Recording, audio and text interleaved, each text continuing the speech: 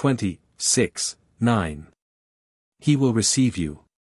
But surely I need not tell you, that the terms of his mercy is faith and repentance. And do not mistake the nature of repentance to be only a bare sorrow for your sins, arising from the consideration of the evil and punishment they have now brought upon you. But your sorrow must arise from the consideration of your having offended a gracious and merciful God. But I shall not pretend to give you any particular directions as to the nature of repentance. I consider that I speak to a person, whose offenses have proceeded not so much from his not knowing, as his slighting and neglecting his duty, neither is it proper for me to give advice out of the way of my own profession.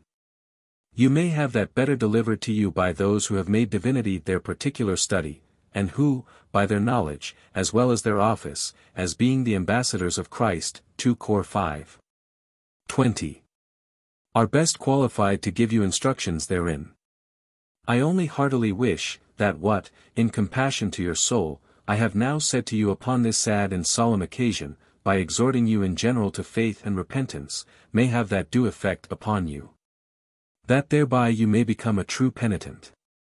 And therefore, having now discharged my duty to you as a Christian, by giving you the best counsel I can, with respect to the salvation of your soul, I must now do my office as a judge. The sentence that the law hath appointed to pass upon you for your offences, and which this court doth therefore award, is that you, the said Stede Bonnet, shall go from hence to the place from whence you came, and from thence to the place of execution, where you shall be hanged by the neck till you are dead. And the God of infinite mercy be merciful to your soul. Chapter 5. Of Captain Edward England and his crew. Edward England went mate of a sloop that sailed out of Jamaica, and was taken by Captain Winter, a pirate, just before their settlement at Providence. From whence England had the command of a sloop in the same laudable employment, it is surprising that men of good understanding should engage in a course of life, that so much debases humane nature, and sets them upon a level with the wild beasts of the forest, who live and prey upon their weaker fellow creatures, a crime so enormous, that it includes almost all others, as murder, rapine, theft, ingratitude, and though they make these vices familiar to them by their daily practice, yet these men are so inconsistent with themselves, that a reflection made upon their honor, their justice, or their courage, is looked upon as an offense that ought to be punished with the life of him that commits it. England was one of these men, who seemed to have such a share of reason, as should have taught him better things. He had a great deal of good nature, and did not want for courage. He was not avaricious, and always averse to the ill usage prisoners received. He would have been contented with moderate plunder, and less mischievous pranks, could his companions have been brought to the same temper. But he was generally overruled, and as he was engaged in that abominable society, he was obliged to be a partner in all their vile actions. Captain England sailed to the coast of Africa, after the island of Providence was settled by the English government, and the pirates surrendered to His Majesty's proclamation, and took several ships and vessels, particularly the Cadogan Snow belonging to Bristol, at Sierra Leone, one Skinner master, who was inhumanly murdered by some of the crew, that had lately been his own men, and served in the said vessel. It seems some quarrel had happened between them, so that Skinner thought fit to remove these fellows on board of a man of war, and at the same time refused them their wages. Not long after they found means to desert that service, and shipping themselves aboard a sloop in the West Indies, was taken by a pirate, and brought to Providence, and sailed upon the same account along with Captain England. As soon as Skinner had struck to the pirate, he was ordered to come on board in his boat, which he did, and the person that he first cast his eye upon, proved to be his old boatswain, who starred him in the face like his evil genius, and accosted him in this manner. "Ah, Captain Skinner! Is it you? The only man I wish to see. I am much in your debt, and now I shall pay you all in your own coin." The poor man trembled every joint, when he found into what company he had fallen, and dreaded the event, as he had reason enough so to do. For the boatswain immediately called to his consorts, laid hold of the captain, and made him fast to the windlass, and there pelted him with glass bottles, which cut him in a sad manner. After which they whipped him about the deck, till they were weary, being deaf to all his prayers and entreaties, and at last, because he had been a good master to his men, they said, he should have an easy death, and so shot him through the head.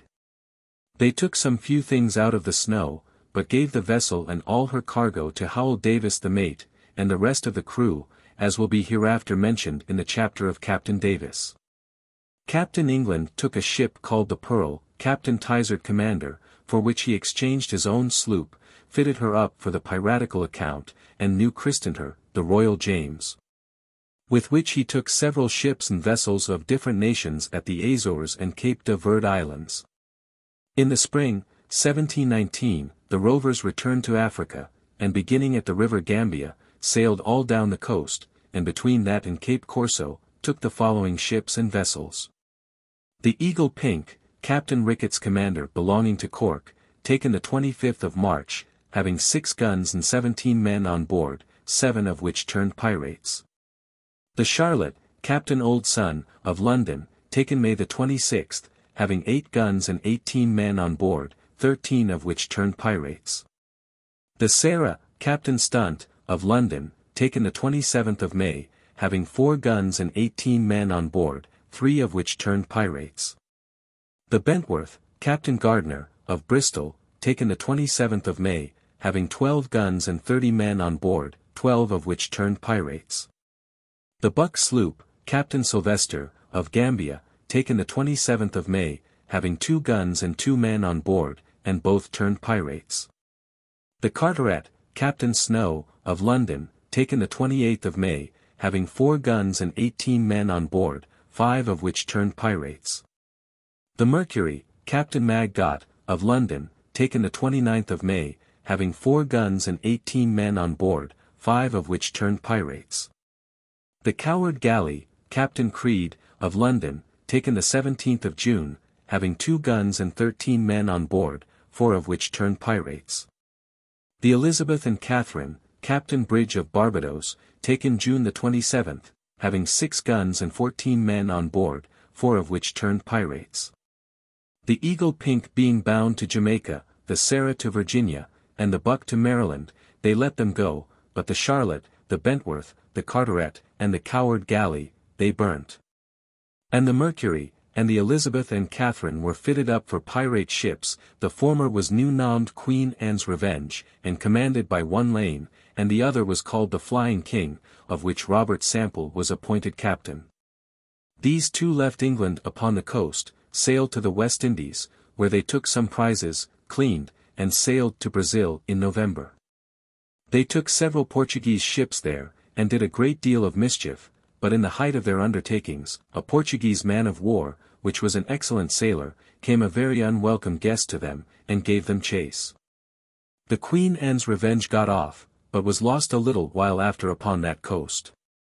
And the Flying King, giving herself over for lost, ran ashore. There were then 70 men on board, 12 of which were killed, and the rest taken prisoners, of whom the Portuguese hanged 38, of which 32 were English, 3 Dutch, 2 French, and one of their own nation. England, in going down the coast, took the Peterborough galley of Bristol, Captain Owen, and the Victory, Captain Ridout. The former they detained, but plundered the latter, and let her go. In Cape Corso Road, they saw 2 sail at anchor, but before they could reach them, they slipped their cables and got close under Cape Corso Castle. These were the Whydah, Captain Prince, and the John. Captain Ryder. The pirates upon this made a fire ship of a vessel they had lately taken, and attempted to burn them, as though they had been a common enemy, which if effected, they could not have been 1 farthing the better for it. But the castle firing warmly upon them, they withdrew, and sailed down to Whydah Road, where they found another pirate, one Captain Labouche, who getting thither before England arrived, had forestalled the market, and greatly disappointed their brethren. Captain England, after this balk, went into a harbour, cleaned his own ship, and fitted up the Peterborough, which he called the Victory. They lived there very wantonly for several weeks, making free with the negro women, and committing such outrageous acts, that they came to an open rupture with the natives, several of whom they killed, and one of their towns they set on fire. When the pirates came out to sea, they put it to a vote what voyage to take, and the majority carrying it for the East Indies, they shaped their course accordingly, and arrived at Madagascar, the beginning of the year 1720.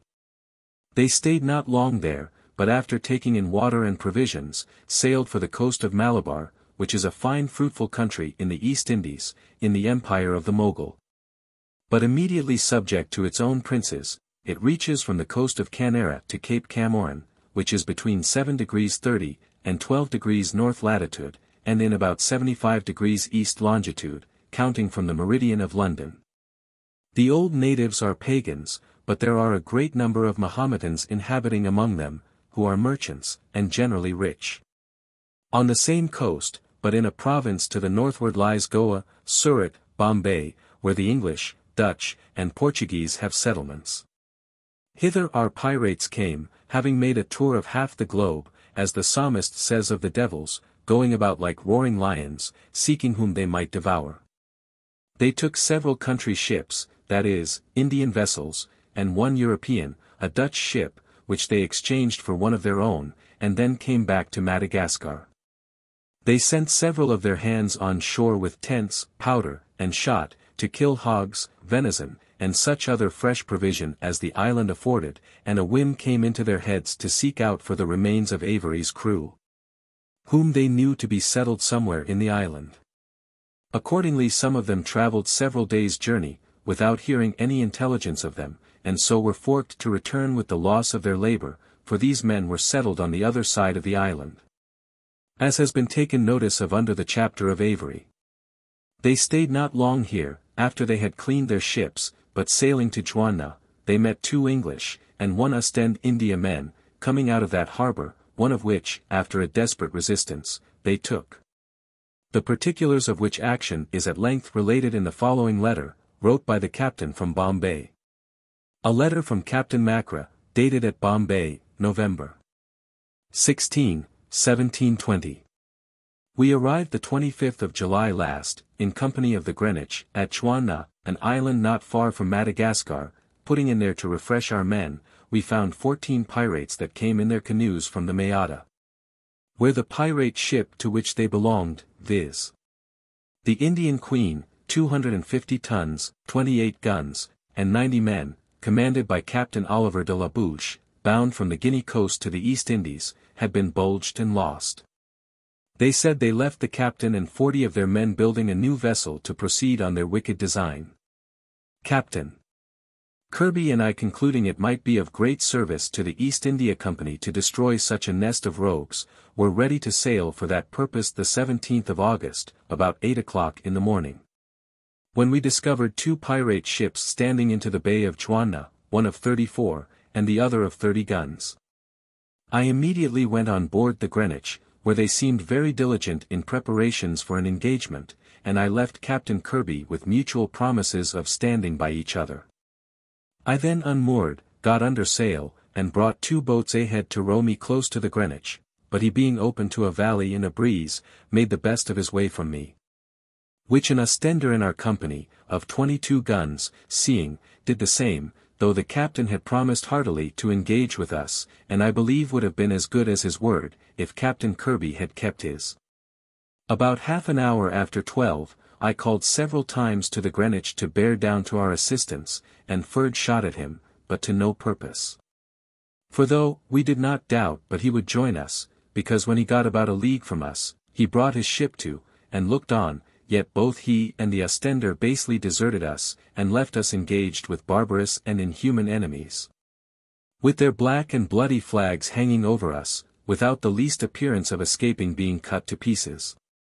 But God, in his good providence, determined otherwise. For notwithstanding their superiority, we engaged them both about 3 hours, during which, the biggest received some shot betwixt wind and water, which made her keep off a little to stop her leaks. The other endeavoured all she could to board us, by rowing with her oars, being within half a ship's length of us above an hour, but by good fortune we shot all her oars to pieces, which prevented them, and by consequence saved our lives. About 4 o'clock, most of the officers and men posted on the quarter-deck being killed and wounded, the largest ship making up to us with all diligence, being still within a cable's length of us, often giving us a broadside, and no hopes of captain. Kirby's coming to our assistance, we endeavored to run ashore, and though we drew 4 foot water more than the pirate, it pleased God that he stuck fast on a higher ground than we happily fell in with. So was disappointed a second time from boarding us. Here we had a more violent engagement than before. All my officers, and most of my men, behaved with unexpected courage. And as we had a considerable advantage by having a broadside to his bow, we did him great damage, so that had Captain Kirby come in then, I believe we should have taken both, for we had one of them sure. But the other pirate, who was still firing at us, seeing the Greenwich did not offer to assist us, he supplied his consort with 3 boats full of fresh men. About 5 in the evening the Greenwich stood clear away to sea, leaving us struggling hard for life in the very jaws of death, which the other pirate, that was afloat, seeing, got a warp out, and was hauling under our stern. By which time many of my men being killed and wounded, and no hopes left us from being all murdered by enraged barbarous conquerors, I ordered all that could, to get into the longboat under the cover of the smoke of our guns. So that with what some did in boats, and others by swimming, most of us that were able got ashore by 7 o'clock. When the pirates came aboard, they cut 3 of our wounded men to pieces. I, with a few of my people, made what haste I could to the King's Town, 25 miles from us, where I arrived next day, almost dead with fatigue and loss of blood, having been sorely wounded in the head by a musket ball. At this town I heard that the pirates had offered $10,000 to the country people to bring me in, which many of them would have accepted, only they knew the king and all his chief people were in my interest. Meantime, I caused a report to be spread, that I was dead of my wounds, which much abated their fury.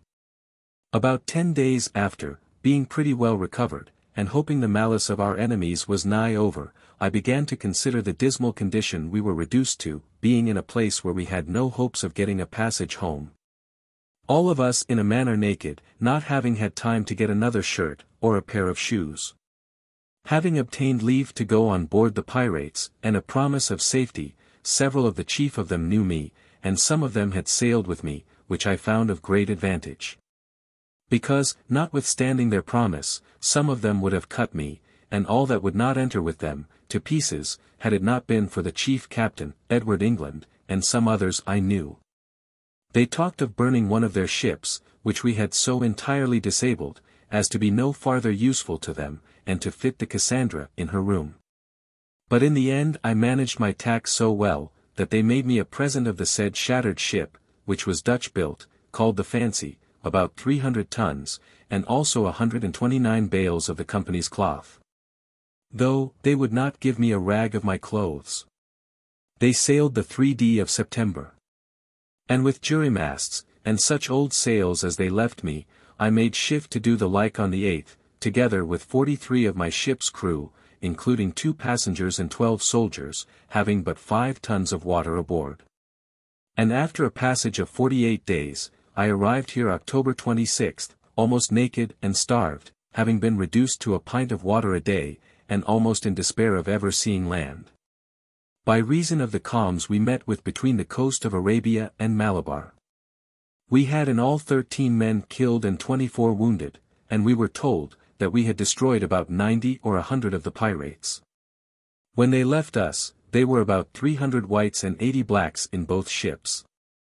I am persuaded, had our consort the Greenwich done his duty, we had destroyed both of them, and got £200,000 for our owners and selves, whereas to his deserting us, the loss of the Cassandra may justly be imputed. I have delivered all the bales that were given me into the company's warehouse, for which the governor and council have ordered me a reward. Our governor, Mr. Boone, who is extreme kind and civil to me, has ordered me home with this paquet. But Captain Harvey, who had a prior promise, being come in with the fleet, goes in my room. The governor hath promised me a country voyage, to help make me up my losses, and would have me stay to go home with him next year. Captain Macra certainly run a great hazard, in going aboard the pirate, and began quickly to repent his credulity, for though they had promised, that no injury should be done to his person, he found their words were not to be trusted. And it may be supposed, that nothing but the desperate circumstances Captain Macra imagined himself to be in, could have prevailed upon him to fling himself and company into their hands. Perhaps not knowing how firmly the natives of that island were attached to the English nation. For about 20 years ago, Captain Cornwall, commodore of an English squadron, assisted them against another island called Mohilla, for which they have ever since communicated all the grateful offices in their power, insomuch that it became a proverb, that an Englishman, and a Juana man were all one. England was inclined to favor Captain Macra, but he was so free to let him know, that his interest was declining amongst them. And that the pirates were so provoked at the resistance he made against them, that he was afraid he should hardly be able to protect him. He therefore advised him to soothe up and manage the temper of Captain Taylor, a fellow of a most barbarous nature, who was become a great favorite amongst them for no other reason than because he was a greater brute than the rest. Macra did what he could to soften this beast, and plied him with warm punch, notwithstanding which, they were in a tumult whether they should make an end of him, or no, when an accident happened which turned to the favor of the poor captain. A fellow with a terrible pair of whiskers, and a wooden leg, being stuck round with pistols, like the man in the almanac with darts, comes swearing and vaporing upon the quarter-deck, and asks, in a damning manner, which was Captain Macra. The captain expected no less than that this fellow would be his executioner. But when he came near him, he took him by the hand, swearing, damn him, he was glad to see him, and shew me the man, says he, that offers to hurt Captain Macra, for I'll stand by him. And so with many oaths told him, he was an honest fellow, and that he had formerly sailed with him. This put an end to the dispute, and Captain Taylor was so mellowed with the punch, that he consented that the old pirate ship, and so many bales of cloth should be given to Captain Macra, and so he fell asleep. England advised Captain Macra to get off with all expedition, lest when the beast should awake, he might repent his generosity, which advice was followed by the captain. Captain England, having sided so much to Captain Macra's interest, was a means of making him many enemies among the crew. They thinking such good usage inconsistent with their polity, because it looked like procuring favor at the aggravation of their crimes. Therefore upon imagination or report, that Captain Macra was fitting out against them, with the company's force, he was soon abdicated or pulled out of his government, and marooned with 3 more on the island of Mauritius, an island indeed not to be complained of, had they accumulated any wealth by their villanies that would have afforded some future comfortable prospect, for it abounds with fish, deer, hogs and other flesh. Sir Thomas Herbert says, the shores with coral and ambergris, but I believe the Dutch had not deserted it, had there been much of these commodities to have been found. It was in 1722, resettled by the French, who have a fort at another neighboring island, called Don Mascarene, and are touched at for water, wood, and refreshments, by French ships bound to, or for India, as St. Helena and Cape Bon Esperance, are by us and the Dutch. From this place, Captain England and his companions having made a little boat of staves and old pieces of deal left there, went over to Madagascar, where they subsist at present on the charity of some of their brethren, who had made better provision for themselves, than they had done. The pirates detained some officers and men belonging to Captain Macra, and having repaired the damages received in their rigging, they sailed for India. The day before they made land, saw 2 ships to the eastward, who at first sight, they took to be English, and ordered one of the prisoners, who had been an officer with Captain Macra, to tell them the private signals between the company's ships. The captain swearing he would cut him in pound pieces, if he did not do it immediately. But unable, was forced to bear their scurrility, till they came up with them, and found they were 2 more ships from Muscat, with horses. They brought the captain of them, and merchants, on board, torturing them, and rifling the ships, in order to discover riches, as believing they came from Mocha. But being balked in their expectation, and next morning seeing land, and at the same time a fleet in shore plying to windward, they were puzzled how to dispose of them. To let them go, was to discover and ruin the voyage, and it was cruel to sink the men and horses with the ships, as many of them were inclined to, therefore, as a medium, they brought them to an anchor, threw all their sails overboard, and cut one of the ship's masts half through. While they lay at an anchor, and were all the next day employed in taking out water, one of the aforementioned fleet bore towards them with English colors, answered with a red ensign from the pirates, but did not speak with one another. At night they left the musket ships, weighed with the sea wind, and stood to the northward after this fleet. About 4 next morning, just as they were getting under sail, with the land wind, the pirates came amongst them, made no stop, but fired their great and small guns very briskly, till they got through. And as daylight cleared, were in a great consternation in their minds, having all along taken them for Angria's fleet. What to do was the point, whether run or pursue. They were sensible of their inferiority of strength, having no more than 300 men in both ships, and 40 of them negroes.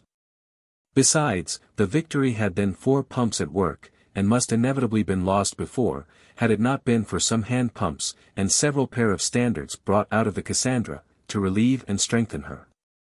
But observing the indifferency of the fleet, chose rather to chase than run. And thought the best way to save themselves, was to play at bull beggar with the enemy, so they came up with the sea wind, about gunshot to leeward, the great ships of the fleet ahead, and some others astern. Which latter they took for fire vessels, and these ahead gaining from them by cutting away their boats, they could do nothing more than continue their course all night, which they did, and found them next morning out of sight. Excepting a ketch and some few galavats, small sort of vessels something like the feluccas of the Mediterranean, and hoists, like them, triangular sails. They bore down, which the ketch perceiving, transported her people on board a galavat, and set fire to her. The other proved too nimble and made off. The same day they chased another galavat and took her, being come from Gogo, bound for Calicut with cotton. Of these men they inquired concerning the fleet, supposing they must have been in it. And although they protested they had not seen a ship or boat since they left Gogo, and pleaded very earnestly for favor, yet they threw all their cargo overboard, and squeezed their joints in a vice, to extort confession. But they, entirely ignorant of who or what this fleet should be, were obliged not only to sustain this torment, but next day a fresh easterly wind having split the galavat's sails, they put her company into the boat, with nothing but a trysail, no provisions, and only 4 gallons of water, half of it salt, and then out of sight of land, to shift for themselves. For the better elucidating of this story, it may be convenient to inform the reader, who Angria is, and what the fleet were, that had so scurvily behaved themselves. Angria is a famous Indian pirate, of considerable strength and territories, that gives continual disturbance to the European, and especially the English, trade. His chief hold is Calabar, not many leagues from Bombay, and has one island in sight of that port, whereby he gains frequent opportunities of annoying the company. It would not be so insuperable a difficulty to suppress him, if the shallowness of the water did not prevent ships of war coming nigh, and a better art he has, of bribing the Mogul's ministers for protection, when he finds an enemy too powerful.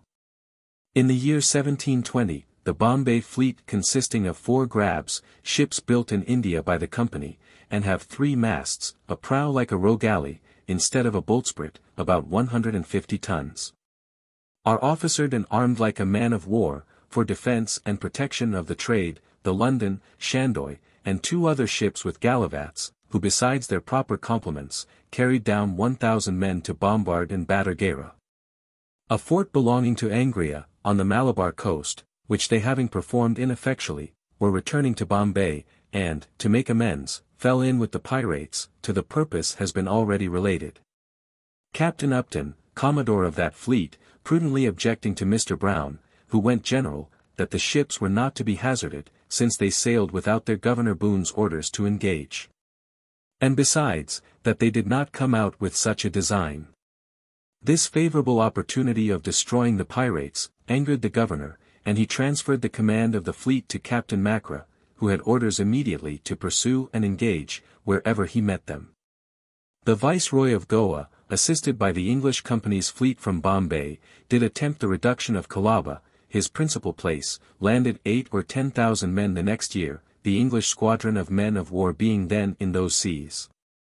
But having viewed the fortification well, and expended some of their army by sickness and the fatigues of a camp, carefully withdrew again. I returned to the pirates, who, after they had sent away the Galavat's people, resolved to cruise to the southward.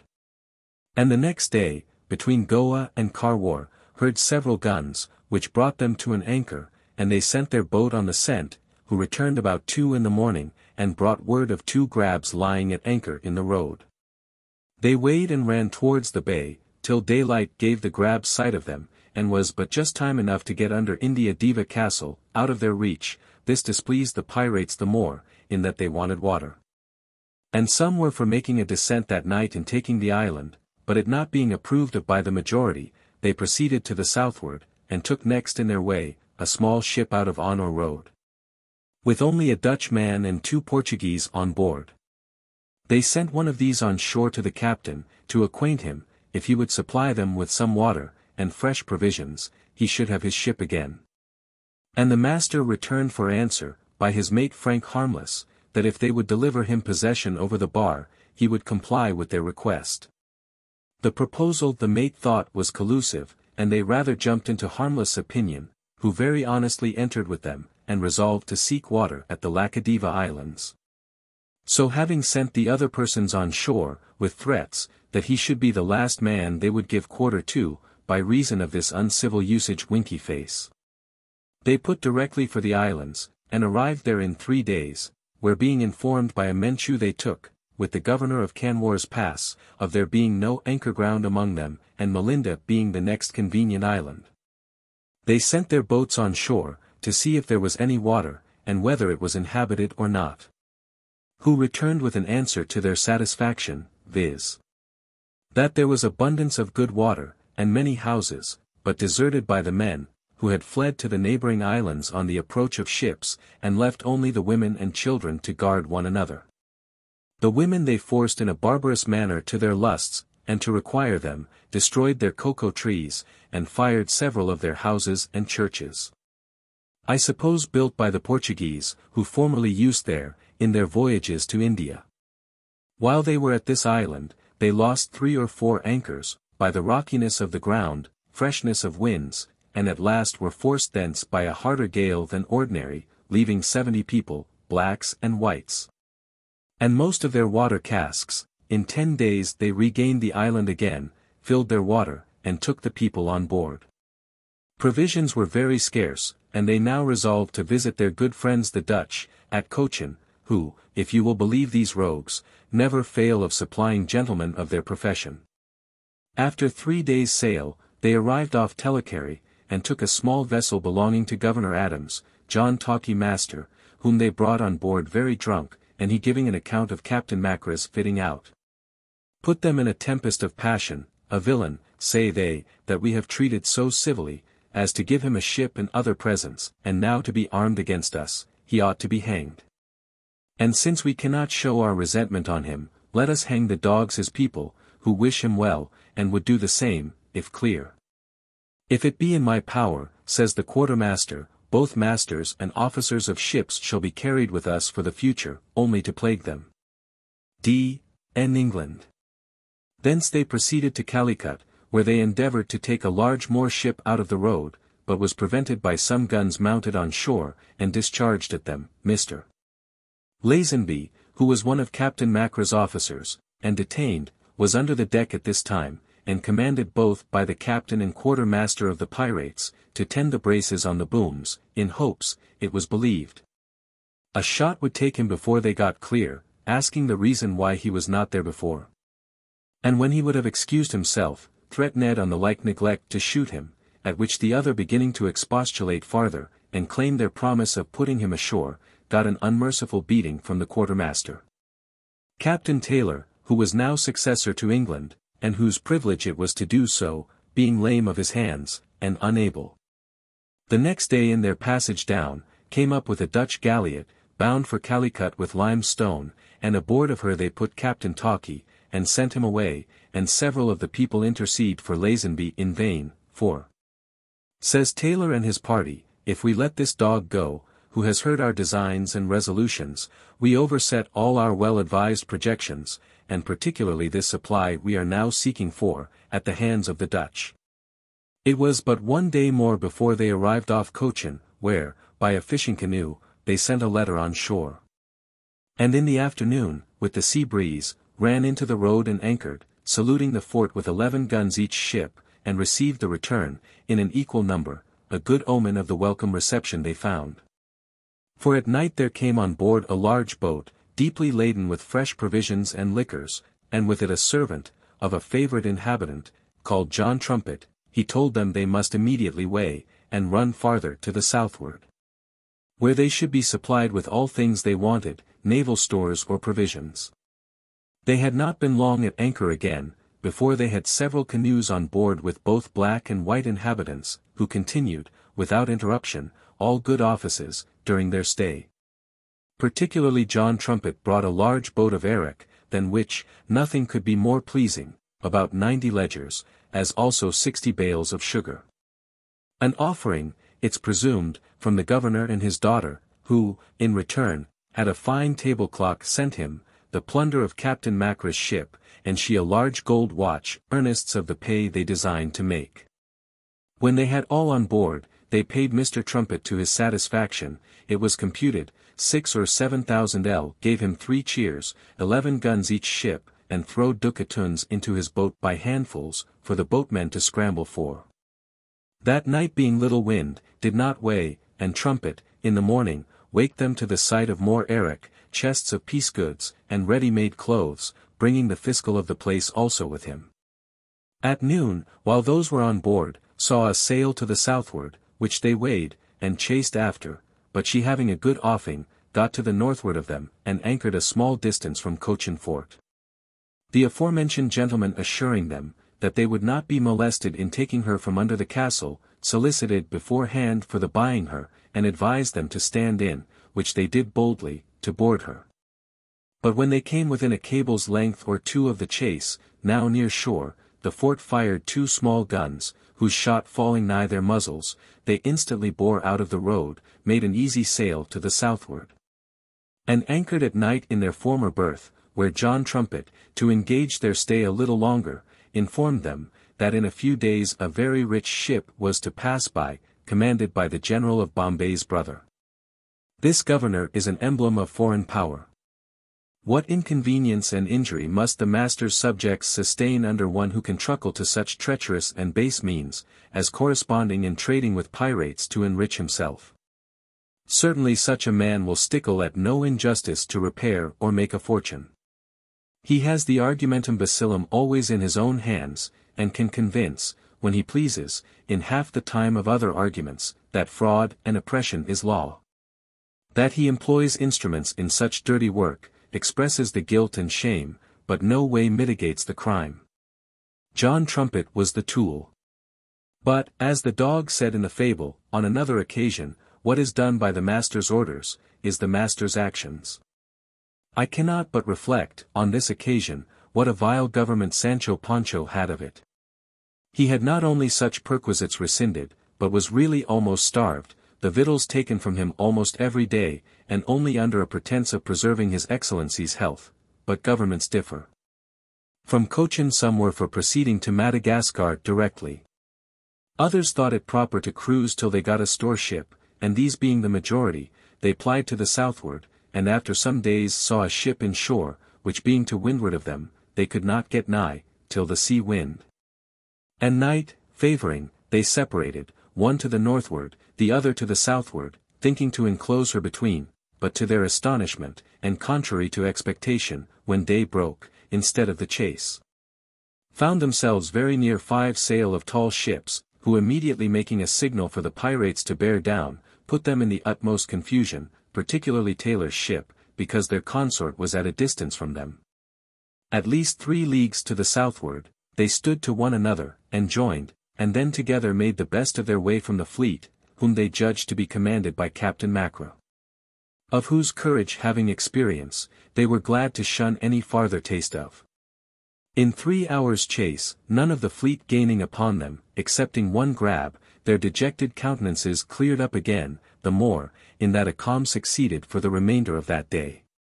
And in the night, with the land wind, they ran directly off shore, and found next day, to their great consolation, that they had lost sight of all the fleet.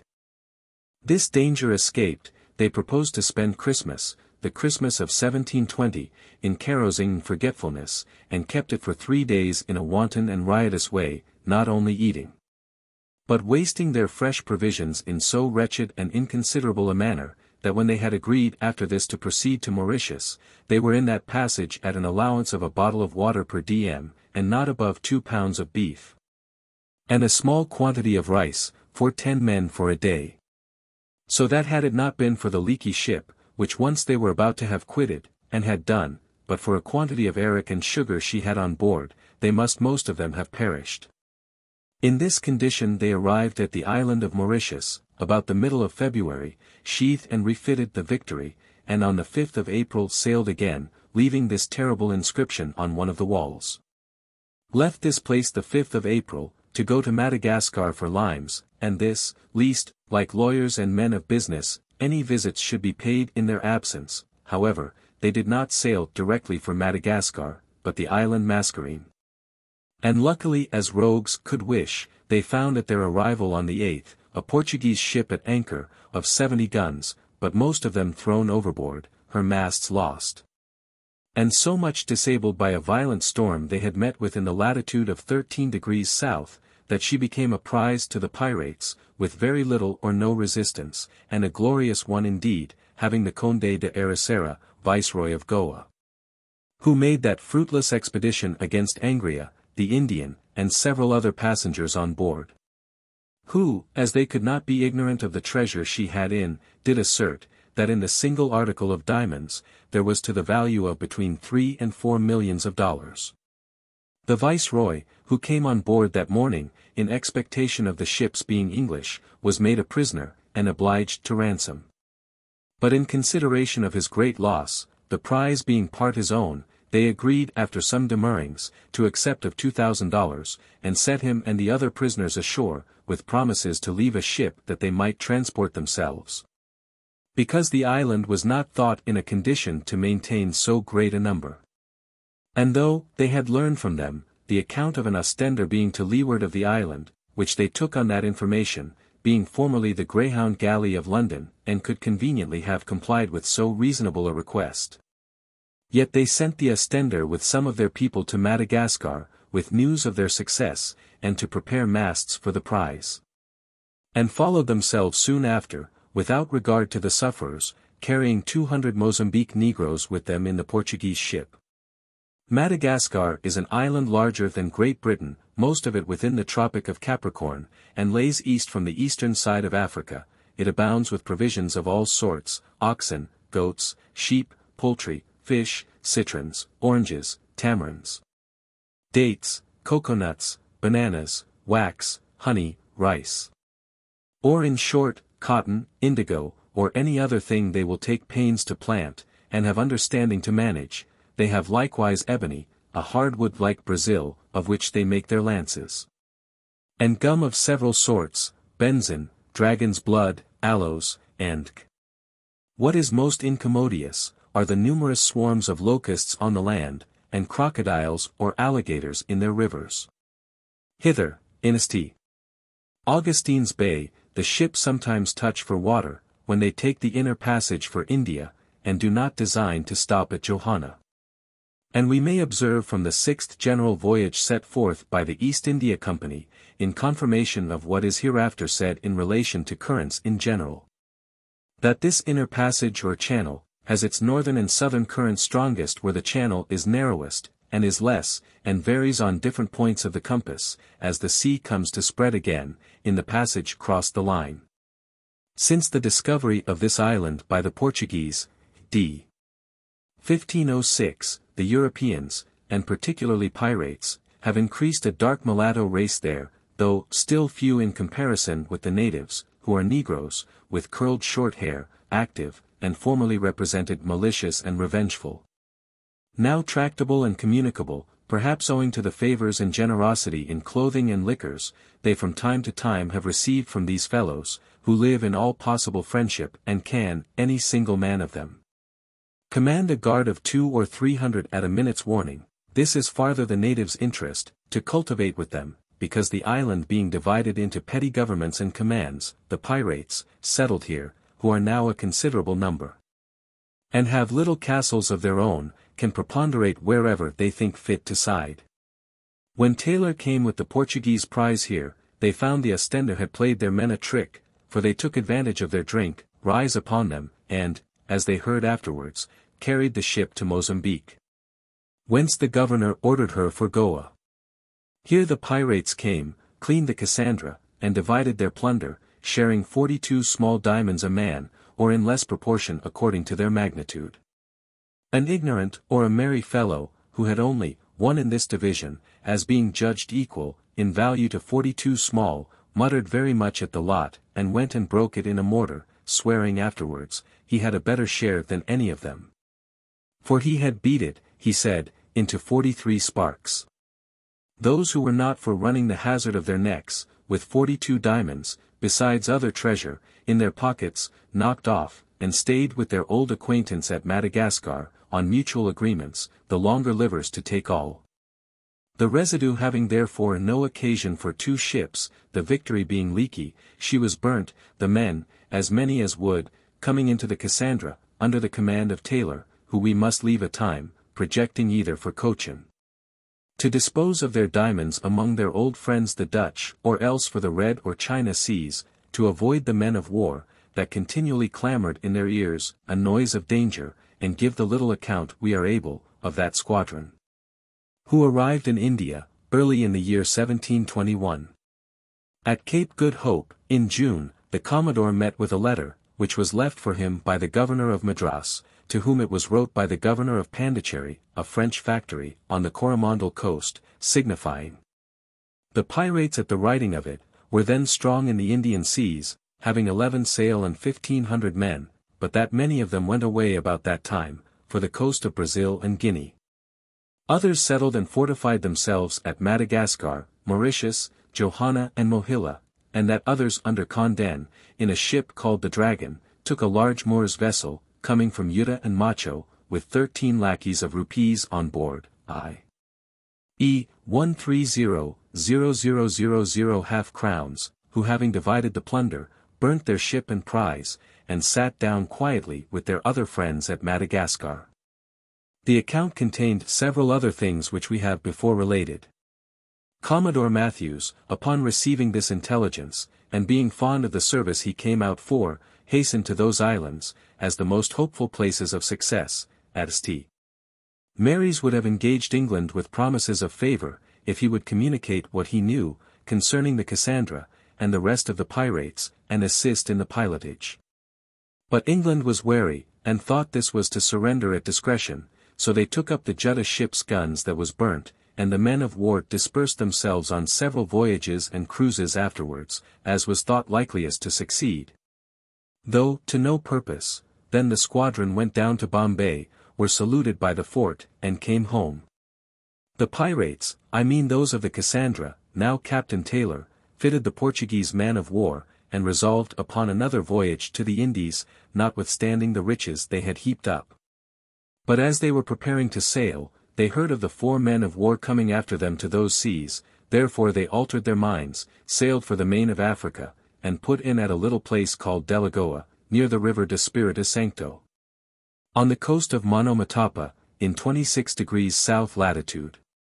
They believed this to be a place of security, in regard that the squadron could not possibly get intelligence of them, there being no correspondence over land, nor any trade carried on by sea, between that and the Cape, where the men of war were then supposed to be.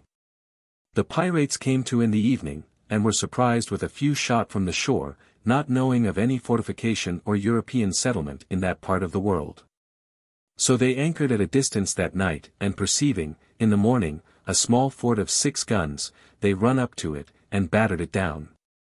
This fort was built and settled by the Dutch East India Company, a few months before, for what purpose, I know not, and having left 150 men upon the place, they were then dwindled to a third part by sickness and casualties, and never after received any relief or necessaries. So that 16 of those that were left, upon their humble petition, were admitted on board the pirates, and all the rest would have had the same favour, they said, had they been any other than Dutch. I mention this, as an instance of their ingratitude, who had been so much obliged to their countrymen for support. Here they stayed above 4 months, careened both their ships, and took their diversions with security, till they had expended all their provisions, and then put to sea, leaving considerable quantities of muslins, chintzes, and such goods behind. To the half-starved Dutch men, which enabled them to make good pennyworths to the next that came, to whom they bartered for provisions, at the rate of 3 farthings an English yard. They left Delagoa the latter end of December 1722, but not agreeing where, or how to proceed, they concluded to part, so those who were for continuing that sort of life, went on board the Portuguese prize, and steered for Madagascar to their friends, with whom I hear they are now settled. And the rest took the Cassandra and sailed for the Spanish West Indies. The Mermaid man-of-war happening then to be down on the main with a convoy, about 30 leagues from these pirates, would have gone and attacked them. But on a consultation of the masters, whose safety he was particularly to regard, they agreed their own protection was of more service than destroying the pirate, and so the commander was unwillingly withheld. He dispatched a sloop to Jamaica, with the news, which brought down the Launceston, only a day, or two, too late, they having just before he came, surrendered with all their riches, to the governor of Portobello. Here they sate down to spend the fruits of their dishonest industry, dividing the spoil and plunder of nations among themselves, without the least remorse or compunction, satisfying their conscience with this salvo. That other people would have done as much, had they the like opportunities. I can't say, but that if they had known what was doing in England, at the same time by the South Sea directors, and their directors, they would certainly have had this reflection for their consolation, viz. That whatever robberies they had committed, they might be pretty sure they were not the greatest villains then living in the world. It is a difficult matter to make a computation of the mischief that was done by this crew, in about 5 years' time, which is much more than the plunder they gained, for they often sunk or burnt the vessel they took. As it suited their humor or circumstances, sometimes to prevent giving intelligence, sometimes because they did not leave men to navigate them, and at other times out of wantonness, or because they were displeased at the master's behavior. For any of these, it was but to give the word, and down went ships and cargoes to the bottom of the sea. Since their surrender to the Spaniards, I am informed several of them have left the place, and dispersed themselves elsewhere. 8 of them were shipped about November last, in one of the South Sea Company's Asiento sloops, and passed for shipwrecked men, came to Jamaica, and there sailed in other vessels. And I know one of them that came to England this spring from that island. 'Tis said that Captain Taylor has taken a commission in the Spanish service, and commanded the man-of-war that lately attacked the English logwood cutters, in the Bay of Honduras. Chapter 6 of Captain Charles Vane and his crew. Charles Vane was one of those who stole away the silver which the Spaniards had fished up from the wrecks of the galleons, in the Gulf of Florida, and was at Providence, as has been before hinted, when Governor Rogers arrived there with 2 men of war. All the pirates who were found at this colony of rogues, submitted, and received certificates of their pardon, except Captain Vane and his crew, who, as soon as they saw the men of war enter, slipped their cable, set fire to a prize they had in the harbor, and sailed out with their piratical colors flying, firing at one of the men of war as they went off. 2 days after they went out, they met with a sloop belonging to Barbados, which they made prize of, and kept the vessel for their own use, putting aboard 25 hands, with 1 Yates to command them. A day or 2 afterwards they fell in with a small interloping trader, with a quantity of Spanish pieces of 8 aboard, bound into Providence, called the John and Elizabeth, which they also took along with them. With these 2 sloops Vane went to a small island and cleaned, where they shared their booty, and spent some time in a riotous manner of living, as is the custom of pirates. The latter end of May 1718, they sailed, and being in want of provisions, they beat up for the Windward Islands, and met with a Spanish sloop bound from Puerto Rico to the Havana, which they burnt, and stowed the Spaniards in a boat, and left them to get to the island, by the light of their vessel. But steering between St. Christopher's and Anguilla, they fell in with a brigantine and a sloop, with the cargo they wanted, from whom they got provisions for sea store. Some time after this, standing to the northward, in the track the Old England ships take, in their voyage to the American colonies, they took several ships and vessels, which they plundered of what they thought fit, and let them pass.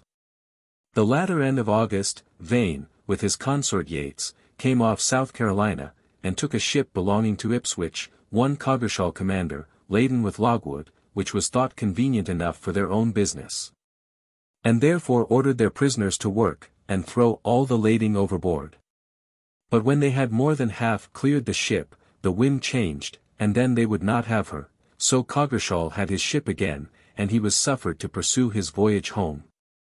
In this cruise the rover took several other ships and vessels, particularly a sloop from Barbados, Dill Master, a small ship from Antigua, Cock Master, a sloop belonging to Curaçao, Richard's Master, and a large brigantine, Captain Thompson, from Guinea, with 90-odd negroes aboard. The pirates plundered them all and let them go, putting the negroes out of the brigantine aboard of Yeates' vessel, by which means they came back again to the right owners. For Captain Vane, having always treated his consort with very little respect, assuming a superiority over Yates and his small crew, and regarding the vessel but as a tender to his own, gave them a disgust, who thought themselves as good pirates, and as great rogues as the best of them, so they caballed together, and resolved to take the first opportunity to leave the company, and accept of his Majesty's pardon, or set up for themselves, either of which they thought more honourable than to be servants to the former. And the putting aboard so many negroes, where they found so few hands to take care of them, still aggravated the matter, though they thought fit to conceal or stifle their resentments at that time. A day or two afterwards, the pirates lying off at anchor, Yates in the evening slipped his cable, and put his vessel under sail, standing into the shore. Which, when Vane saw, he was highly provoked, and got his sloop under sail to chase his consort, who, he plainly perceived, had a mind to have no further affairs with him. Vane's brigantine sailing best, he gained ground of Yates, and would certainly have come up with him, had he had a little longer run for it. But just as he got over the bar, when Vane came within gunshot of him, he fired a broadside at his old friend, which did him no damage, and so took his leave. Yates came into North Edisto River, about 10 leagues southward of Charlestown, and sent an express to the governor, to know if he and his comrades might have the benefit of his Majesty's pardon, and they would surrender themselves to his mercy, with the sloops and negroes. Which being granted, they all came up and received certificates, and Captain Thompson, from whom the negroes were taken, had them restored to him, for the use of his owners. Vane cruised some time off the bar, in hopes to catch Yates at his coming out again, but therein he was disappointed. However, he unfortunately for them, took 2 ships from Charlestown, bound home to England. It happened that just at this time 2 sloops well manned and armed, were equipped to go after a pirate, which the governor of South Carolina was informed, lay then in Cape Fear River, a-cleaning, but Colonel Rhett, who commanded the sloops, meeting with one of the ships that Vane had plundered, going back over the bar, for such necessaries as had been taken from her, and she giving the colonel an account of her being taken by the pirate Vane, and also, that some of her men, while they were prisoners on board of him, had heard the pirates say, they should clean in one of the rivers to the southward. He altered his first design, and instead of standing to the northward, in pursuit of the pirate in Cape Fear River, he turns to the southward after Vane, who had ordered such reports to be given out, on purpose to send any force that should come after him, upon a wrong scent, for in reality he stood away to the northward, so that the pursuit proved to be the contrary way. Colonel Rhett speaking with this ship, was the most unlucky thing that could have happened, because it turned him out of the road, which in all probability, would have brought him into the company of Vane, as well as of the pirate he went after. And so they might have been both destroyed. Whereas, by the colonel's going a different way, he not only lost the opportunity of meeting with one, but if the other had not been infatuated, to lie 6 weeks together at Cape Fear, he would have missed of him likewise. However, the colonel having searched the rivers and inlets, as directed, for several days, without success, at length sailed in prosecution of his first design, and met with the pirate accordingly, whom he fought and took, as has been before spoken of in the history of Major Bonnet. Captain Vane went into an inlet to the northward, where he met with Captain Thatch or Teach, otherwise called Blackbeard, whom he saluted, when he found who he was, with his great guns, loaded with shot. As is the custom among pirates when they meet, which are fired wide, or up into the air, Blackbeard answered the salute in the same manner, and mutual civilities passed for some days. When about the beginning of October, Vane took leave, and sailed further to the northward. On the 23rd of October, off of Long Island, he took a small brigantine, bound from Jamaica to Salem in New England, John Shattuck master, and a little sloop. They rifled the brigantine, and sent her away. From hence they resolved on a cruise between Cape Mise and Cape Nicholas, where they spent some time, without seeing or speaking with any vessel, till the latter end of November.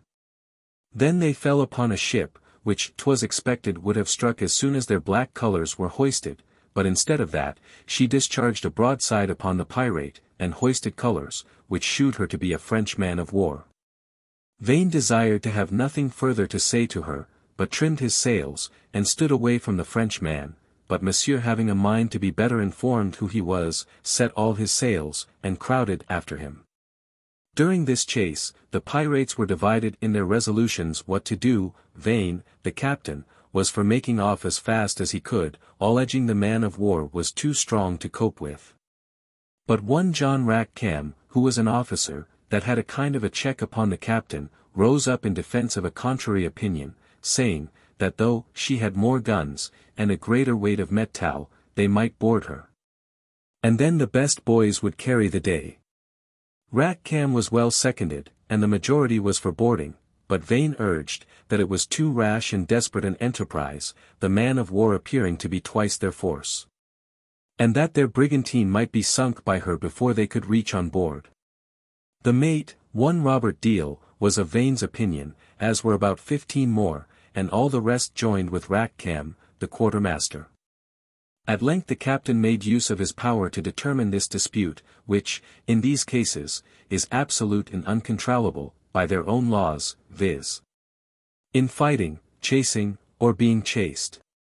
In all other matters whatsoever, he is governed by a majority, so the brigantine having the heels, as they term it, of the Frenchman, she came clear off. But the next day, the captain's behaviour was obliged to stand the test of a vote, and a resolution passed against his honour and dignity, branding him with the name of coward, deposing him from the command, and turning him out of the company, with marks of infamy. And, with him, went all those who did not vote for boarding the French man of war. They had with them a small sloop that had been taken by them some time before, which they gave to Vane, and the discarded members. And, that they might be in a condition to provide for themselves, by their own honest endeavours, they let them have a sufficient quantity of provisions and ammunition along with them. John Rackham was voted captain of the brigantine, in Vane's room, and proceeded towards the Caribbee Islands, where we must leave him, till we have finished our story of Charles Vane. The sloop sailed for the Bay of Honduras, and Vane and his crew put her into as good a condition as they could by the way, to follow the old trade. They cruised 2 or 3 days off the northwest part of Jamaica, and took a sloop and 2 pettiagas, and all the men entered with them, the sloop they kept, and Robert Deal went captain of her. On the 16th of December the 2 sloops came into the bay, where they found only one at an anchor, called the Pearl, of Jamaica, Captain Charles Rolling master, who got under sail at the sight of them. But the pirate sloops coming near Rolling, and shewing no colours, he gave them a gun or 2, whereupon they hoisted the black flag, and fired 3 guns each, at the Pearl. She struck, and the pirates took possession, and carried her away to a small island called Barnaco, and there they cleaned, meeting in the way with a sloop from Jamaica, Captain Walden commander, going down to the bay, which they also made prize of. In February, Vane sailed from Barnaco, in order for a cruise. But some days after he was out, a violent tornado overtook him, which separated him from his consort, and after 2 days' distress, threw his sloop upon a small uninhabited island, near the Bay of Honduras, where she was staved to pieces. And most of her men drowned. Vane himself was saved, but reduced to great straits, for want of necessaries, having no opportunity to get anything from the wreck. He lived here some weeks, and was subsisted chiefly by fishermen, who frequented the island with small craft, from the main, to catch turtles, and while Vane was upon this island, a ship put in from Jamaica for water, the captain of which, one Halford, an old buccaneer, happened to be Vane's acquaintance. He thought this a good opportunity to get off, and accordingly applied to his old friend. But he absolutely refused him, saying to him, "Charles, I shan't trust you aboard my ship, unless I carry you a prisoner, for I shall have you caballing with my men, knock me on the head, and run away with my ship a-pirating." Vane made all the protestations of honor in the world to him, but, it seems, Captain Halford was too intimately acquainted with him, to repose any confidence at all in his words or oaths. He told him, he might easily find a way to get off, if he had a mind to it. "I am now going down the bay," says he, "and shall return hither, in about a month, and if I find you upon the island when I come back, I'll carry you to Jamaica, and hang you." "Which way can I get away?" answers Vane. "Are there not fishermen's dories upon the beach? Can't you take one of them?" replies Halford. "What," says Vane, "would you have me steal a dory then? Do you make it a matter of conscience?" Said Halford, "To steal a dory, when you have been a common robber and pirate, stealing ships and cargoes, and plundering all mankind that fell in your way? Stay there, NBD, if you are so squeamish," and so left him.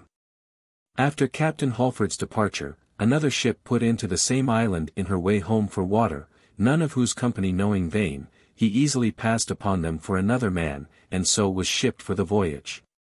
One would be apt to think that Vane was now pretty safe, and likely to escape the fate which his crimes had merited, but here a cross accident happened that ruined all. Halford, returning from the bay, was met with by this ship.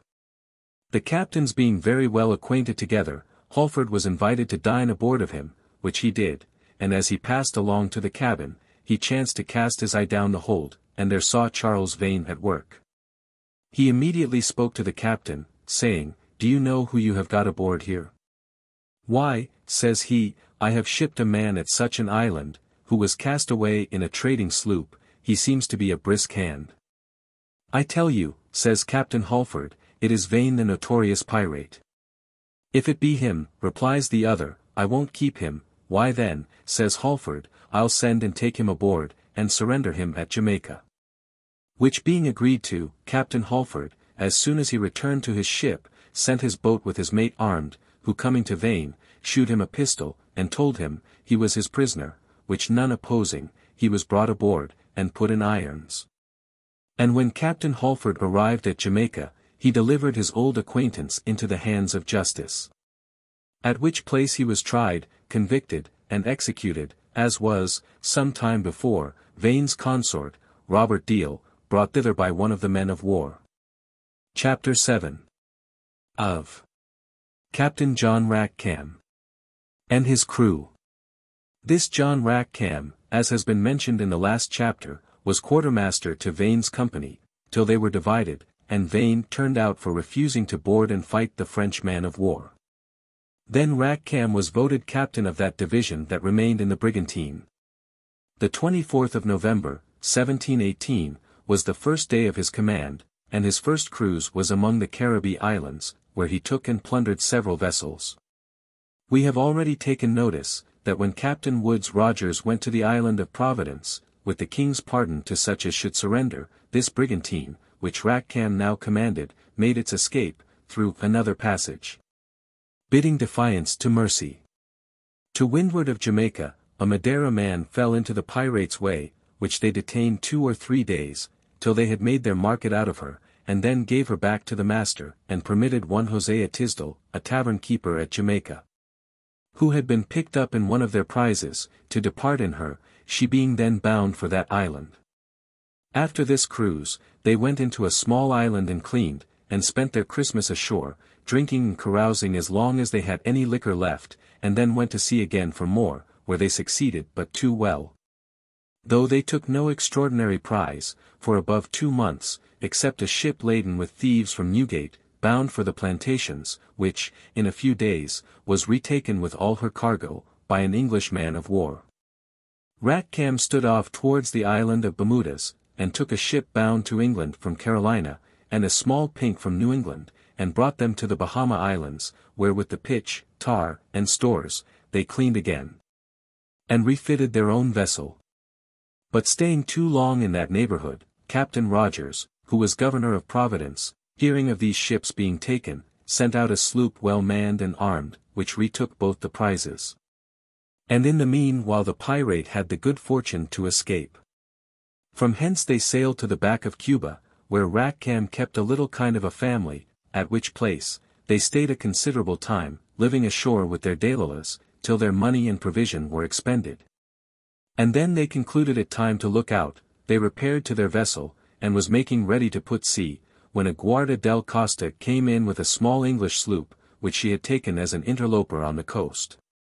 The Spanish guardship attacked the pirate, but Ratcam being close in behind a little island, she could do but little execution where she lay, therefore the Spaniard warps into the channel that evening, in order to make sure of her the next morning.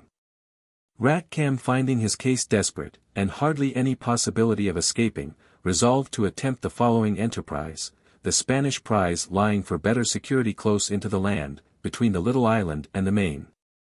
Ratcam takes his crew into the boat, with their pistols and cutlashes, rounds the little island, and falls aboard their prize silently in the dead of the night, without being discovered, telling the Spaniards that were aboard of her, that if they spoke a word, or made the least noise, they were dead men, and so became master of her. When this was done, he slipped her cable, and drove out to sea. The Spanish man of war was so intent upon their expected prize, that they minded nothing else, and as soon as day broke, made a furious fire upon the empty sloop. But it was not long before they were rightly apprised of the matter, and cursed themselves for fools, to be bid out of a good rich prize, as she proved to be, and to have nothing but an old crazy hull in the room of her. Ratcam and his crew had no occasion to be displeased at the exchange, that enabled them to continue some time longer in a way of life that suited their depraved tempers. In August 1720, we find him at sea again, scouring the harbors and inlets of the north and west parts of Jamaica, where he took several small craft, which proved no great booty to the rovers, but they had but few men, and therefore they were obliged to run at low game, till they could increase their company. In the beginning of September, they took 7 or 8 fishing boats in Harbour Island, stole their nets and other tackle, and then went off the French part of Hispaniola, and landed, and took cattle away. With 2 or 3 French men they found near the water side, hunting of wild hogs in the evening. The French men came on board, whether by consent or compulsion, I can't say. They afterwards plundered 2 sloops, and returned to Jamaica, on the north coast of which island, near Porto Maria Bay, they took a schooner, Thomas Spenlow master. It was then the 19th of October. The next day, Ratcam seeing a sloop in Dry Harbour Bay, he stood in and fired a gun. The men all run ashore, and he took the sloop and lading, but when those ashore found them to be pirates, they hailed the sloop, and let them know they were all willing to come aboard of them. Rackham's coasting the island in this manner, proved fatal to him, for intelligence came to the governor, of his expedition, by a canoa which he had surprised ashore, in Ocho Bay. Upon which a sloop was immediately fitted out, and sent round the island in quest of him, commanded by Captain Barnett, with a good number of hands. Ratcam rounding the island, and drawing near the westermost point, called Point Negril, saw a small pettiogre, which at sight of the sloop, run ashore and landed her men. When one of them hailed her, answer was made, they were English men, and desired the pettiogre's men to come on board, and drink a bowl of punch, which they were prevailed upon to do. Accordingly the company came all aboard of the pirate, consisting of 9 persons. In an ill hour, they were armed with muskets and cutlashes, but, what was their real design by so doing, I shall not take upon me to say. But they had no sooner laid down their arms, and taken up their pipes, but Barnett's sloop, which was in pursuit of Rackham's, came in sight. The pirates finding she stood directly towards her, feared the event, and weighed their anchor, which they but lately let go, and stood off. Captain Barnett gave them chase, and having the advantage of little breezes of wind, which blew off the land, came up with her, and, after a very small dispute, took her, and brought her into Port Royal, in Jamaica. In about a fortnight after the prisoners were brought ashore, viz. November 16, 1720, a court of admiralty was held at St. Iago de la Vega, before which the following persons were convicted, and sentence of death passed upon them, by the President, Sir Nicholas Laws, viz. John Rack Cam Captain, George Featherston Master, Richard Corner Quartermaster, John Davis, John Howell, Patrick Carty, Thomas Earl, James Dobbin and Noah Harwood. The 5 first were executed the next day at Gallows Point, at the town of Port Royal, and the rest, the day after, at Kingston.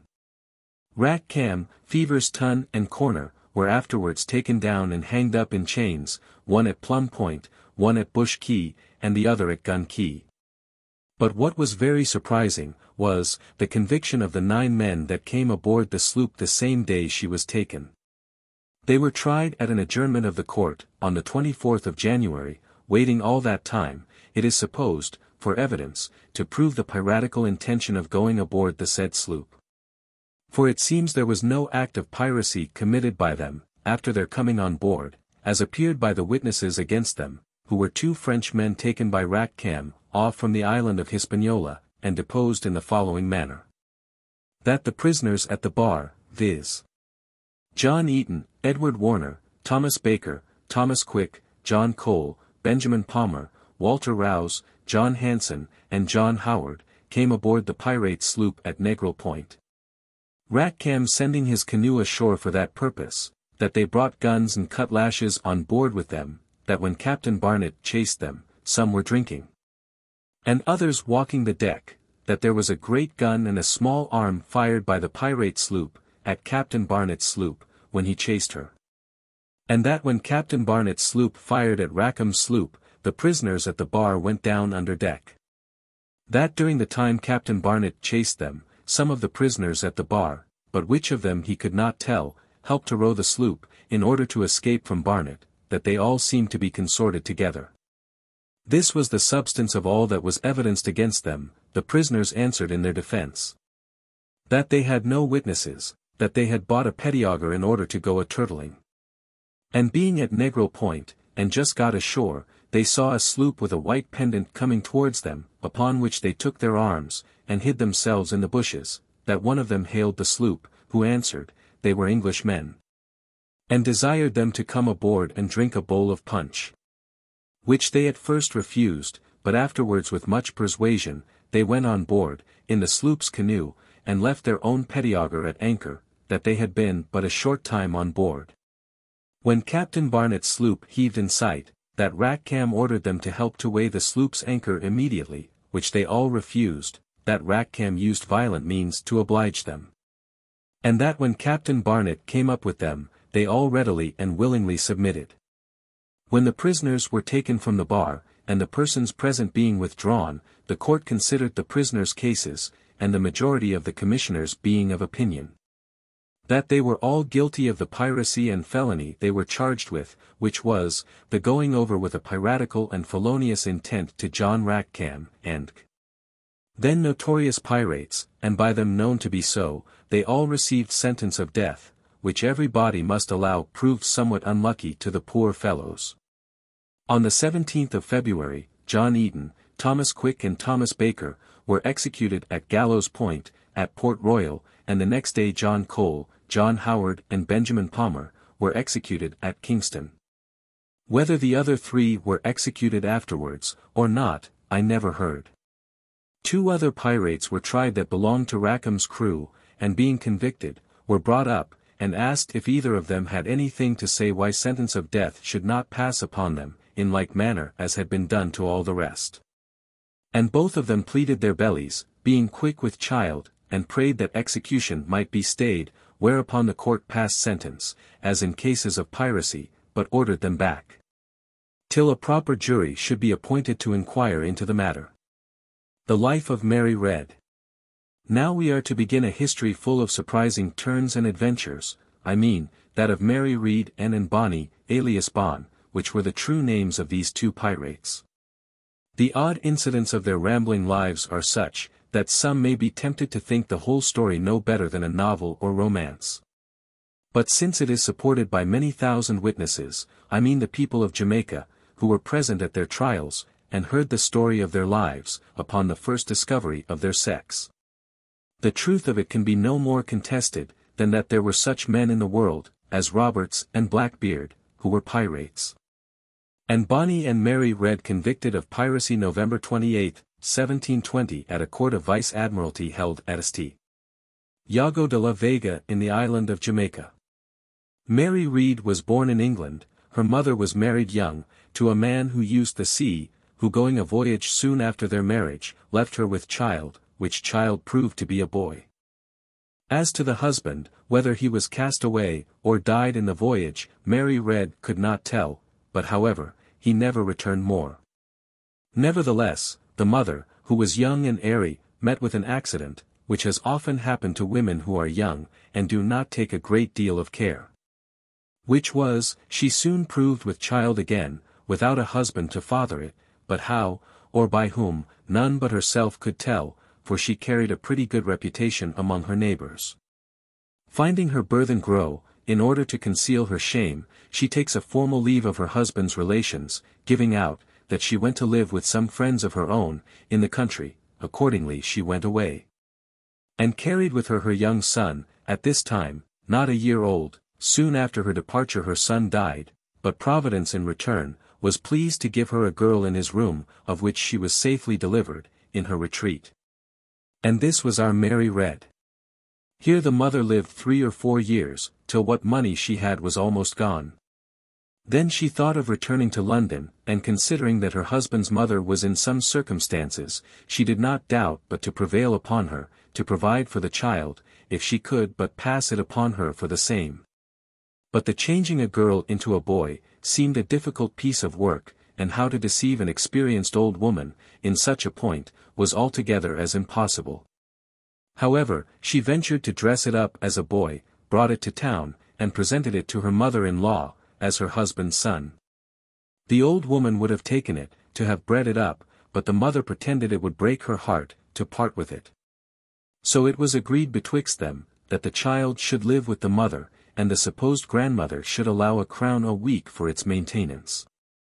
Thus the mother gained her point, she bred up her daughter as a boy, and when she grew up to some sense, she thought proper to let her into the secret of her birth, to induce her to conceal her sex.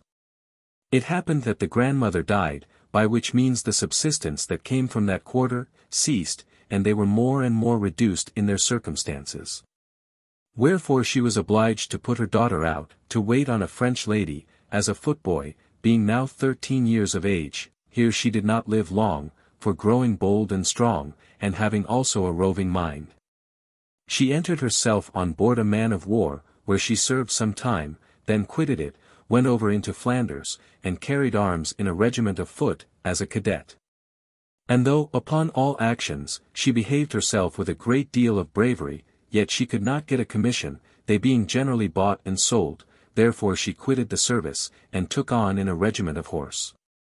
She behaved so well in several engagements, that she got the esteem of all her officers. But her comrade who was a Fleming, happening to be a handsome young fellow, she falls in love with him, and from that time, grew a little more negligent in her duty, so that, it seems, Mars and Venus could not be served at the same time. Her arms and accoutrements, which were always kept in the best order, were quite neglected. 'Tis true, when her comrade was ordered out upon a party, she used to go without being commanded, and frequently run herself into danger, where she had no business, only to be near him. The rest of the troopers, little suspecting the secret cause which moved her to this behavior, fancied her to be mad, and her comrade himself could not account for this strange alteration in her, but love is ingenious. And as they lay in the same tent, and were constantly together, she found a way of letting him discover her sex, without appearing that it was done with design. He was much surprised at what he found out, and not a little pleased, taking it for granted, that he should have a mistress solely to himself, which is an unusual thing in a camp, since there is scarce one of those campaign ladies that is ever true to a troop or company. So that he thought of nothing but gratifying his passions with very little ceremony. But he found himself strangely mistaken, for she proved very reserved and modest, and resisted all his temptations, and at the same time was so obliging and insinuating in her carriage, that she quite changed his purpose. So far from thinking of making her his mistress, he now courted her for a wife. This was the utmost wish of her heart. In short, they exchanged promises, and when the campaign was over, and the regiment marched into winter quarters, they bought woman's apparel for her, with such money as they could make up betwixt them, and were publicly married. The story of two troopers marrying each other made a great noise, so that several officers were drawn by curiosity to assist at the ceremony, and they agreed among themselves that every one of them should make a small present to the bride, towards housekeeping, in consideration of her having been their fellow soldier. Thus being set up, they seemed to have a desire of quitting the service, and settling in the world. The adventure of their love and marriage had gained them so much favor, that they easily obtained their discharge, and they immediately set up an eating house or ordinary, which was the sign of the Three Horseshoes, near the castle of Breda, where they soon run into a good trade, a great many officers eating with them constantly. But this happiness lasted not long, for the husband soon died, and the peace of Ryswick being concluded, there was no resort of officers to Breda, as usual. So that the widow, having little or no trade, was forced to give up housekeeping, and her substance being by degrees quite spent, she again assumes her man's apparel, and going into Holland, there takes on in a regiment of foot. Quartered in one of the frontier towns, here she did not remain long. There was no likelihood of preferment in time of peace, therefore she took a resolution of seeking her fortune another way, and withdrawing from the regiment, ships herself on board of a vessel bound for the West Indies. It happened this ship was taken by English pirates, and Mary Red was the only English person on board. They kept her amongst them, and having plundered the ship, let it go again. After following this trade for some time, the King's proclamation came out, and was published in all parts of the West Indies, for pardoning such pirates, who should voluntarily surrender themselves by a certain day therein mentioned. The crew of Mary Red took the benefit of this proclamation, and having surrendered, lived quietly on shore. But money beginning to grow short, and hearing that Captain Woodes Rogers, governor of the island of Providence, was fitting out some privateers to cruise against the Spaniards, she with several others embarked for that island, in order to go upon the privateering account, being resolved to make her fortune one way or other. These privateers were no sooner sailed out, but the crews of some of them, who had been pardoned, rose against their commanders, and turned themselves to their old trade. In this number was Mary Red.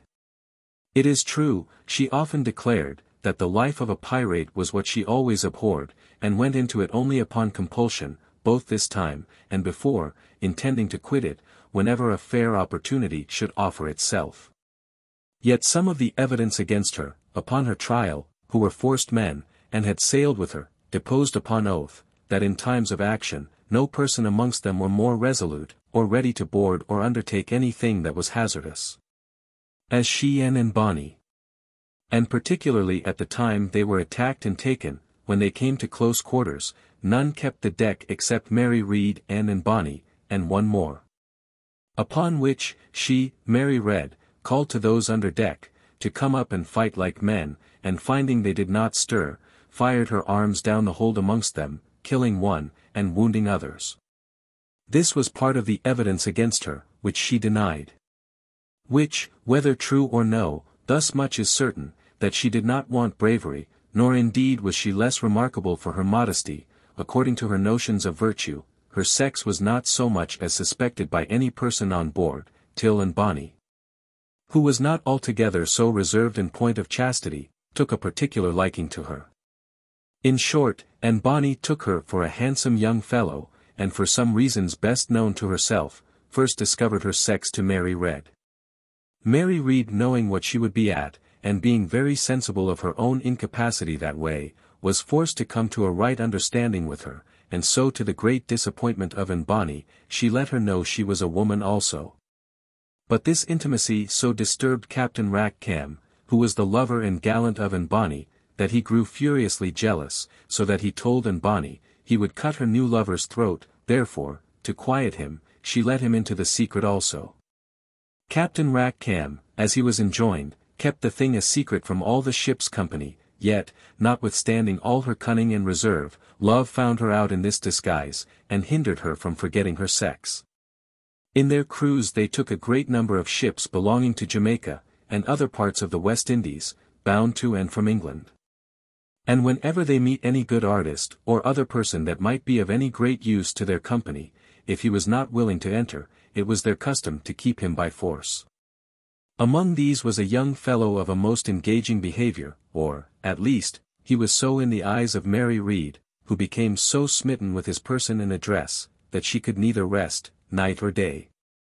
But as there is nothing more ingenious than love, it was no hard matter for her, who had before been practiced in these wiles, to find a way to let him discover her sex. She first insinuated herself into his liking. By talking against the life of a pirate, which he was altogether averse to, so they became messmates and strict companions. When she found he had a friendship for her, as a man, she suffered the discovery to be made. By carelessly shewing her breasts, which were very white. The young fellow, who was made of flesh and blood, had his curiosity and desire so roused by this sight, that he never ceased importuning her, till she confessed what she was. Now begins the scene of love. As he had a liking and esteem for her, under her supposed character, it was now turned into fondness and desire. Her passion was no less violent than his, and perhaps she expressed it, by one of the most generous actions that ever love inspired.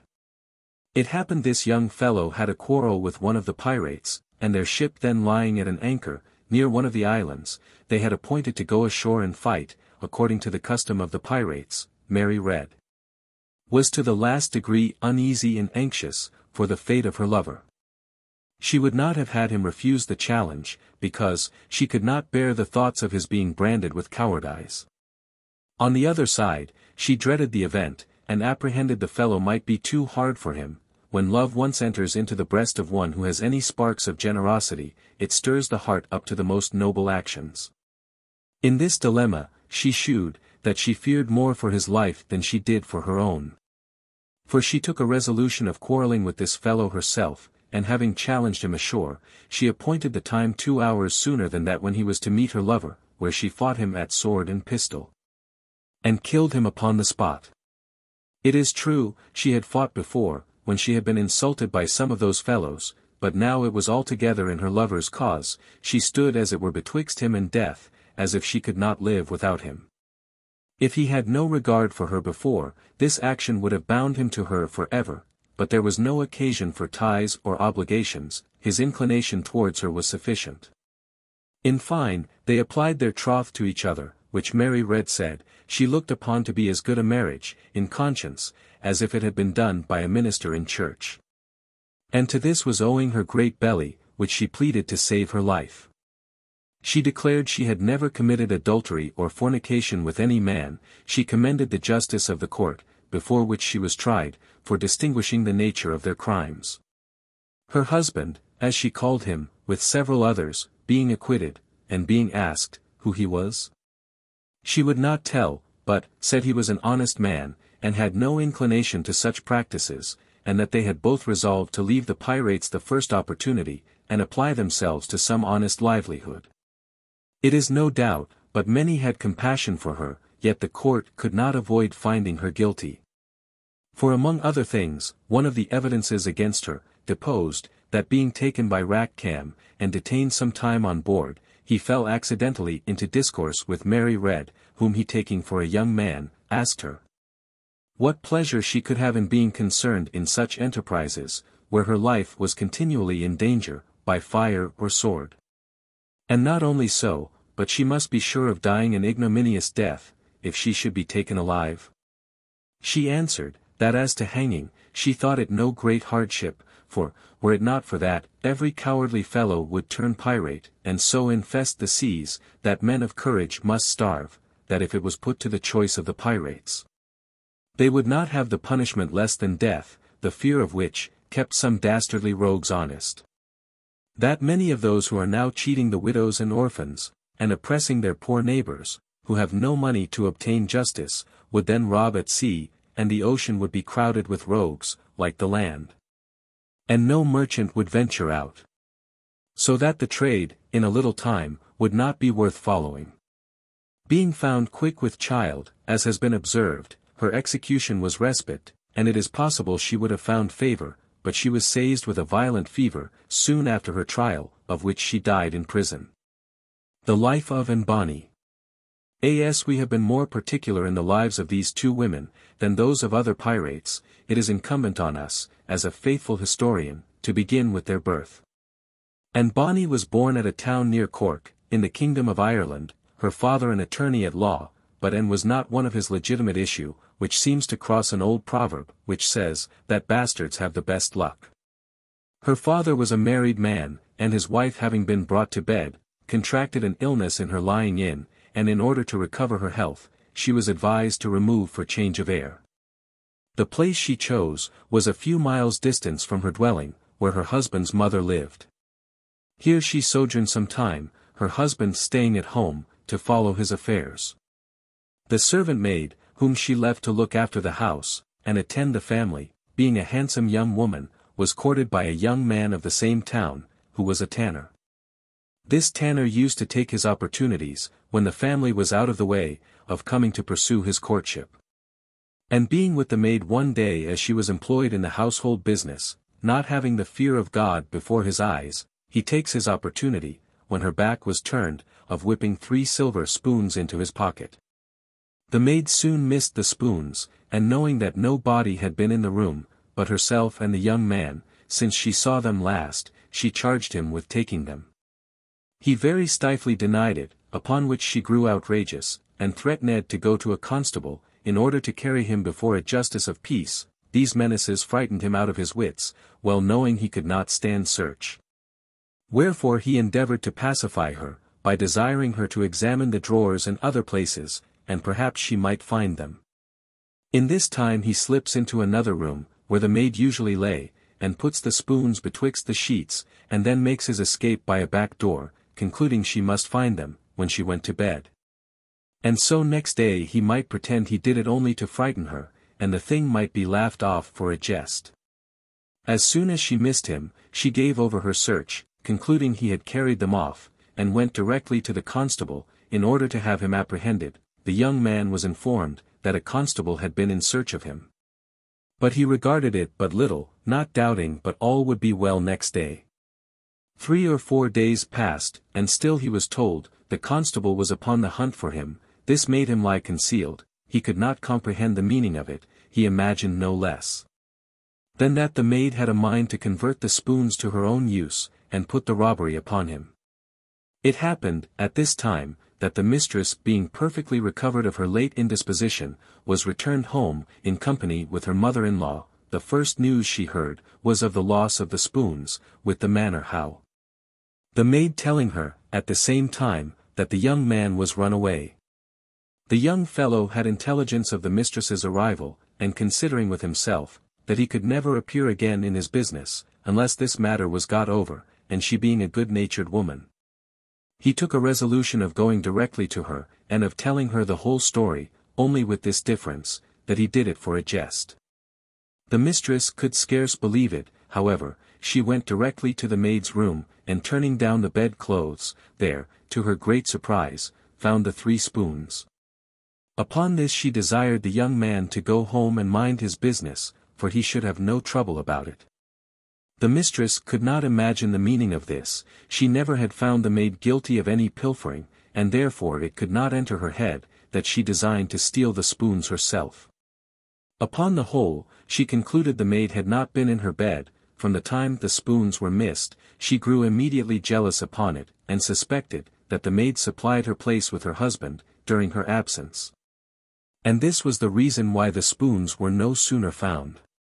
She called to mind several actions of kindness. Her husband had shewed the maid, things that passed unheeded by, when they happened, but now she had got that tormentor, jealousy, in her head, amounted to proofs of their intimacy. Another circumstance which strengthened the whole, was, that though her husband knew she was to come home that day, and had had no communication with her in 4 months, which was before her last lying in, yet he took an opportunity of going out of town that morning, upon some slight pretence. All these things put together, confirmed her in her jealousy. As women seldom forgive injuries of this kind, She thought of discharging her revenge upon the maid. In order to this, she leaves the spoons where she found them, and orders the maid to put clean sheets upon the bed, telling her she intended to lie there herself that night, because her mother-in-law was to lie in her bed, and that she, the maid, must lie in another part of the house.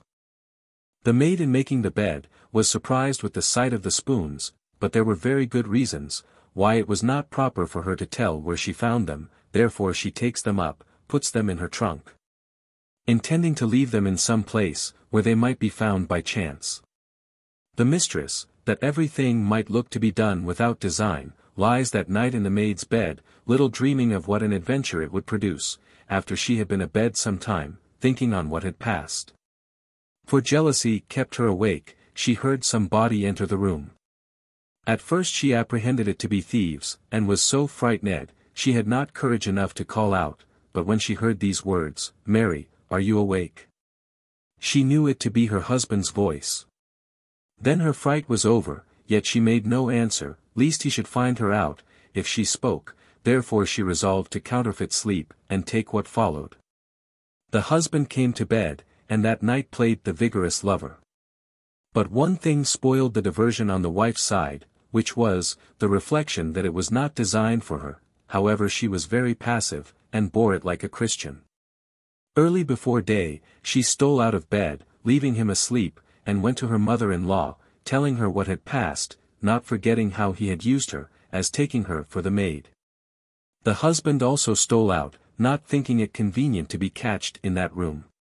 In the meantime, the revenge of the mistress was strongly against the maid, and without considering that to her she owed the diversion of the night before, and that one good turn should deserve another.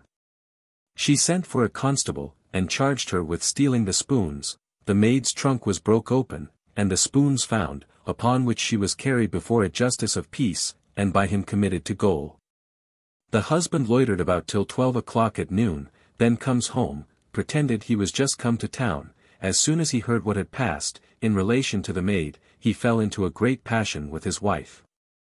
This set the thing into a greater flame. The mother takes the wife's part against her own son, insomuch that the quarrel increasing, the mother and wife took horse immediately, and went back to the mother's house. And the husband and wife never bedded together after. The maid lay a long time in the prison, it being near half a year to the assizes, but before it happened, it was discovered she was with child. When she was arraigned at the bar, she was discharged for want of evidence. The wife's conscience touched her, and as she did not believe the maid guilty of any theft, except that of love, she did not appear against her. Soon after her acquittal, she was delivered of a girl. But what alarmed the husband most, was, that it was discovered the wife was with child also. He, taking it for granted, he had had no intimacy with her, since her last lying in, grew jealous of her, in his turn. And made this a handle to justify himself, for his usage of her, pretending now he had suspected her long, but that here was proof. She was delivered of twins, a boy and a girl. The mother fell ill, sent to her son to reconcile him to his wife, but he would not hearken to it.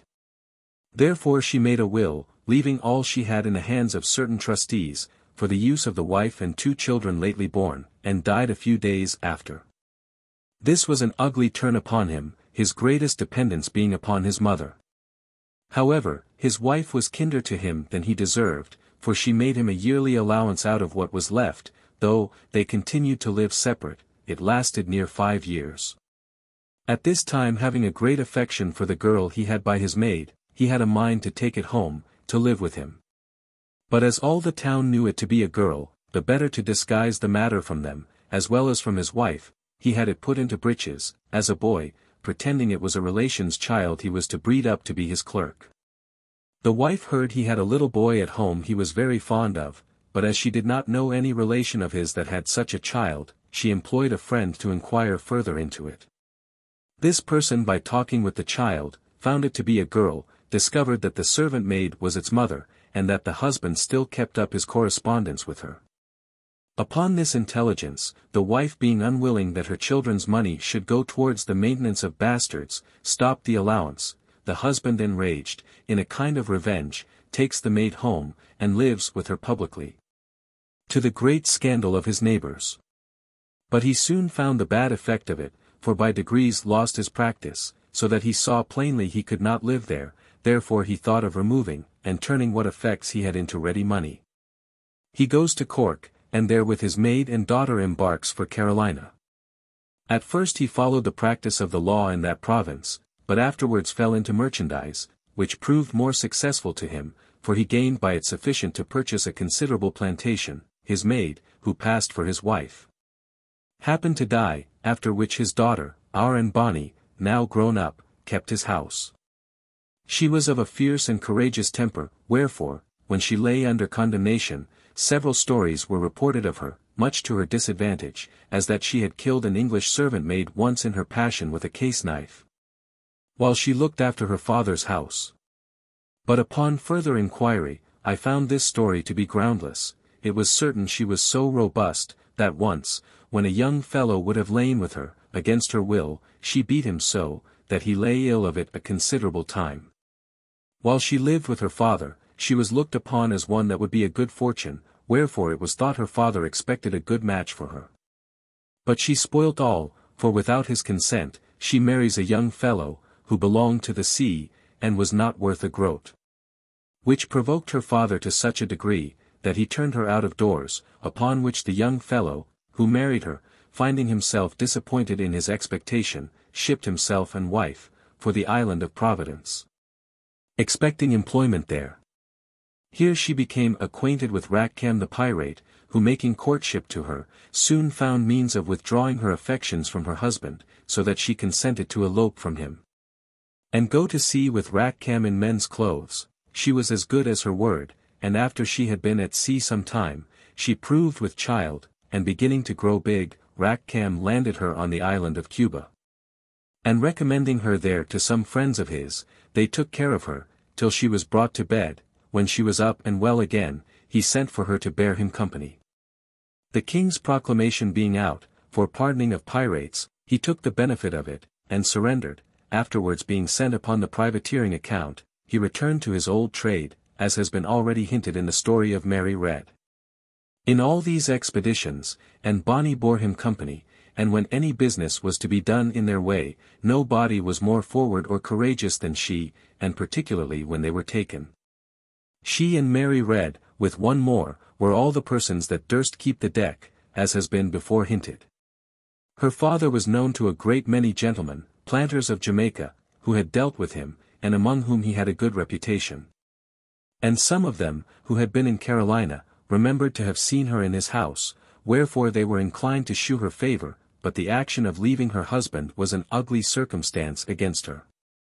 The day that Ratcam was executed, by special favor, he was admitted to see her, but all the comfort she gave him, was, that she was sorry to see him there, but if he had fought like a man, he need not have been hanged like a dog. She was continued in prison, to the time of her lying in, and afterwards reprieved from time to time, but what has become of her since, we cannot tell, only this we know, that she was not executed. Chapter 8 of Captain Howell Davis and his crew. Captain Howell Davis was born at Milford, in Monmouthshire, and was from a boy brought up to the sea.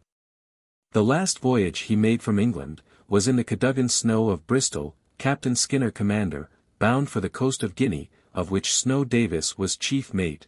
They were no sooner arrived at Sierra Leone on the aforesaid coast, but they were taken by the pirate England, who plundered them, and Skinner was barbarously murdered, as has been related before in the story of Captain England. After the death of Captain Skinner, Davis pretended that he was mightily solicited by England to engage with him, but that he resolutely answered, he would sooner be shot to death than sign the pirates' articles. Upon which, England, pleased with his bravery, sent him and the rest of the men again on board the Snow, appointing him captain of her, in the room of Skinner, commanding him to pursue his voyage. He also gave him a written paper sealed up, with orders to open it when he should come into a certain latitude, and at the peril of his life follow the orders therein set down. This was an air of grandeur like what princes practice to their admirals and generals. It was punctually complied with by Davis, who read it to the ship's company. It contained no less than a generous deed of gift of the ship and cargo, to Davis and the crew, ordering him to go to Brazil and dispose of the lading to the best advantage, and to make a fair and equal dividend with the rest. Davis proposed to the crew, whether they were willing to follow their directions, but to his great surprise, found the majority of them altogether averse to it, wherefore in a rage, he bade them be damned, and go where they would. They knew that part of their cargo was consigned to certain merchants at Barbados, wherefore they steered for that island. When they arrived, they related to these merchants the unfortunate death of Skinner, and the proposal which had been made to them by Davis, upon which Davis was seized and committed to prison, where he was kept 3 months. However, as he had been in no act of piracy, he was discharged without being brought to any trial, yet he could not expect any employment there. Wherefore, knowing that the island of Providence was a kind of rendezvous of pirates, he was resolved to make one amongst them, if possible, and to that purpose, found means of shipping himself for that island. But he was again disappointed, for when he arrived there, the pirates had newly surrendered to Captain Woods Rogers, and accepted of the Act of Grace, which he had just brought from England. However, Davis was not long out of business, for Captain Rogers having fitted out 2 sloops for trade, one called the Buck, the other the Mumble Trader, Davis found an employment on board of one of them. The lading of these sloops was of considerable value, consisting of European goods, in order to be exchanged with the French and Spaniards, and many of the hands on board of them, were the pirates lately come in upon the late Act of Grace. The first place they touched at, was the island of Martinico, belonging to the French, where Davis having conspired with some others, rise in the night, secured the master and seized the sloop. As soon as this was done, they called to the other sloop, which lay a little way from them, among whom they knew there were a great many hands ripe for rebellion, and ordered them to come on board of them. They did so, and the greatest part of them agreed to join with Davis. Those who were otherwise inclined, were sent back on board the Mumble sloop, to go where they pleased, Davis having first taken out of her every thing which he thought might be of use. After this, a council of war was called over a large bowl of punch, at which it was proposed to choose a commander. The election was soon over, for it fell upon Davis by a great majority of legal pollers. There was no scrutiny demanded, for all acquiesced in the choice. As soon as he was possessed of his command, he drew up articles, which were signed and sworn to by himself and the rest. Then he made a short speech, the sum of which was a declaration of war against the whole world. After this they consulted about a proper place where they might clean their sloop, a light pair of heels being of great use either to take, or escape being taken. For this purpose they made choice of Coxon's Hole, at the east end of the island of Cuba, a place where they might secure themselves from surprise, the entrance being so narrow, that one ship might keep out 100. Here they cleaned with much difficulty, for they had no carpenter in their company, a person of great use upon such exigencies. From hence they put to sea, making to the north side of the island of Hispaniola. The first sail which fell in their way, was a French ship of 12 guns. It must be observed, that Davis had but 35 hands, yet provisions began to grow short with him. Wherefore he attacked this ship, she soon struck, and he sent 12 of his hands on board of her, in order to plunder. This was no sooner done, but a sail was spied a great way to windward of them. They inquired of the French man what she might be. He answered, that he had spoke with a ship, the day before, of 24 guns and 60 men, and he took this to be the same. Davis then proposed to his men to attack her, telling them, she would be a rare ship for their use, but they looked upon it to be an extravagant attempt and discovered no fondness for it. But he assured them he had a stratagem in his head would make all safe. Wherefore he gave chase, and ordered his prize to do the same. The prize being a slow sailer, Davis first came up with the enemy, and standing alongside of them, shoot his piratical colors. They, much surprised, called to Davis, telling him, they wondered at his impudence in venturing to come so near them, and ordered him to strike. But he answered, that he intended to keep them in play, till his consort came up, who was able to deal with them, and that if they did not strike to him, they should have but bad quarters, whereupon he gave them a broadside, which they returned. In the meantime the prize drew near, who obliged all the prisoners to come upon deck in white shirts, to make a shew of force, as they had been directed by Davis. They also hoisted a dirty tarpaulin, by way of black flag, they having no other, and furred a gun, the French men were so intimidated by this appearance of force, that they struck. Davis called out to the captain to come on board of him, with 20 of his hands. He did so, and they were all for the greater security clapped into irons, the captain accepted. Then he sent 4 of his own men on board the first prize, and in order still to carry on the cheat, spoke aloud, that they should give his service to the captain, and desire him to send some hands on board the prize, to see what they had got. But at the same time gave them a written paper, with instructions what to do. Here he ordered them to nail up the guns in the little prize, to take out all the small arms and powder, and to go every man of them on board the second prize.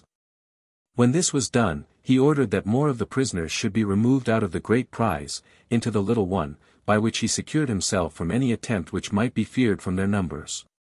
For those on board of him were fast in irons, and those in the little prize had neither arms nor ammunition. Thus the 3 ships kept company for 2 days, when finding the great prize to be a very dull sailor, he thought she would not be fit for his purpose, wherefore he resolved to restore her to the captain, with all his hands. But first, he took care to take out all her ammunition, and everything else which he might possibly want. The French captain was in such a rage, at being so outwitted, that when he got on board his own ship, he was going to throw himself overboard, but was prevented by his men. Having let go both his prizes, he steered northward, in which course he took a small Spanish sloop. After this, he made towards the western islands, but met with no booty thereabouts. Then he steered for the Cape de Verde Islands. They cast anchor at St. Nicholas, hoisting English colors. The Portuguese inhabiting there, took him for an English privateer, and Davis going ashore, they both treated him very civilly, and also traded with him. Here he remained 5 weeks, in which time, he and half his crew, for their pleasure, took a journey to the chief town of the island, which was 19 miles up the country. Davis making a good appearance, was caressed by the governor and the inhabitants, and no diversion was wanting which the Portuguese could shew, or money could purchase. After about a week's stay, he came back to the ship, and the rest of the crew went to take their pleasure up to the town, in their turn. At their return they cleaned their ship, and put to sea, but not with their whole company. For 5 of them, like Hannibal's men, were so charmed with the luxuries of the place, and the free conversation of some women, that they stayed behind. And one of them, whose name was Charles Franklin, a Monmouthshire man, married and settled himself, and lives there to this day. From hence they sailed to Bonne Vista, and looked into that harbour, but finding nothing, they steered for the Isle of May. When they arrived here, they met with a great many ships and vessels in the road, all which they plundered, taking out of them whatever they wanted. And also strengthened themselves with a great many fresh hands, who most of them entered voluntarily. One of the ships they took to their own use, mounted her with 26 guns, and called her the King James. There being no fresh water hereabouts, they made toward St. Jago, belonging to the Portuguese, in order to lay in a store. Davis, with a few hands, going ashore to find the most commodious place to water at, the governor, with some attendants, came himself and examined who they were, and whence they came. And not liking Davis's account of himself, the governor was so plain to tell them, he suspected them to be pirates. Davis seemed mightily affronted, standing much upon his honor, replying to the governor, he scorned his words. However, as soon as his back was turned, for fear of accidents, he got on board again as fast as he could. Davis related what had happened, and his men seemed to resent the affront which had been offered him.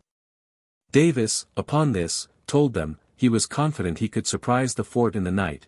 They agreed with him to attempt it, and accordingly, when it grew late, they went ashore well armed. And the guard which was kept, was so negligent, that they got within the fort before any alarm was given. When it was too late there was some little resistance made, and 3 men killed on Davis's side. Those in the fort, in their hurry, run into the governor's house to save themselves, which they barricadoed so strongly, that Davis's party could not enter it. However, they threw in granado shells, which not only ruined all the furniture, but killed several men within. When it was day the whole country was alarmed, and came to attack the pirates. Wherefore it not being their business to stand a siege, they made the best of their way on board their ship again, after having dismounted the guns of the fort. By this enterprise they did a great deal of mischief to the Portuguese, and but very little good to themselves. Having put to sea they mustered their hands, and found themselves near 70 strong. Then it was proposed what course they should steer, and differing in their opinions, they divided, and by a majority it was carried for Gambia on the coast of Guinea. Of this opinion was Davis, he having been employed in that trade, was acquainted with the coast. He told them, that there was a great deal of money always kept in Gambia Castle, and that it would be worth their while to make an attempt upon it. They asked him how it was possible, since it was garrisoned. He desired they would leave the management of it to him, and he would undertake to make them masters of it. They began now to conceive so high an opinion of his conduct, as well as courage, that they thought nothing impossible to him, therefore they agreed to obey him, without inquiring further into his design. Having come within sight of the place, he ordered all his men under deck, except as many as were absolutely necessary for working the ship, that those from the fort seeing a ship with so few hands, might have no suspicion of her being any other than a trading vessel. Then he ran close under the fort, and there cast anchor, and having ordered out the boat, he commanded 6 men in her, in old ordinary jackets, while he himself, with the master and doctor, dressed themselves like gentlemen. His design being, that the men should look like common sailors, and they like merchants. In rowing ashore he gave his men instructions what to say in case any questions should be asked them. Being come to the landing place, he was received by a file of musketeers, and conducted into the fort, where the governor accosting them civilly, asked them who they were, and whence they came. They answered they were of Liverpool, bound for the river of Senegal, to trade for gum and elephants' teeth, but that they were chased on that coast by 2 French men of war, and narrowly escaped being taken, having a little the heels of them. But now they were resolved to make the best of a bad market, and would trade here for slaves. Then the governor asked them, what was the chief of their cargo? They answered, iron and plate, which were good things there. The governor told them he would slave them to the full value of their cargo, and asked them, if they had any European liquor on board. They answered, a little for their own use, however, a hamper should be at his service. The governor then very civilly invited them all to stay and dine with him. Davis told him, that being commander of the ship, he must go on board to see her well moored, and give some other orders, but those 2 gentlemen might stay, and that he himself would also return before dinner, and bring the hamper of liquor with him. While he was in the fort, his eyes were very busy in observing how things lay. He took notice there was a sentry at the entrance, and a guard-house just by it, where the soldiers upon duty commonly waited, their arms standing in a corner, in a heap. He saw also a great many small arms in the governor's hall. Now when he came on board, he assured his men of success, desiring them not to get drunk, and that as soon as they saw the flag upon the castle struck, they might conclude he was master, and send 20 hands immediately ashore. In the meantime, there being a sloop at anchor near them, he sent some hands in a boat, to secure the master and all the men, and bring them on board of him, lest they observing any bustle or arming in his ship, might send ashore and give intelligence. These precautions being taken, he ordered his men, who were to go in the boat with him, to put 2 pair of pistols each under their clothes, he doing the like himself, and gave them directions to go into the guard-room, and to enter into conversation with the soldiers, and observe when he should fire a pistol through the governor's window, to start up at once and secure the arms in the guard-room. When Davis arrived, dinner not being ready, the governor proposed that they should pass their time in making a bowl of punch till dinner time.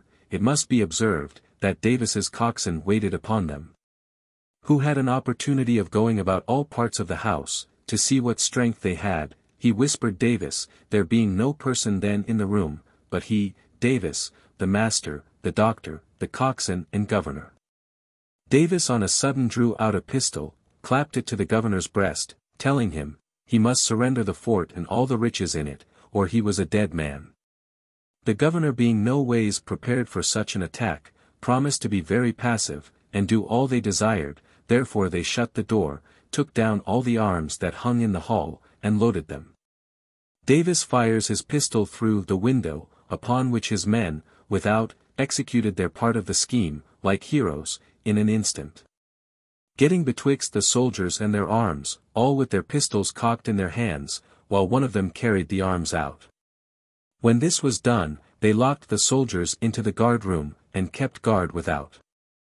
In the meantime one of them struck the Union flag on the top of the castle, at which signal those on board sent on shore a reinforcement of hands, and they got possession of the fort without the least hurry or confusion, or so much as a man lost of either side.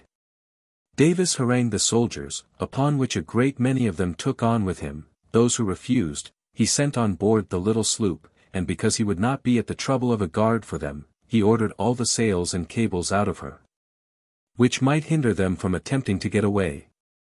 This day was spent in a kind of rejoicing, the castle firing her guns to salute the ship, and the ship the castle.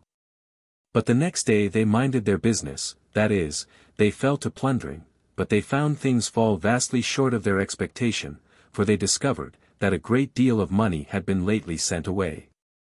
However, they met with the value of about £2,000 sterling in bar gold, and a great many other rich effects, everything they liked, which was portable, they brought aboard their ship. Some things which they had no use for, they were so generous to make a present of, to the master and crew of the little sloop, to whom they also returned his vessel again, and then they fell to work in dismounting the guns, and demolishing the fortifications. After they had done as much mischief as they could, and were weighing anchor to be gone, they spied a ship bearing down upon them in full sail. They soon got their anchors up, and were in a readiness to receive her. This ship proved to be a French pirate of 14 guns and 64 hands, half French, half Negroes. The captain's name was La Bouse. He expected no less than a rich prize, which made him so eager in the chase. But when he came near enough to see their guns, and the number of their hands upon deck, he began to think he should catch a Tartar, and supposed her to be a small English man of war. However, since there was no escaping, he resolved to do a bold and desperate action, which was to board Davis. As he was making towards her, for this purpose, he fired a gun, and hoisted his black colors. Davis returned the salute, and hoisted his black colors also. The Frenchman was not a little pleased at this happy mistake. They both hoisted out their boats, and the captains went to meet and congratulate one another with a flag of truce in their sterns.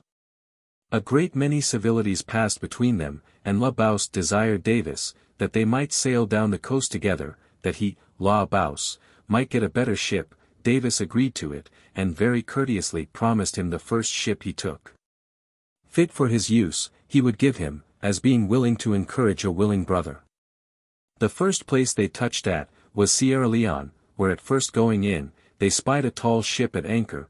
Davis being the best sailor first came up with her, and wondering that she did not try to make off, suspected her to be a ship of force.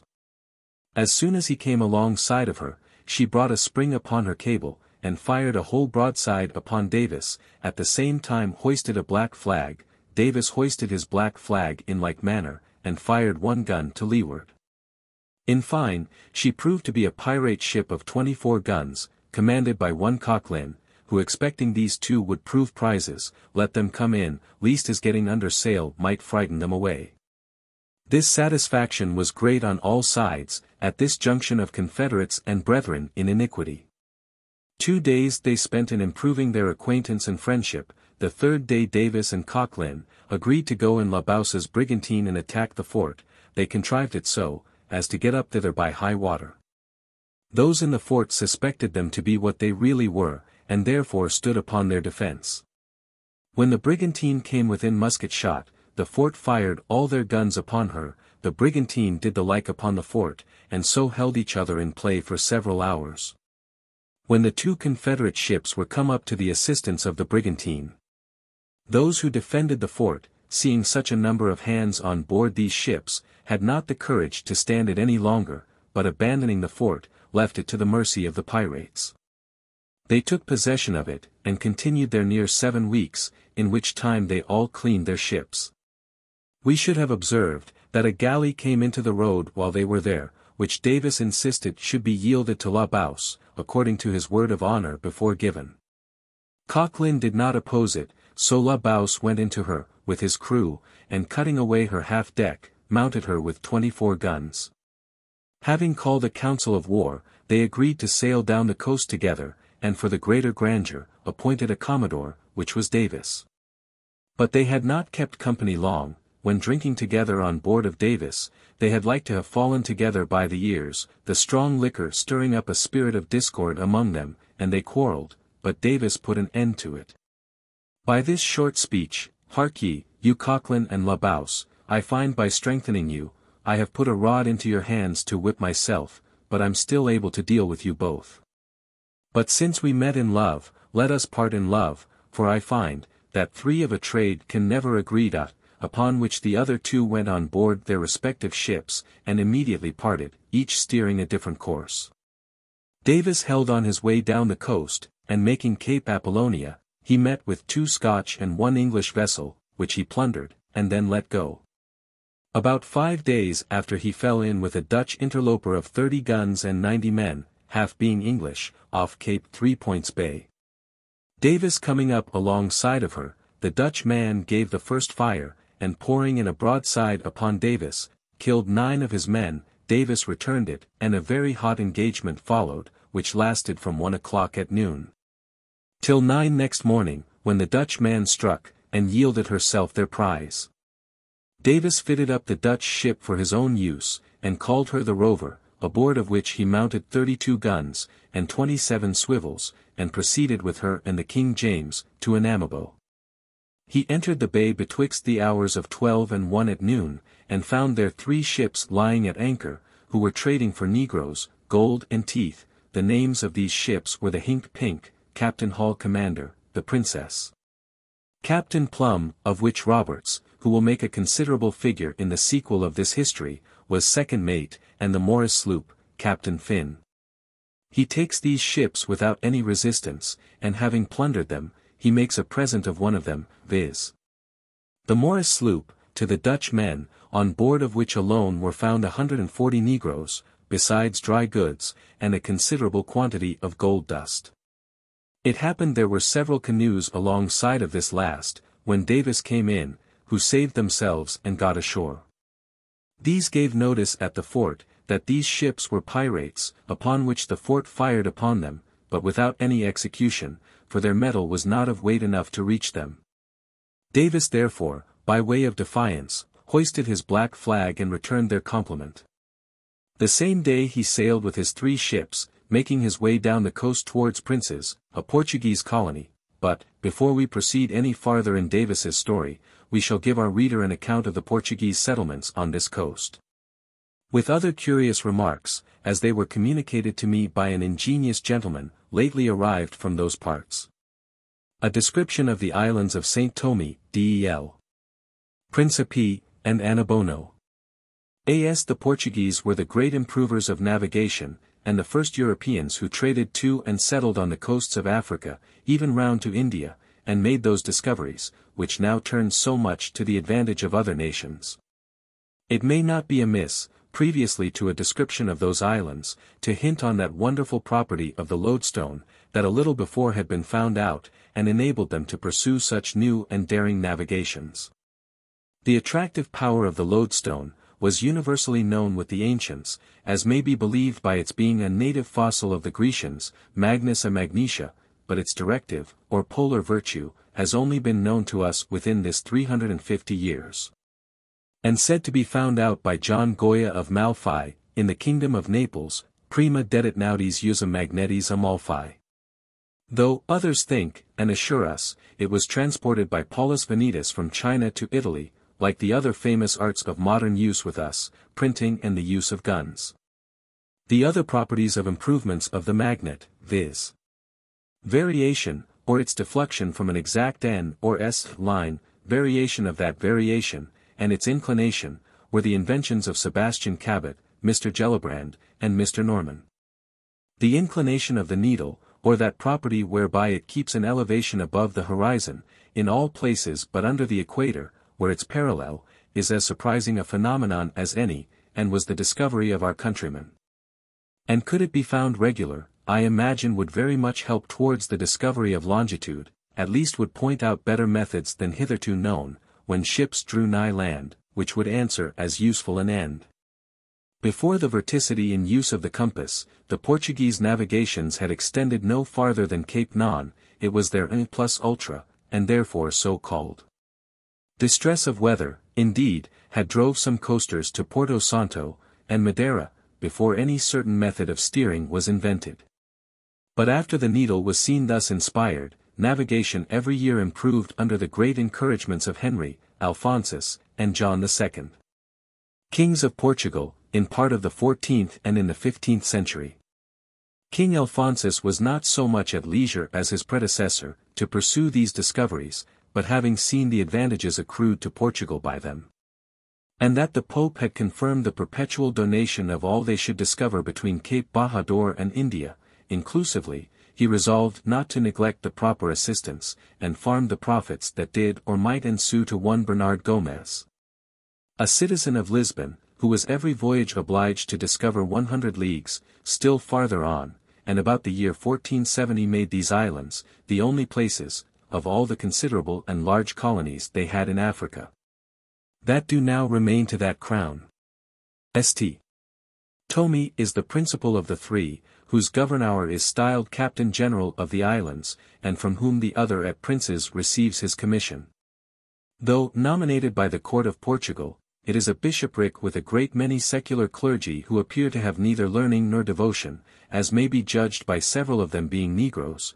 One of the chief of them invited us to hear Mass as a diversion to pass time away, where he and his inferior brethren acted such affected gestures and strains of voice, as shewed to their dishonour, they had no other aim than pleasing us. And what I think was still worse, it was not without a view of interest. For as these clergy are the chief traders, they stoop to pitiful and scandalous methods for ingratiating themselves. They and the government, on this trading account, maintain as great harmony, being ever jealous of each other, and practicing little deceitful arts to monopolize what strangers have to offer for sale, whether toys or clothes, which of all sorts are ever commodious with the Portuguese, in all parts of the world. An ordinary suit of black will sell for £7 or £8, a turnstile wig of 4 shillings, for a moidore, a watch of 40 shillings, for £6, and the town is of mean building, but large and populous, the residence of the greater part of the natives, who, through the whole island, are computed at 10,000, the militia at 3,000, and are in general, a rascally thievish generation. As an old grave friend of mine can witness. For he having carried a bag of second-hand clothes on shore, to truck for provisions, seated himself on the sand for that purpose, presently gathered a crowd round him, to view them. One of which desired to know the price of a black suit, that unluckily lay uppermost, and was the best of them, agreeing to the demand, with little hesitation, provided it would but fit him. He put them on immediately, in as much hurry as possible, without any licentia senior. And when my friend was about to commend the goodness of the suit, and exactness they set with, not dreaming of the impudence of running away from a crowd, the rascal took to his heels, my friend followed and bawled very much. And though there was 500 people about the place, it served to no other end but making him a clear stage, that the best pair of heels might carry it. So he lost the suit of clothes, and before he could return to his bag, others of them had beat off his servant, and shared the rest. Most of the ships from Guinea, of their own nation, and frequently those of ours, call at one or other of these islands, to recruit with fresh provisions, and take in water, which on the coast are not so good, nor so conveniently to come by. Their own ships likewise, when they touch here, are obliged to leave the king his custom for their slaves, which is always in gold, at so much a head, without any deduction at Brazil, for the mortality that may happen afterwards. This by being a constant bank to pay off the civil and military charges of the government, prevents the inconveniency of remittances, and keeps both it and princes all rich enough to pay ready money for everything they want of Europeans. Their beefs are small and lean, 200 weight or a little more, but the goats, hogs and fowls very good, their sugar coarse and dirty, and rum very ordinary. As these refreshments lay most with people who are in want of other necessaries, they come to us in way of bartering, very cheap, a good hog for an old cutlash, a fat fowl for a span of Brazil tobacco, no other sort being valued, and but with money you give $8 per head for cattle, $3 for a goat, $6 for a grown hog, a teaspoon and a half for a fowl, $1 per gallon for rum, $2 a roe for sugar, and half $1 for a dozen of paraquets. Here is plenty likewise of corn and farine, of limes, citrons and yams. The island is reckoned nigh a square, each side 18 leagues long, hilly, and lays under the equinoctial, a wooden bridge just without the town, being said not to deviate the least part of a minute either to the southward or northward. And notwithstanding this warm situation, and continual vertical suns, the islanders are very healthy, imputed by those who are disposed to be merry, in a great measure to the want of even so much as one surgeon or physician amongst them. Isle del Principe, the next in magnitude, a pleasant and delightful spot to the grave, and thoughtful disposition of the Portuguese, an improvement of country retirement, in that, this may be a happy and uninterrupted retreat from the whole world. I shall divide what I have to say on this island, into observations made on our approach to it, on the seas round it, the harbour, produce of the island and seasons, way of living among the inhabitants, some custom of the negroes, with such proper deductions on each as may illustrate the description, and inform the reader. We were bound hither from Whydah, at the latter part of the month July, when the rains are over, and the winds hang altogether s.w., as they do before the rains, s.e. Yet with this wind, when at sea, we found the ship gained unexpectedly so far to the southward, i.e. windward, that we could with ease have weathered any of the islands, and this seems next to impossible should be, if the currents, which were strong to leeward, in the road of Whydah, had extended in like manner crossed the bight of Benin. No. It must then have been very difficult to have weathered even Cape Formosa. On this occasion, I shall farther expatiate upon the currents on the whole coast of Guinea. The southern coast of Africa runs in a line of latitude, the northern on an eastern line, but both straight, with the fewest inlets, gulfs or bays, of either of the four continents. The only large and remarkable one, is that of Benin and Calabar, towards which the currents of each coast tend, and is strongest from the southward, because more open to a larger sea, whose rising it is, though little and indiscernible at any distance from the land, that gives rise to these currents close in shore, which are nothing but tides altered and disturbed by the make and shape of lands. For proof of this, I shall lay down the following observations as certain facts. That in the rivers of Gambia and Sierra Leone, in the straits and channels of Benin, and in general along the whole coast, the flowings are regular on the shores, with this difference. That, in the above-mentioned rivers, and in the channels of Benin, where the shore contract the waters into a narrow compass, the tides are strong and high, as well as regular.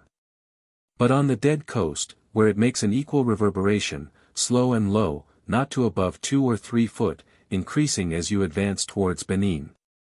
And this is farther evident in that at Cape Corso, Seconda and Comenda, and where the land rounds and gives any stop, the tides flow regularly to 4 foot and upwards. When on an evener coast, though next adjoining, they shall not exceed 2 or 3 foot, and 10 leagues out at sea, where no such interruption is, they become scarcely, if at all, perceptible.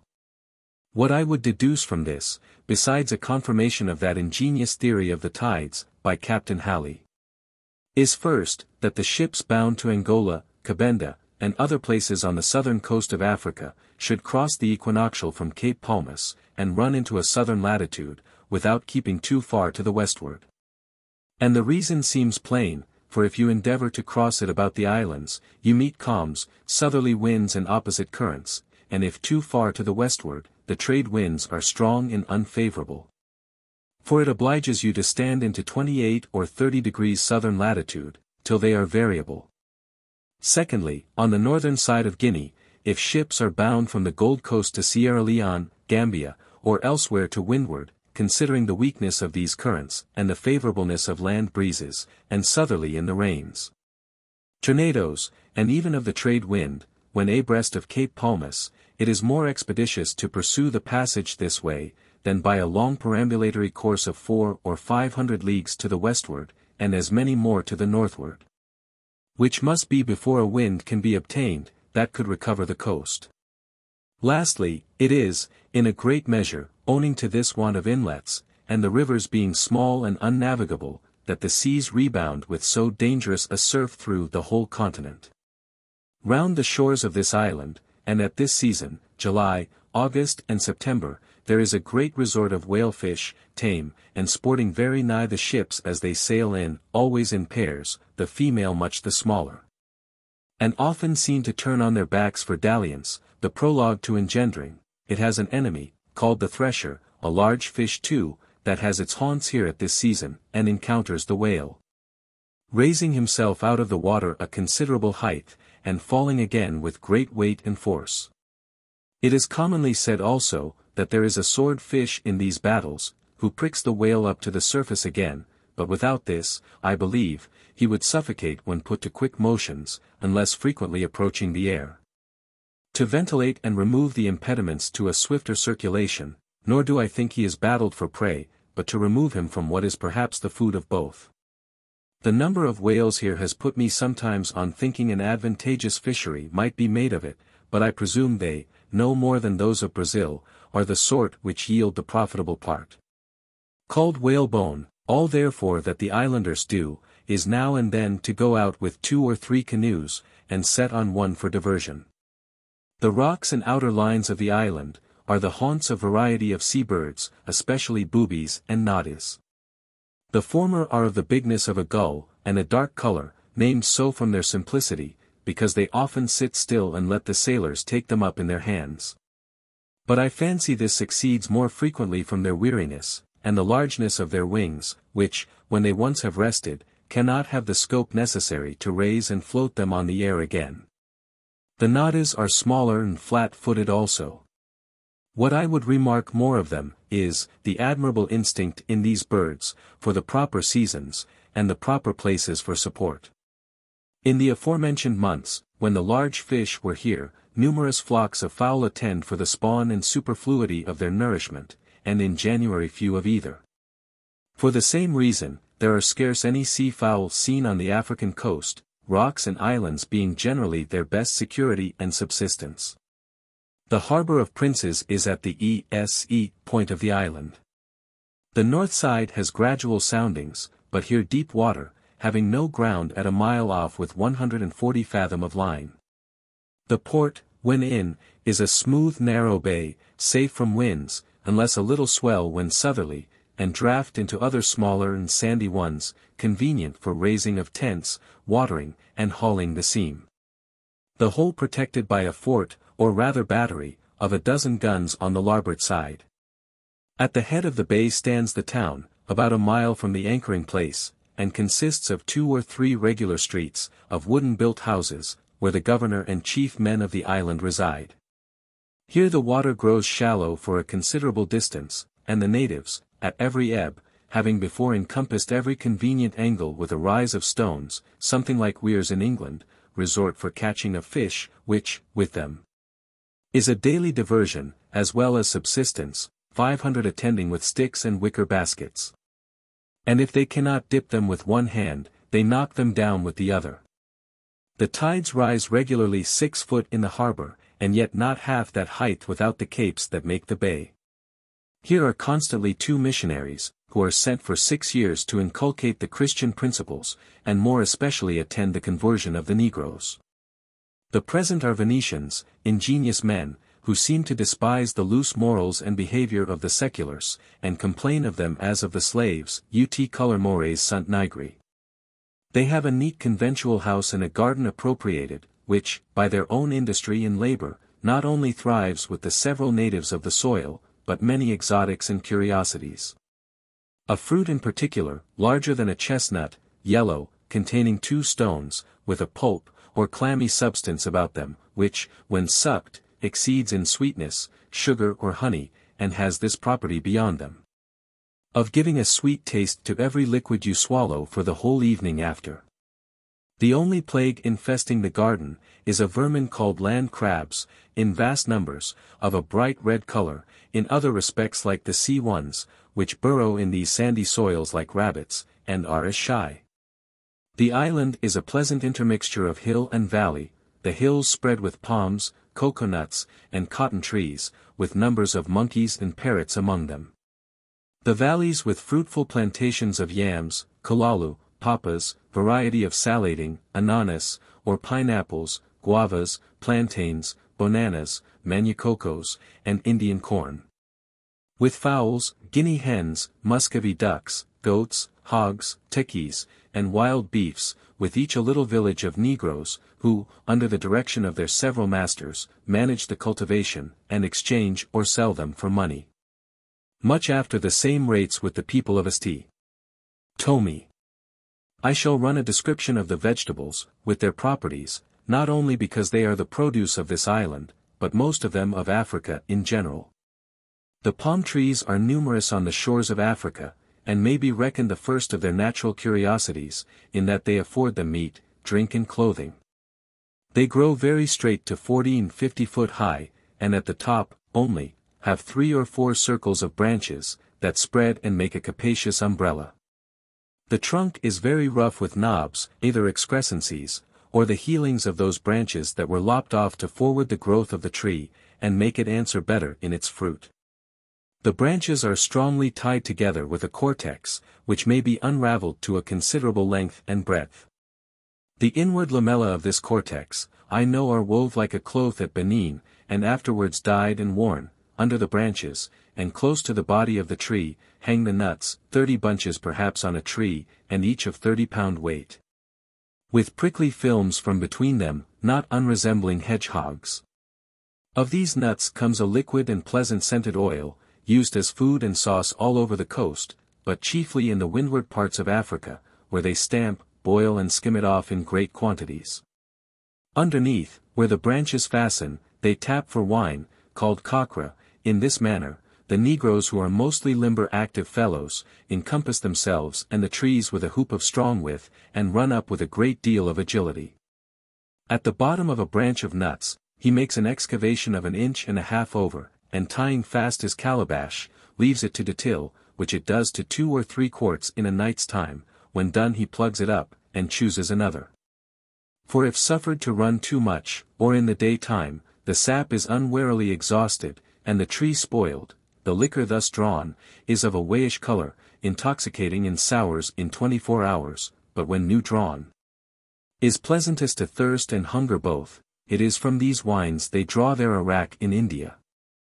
On the very top of the palm, grows a cabbage, called so, I believe, from some resemblance its taste is thought to have with ours, and is used like it. The covering has a down that makes the best of tinder, and the weavings of other parts are drawn out into strong threads.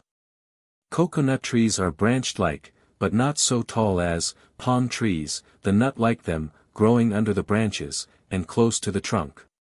The milky liquor they contain, to 1/2 pint or more, is often drank to quench thirst, but surfeiting, and this may be observed in their way of nourishment, that when the quantity of milk is large, the shell and meat are very thin, and harden and thicken in proportion, as that loses. Cotton trees also are the growth of all parts of Afrique, as well as the islands, of vast bigness, yet not so incremental as the shrubs or bushes of 5 or 6 foot high. These bear a fruit, if it may be so called, about the bigness of pigeons' eggs, which as the sun swells and ripens, bursts forth and discovers 3 cells loaded with cotton, and seeds in the middle of them. This in most parts the Negroes know how to spin, and here at Nikongo and the island St. Yago, how to weave into cloths. Yams are a common root, sweeter but not unlike potatoes, kalalu, a herb like spinach, papa, a fruit less than the smallest pumpkins. They are all 3 for boiling, and to be eat with meat. The latter are improved by the English into a turnip or an apple taste, with a due mixture of butter or limes.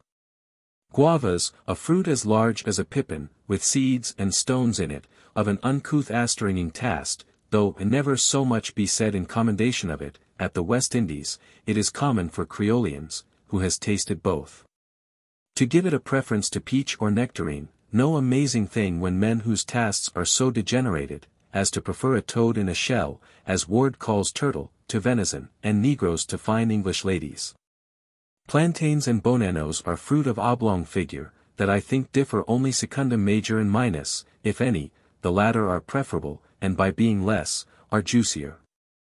They are usually, when stripped of their coat, eat at meals instead of bread. The leaf of this plantain is an admirable detergent, and, externally applied, I have seen cure the most obstinate scorbutic ulcers. Manioco. A root that shoots its branches about the height of a currant bush. From this root the islanders make a farine or flour, which they sell at 3 reals a rove, and drive a considerable trade for it with the ships that call in. The manner of making it, is first to press the juice from it, which is poisonous, done here with engines, and then the negro women, upon a rough stone, rub it into a granulated flour, reserved in their houses, either to boil, as we do our wheat, and is a hearty food for the slaves. Or make it into a bread, fine, white, and well tasted, for themselves. One thing worth taking notice about manioco in this island, is, that the woods abound with a wild poisonous and more mortiferous sort, which sometimes men, unskilled in the preparation of it, feed on to their destruction. This the missionaries assured me they often experimented in their hogs, and believed we did in the mortality of our sailors. Indian corn, is likewise as well as the farine de manioco and rice, the common victualling of our slave ships, and is afforded here at 1,000 heads for $2. This corn grows 8 or 9 foot high, on a hard reed or stick, shooting forth at every 6 inches height, some long leaves. It has always an ear, or rather head, at top, of, perhaps, 400-fold increase, and often 2, 3, or more, midway. Here are some tamarind trees, another called cola, whose fruit, or nut, about twice the bigness of a chestnut, and bitter, is chewed by the Portuguese, to give a sweet gust to their water which they drink. But above all, I was shown the bark of one, whose name I do not know, gravely affirmed to have a peculiar property of enlarging the virile member. I am not fond of such conceits, nor believe it in the power of any vegetables, but must acknowledge, I have seen sights of this kind among the negroes very extraordinary. Yet, that there may be no wishes among the ladies for the importation of this bark, I must acquaint them, that they are found to grow less merry, as they increase in bulk. I had like to have forgot their cinnamon trees. There is only one walk of them, and is the entrance of the governor's villa. They thrive extremely well, and the bark not inferior to our cinnamon from India. Why they and other spice, in a soil so proper, receive no farther cultivation, is, probably, their suspicion, that so rich a produce, might make some potent neighbor take a fancy to the island. They have 2 winters, or rather springs, and 2 summers. Their winters, which are the rainy seasons, come in September and February, or March, and hold 2 months, returning that fatness and generative power to the earth, as makes it yield a double crop every year, with little sweat or labor. Hic ver assiduum ac alienis mensibus estes, bis gravity pecudes, bis pomes utilis arbos. Their first coming is with travados, i.e. sudden and hard gusts of wind, with thunder, lightning and heavy showers, but short. And the next new or full moon at those times of the year, infallibly introduces the rains, which once begun, fall with little intermission, and are observed coldest in February. Similar to these are rainy seasons also over all the coast of Africa. If there may be allowed any general way of calculating their time, they happen from the course of the sun, as it respects the equinoctial only. For if these equinoxes prove rainy seasons all over the world, as I am apt to think they are, whatever secret cause operates with that station of the sun to produce them, will more effectually do it in those vicine latitudes. And therefore, as the sun advances, the rains are brought on the Whydah and Gold Coast, by April, and on the windwardmost part of Guinea by May, the other season of the sun's returning to the southward. Make them more uncertain and irregular in northern Africa. But then to the southward again, they proceed in like manner, and are at Cape Lopez in October, at Angola in November, and the manner of living among the Portuguese here is, with the utmost frugality in temperance, even to penury in starving. A familiar instance of proof is, in the voracity of their dogs, who finding such clean cupboards at home, are wild in a manner with hunger, and tear up the graves of the dead for food. As I have often seen, they themselves are lean with covetousness, and that Christian virtue, which is often the result of it, self-denial. And would train up their cattle in the same way, could they fetch as much money, or had not they their provision more immediately of providence. The best of them, excepting the governor now and then, neither pay nor receive any visits of escapade or recreation. They meet and sit down at each other's doors in the street every evening, and as few of them, in so small an island, can have their plantations at any greater distance, than that they may see it every day if they will. So the subject of their talk is mostly how affairs went there, with their negroes, or their ground, and then part with one another innocently, but empty. The negroes have yet no hard duty with them, they are rather happy in slavery, for as their food is chiefly vegetables, that could no way else be expended, there is no murmurs bred on that account. And as their business is domestic either in the services of the house, or in gardening, sowing, or planting, they have no more than what every man would prefer for health and pleasure. The hardest of their work is the carriage of their pateruns, or their wives, to and from the plantations. This they do in hammocks, called at Widda, serpentines, slung cross a pole, with a cloth over, to screen the person, so carried, from sun and weather, and the slaves are at each end. And yet even this, methinks, is better than the specious liberty a man has for himself and his heirs to work in a coal mine. The negroes are, most of them, through the care of their patroons, Christians, at least nominal, but excepting to some few, they adhere still to many silly pagan customs in their mournings and rejoicings, and in some measure. Powerful majority has introduced them with the vulgar of the mulatto and Portuguese race. If a person die in that color, the relations and friends of him meet at the house, where the corpse is laid out decently on the ground and covered, all except the face, with a sheet. They sit round it, crying and howling dreadfully, not unlike what our countrymen are said to do in Ireland. This mourning lasts for 8 days and nights, but not equally intense, for as the friends, who compose the chorus, go out and in, are weary and unequally affected, the tone lessens daily, and the intervals of grief are longer. In rejoicings and festivals they are equally ridiculous. These are commonly made on some friend's escape from shipwreck, or other danger. They meet in a large room of the house, with a strum, to which one of the company, perhaps, sings woefully. The rest standing round the room close to the petitions, take it in their turns, one or two at a time, to step round, called dancing, the whole clapping their hands continually, and whooping out every minute a bail, which signify no more, than, "How do you?" And this foolish mirth will continue 3 or 4 days together at a house, and perhaps 12 or 16 hours at a time. The Portuguese, though eminently abstemious and temperate in all other things, are unbounded in their lusts. And perhaps they substitute the former in room of a surgeon, as a counterpoison to the mischiefs of a promiscuous salacity. They have most of them venereal taints. And with age become meagre and hectic. I saw 2 instances here of venereal ulcers that had cancerated to the bowels, spectacles that would have effectually persuaded men, I think, how salutary the restriction of laws are. Annabonno is the last, and of the least consequence of the 3 islands. There are plenty of fruits and provisions, exchanged to ships for old clothes and trifles of any sort. They have a governor nominated from St. Thomé, and 2 or 3 priests, neither of which are minded, every one living at discretion, and filled with ignorance and lust.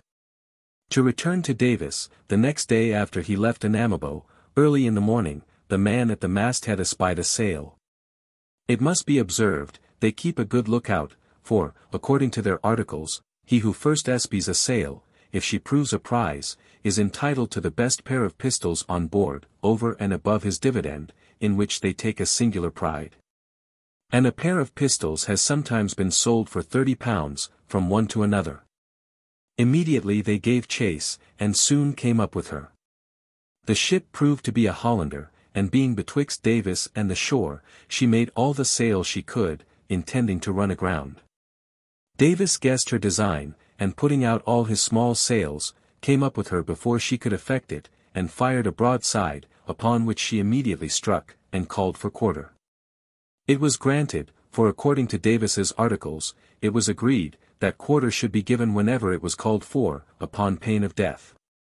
This ship proved a very rich prize, having the governor of Acre on board, with all his effects, going to Holland. There was in money to the value of 15,000 sterling, besides other valuable merchandises, all which they brought on board of themselves.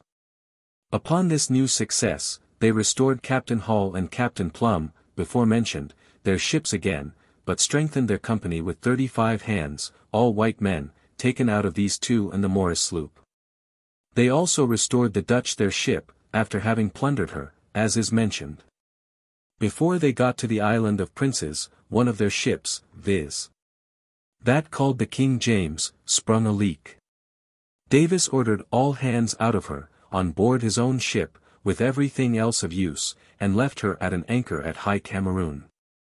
As soon as he came in sight of the island, he hoisted English colors. The Portuguese, observing a large ship sailing towards them, sent out a little sloop to examine what she might be. This sloop hailing of Davis, he told them he was an English man of war, in quest of pirates, and that he had received intelligence there were some upon that coast. Upon this they received him as a welcome guest, and piloted him into the harbor. He saluted the fort, which they answered, and he came to an anchor just under their guns, and hoisted out the pinnace, man of war fashion, ordering 9 hands and a coxswain in it, to row him ashore. The Portuguese, to do him the greater honor, sent down a file of musketeers to receive him, and conduct him to the governor. The governor, not in the least suspecting what he was, received him very civilly, promising to supply him with whatever the island afforded. Davis thanked him, telling him, the King of England would pay for whatever he should take. So after several civilities passed between him and the governor, he returned again on board. It happened a French ship came in there to supply itself with some necessaries, which Davis took into his head to plunder, but to give the thing a color of right, he persuaded the Portuguese, that she had been trading with the pirates. And that he found several pirates' goods on board, which he seized for the king's use. This story passed so well upon the governor, that he commended Davis's diligence. A few days after, Davis, with about 14 more, went privately ashore, and walked up the country towards a village, where the governor and the other chief men of the island kept their wives, intending, as we may suppose, to supply their husbands' places with them. But being discovered, the women fled to a neighboring wood, and Davis and the rest retreated to their ship, without effecting their design. The thing made some noise, but as nobody knew them, it passed over. Having cleaned his ship, and put all things in order, his thoughts now were turned upon the main business, viz. the plunder of the island, and not knowing where the treasure lay, a stratagem came into his head. To get it, as he thought, with little trouble. He consulted his men upon it, and they liked the design. His scheme was to make a present to the governor, of a dozen negroes, by way of return for the civilities received from him, and afterwards to invite him, with the chief men, and some of the friars, on board his ship, to an entertainment. The minute they came on board, they were to be secured in irons, and there kept till they should pay a ransom of 40,000 sterling. But this stratagem proved fatal to him, for a Portuguese negro swam ashore in the night, and discovered the whole plot to the governor, and also let him know, that it was Davis who had made the attempt upon their wives. However, the governor dissembled, received the pirates' invitation civilly, and promised that he and the rest would go. The next day Davis went on shore himself, as if it were out of greater respect to bring the governor on board. He was received with the usual civility, and he, and other principal pirates, who, by the way, had assumed the title of lords, and as such took upon them to advise or counsel their captain upon any important occasion, and likewise held certain privileges, which the common pirates were debarred from, as walking the quarter-deck, using the great cabin, going ashore at pleasure, and treating with foreign powers, that is, with the captains of ships they made prize of. I say, Davis and some of the lords were desired to walk up to the governor's house, to take some refreshment before they went on board. They accepted it without the least suspicion, but never returned again. For an ambuscade was laid, a signal being given, a whole volley was fired upon them. They every man dropped, except one. This one fled back, and escaped into the boat, and got on board the ship. Davis was shot through the bowels, yet he rise again, and made a weak effort to get away, but his strength soon forsook him. And he dropped down dead. Just as he fell, he perceived he was followed, and drawing out his pistols, fired them at his pursuers, thus like a game cock, giving a dying blow, that he might not fall unrevenged. Chapter 9. Of Captain Bartho Roberts and his crew. Bartholomew Roberts sailed in an honest employ, from London aboard of the Princess, Captain Plum commander, of which ship he was second mate. He left England, November 1719, and arrived at Guinea about February following, and being at Anamabo, taking in slaves for the West Indies, was taken in the said ship by Captain Howell Davis, as mentioned in the preceding chapter.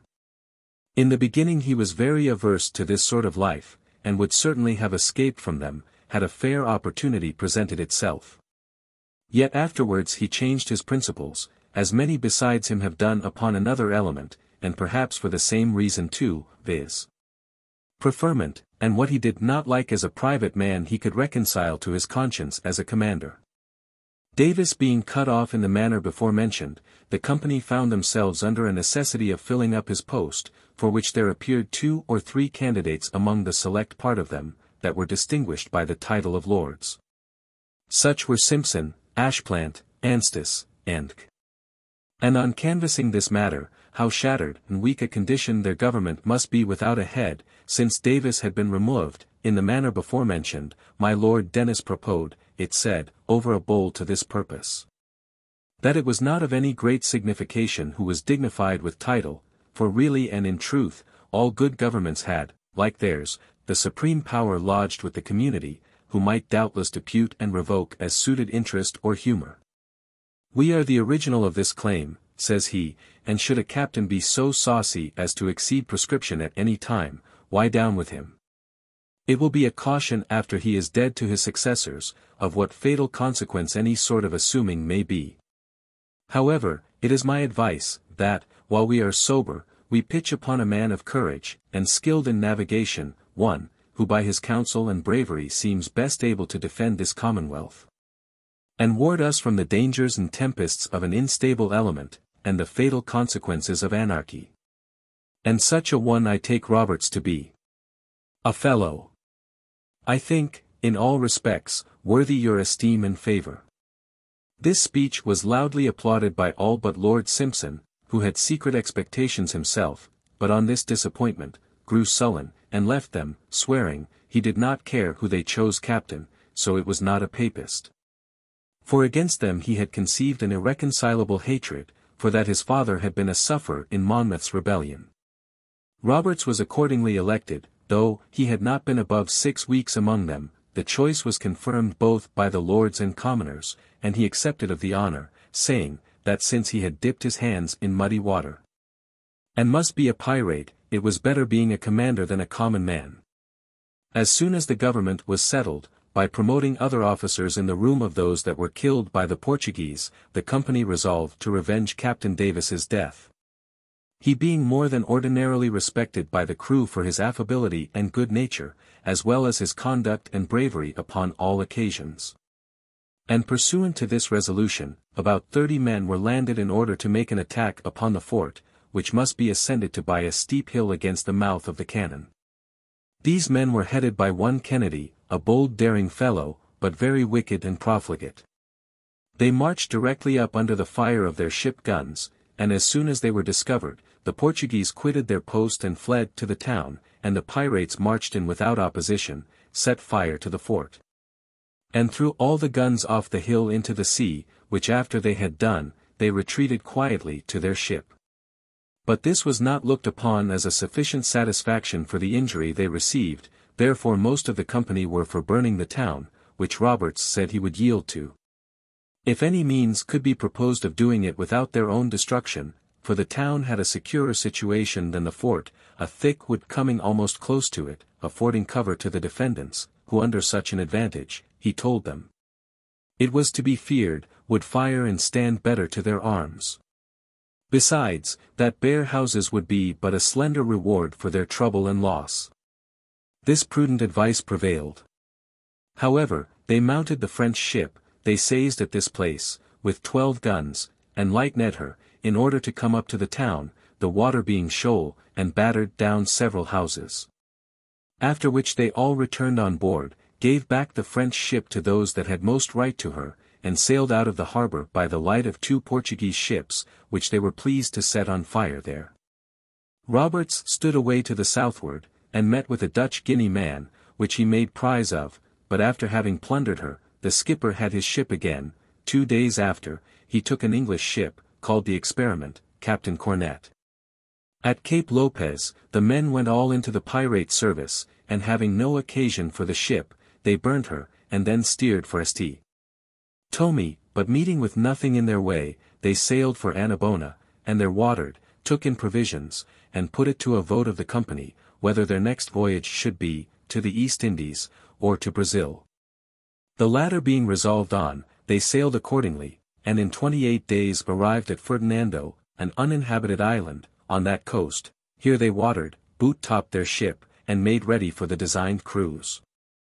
Now that we are upon this coast, I think it will be the proper place to present our readers with a description of this country, and some ingenious remarks of a friend, how beneficial a trade might be carried on here by our West India merchants. At a little hazard.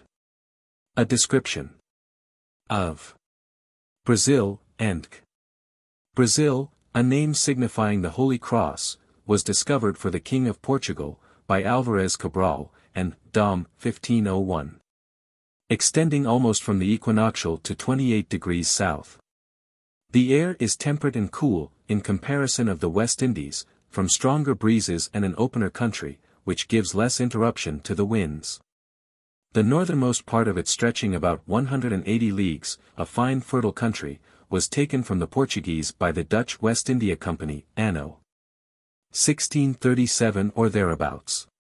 But the conquerors, as is natural where there is little or no religion subsisting, made such heavy exactions on the Portuguese, and extended such cruelty to the natives, that prepared them both easily to unite for a revolt. Facilitated by the Dutch mismanagement, for the States being at this time very intent on their India settlements, not only recalled Count More as their governor, but neglected supplies to their garrisons. However, though the others were countenanced with a fleet from Portugal, and had the affection of the natives, yet they found means to withstand and struggle with this superior power, from 1643 to 1660, and then was wholly abandoned by them. On articles dishonorable to the Portuguese, viz. That the Dutch, on relinquishing, should keep all the places they had conquered in India from Portugal. That they should pay the States 800,000 L. And permit them still the liberty of trade to Africa and Brazil, on the same custom and duties with the King of Portugal's subjects. But since that time, new stipulations and treaties have been made. Wherein the Dutch, who have been totally excluded the Brazil trade, have, in lieu thereof, a composition of 10%, for the liberty of trading to Africa. And this is always left by every Portuguese ship, before she begins her slaving, with the Dutch general of the Gold Coast, at Des Minas. There are only 3 principal towns of trade on the Brazil coast, St. Salvador, St. Sebastian, and Pernambuco. St. Salvador in the Bahia Los Todos Santos, is an archbishopric and seat of the viceroy, the chief port of trade for importation, where most of the gold from the mines is lodged, and whence the fleets for Europe generally depart. The seas about it abound with whalefish, which in the season they catch in great numbers. The flesh is salted up generally to be the victualling of their slave ships, and the train reserved for exportation, at 30 and 35 milreis a pipe. Rio Janeiro, the town St. Sebastian, is the southernmost of the Portuguese, the worst provided of necessaries, but commodious for a settlement, because nigh the mine, and convenient to supervise the slaves, who, as I have been told, do usually allow their master $1 per diem, and have the overplus of their work, if any, to themselves. The gold from hence is esteemed the best, for being of a copperish color, and they have a mint to run it into coin, both here and at Bahia, the moidores of either having the initial letters of each place upon them. Pernambuco, though mentioned last, is the second in dignity, a large and populous town, and has its rise from the ruins of Olinda, or the Handsome, a city of a far pleasanter situation, 6 miles up the river. But not so commodious for traffic and commerce. Just above the town the river divides itself into two branches, not running directly into the sea, but to the southward. And in the nook of the island made by that division, stands the governor's house, a square plain building of Prince Maurice's, with two towers, on which are only this date inscribed, Anno 1641. The avenues to it are every way pleasant, through vistas of tall cocoanut trees. Over each branch of the river is a bridge. That leading to the country is all of timber, but the other to the town, of 26 or 28 arches, is half of stone, made by the Dutch, who in their time had little shops and gaming houses on each side for recreation. The pavements also of the town are in some places of broad tiles, the remaining fragments of their conquest. The town has the outer branch of the river behind it, and the harbour before it, jetting into which latter are close quays for the weighing and receiving of customage on merchandise, and for the meeting and conferring of merchants and traders. The houses are strong built, but homely, latticed like those of Lisbon, for the admission of air, without closets, and what is worse, hearths, which makes their cookery consist all in frying and stewing upon stoves. And that they do till the flesh become tender enough to shake it to pieces, and one knife is then thought sufficient to serve a table of half a score. The greatest inconvenience of Pernambuco is, that there is not one public house in it. So that strangers are obliged to hire any ordinary one they can get, at a guinea a month, and others who come to transact affairs of importance, must come recommended, if it were only for the sake of privacy. The market is stocked well enough, beef being at 5 farthings per ell. A sheep or goat at 9 shillings, a turkey 4 shillings, and fowls 2 shillings, the largest I ever saw, and may be procured much cheaper, by hiring a man to fetch them out of the country. The dearest in its kind is water, which being fetched in vessels from Olinda, will not be put on board in the road under 2 cruzados a pipe. The Portuguese here are darker than those of Europe, not only from a warmer climate, but their many intermarriages with the Negroes, who are numerous there, and some of them of good credit and circumstances. The women, not unlike the mulatto generation everywhere else, are fond of strangers. Not only the courtesans, whose interest may be supposed to wind up their affections, but also the married women who think themselves obliged, when you favour them with the secrecy of an appointment. But the unhappiness of pursuing amours, is, that the generality of both sexes are touched with venereal taints, without so much as one surgeon among them, or any body skilled in physic. To cure or palliate the progressive mischief, the only person pretending that way, is an Irish father, whose knowledge is all comprehended in the virtues of 2 or 3 simples, and those, with the salubrity of the air and temperance, is what they depend on, for subduing the worst of malignity. And it may not be unworthy notice, that though few are exempted from the misfortune of a running, eruptions, or the like, yet I could hear of none precipitated into those deplorable circumstances we see common in unskilful mercurial processes.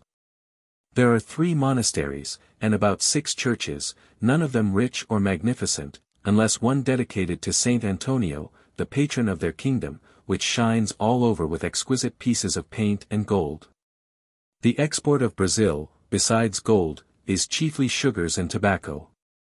The latter are sent off in rolls of a quintal weight, kept continually moistened with molasses, which, with the soil it springs from, imparts a strong and peculiar scent, more sensible in the snuff made from it, which though under prohibition of importing to Lisbon, sells here at 2s. per ell as the tobacco does at about 6 milreis a rowel. The finest of their sugar sells at 8s. per rove, and a small ill-tasted rum drawn from the dregs and molasses, at 2 testunes a gallon. Besides these, they send off great quantities of Brazil wood, and whale oil, some gums and parrots. The latter are different from the African in colour and bigness, for as they are blue and larger, these are green and smaller. And the females of them ever retain the wild note, and cannot be brought to talk. In lieu of this produce, the Portuguese, once every year by their fleet from Lisbon, import all manner of European commodities. And whoever is unable or negligent of supplying himself at that season, buys at a very advanced rate, before the return of another. To transport passengers, slaves, or merchandise from one settlement to another, or in fishing.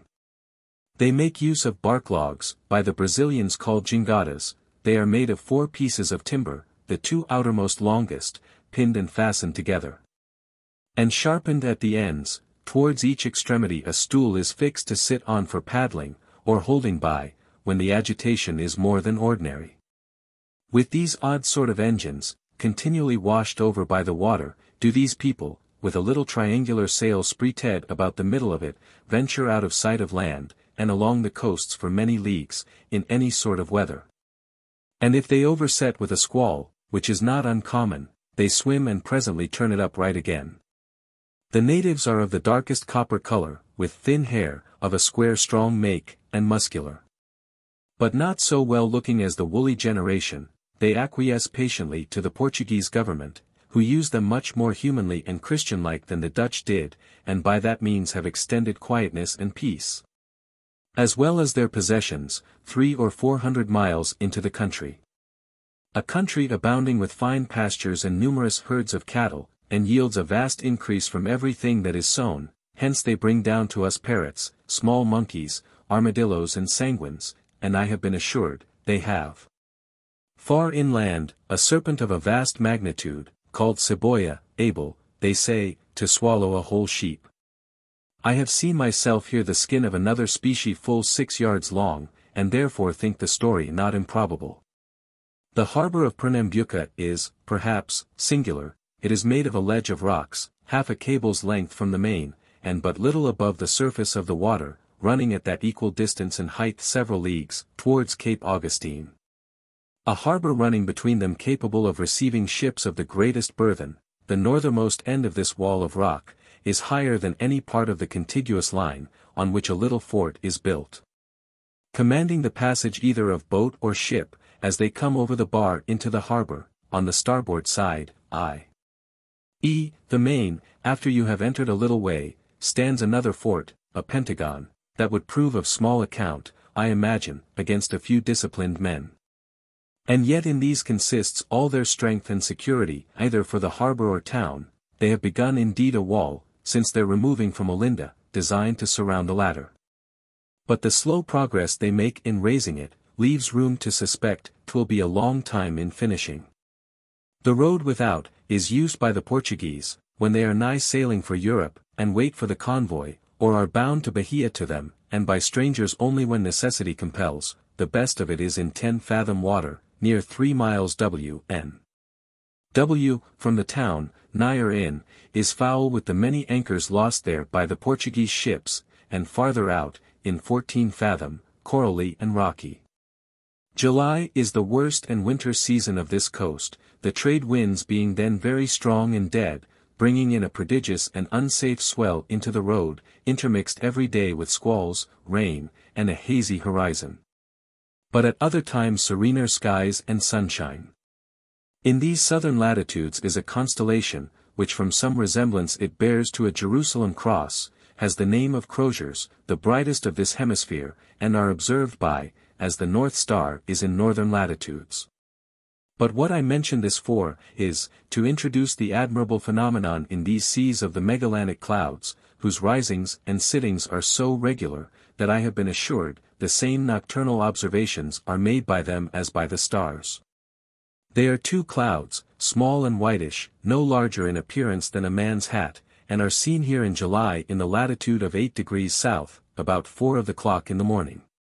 If their appearance should be said to be the reflection of light, from some stellary bodies above them, yet the difficulty is not easily answered, how these, beyond others, become so durable and regular in their motions.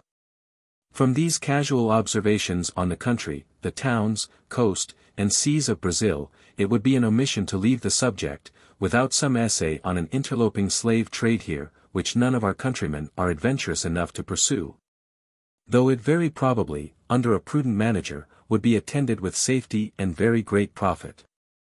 And I admire the more it is not struck at, because ships from the southern coast of Africa, don't lengthen the voyage to the West Indies a great deal, by taking a part of Brazil in their way. The disadvantages the Portuguese are under for purchasing slaves, are these, that they have very few proper commodities for Guinea, and the gold, which was their chiefest, by an edict in July 1722, stands now prohibited from being carried thither. So that the ships employed therein are few, and insufficient for the great mortality and call of their minds. Besides, should they venture at breaking so destructive a law, as the above mentioned, as no doubt they do. Or they could make little or no purchase, yet gold does not raise its value like merchandise in traveling, especially to Africa, and when the composition with the Dutch is also paid. They may be said to buy their negroes at almost double the price the English, Dutch, or French do, which necessarily raises their value extravagantly at Brazil. Those who can purchase one, buying a certainer annuity than South Sea stock. Thus far of the call for slaves at Brazil. I shall now consider and obviate some difficulties objected against any foreigners, suppose English, interposing in such a trade, and they are some on theirs, and some on our side. On their side it is prohibited under pain of death, a law less effectual to the prevention of it than pecuniary mulcts would be, because a penalty so inadequate and disproportioned, is only in terrorem, and makes it merciful in the governor. Or his instruments, to take a composition of 8 or 10 moidores, when any subject is catched, and is the common custom so to do as often as they are found out. On our side it is confiscation of what they can get, which considering, they have no men of war to guard the coast, need be very little, without supine neglect and carelessness. I am a man of war, or privateer, and being in want of provisions, or in search of pirates, put into Pernambuco for intelligence, to enable me for the pursuit, the dread of pirates keeps every one off, till you have first sent an officer.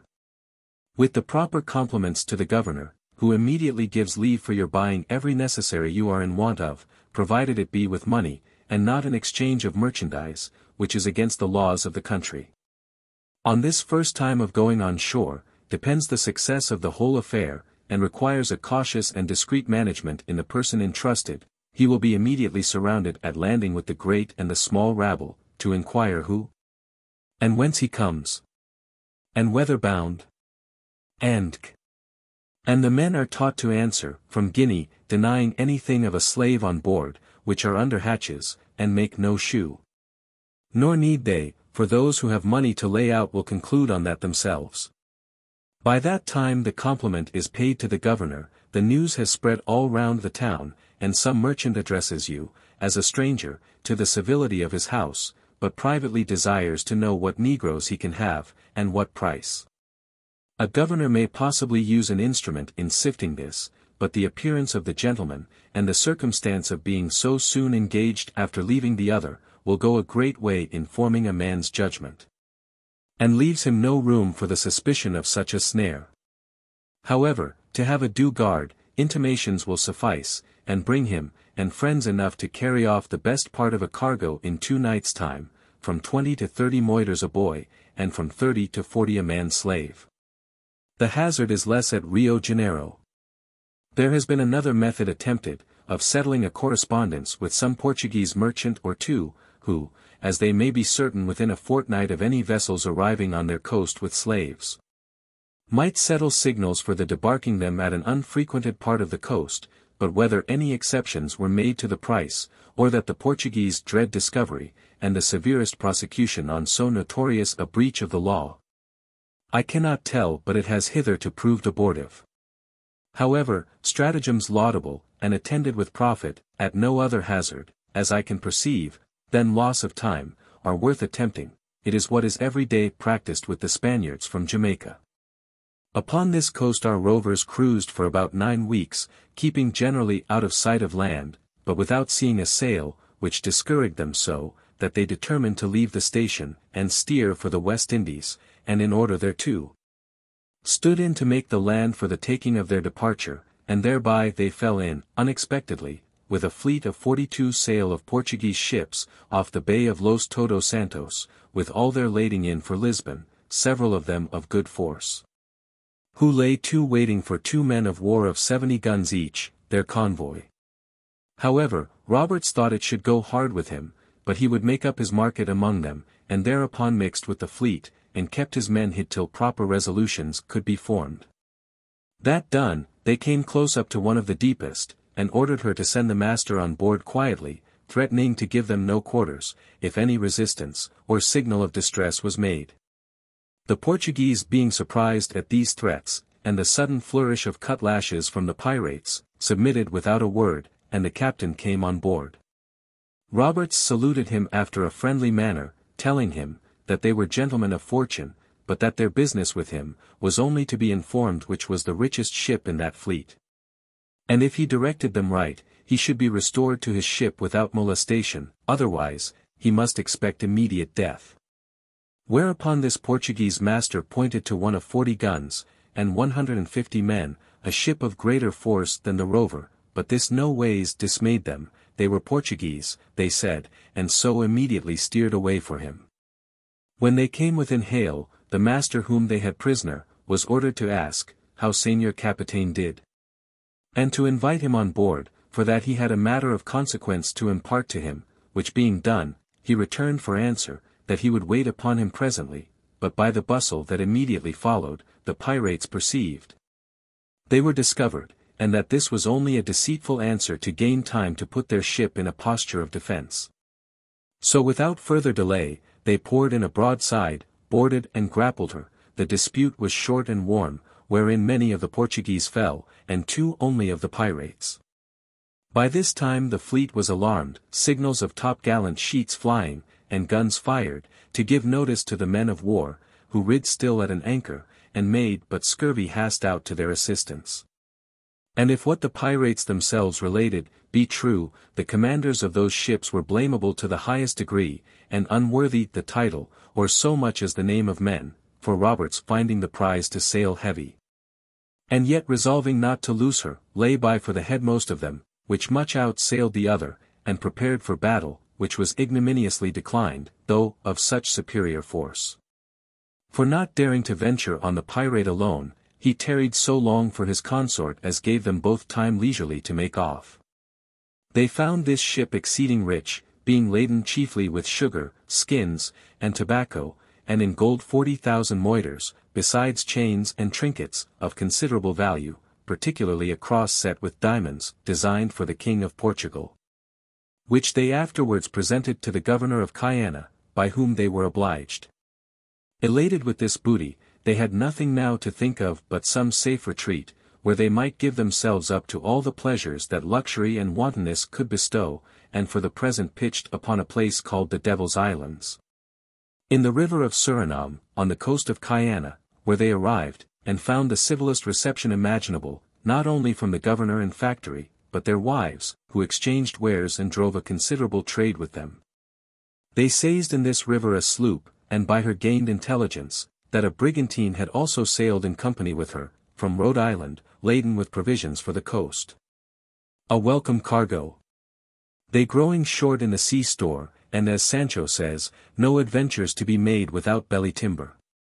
One evening as they were rummaging their mine of treasure, the Portuguese prize, this expected vessel was descried at masthead, and Roberts, imagining no body could do the business so well as himself, takes 40 men in the sloop, and goes in pursuit of her.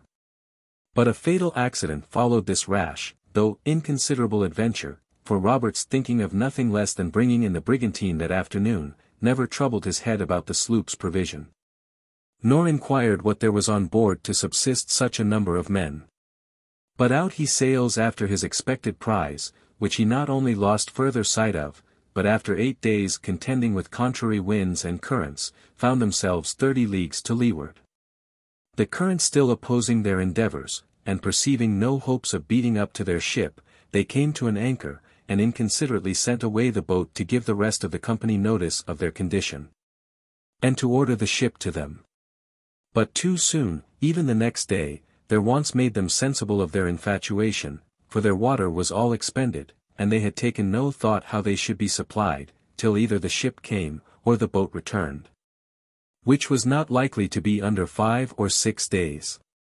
Here, like Tantalus, they almost famished in sight of the fresh streams and lakes, being drove to such extremity at last, that they were forced to tear up the floor of the cabin, and patch up a sort of tub or tray with rope yarns, to paddle ashore, and fetch off immediate supplies of water to preserve life. After some days, the long-wished-for boat came back, but with the most unwelcome news in the world, for Kennedy, who was lieutenant, and left in absence of Roberts, to command the privateer and prize, was gone off with both. This was mortification with a vengeance, and you may imagine, they did not depart without some hard speeches from those that were left, and had suffered by their treachery, and that there need be no further mention of this Kennedy. I shall leave Captain Roberts, for a page or two, with the remains of his crew, to vent their wrath in a few oaths and execrations, and follow the other, whom we may reckon from that time, as steering his course towards execution dock. Kennedy was now chosen captain of the revolted crew, but could not bring his company to any determined resolution. Some of them were for pursuing the old game, but the greater part of them seemed to have inclinations to turn from those evil courses, and get home privately, for there was no act of pardon in force, therefore they agreed to break up. And every man to shift for himself, as he should see occasion. The first thing they did, was to part with the great Portuguese prize, and having the master of the sloop, whose name I think was Kane, aboard, who they said was a very honest fellow, for he had humoured them upon every occasion, told them of the brigantine that Roberts went after. And when the pirates first took him, he complimented them at an odd rate, telling them they were welcome to his sloop and cargo, and wished that the vessel had been larger, and the loading richer for their sakes. To this good-natured man they gave the Portuguese ship, which was then above half loaded, 3 or 4 negroes, and all his own men, who returned thanks to his kind benefactors, and departed. Captain Kennedy and the Rover sailed to Barbados, near which island, they took a very peaceable ship belonging to Virginia. The commander was a Quaker, whose name was Not, he had neither pistol, sword, nor cutlash on board, and Mr. Not appearing so very passive to all they said to him, some of them thought this a good opportunity to go off, and accordingly 8 of the pirates went aboard, and he carried them safe to Virginia. They made the Quaker a present of 10 chests of sugar, 10 rolls of Brazil tobacco, 30 moidores, and some gold dust, in all to the value of about 250 L. They also made presents to the sailors, some more, some less, and lived a jovial life all the while they were upon their voyage, Captain Not giving them their way. Nor indeed could he help himself, unless he had taken an opportunity to surprise them, when they were either drunk or asleep, for awake they wore arms aboard the ship, and put him in a continual terror. It not being his principle, or the sex, to fight, unless with art and collusion. He managed these weapons well till he arrived at the Capes, and afterwards 4 of the pirates went off in a boat, which they had taken with them, for the more easily making their escapes, and made up the bay towards Maryland. But were forced back by a storm into an obscure place of the country, where meeting with good entertainment among the planters, they continued several days without being discovered to be pirates. In the meantime Captain Not leaving 4 others on board his ship, who intended to go to North Carolina, made what haste he could to discover to Mr. Spotswood the governor, what sort of passengers he had been forced to bring with him, who by good fortune got them seized. And search being made after the others, who were revelling about the country, they were also taken, and all tried, convicted and hanged, 2 Portuguese Jews who were taken on the coast of Brazil, and whom they brought with them to Virginia, being the principal evidences. The latter had found means to lodge part of their wealth with the planters, who never brought it to account, but Captain Not surrendered up everything that belonged to them, that were taken aboard, even what they presented to him, in lieu of such things as they had plundered him of in their passage, and obliged his men to do the like. Some days after the taking of the Virginia man last mentioned, in cruising in the latitude of Jamaica, Kennedy took a sloop bound thither from Boston, loaded with bread and flour. Aboard of this sloop went all the hands who were for breaking the gang, and left those behind that had a mind to pursue further adventures. Among the former were Kennedy, their captain, of whose honor they had such a despicable notion, that they were about to throw him overboard, when they found him in the sloop, as fearing he might betray them all, at their return to England. He having in his childhood been bred a pickpocket, and before he became a pirate, a housebreaker, both professions that these gentlemen have a very mean opinion of. However, Captain Kennedy, by taking solemn oaths of fidelity to his companions, was suffered to proceed with them. In this company there was but one that pretended to any skill in navigation, for Kennedy could neither write nor read, he being preferred to the command merely for his courage, which indeed he had often signalized. Particularly in taking the Portuguese ship, and he proved to be a pretender only. For shaping their course to Ireland, where they agreed to land, they ran away to the northwest coast of Scotland, and they were tossed about by hard storms of wind for several days, without knowing where they were. And in great danger of perishing, at length they pushed the vessel into a little creek, and went all ashore, leaving the sloop at an anchor for the next comers. The whole company refreshed themselves at a little village about 5 miles from the place where they left the sloop, and passed there for shipwrecked sailors, and no doubt might have travelled on without suspicion. But the mad and riotous manner of their living on the road, occasioned their journey to be cut short, as we shall observe presently. Kennedy and another left them here, and travelling to one of the seaports, shipped themselves for Ireland, and arrived there in safety. 6 or 7 wisely withdrew from the rest, travelled at their leisure, and got to their much-desired port of London, without being disturbed or suspected. But the main gang alarmed the country wherever they came, drinking and roaring at such a rate, that the people shut themselves up in their houses, in some places, not daring to venture out among so many mad fellows, in other villages. They treated the whole town, squandering their money away, as if, like Aesop, they wanted to lighten their burthens. This expensive manner of living procured 2 of their drunken stragglers to be knocked on the head. They being found murdered in the road, and their money taken from them, all the rest, to the number of 17 as they drew nigh to Edinburgh, were arrested and thrown into gaol, upon suspicion, of they knew not what. However, the magistrates were not long at a loss for proper accusations, for 2 of the gang offering themselves for evidences were accepted of, and the others were brought to a speedy trial, whereof 9 were convicted and executed. Kennedy, having spent all his money, came over from Ireland, and kept a common B.Y. house on Deptford Road, and now and then, 'twas thought, made an excursion abroad in the way of his former profession. Till one of his household W.S. gave information against him for a robbery, for which he was committed to Bridewell. But because she would not do the business by halves, she found out a mate of a ship that Kennedy had committed piracy upon, as he foolishly confessed to her.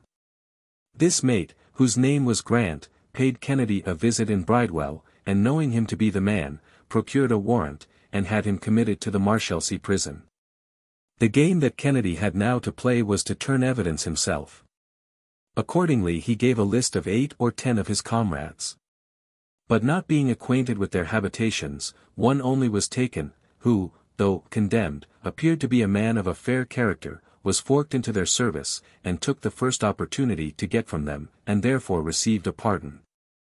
But Walter Kennedy, being a notorious offender, was executed the 19th of July, 1721, at Execution Dock. The rest of the pirates who were left in the ship Rover, stayed not long behind, for they went ashore to one of the West India Islands. What became of them afterwards, I can't tell, but the ship was found at sea by a sloop belonging to St. Christopher's, and carried into that island with only 9 negroes aboard. Thus we see what a disastrous fate ever attends the wicked, and how rarely they escape the punishment due to their crimes, who, abandoned to such a profligate life, rob, spoil, and prey upon mankind, contrary to the light and law of nature, as well as the law of God. It might have been hoped, that the examples of these deaths, would have been as marks to the remainder of this gang, how to shun the rocks their companions had split on. That they would have surrendered to mercy, or divided themselves, for ever from such pursuits, as in the end they might be sure would subject them to the same law and punishment, which they must be conscious they now equally deserved. Impending law, which never let them sleep well, unless when drunk. But all the use that was made of it here, was to commend the justice of the court, that condemned Kennedy, for he was a sad dog, they said, and deserved the fate he met with. But to go back to Roberts, whom we left on the coast of Cayenne, in a grievous passion at what Kennedy and the crew had done, and who was now projecting new adventures with his small company in the sloop. But finding hitherto they had been but as a rope of sand, they formed a set of articles, to be signed and sworn to, for the better conservation of their society, and doing justice to one another. Excluding all Irish men from the benefit of it, to whom they had an implacable aversion upon the account of Kennedy. How indeed Roberts could think that an oath would be obligatory, where defiance had been given to the laws of God and man, I can't tell, but he thought their greatest security lay in this. That it was everyone's interest to observe them if they were minded to keep up so abominable a combination. The following is the substance of the articles, as taken from the pirate's own informations. Every man has a vote in affairs of moment. Has equal title to the fresh provisions, or strong liquors, at any time seized, and use them at pleasure, unless a scarcity, no uncommon thing among them, make it necessary, for the good of all, to vote a retrenchment. 2. Every man to be called fairly in turn, by list, on board of prizes, because, over and above their proper share, they were on these occasions allowed a shift of clothes, but if they defrauded the company to the value of $1, in plate, jewels, or money, marooning was their punishment. This was a barbarous custom of putting the offender on shore, on some desolate or uninhabited cape or island, with a gun, a few shot, a bottle of water, and a bottle of powder, to subsist with, or starve. If the robbery was only between one another, they contented themselves with slitting the ears and nose of him that was guilty, and set him on shore, not in an uninhabited place, but somewhere, where he was sure to encounter hardships. 3. No person to game at cards or dice for money. 4. The lights and candles to be put out at 8 o'clock at night, if any of the crew, after that hour, still remained inclined for drinking, they were to do it on the open deck. Which Roberts believed would give a check to their debauches, for he was a sober man himself, but found at length, that all his endeavors to put an end to this debauch, proved ineffectual. v. To keep their piece, pistols, and cutlash clean, and fit for service. In this they were extravagantly nice, endeavoring to outdo one another, in the beauty and richness of their arms, giving sometimes at an auction, at the mast, 30 or 40 L. a pair, 4 pistols. These were slung in time of service, with different colored ribbands, over their shoulders, in a way peculiar to these fellows, in which they took great delight. 6. No boy or woman to be allowed amongst them. If any man were found seducing any of the latter sex, and carried her to sea, disguised, he was to suffer death.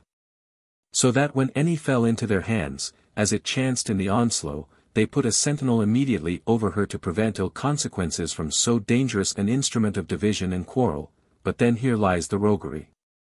They contend who shall be sentinel, which happens generally to one of the greatest bullies, who, to secure the lady's virtue, will let none lie with her but himself. 7. To desert the ship, or their quarters in battle, was punished with death, or marooning. 8. No striking one another on board, but every man's quarrels to be ended on shore, at sword and pistol, thus. The quartermaster of the ship, when the parties will not come to any reconciliation, accompanies them on shore with what assistance he thinks proper, and turns the disputants back to back, at so many paces distance, at the word of command. They turn and fire immediately, or else the piece is knocked out of their hands. If both miss, they come to their cutlashes, and then he is declared victor who draws the first blood. 9. No man to talk of breaking up their way of living, till each had shared a 1,000 L. If in order to this, any man should lose a limb, or become a cripple in their service, he was to have $800, out of the public stock, and for lesser hurts, proportionably. X. The captain and quartermaster to receive 2 shares of a prize. The master, boatswain, and gunner, 1 share and a half, and other officers, 1 1/4. 11. The musicians to have rest on the Sabbath day, but the other 6 days and nights, none without special favor. These, we are assured, were some of Roberts's articles, but as they had taken care to throw overboard the original they had signed and sworn to, there is a great deal of room to suspect. The remainder contains something too horrid to be disclosed to any, except such as were willing to be sharers in the iniquity of them. Let them be what they will, they were together the test of all newcomers, who were initiated by an oath taken on a Bible, reserved for that purpose only, and were subscribed to in presence of the worshipful Mr. Roberts. And in case any doubt should arise concerning the construction of these laws, and it should remain a dispute whether the party had infringed them or no, a jury is appointed to explain them, and bring in a verdict upon the case in doubt. Since we are now speaking of the laws of this company, I shall go on, and, in as brief a manner as I can, relate the principal customs, and government, of this roguish commonwealth, which are pretty near the same with all pirates. For the punishment of small offences, which are not provided for by the articles, and which are not of consequence enough to be left to a jury, there is a principal officer among the pirates, called the quartermaster, of the men's own choosing, who claims all authority this way, excepting in time of battle. If they disobey his command, are quarrelsome and mutinous with one another, misuse prisoners, plunder beyond his order, and in particular, if they be negligent of their arms, which he musters at discretion, he punishes at his own arbitrament, with drubbing or whipping, which no one else dare do without incurring the lash from all the ship's company. In short, this officer is trustee for the whole. Is the first on board any prize, separating for the company's use, what he pleases, and returning what he thinks fit to the owners, excepting gold and silver, which they have voted not returnable. After a description of the quartermaster, and his duty, who acts as a sort of a civil magistrate on board a pirate ship, I shall consider their military officer, the captain. What privileges he exerts in such anarchy and unruliness of the members, why truly very little, they only permit him to be captain, on condition, that they may be captain over him. They separate to his use the great cabin, and sometimes vote him small parcels of plate and china, for it may be noted that Roberts drank his tea constantly, but then every man, as the humour takes him, will use the plate and china. Intrude into his apartment, swear at him, seize a part of his victuals and drink, if they like it, without his offering to find fault or contest it. Yet Roberts, by a better management than usual, became the chief director in every thing of moment. And it happened thus, the rank of captain being obtained by the suffrage of the majority, it falls on one superior for knowledge and boldness, pistol-proof, as they call it, and can make those fear, who do not love him. Roberts is said to have exceeded his fellows in these respects, and when advanced, enlarged the respect that followed it, by making a sort of privy council of half a dozen of the greatest bullies, such as were his competitors, and had interest enough to make his government easy, yet even those, in the latter part of his reign, he had run counter to in every project that opposed his own opinion. For which, and because he grew reserved, and would not drink and roar at their rate, a cabal was formed to take away his captainship, which death did more effectually. The captain's power is uncontrollable in chase, or in battle, drubbing, cutting, or even shooting any one who dares deny his command. The same privilege he takes over prisoners, who receive good or ill usage, mostly as he approves of their behavior, for though the meanest would take upon them to misuse a master of a ship, yet he would control herein, when he see it. And merrily over a bottle, give his prisoners this double reason for it. First, that it preserved his precedence, and secondly, that it took the punishment out of the hands of a much more rash and mad set of fellows than himself. When he found that rigor was not expected from his people, for he often practiced it to appease them, then he would give strangers to understand, that it was pure inclination that induced him to a good treatment of them, and not any love or partiality to their persons. For, says he, there is none of you but will hang me, I know, whenever you can clinch me within your power. And now seeing the disadvantages they were under for pursuing the account, viz. a small vessel ill repaired, and without provisions, or stores, they resolved one and all, with the little supplies they could get, to proceed for the West Indies, not doubting to find a remedy for all these evils, and to retrieve their loss. In the latitude of Dicida, one of the islands, they took 2 sloops, which supplied them with provisions and other necessaries.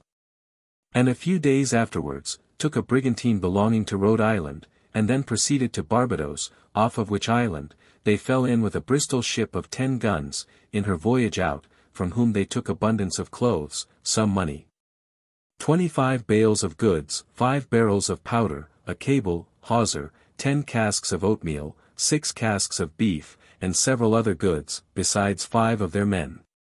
And after they had detained her 3 days, let her go, who being bound for the above said island, she acquainted the governor with what had happened, as soon as she arrived.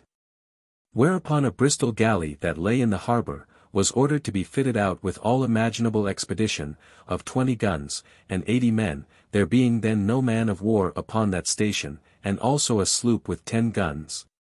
And 40 men. The galley was commanded by one Captain Rogers, of Bristol, and the sloop by Captain Graves, of that island, and Captain Rogers by a commission from the governor, was appointed commodore. The second day after Rogers sailed out of the harbour, he was discovered by Roberts, who knowing nothing of their design, gave them chase. The Barbados ships kept an easy sail till the pirates came up with them, and then Roberts gave them a gun. Expecting they would have immediately struck to his piratical flag, but instead thereof, he was forced to receive the fire of a broadside, with 3 huzzas at the same time.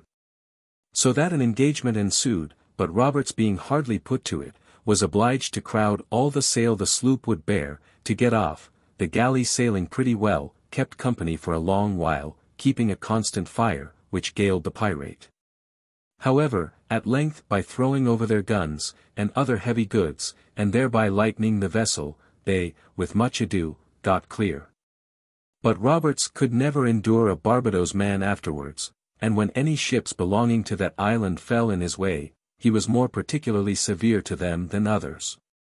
Captain Roberts sailed in the sloop to the island of Dominico, where he watered, and got provisions of the inhabitants, to whom he gave goods in exchange. At this place he met with 13 Englishmen, who had been set ashore by a French garde de la coste, belonging to Martinico, taken out of 2 New England ships, that had been seized, as prize. By the said French sloop, the men willingly entered with the pirates, and it proved a seasonable recruit. They stayed not long here, though they had immediate occasion for cleaning their sloop, but did not think this a proper place, and herein they judged right. For the touching at this island, had like to have been their destruction, because they having resolved to go away to the Grenada Islands, for the aforesaid purpose, by some accident it came to be known to the French colony. Who sending word to the governor of Martinico, he equipped and manned 2 sloops to go in quest of them.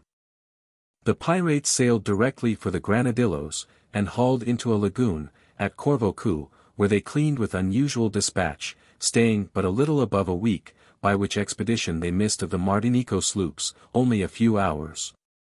Roberts sailing overnight, that the French arrived the next morning. This was a fortunate escape, especially considering, that it was not from any fears of their being discovered, that they made so much haste from the island. But, as they had the impudence themselves to own, for the want of wine and women. Thus narrowly escaped, they sailed for Newfoundland, and arrived upon the banks the latter end of June, 1720. They entered the harbour of Trepassai, with their black colours flying, drums beating, and trumpets sounding. There were 22 vessels in the harbour, which the men all quitted upon the sight of the pirate, and fled ashore. It is impossible particularly to recount the destruction and havoc they made here, burning and sinking all the shipping, except a Bristol galley, and destroying the fisheries, and stages of the poor planters, without remorse or compunction. For nothing is so deplorable as power in mean and ignorant hands, it makes men wanton and giddy, unconcerned at the misfortunes they are imposing on their fellow creatures, and keeps them smiling at the mischiefs, that bring themselves no advantage. They are like mad men, that cast firebrands, arrows, and death, and say, "Are not we in sport?"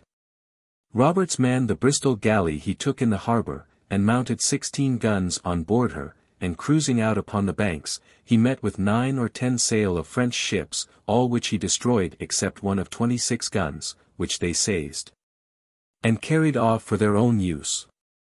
This ship they christened the Fortune, and leaving the Bristol galley to the French men, they sailed away in company with the sloop, on another cruise, and took several prizes, viz.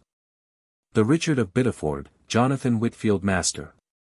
The Willing Mind of Poole, the Expectation of Top Sham, and the Samuel, Captain Carey, of London. Out of these ships they increased their company, by entreating all the men they could well spare, in their own service. The Samuel was a rich ship, and had several passengers on board, who were used very roughly, in order to make them discover their money, threatening them every moment with death, if they did not resign everything up to them. They tore up the hatches and entered the hold like a parcel of furies, and with axes and cutlashes, cut and broke open all the bales, cases, and boxes, they could lay their hands on. And when any goods came upon deck, that they did not like to carry aboard, instead of tossing them into the hold again, threw them overboard into the sea. All this was done with incessant cursing and swearing, more like fiends than men.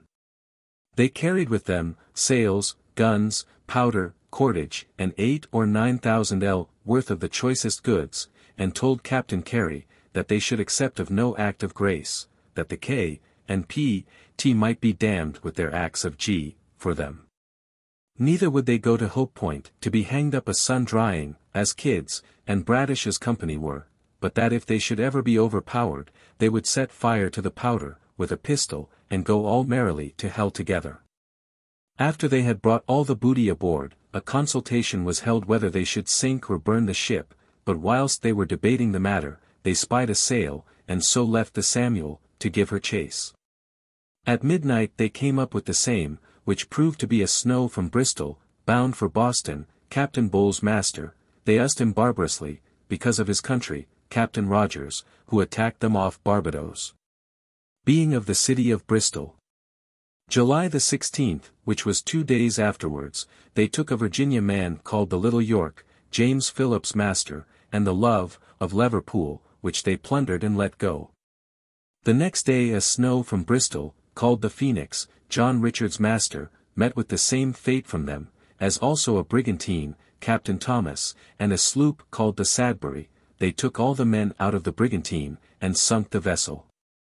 When they left the banks of Newfoundland, they sailed for the West Indies, and the provisions growing short, they went for the latitude of the island Dicida, to cruise. It being esteemed the likeliest place to meet with such ships as, they used in their mirth to say, were consigned to them, with supplies. And it has been very much suspected that ships have loaded with provisions at the English colonies, on pretence of trading on the coast of Africa, when they have in reality been consigned to them. And though a shew of violence is offered to them when they meet, yet they are pretty sure of bringing their cargo to a good market. However, at this time they missed with their usual luck, and provisions and necessaries becoming more scarce every day, they retired towards St. Christopher's, where being denied all succor or assistance from the government, they furred in revenge on the town, and burnt 2 ships in the road, one of them commanded by Captain Cox, of Bristol, and then retreated farther to the island of St. Bartholomew, where they met with much handsomer treatment. The governor not only supplying them with refreshments, but he and the chiefs caressing them in the most friendly manner, and the women, from so good an example, endeavored to outvie each other in dress and behavior. To attract the good graces of such generous lovers, that paid well for their favors. Sated at length with these pleasures, and having taken on board a good supply of fresh provisions, they voted unanimously for the coast of Guinea, and in the latitude of 22°N. In their voyage thither, met with a French ship from Martinico, richly laden, and, which was unlucky for the master, had a property of being fitter for their purpose, than the banker. Exchange was no robbery they said, and so after a little mock complaisance to Monsieur, for the favour he had done them, they shifted their men, and took leave. This was their first royal fortune. In this ship Roberts proceeded on his designed voyage, but before they reached Guinea, he proposed to touch at Brava, the southernmost of Cape Verde Islands and clean.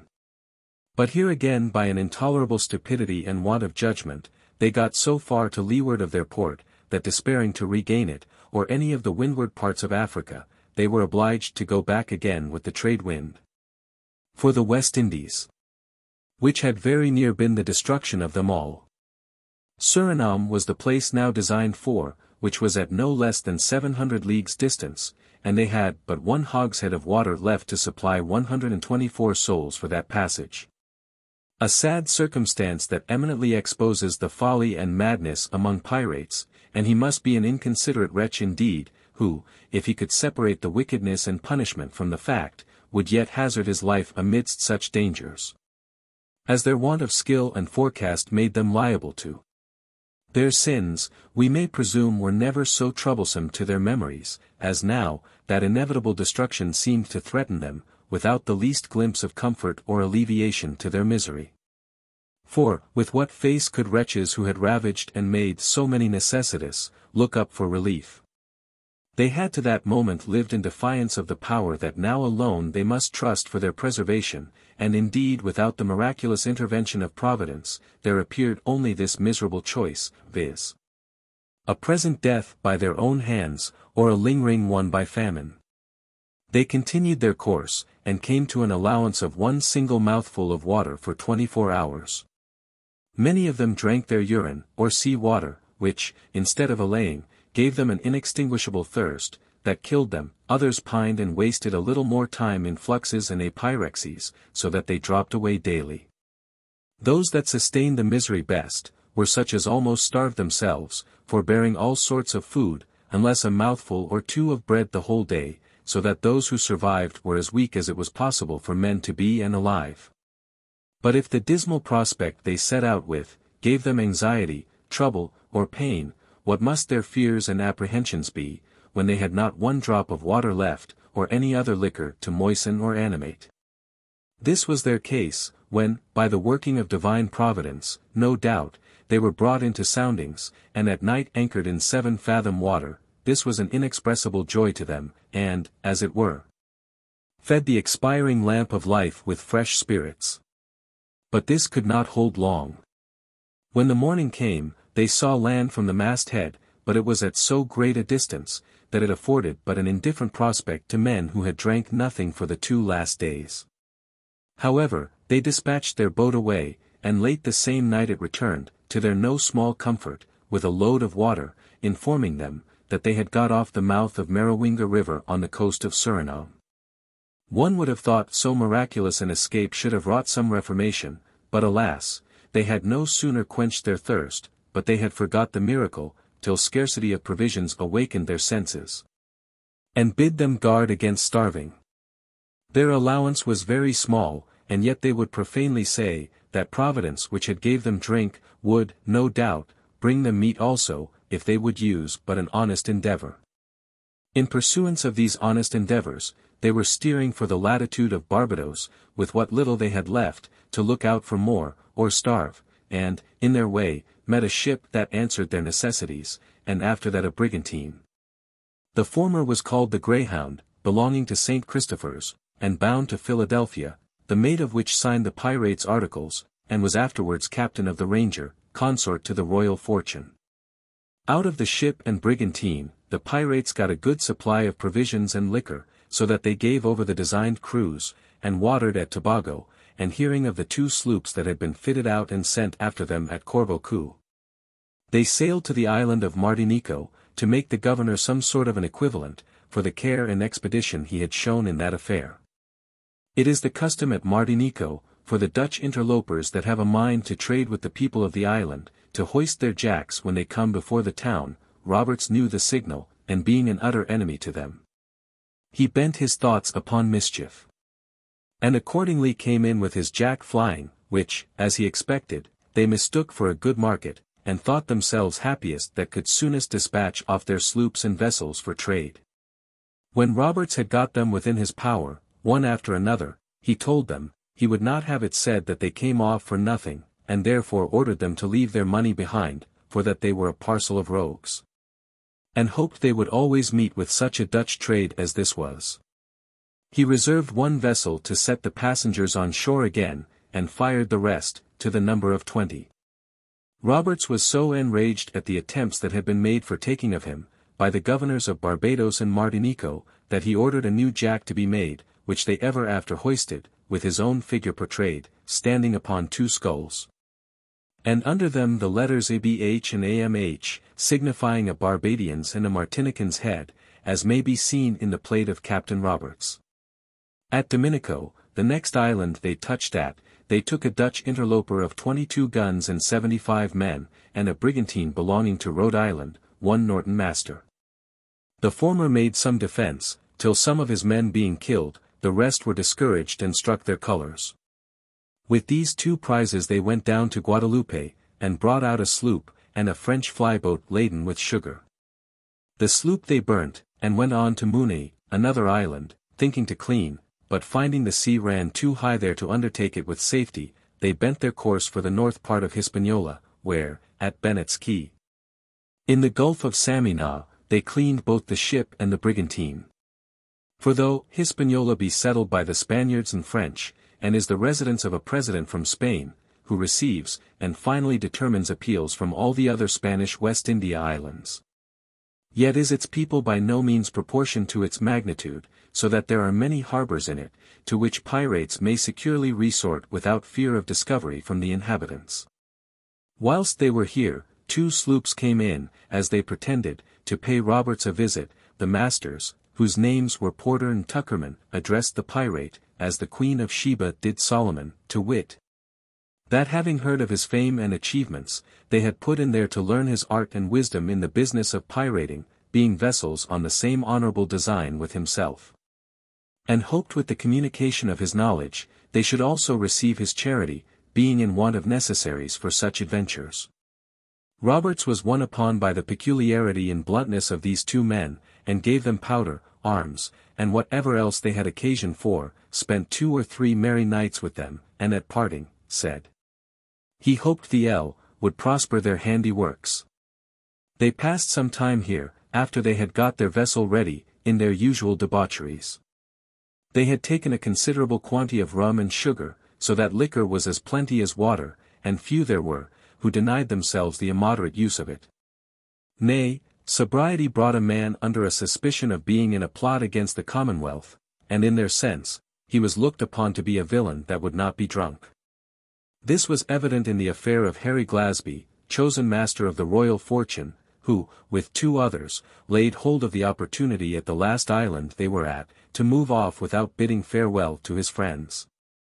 Glasby was a reserved sober man, and therefore gave occasion to be suspected, so that he was soon missed after he went away, and a detachment being sent in quest of the deserters, they were all 3 brought back again the next day. This was a capital offence, and for which they were ordered to be brought to an immediate trial. Here was the form of justice kept up, which is as much as can be said of several other courts, that have more lawful commissions for what they do. Here was no feeing of counsel, and bribing of witnesses was a custom not known among them. No packing of juries, no torturing and wresting the sense of the law, for by ends and purposes, no puzzling or perplexing the cause with unintelligible canting terms, and useless distinctions. Nor was their sessions burthened with numberless officers, the ministers of rapine and extortion, with ill-boding aspects, enough to fright Astrea from the court. The place appointed for their trials, was the steerage of the ship. In order to which, a large bowl of rum punch was made, and placed upon the table, the pipes and tobacco being ready, the judicial proceedings began, the prisoners were brought forth, and articles of indictment against them read. They were arraigned upon a statute of their own making, and the letter of the law being strong against them, and the fact plainly proved, they were about to pronounce sentence, when one of the judges moved, that they should first smoke t'other pipe. Which was accordingly done. All the prisoners pleaded for arrest of judgment very movingly, but the court had such an abhorrence of their crime, that they could not be prevailed upon to shew mercy, till one of the judges, whose name was Valentine Ashplant, stood up, and taking his pipe out of his mouth, said, he had something to offer to the court in behalf of one of the prisoners. And spoke to this effect: by G, Glasby shall not die, d—n me if he shall. After this learned speech, he sat down in his place, and resumed his pipe. This motion was loudly opposed by all the rest of the judges, in equivalent terms. But Ashplant, who was resolute in his opinion, made another pathetical speech in the following manner. G.D. Ye gentlemen, I am as good a man as the best of you, D.M.I.S.L. if ever I turned my back to any man in my life, or ever will, by G. Glasby is an honest fellow, notwithstanding this misfortune, and I love him, D.L.D. and me if I don't, I hope he'll live and repent of what he has done, but D.N. me if he must die, I will die along with him. And thereupon, he pulled out a pair of pistols, and presented them to some of the learned judges upon the bench, who, perceiving his argument so well supported, thought it reasonable that Glasby should be acquitted. And so they all came over to his opinion, and allowed it to be law. But all the mitigation that could be obtained for the other prisoners, was, that they should have the liberty of choosing any 4 of the whole company to be their executioners. The poor wretches were tied immediately to the mast, and there shot dead, pursuant to their villainous sentence. When they put to sea again, the prizes which had been detained only for fear of spreading any rumor concerning them, which had like to have been so fatal at Corvo, were thus disposed of.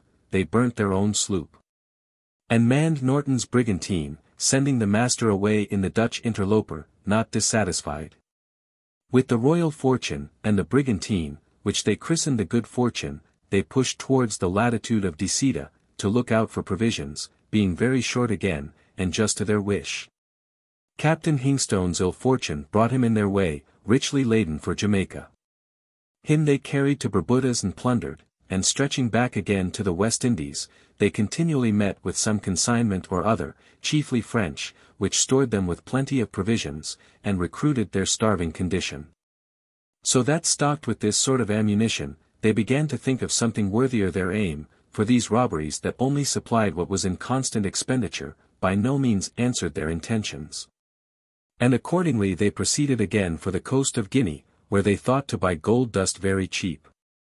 In their passage thither, they took numbers of ships of all nations, some of which they burnt or sunk, as the carriage or characters of the masters displeased them. Notwithstanding the successful adventures of this crew, yet it was with great difficulty they could be kept together, under any kind of regulation. For being almost always mad or drunk, their behavior produced infinite disorders, every man being in his own imagination a captain, a prince, or a king. When Roberts saw there was no managing of such a company of wild ungovernable brutes, by gentle means, nor to keep them from drinking to excess, the cause of all their disturbances, he put on a rougher deportment, and a more magisterial carriage towards them, correcting whom he thought fit. And if any seemed to resent his usage, he told them, they might go ashore and take satisfaction of him, if they thought fit, at sword and pistol, for he neither valued or feared any of them. About 400 leagues from the coast of Africa, the brigantine who had hitherto lived with them, in all amicable correspondence, thought fit to take the opportunity of a dark night, and leave the Commodore. Which leads me back to the relation of an accident that happened at one of the islands of the West Indies, where they watered before they undertook this voyage, which had like to have thrown their government, such as it was, off the hinges, and was partly the occasion of the separation. The story is as follows. Captain Roberts having been insulted by one of the drunken crew, whose name I have forgot, he, in the heat of his passion killed the fellow on the spot, which was resented by a great many others, put particularly one Jones, a brisk active young man, who died lately in the Marshalsea, and was his messmate. This Jones was at that time ashore watering the ship, but as soon as he came on board, was told that Captain Roberts had killed his comrade, upon which he cursed Roberts, and said, he ought to be served so himself. Roberts hearing Jones's invective, ran to him with a sword, and ran him into the body, who, notwithstanding his wound, seized the captain, threw him over a gun, and beat him handsomely. This adventure put the whole company in an uproar, and some taking part with the captain, and others against him, there had like to have ensued a general battle with one another, like my Lord Thomond's cocks. However, the tumult was at length appeased by the mediation of the quartermaster, and as the majority of the company were of opinion that the dignity of the captain ought to be supported on board, that it was a post of honor, and therefore the person whom they thought fit to confer it on, should not be violated by any single member. Wherefore they sentenced Jones to undergo 2 lashes from every one of the company, for his misdemeanor, which was executed upon him as soon as he was well of his wound. This severe punishment did not at all convince Jones that he was in the wrong, but rather animated him to some sort of a revenge. But not being able to do it upon Roberts's person, on board the ship, he and several of his comrades, correspond with Anstis, captain of the brigantine, and conspire with him and some of the principal pirates on board that vessel, to go off from the company. What made Anstis a malcontent, was, the inferiority he stood in, with respect to Roberts, who carried himself with a haughty and magisterial air, to him and his crew, he regarding the brigantine only as a tender, and, as such, left them no more than the refuse of their plunder. In short, Jones and his consort go on board of Captain Anstis, on pretence of a visit, and there consulting with their brethren, they find a majority for leaving of Roberts, and so came to a resolution to bid a soft farewell, as they call it, that night, and to throw overboard whosoever should stick out. But they proved to be unanimous, and effected their design as above mentioned. I shall have no more to say of Captain Anstis, till the story of Roberts is concluded, therefore I return to him, in the pursuit of his voyage to Guinea. The loss of the brigantine was a sensible shock to the crew, she being an excellent sailor, and had 70 hands aboard. However, Roberts, who was the occasion of it, put on a face of unconcern at this his ill conduct and mismanagement, and resolved not to alter his purposes upon that account. Roberts fell in to windward nigh the Senegal, a river of great trade for gum, on this part of the coast, monopolized by the French, who constantly keep cruisers, to hinder the interloping trade. At this time they had 2 small ships on that service. One of 10 guns and 65 men, and the other of 16 guns and 75 men. Who having got a sight of Mr. Roberts, and supposing him to be one of these prohibited traders, chased with all the sail they could make, to come up with him. But their hopes which had brought them very nigh, too late deceived them, for on the hoisting of Jolly Roger, the name they give their black flag, their French hearts failed, and they both surrendered without any, or at least very little resistance. With these prizes they went into Sierra Leone, and made one of them their consort, by the name of the Ranger, and the other a storeship, to clean by. Sierra Leone River disgorges with a large mouth, the starboard side of which, drafts into little bays, safe and convenient for cleaning and watering. What still made it preferable to the pirates, is, that the traders settled here, are naturally their friends. There are about 30 English men in all, men who in some part of their lives, have been either privateering, buccaneering, or pirating, and still retain and love the riots, and humours, common to that sort of life. They live very friendly with the natives, and have many of them of both sexes, to be their grometas, or servants. The men are faithful, and the women so obedient, that they are very ready to prostitute themselves to whomsoever their masters shall command them. The Royal African Company has a fort on a small island called Bent's Island, but 'tis of little use, besides keeping their slaves, the distance making it incapable of giving any molestation to their starboard shore. Here lives at this place an old fellow, who goes by the name of Crackers, who was formerly a noted buccaneer, and while he followed the calling, robbed and plundered many a man. He keeps the best house in the place, has 2 or 3 guns before his door, with which he salutes his friends, the pirates, when they put in, and lives a jovial life with him, all the while they are there. Here follows a list, of the rest of those lawless merchants, and their servants, who carry on a private trade with the interlopers, to the great prejudice of the Royal African Company, who with extraordinary industry and expense, have made and maintain settlements without any consideration from those, who, without such settlements and forts, would soon be under an incapacity of pursuing any such private trade. Wherefore, 'tis to be hopped, proper means will be taken, to root out a pernicious set of people, who have all their lives, supported themselves by the labours of other men. 2 of these fellows entered with Robert's crew, and continued with them, till the destruction of the company. A list of the white men, now living on the high land of Sierra Leone, and the craft they occupy. John Lead Stone, 3 boats and periago. His man Tom. His man John Brown. Alexander Middleton, 1 longboat. His man Charles Hawkins. John Pierce, partners, 1 longboat. William Meade, partners, 1 longboat. Their man John Vernon. David Chatmers, 1 longboat. John Chatmers, 1 longboat. Richard Richardson, 1 longboat. Norton, partners, 2 longboats and 2 small boats. Richard Warren, partners, 2 longboats and 2 small boats. Roberts Glynn, partners, 2 longboats and 2 small boats. His man John Franks. William Waits, and 1 young man. John Bonner Man. John England, 1 longboat. Robert Samples, 1 longboat. William Presgrove, 1 sloop, 2 longboats, a small boat, and periago. Harry, 1 sloop, 2 longboats, a small boat, and periago. Davis, 1 sloop, 2 longboats, a small boat, and periago. Mitchell, 1 sloop, 2 longboats, a small boat, and periago. Richard Lamb. With Roques Rodrigues, a Portuguese. George Bishop. Peter Brown. John Jones, 1 longboat. His Irish young man. At Rio Pungo, Benjamin Gunn. At Kidham, George Yates. At Galeneas, Richard Lemons.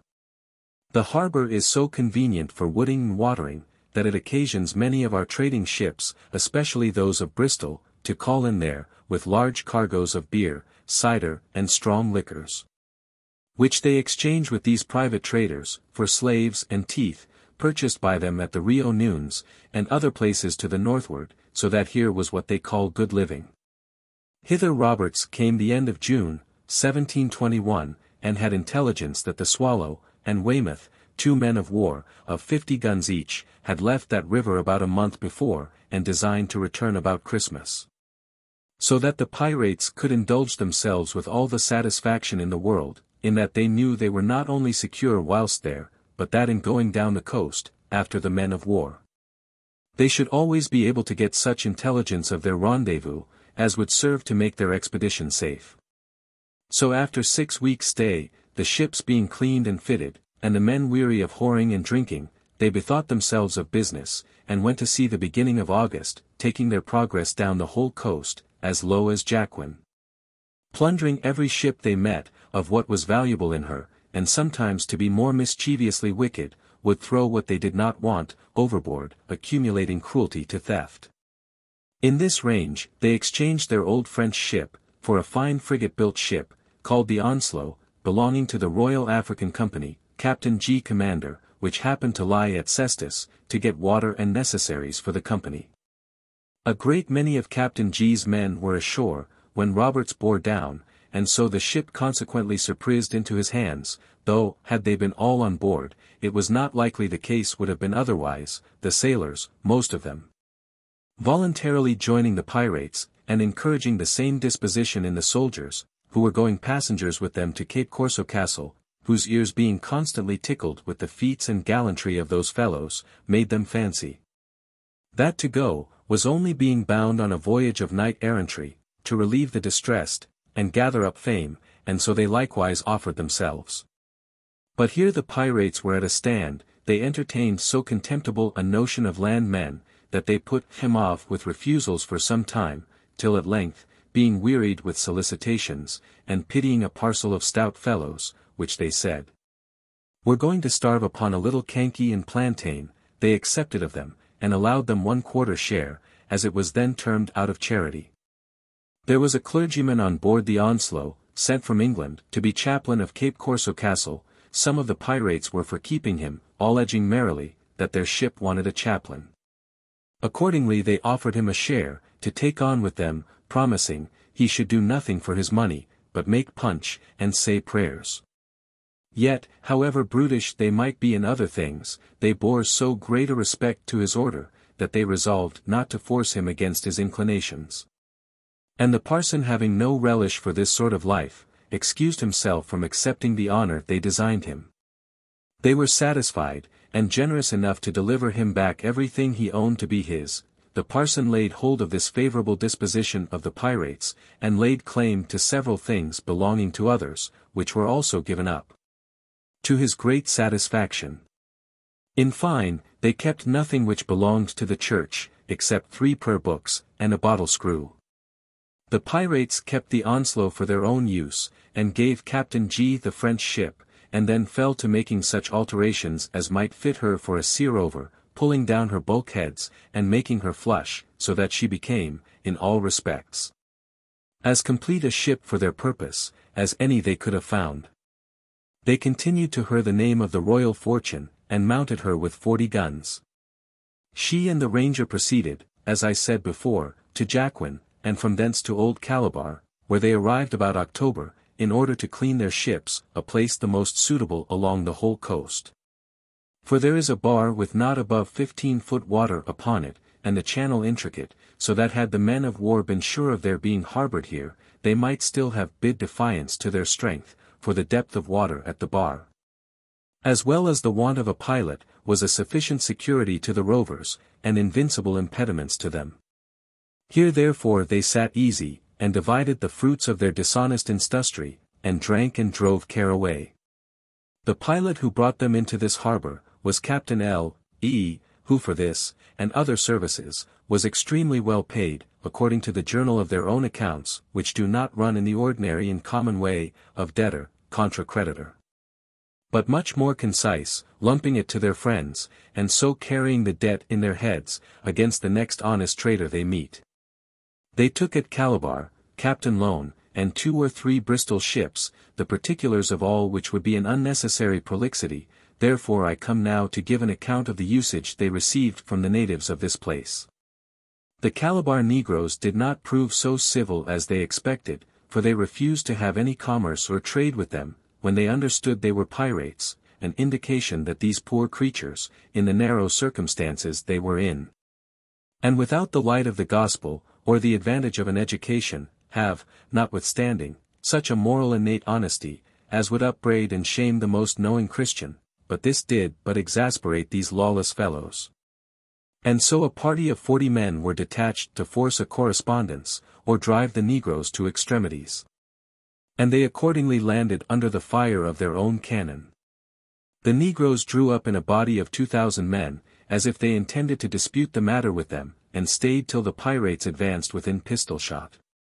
But finding the loss of 2 or 3, made no impression on the rest, the negroes thought fit to retreat, which they did, with some loss. The pirates set fire to the town, and then returned to their ships. This terrified the natives, and put an entire stop to all the intercourse between them, so that they could get no supplies, which obliged them, as soon as they had finished the cleaning and trimming of their ships, to lose no time, but went for Cape Lopez, and watered, and at Annabona took aboard a stock of fresh provisions, and then sailed for the coast again. This was their last and fatal expedition, which we shall be more particular in, because, it cannot be imagined that they could have had assurance to have undertaken it, but upon a presumption, that the men of war, whom they knew were upon the coast, were unable to attack them, or else pursuant to the rumour that had indiscretion ally obtained at Sierra Leone, were gone thither again.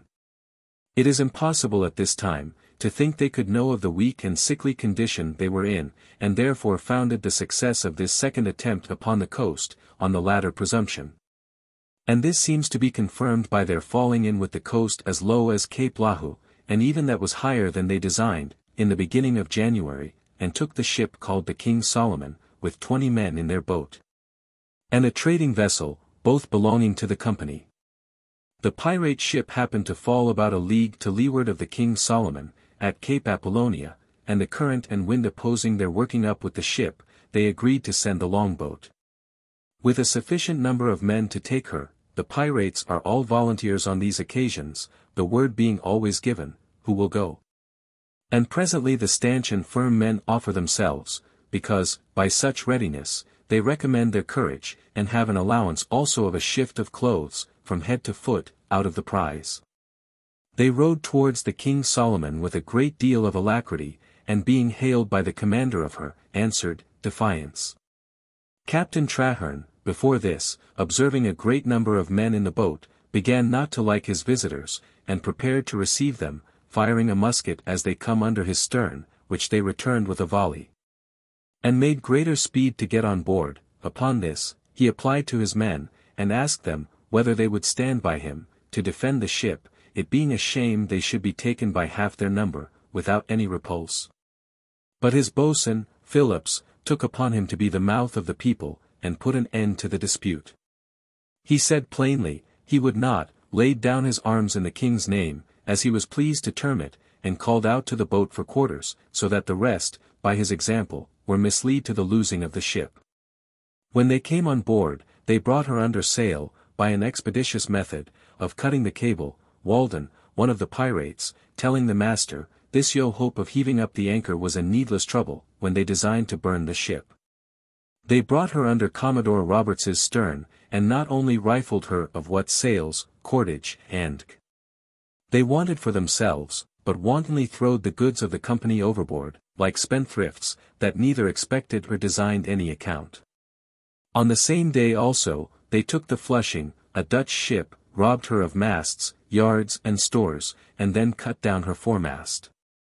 But what sat as heavily as anything with the skipper, was, their taking some fine sausages he had on board, of his wife's making, and stringing them in a ludicrous manner, round their necks, till they had sufficiently shewed their contempt of them. And then threw them into the sea. Others chopped the heads of his fowls off, to be dressed for their supper, and courteously invited the landlord, provided he would find liquor. It was a melancholy request to the man, but it must be complied with, and he was obliged, as they grew drunk, to sit quietly, and hear them sing French and Spanish songs out of his Dutch prayer books, with other profaneness. That he, though a Dutch man, stood amazed at. In chasing too near in, they alarmed the coast, and expresses were sent to the English and Dutch factories, giving an account of it. They were sensible of this error immediately, and because they would make the best of a bad market. Resolved to keep out of sight of land, and lose the prizes they might expect between that and Whydah, to make the more sure of that port, where commonly is the best booty. All nations trading thither, especially Portuguese, who purchased chiefly with gold, the idol their hearts were bent upon. And notwithstanding this unlikely course, they met and took several ships between Axum and that place. The circumstantial stories of which, and the panic terrors they struck into His Majesty's subjects, being tedious and unnecessary to relate, I shall pass by, and come to their arrival in that road. Captain Barthow Roberts with 2 ships, viz. The Royal Fortune and Ranger, takes a sail in Whydah Road on the coast of Guinea, January 11th, 172.5. They came to Whydah with St. George's ensign, a black silk flag flying at their mizzen peak, and a jack and pendant of the same. The flag had a death in it, with an hourglass in one hand, and cross bones in the other, a dart by it. And underneath a heart dropping 3 drops of blood. The jack had a man portrayed in it, with a flaming sword in his hand, and standing on 2 skulls, subscribed ABH and AMHIE, a Barbadian's and a Martinican's head, as has been before taken notice of. Here they found 11 sail in the road, English, French and Portuguese. The French were 3 stout ships of 30 guns, and upwards of 100 men each, yet when Roberts came to fire, they, with the other ships, immediately struck their colours and surrendered to his mercy. One reason, it must be confessed, of his easy victory, was, the commanders and a good part of the men being ashore, according to the custom of the place, to receive the cargoes, and return the slaves, they being obliged to watch the seasons for it. Which otherwise, in so dangerous a sea as here, would be impracticable. These all, except the Porcupine, ransomed with him for 8 pound of gold dust, a ship, not without the trouble of some letters passing and repassing from the shore, before they could settle it.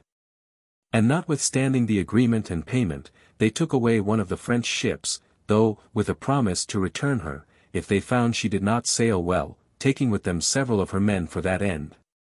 Some of the foreigners, who never had dealing this way before, desired for satisfaction to their owners, that they might have receipts for their money, which were accordingly given. A copy of one of them, I have here subjoined, viz. This is to certify whom it may or doth concern, that we gentlemen of fortune, have received 8 pounds of gold dust, for the ransom of the Hardy, Captain Ditwit commander, so that we discharge the said ship. Witness our hands. This 13th of Jan. 1721 to 2. Bath. Roberts. Harry Glasby. Others were given to the Portuguese captains, which were in the same form, but being signed by 2 waggish fellows, viz. Sutton and Simpson, they subscribed by the names of Aaron Whifflingpin, Sim, Tugmutton. But there was something so singularly cruel and barbarous done here to the Porcupine, Captain Fletcher, as must not be passed over without special remark.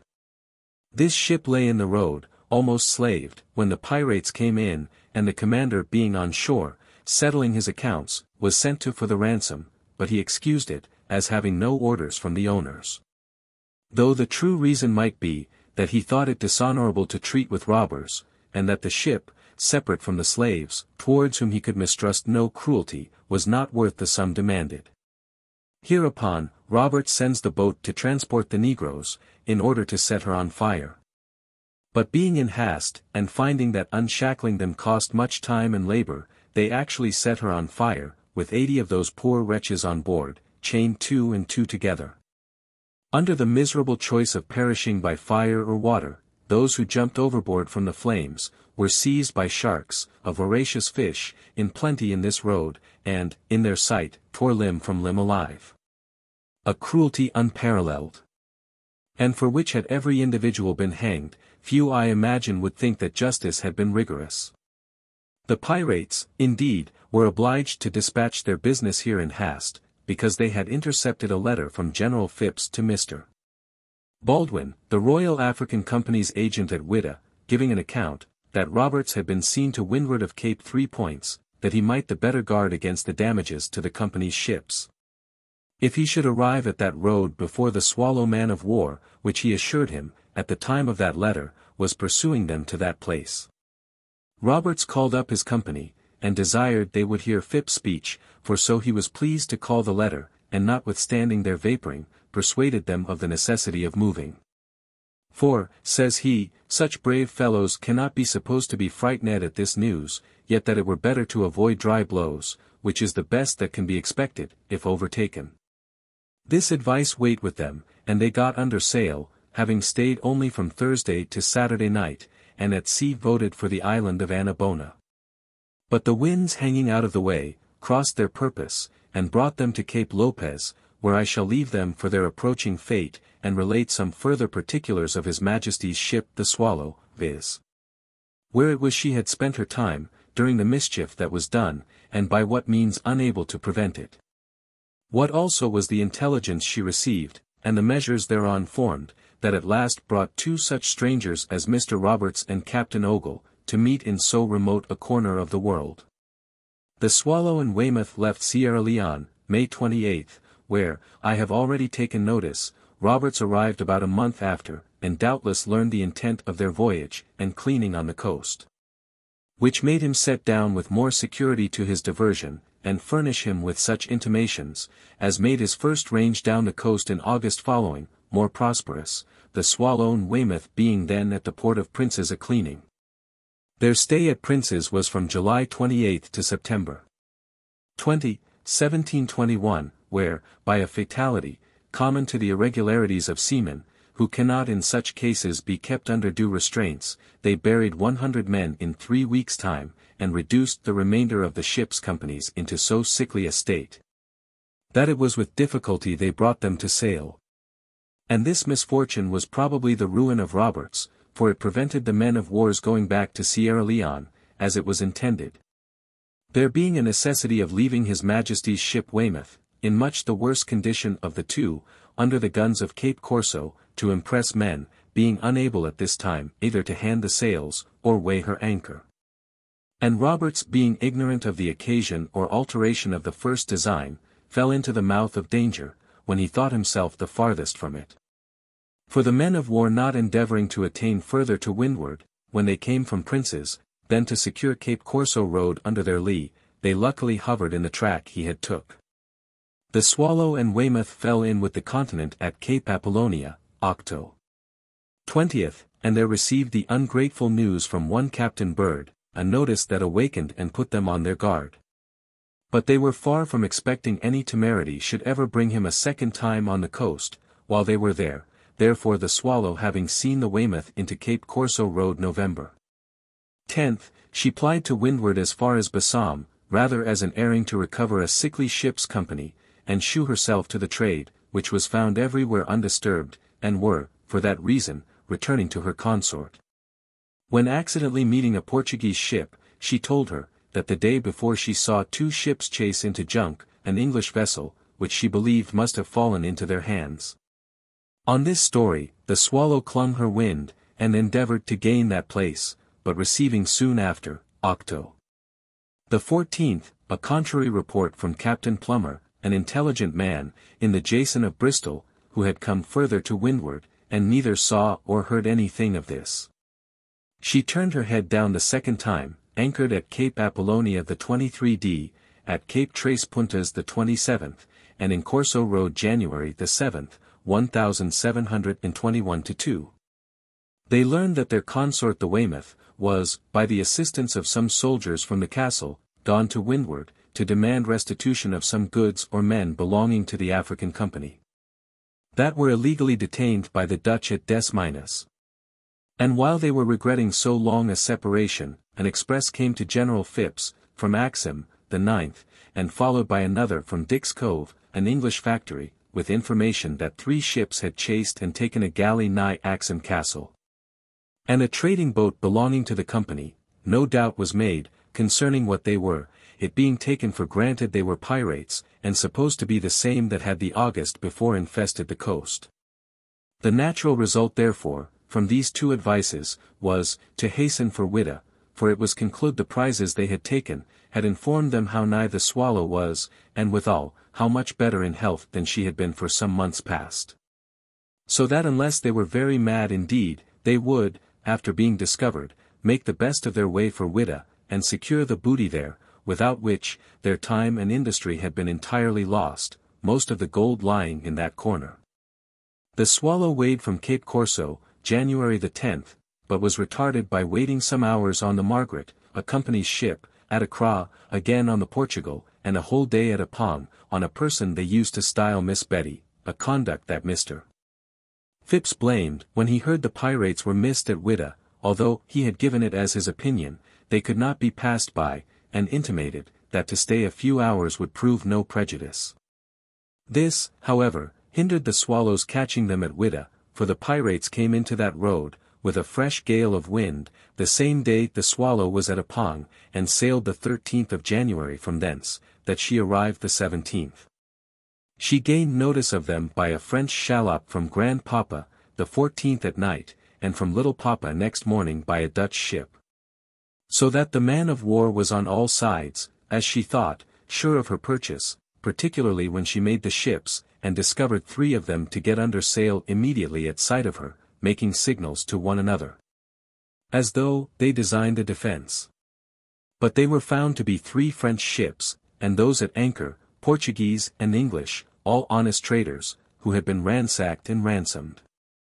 This disappointment chagrined the ship's company, who were very intent upon their market, which was reported to be an arm-chest full of gold, and kept with 3 keys, though, in all likelihood, had they met with them in that open road, one or both would have made their escapes. Or if they had thought fit to have fought, an emulation in their defense would probably have made it desperate. While they were contemplating on the matter, a letter was received from Mr. Baldwin, governor here for the company, signifying, that the pirates were at Jacquin, 7 leagues lower. The Swallow weighed at 2 next morning, January the 16th, and got to Jacquin by daylight, but to no other end, than frightening the crews of 2 Portuguese ships on shore, who took her for the pirate that had struck such terror at Whydah. She returned therefore that night, and having been strengthened with 30 volunteers, English and French, the discarded crews of the Porcupine, and the French ship they had carried from hence, she put to sea again January the 19th, conjecturing, that either Calabar, Princes, the river Gabuan, Cape Lopez, or Annabona, must be touched at for water and refreshment, though they should resolve to leave the coast. As to the former of those places, I have before observed, it was hazardous to think of, or rather impracticable. Princes had been a sour grape to them, but being the first in the way, she came before the harbour the 29th, where learning no news, without losing time, steered for the river Gabuan, and anchored at the mouth of it February the 1st.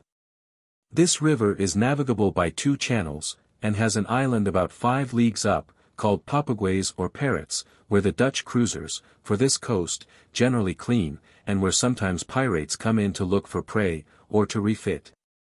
It being very convenient, by reason of a soft mud about it, that admits a ship's lying on shore, with all her guns and stores in, without damage. Hither Captain Ogle sent his boat and a lieutenant, who spoke with a Dutch ship, above the island, from whom he had this account, viz. That he had been 4 days from Cape Lopez, and had left no ship there.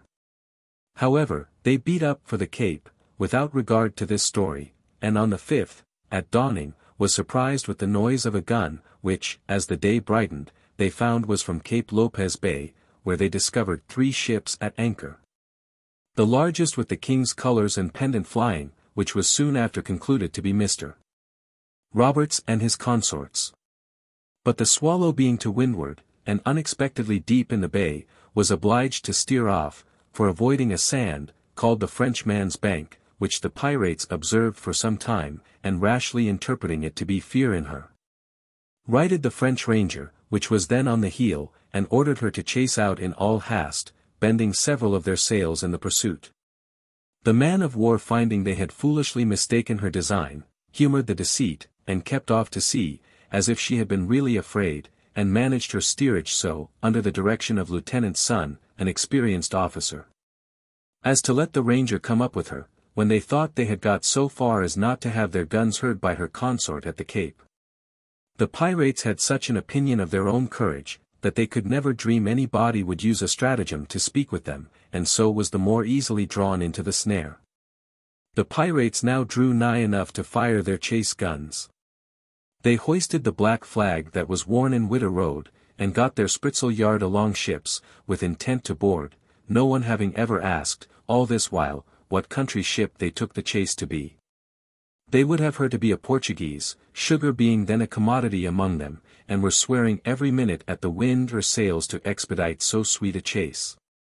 But, alas, all turned sour in an instant. It was with the utmost consternation they saw her suddenly bring to, and haul up her lower ports, now within pistol shot, and struck their black flag upon it directly. After the first surprise was over, they kept firing at a distance, hoisted it again, and vapoured with their cutlashes on the poop, though wisely endeavouring at the same time to get away. Being now at their wits' end, boarding was proposed by the heads of them, and so to make one desperate push, but the motion not being well seconded, and their maintopmast coming down by a shot, after 2 hours' firing, it was declined. They grew sick, struck their colours, and called out for quarters, having had 10 men killed outright, and 20 wounded, without the loss or hurt of one of the king's men. She had 32 guns, manned with 16 French men, 20 Negroes, and 77 English. The colours were thrown overboard, that they might not rise in judgment, nor be displayed in triumph over them. While the Swallow was sending their boat to fetch the prisoners, a blast and smoke was seen to pour out of the great cabin, and they thought they were blowing up. But upon inquiry afterwards, found that half a dozen of the most desperate, when they saw all hopes fled, had drawn themselves round what powder they had left in the steerage, and fired a pistol into it. But it was too small a quantity to effect anything more, than burning them in a frightful manner. This ship was commanded by one Skirn, a Welsh man, who, though he had lost his leg in the action, would not suffer himself to be dressed, or carried off the deck, but, like Whiterington, fought upon his stump. The rest appeared gay and brisk, most of them with white shirts, watches, and a deal of silk vests, but the gold dust belonging to them, was most of it left in the little Ranger in the bay, this company's proper ship, with the royal fortune. I cannot but take notice of 2 among the crowd, of those disfigured from the blast of powder just before mentioned, viz. William Maine and Roger Ball. An officer of the ship seeing a silver caul hang at the wast of the former, said to him, I presume you are boatswain of this ship. Then you presume wrong, answered he, for I am boatswain of the Royal Fortune, Captain Roberts' commander. Then Mr. Boatswain you will be hanged I believe, replies the officer. That is as your honour pleases, answered he again, and was for turning away, but the officer desired to know of him, how the powder, which had made them in that condition, came to take fire. By G, says he, they are all mad and bewitched, for I have lost a good hat by it. The hat and he being both blown out of the cabin gallery, into the sea. But what signifies a hat, friend, says the officer. Not much, answered he, the men being busy in stripping him of his shoes and stockings. The officer then inquired of him, whether Roberts's company were as likely fellows as these. "There are 120 of them," answered he, "as clever fellows as ever trod shoe leather. Would I were with them, no doubt on't," says the officer. "By G, it is naked truth," answered he, looking down and seeing himself, by this time, quite striped. The officer then approached Roger Ball, who was seated in a private corner, with a look as sullen as winter, and asked him, how he came blown up in that frightful manner. "Why," says he, "John Morris fired a pistol into the powder, and if he had not done it, I would," bearing his pain without the least complaint. The officer gave him to understand he was surgeon, and if he desired it, he would dress him. But he swore it should not be done, and that if anything was applied to him, he would tear it off. Nevertheless the surgeon had good nature enough to dress him, though, with much trouble. At night he was in a kind of delirium, and raved on the bravery of Roberts, saying, he should shortly be released, as soon as they should meet him. Which procured him a lashing down upon the forecastle, which he resisting with all his force, caused him to be used with the more violence, so that he was tied down with so much severity, that his flesh being sore and tender with the blowing up, he died next day of a mortification. They secured the prisoners with pinions and shackles, but the ship was so much disabled in the engagement, that they had once thoughts to set her on fire. But this would have given them the trouble of taking the pirates' wounded men on board themselves, and that they were certain the Royal Fortune would wait for their consort's return. They lay by her 2 days, repaired her rigging and other damages, and sent her into Prince's, with the French men, and 4 of their own hands.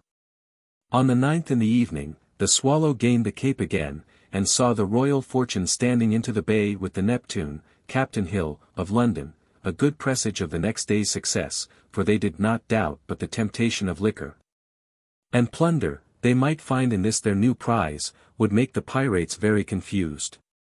And so it happened. On the 10th, in the morning, the man-of-war bore away to round the Cape. Roberts's crew discerning their masts over the land, went down into the cabin, to acquaint him of it, he being then at breakfast with his new guest, Captain Hill, on a savoury dish of Solomon Gundy, and some of his own beer. He took no notice of it, and his men almost as little, some saying she was a Portuguese ship, others a French slave ship, but the major part swore it was the French Ranger returning, and were merrily debating for some time on the manner of reception, whether they should salute, or not. But as the Swallow approached nigher, things appeared plainer, and though they were stigmatized with the name of cowards, who shewed any apprehension of danger, yet some of them, now undeceived, declared it to Roberts, especially one Armstrong, who had deserted from that ship, and knew her well. Those Roberts swore at as cowards, who meant to dishearten the men, asking them if it were so, whether they were afraid to fight, or no, and hardly refrained from blows.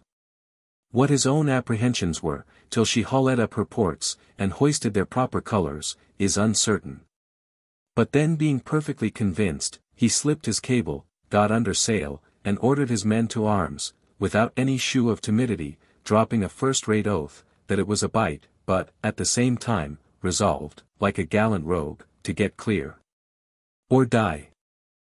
There was one Armstrong, as I just mentioned, a deserter from the Swallow, whom they inquired of concerning the trim and sailing of that ship. He told them she sailed best upon a wind, and therefore, if they designed to leave her, they should go before it. The danger was imminent, and time very short, to consult of means to extricate himself. His resolution in this strait, was as follows: to pass close to the Swallow, with all their sails, and receive her broadside, before they returned a shot. If disabled by this, or that they could not depend on sailing, then to run on shore at the point, which is steep to, and every one to shift for himself among the negroes.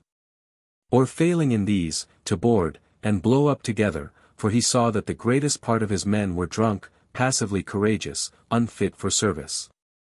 Roberts himself made a gallant figure, at the time of the engagement, being dressed in a rich crimson damask waistcoat and breeches, a red feather in his hat, a gold chain round his neck, with a diamond cross hanging to it, a sword in his hand, and 2 pair of pistols hanging at the end of a silk sling, flung over his shoulders, according to the fashion of the pirate's winky face.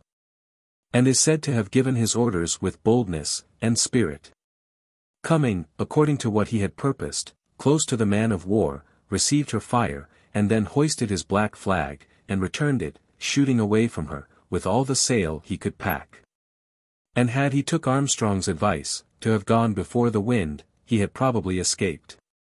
But keeping his tacks down, either by the wind's shifting, or ill steerage, or both, he was taken aback with his sails, and the Swallow came a second time very nigh to him. He had now perhaps finished the fight very desperately, if Death, who took a swift passage in a grape shot, had not interposed, and struck him directly on the throat. He settled himself on the tackles of a gun, which one Stevenson, from the helm, observing, ran to his assistance, and not perceiving him wounded, swore at him, and bid him stand up, and fight like a man. But when he found his mistake, and that his captain was certainly dead, he gushed into tears, and wished the next shot might be his lot. They presently threw him overboard, with his arms and ornaments on, according to the repeated request he made in his lifetime. Roberts was a tall black man, near 40 years of age, born at Newibog, nigh Haverfordwest, in Pembrokeshire, of good natural parts, and personal bravery, though he applied them to such wicked purposes, as made them of no commendation. Frequently drinking D.N. to him who ever lived to wear a halter. He was forked himself at first among this company out of the Prince, Captain Plum at Anamabo, about 3 years before, where he served as second mate, and shed, as he used to tell the fresh men, as many crocodile tears then as they did now. But time and good company had wore it off. He could not plead want of employment, nor incapacity of getting his bread in an honest way, to favor so vile a change, nor was he so much a coward as to pretend it. But frankly owned, it was to get rid of the disagreeable superiority of some masters he was acquainted with, and the love of novelty and change, maritime peregrinations had accustomed him to. In an honest service, says he, there is thin commons, low wages, and hard labor; in this, plenty and satiety, pleasure and ease, liberty and power. And who would not balance creditor on this side, when all the hazard that is run for it, at worst, is only a sour look or two at choking? No, a merry life and a short one, shall be my motto. Thus he preached himself into an approbation of what he at first abhorred. And being daily regaled with music, drinking, and the gaiety and diversions of his companions, these depraved propensities were quickly edged and strengthened, to the extinguishing of fear and conscience. Yet among all the vile and ignominious acts he had perpetrated, he is said to have had an aversion towards forcing men into that service, and had procured some their discharge, notwithstanding so many made it their plea. When Roberts was gone, as though he had been the life and soul of the gang, their spirits sunk, many deserted their quarters, and all stupidly neglected any means for defense, or escape. And their mainmast soon after being shot by the board, they had no way left, but to surrender and call for quarters. The Swallow kept aloof, while her boat passed, and repassed for the prisoners. Because they understood they were under an oath to blow up. And some of the desperadoes shewed a willingness that way, matches being lighted, and scuffles happening between those who would, and those who opposed it, but I cannot easily account for this humor, which can be termed no more than a false courage, since any of them had power to destroy his own life, either by pistol, or drowning, without involving others in the same fate, who are in no temper of mind for it, and at best, it had been only dying, for fear of death. She had 40 guns, and 157 men, 45 whereof were Negroes, 3 only were killed in the action, without any loss to the Swallow. There was found upwards of 2,000 L in gold dust in her. The flag could not be got easily from under the fallen mast, and was therefore recovered by the Swallow. It had the figure of a skeleton in it, and a man portrayed with a flaming sword in his hand, intimating a defiance of death itself. The Swallow returned back into Cape Lopez Bay, and found the little Ranger, whom the pirates had deserted in haste, for the better defense of the ship. She had been plundered, according to what I could learn, of 2,000 L. in gold dust, the shares of those pirates who belonged to her winky face. And Captain Hill, in the Neptune, not unjustly suspected, for he would not wait the man-of-war's returning into the bay again, but sailed away immediately, making no scruple afterwards to own the seizure of other goods out of her, and surrendered.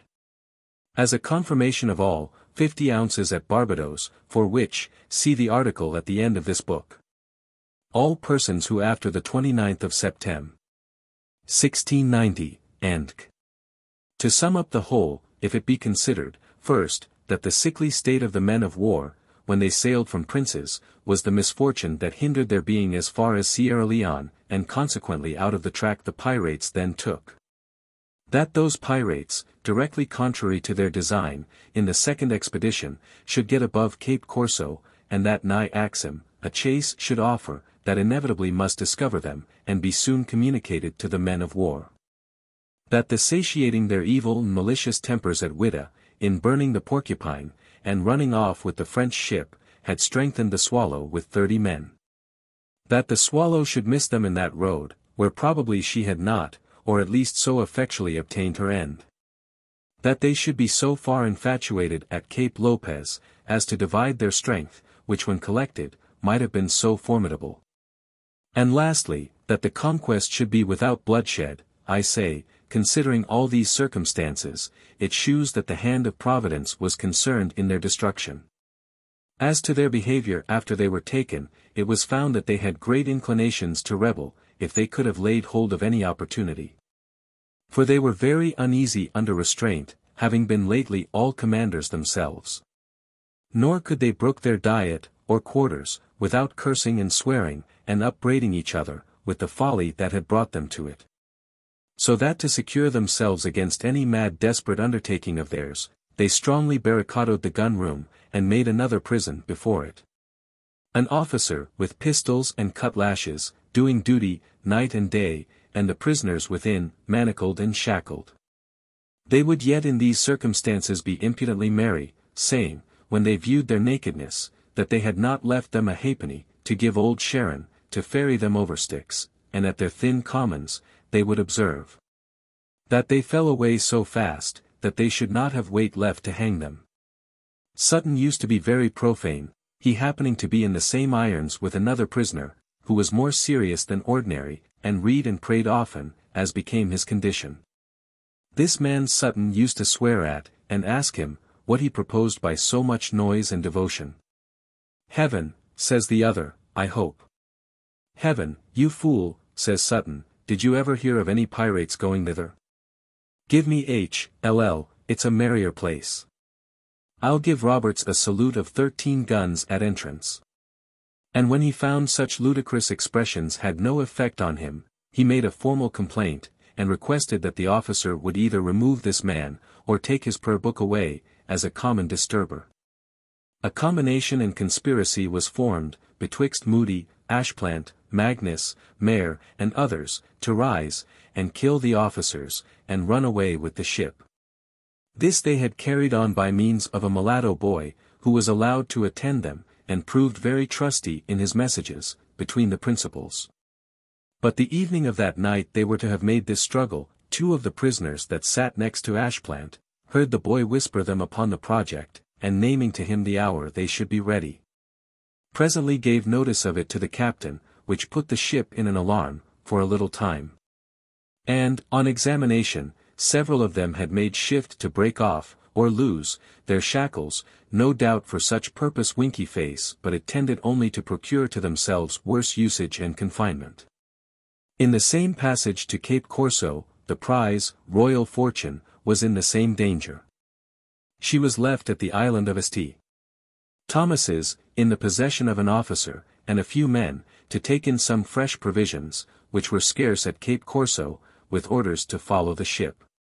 There were only some of the pirates' negroes, 3 or 4 wounded prisoners, and Scudamore, their surgeon, from whom they seemed to be under no apprehension, especially from the last, who might have hoped for favor, on account of his employ. And had stood so much indebted for his liberty, eating and drinking constantly with the officer. Yet this fellow, regardless of the favor, and lost to all sense of reformation, endeavored to bring over the negroes to his design of murdering the people, and running away with the ship. He easily prevailed with the negroes to come into the design.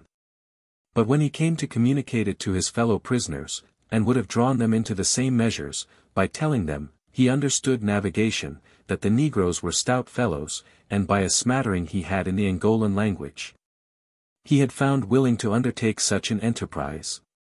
And that it was better venturing to do this, run down the coast, and raise a new company, than to proceed to Cape Corso, and be hanged like a dog and sun-dried.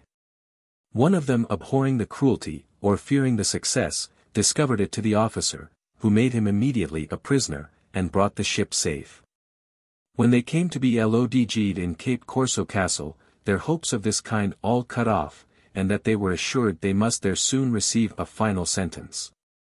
The note was changed among most of them, and from vain insolent jesting, they became serious and devout, begging for good books, and joining in public prayers, and singing of psalms, twice at least every day. As to their trials, if we should give them at length, it may appear tedious to the reader, for which reason, I have, for the avoiding tautology in repetition, put as many of them together as were tried for the same fact, reserving the circumstances which are most material, with observations on the dying behavior of such of them, as came to my knowledge. And first, it may be observed from the list, that a great part of these pirate ships' crews, were men entered on the coast of Africa, not many months before they were taken.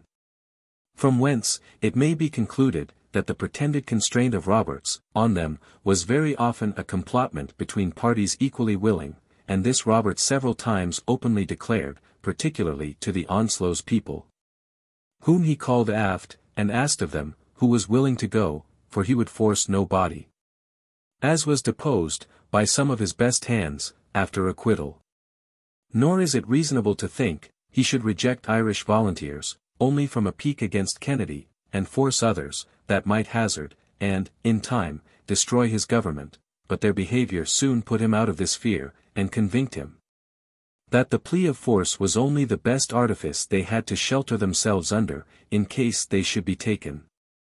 And that they were less rogues than others, only in point of time.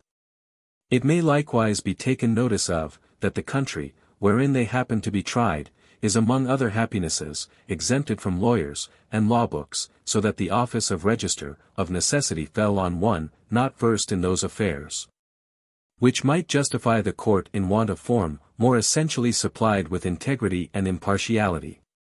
But, perhaps, if there was less law, there might be more justice, than in some other courts. For, if the civil law be a law of universal reason, judging of the rectitude, or obliquity of men's actions, every man of common sense is endued with a portion of it, at least sufficient to make him distinguish right from wrong, or what the civilians call, malum in se.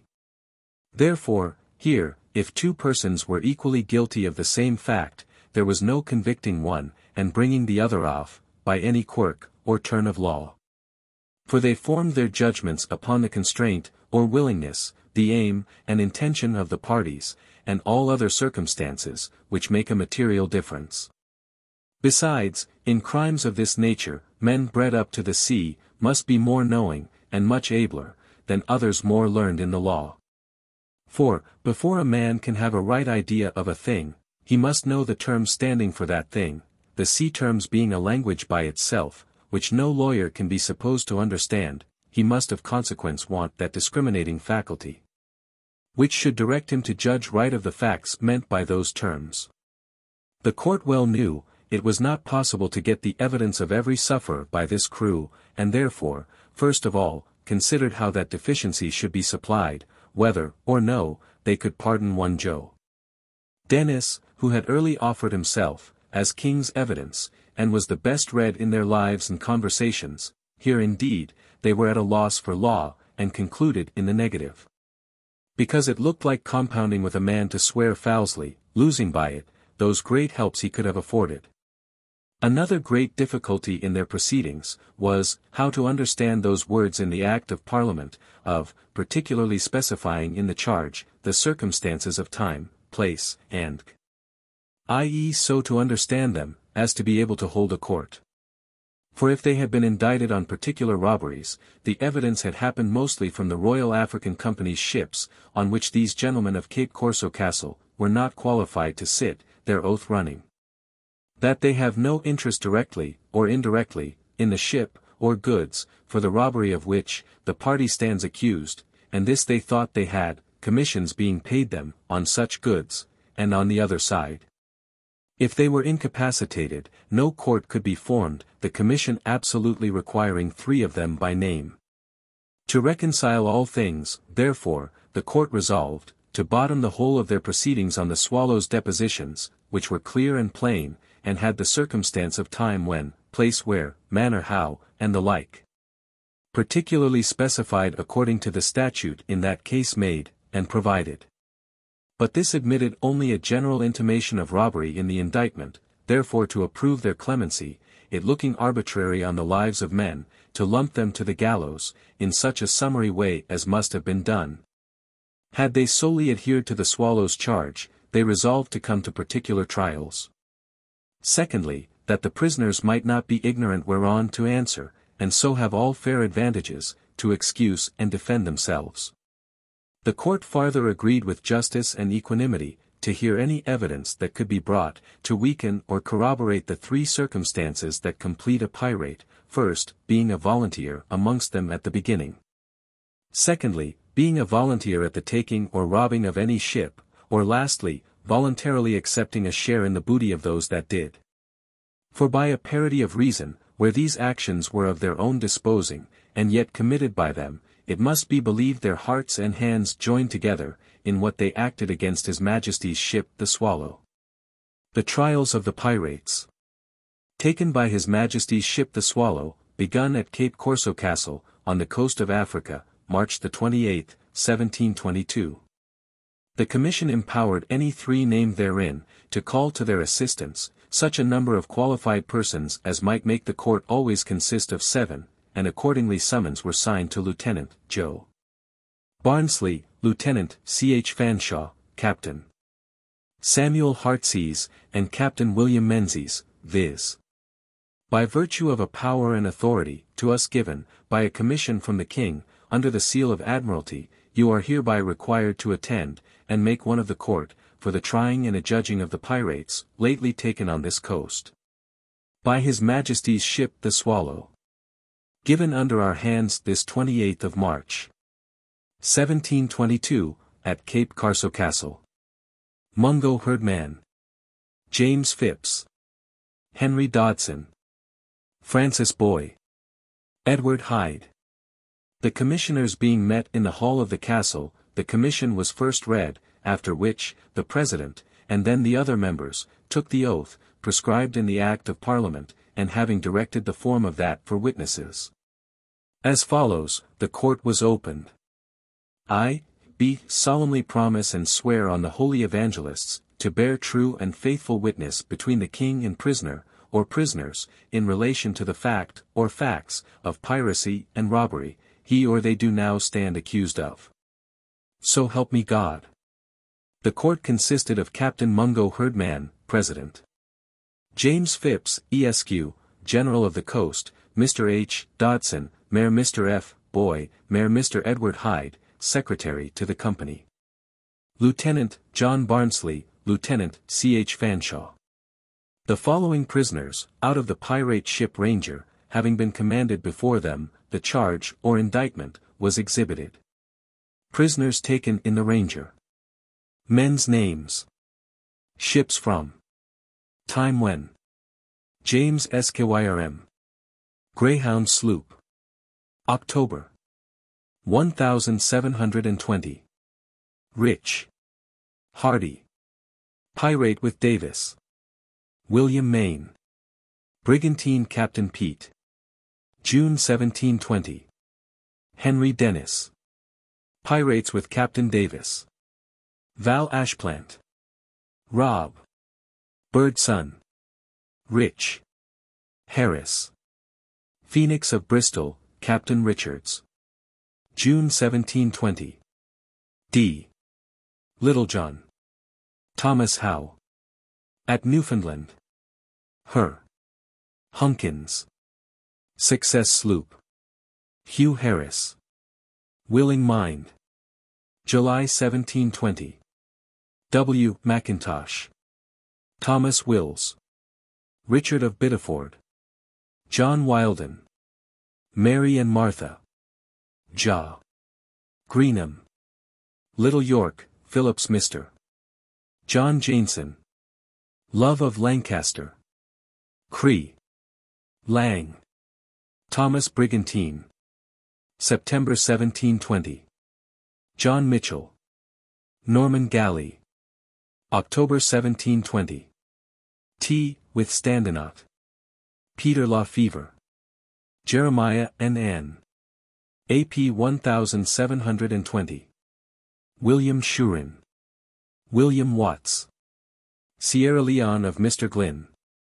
July 1721. W. M. Davis.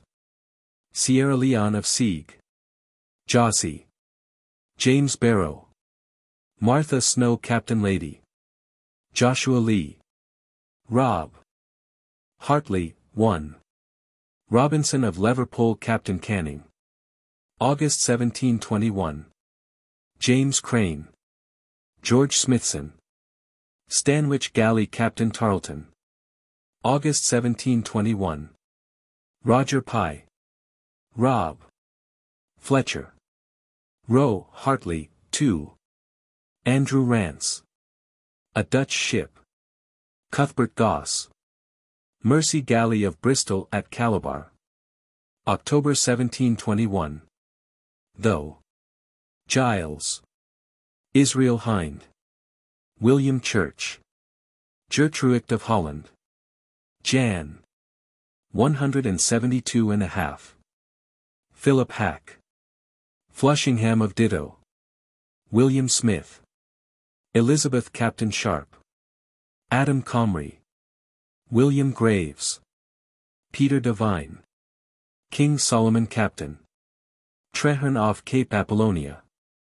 John Johnson. John Stodgill. Henry Dawson. Witta sloop at Jacquin. William Glass. Josiah Robinson. John Arnott. John Davis. Henry Graves. Tarleton Captain Though. Tarleton. Though. Howard. John Reimer. Thomas Cleffin. William Guineas. Porcupine Captain Fletcher. James Cossins.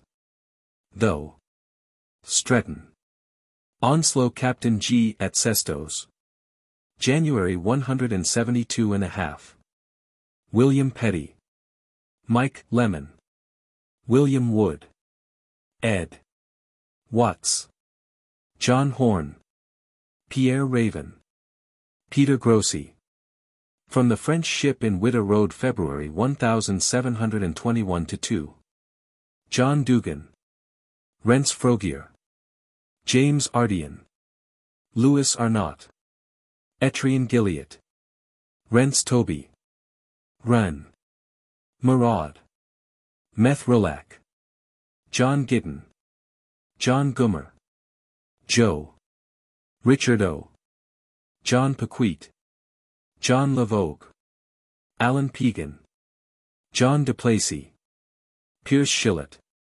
U. James Skyrm, Michael Lemon, Robert Hartley, and Y.E., and every one of you, are in the name, and by the authority, of our dread sovereign Lord, George, King of Great Britain, indicted as follows.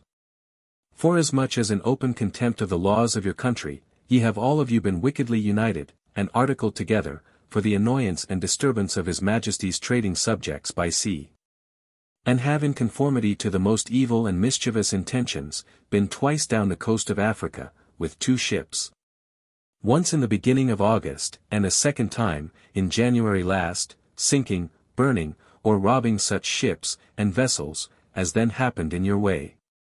Particularly, ye stand charged at the instance, and information of Captain Chaloner Ogle, as traders and pirates, for the unlawful opposition ye made to his Majesty's ship, the Swallow, under his command. For that on the 5th of February last past, upon sight of the aforesaid King's ship, ye did immediately weigh anchor from under Cape Lopez, on the southern coast of Africa, in a French-built ship of 32 guns, called the Ranger. And did pursue and chase the aforesaid King's ship, with such dispatch and precipitancy, as declared ye common robbers and pirates. That about 10 of the clock the same morning, drawing within gunshot of his Majesty's aforesaid ship the Swallow, ye hoisted a piratical black flag, and fired several chase guns, to deter, as much as ye were able, his Majesty's servants from their duty.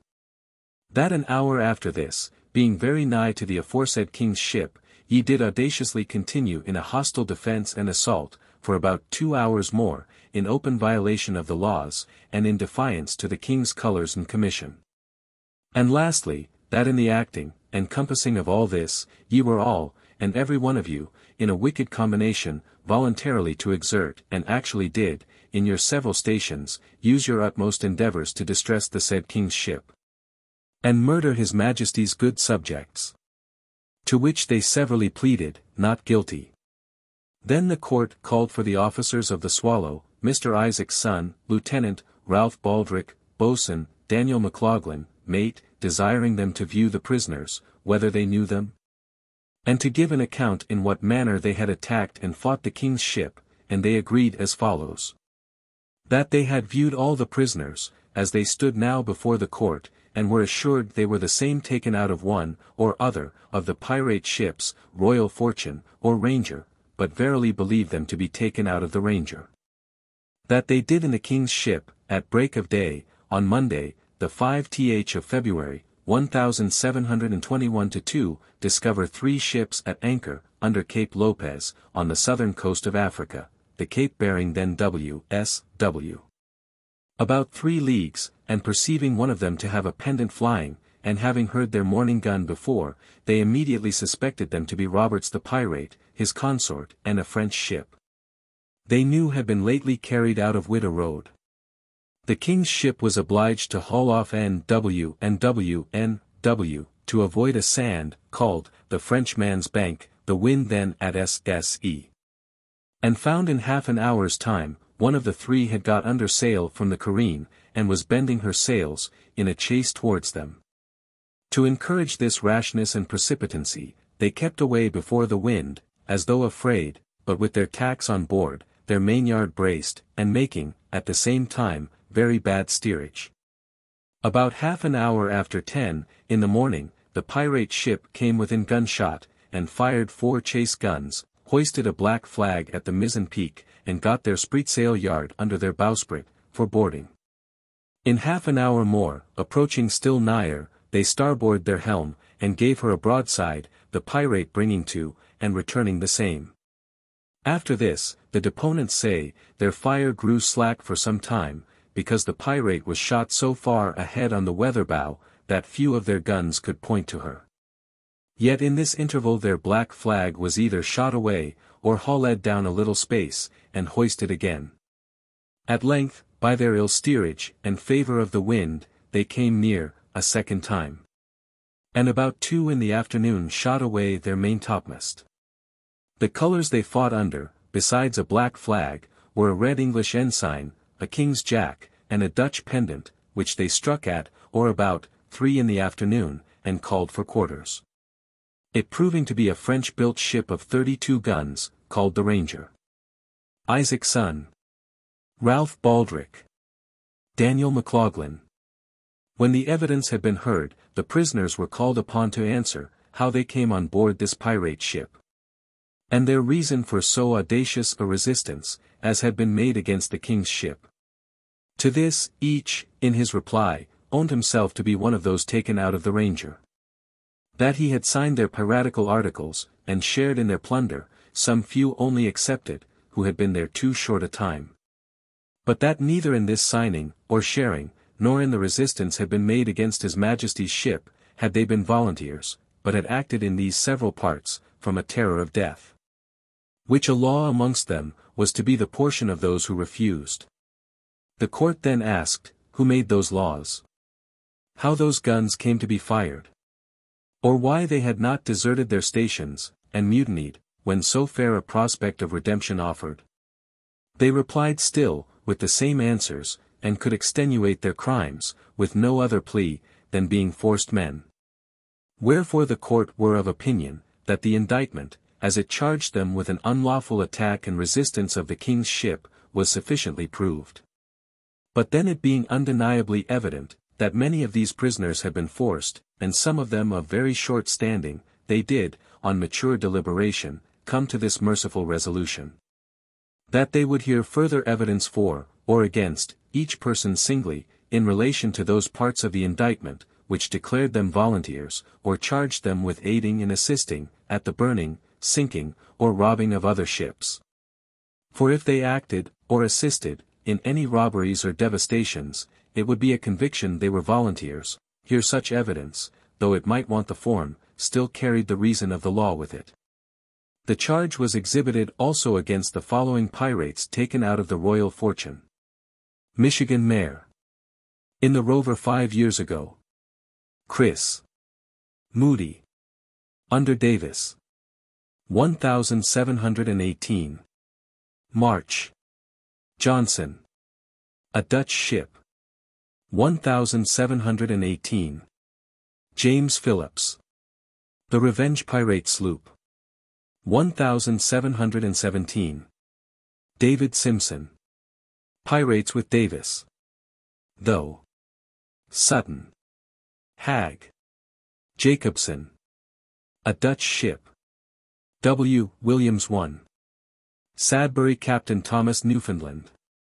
June 1720. William Fernan. W.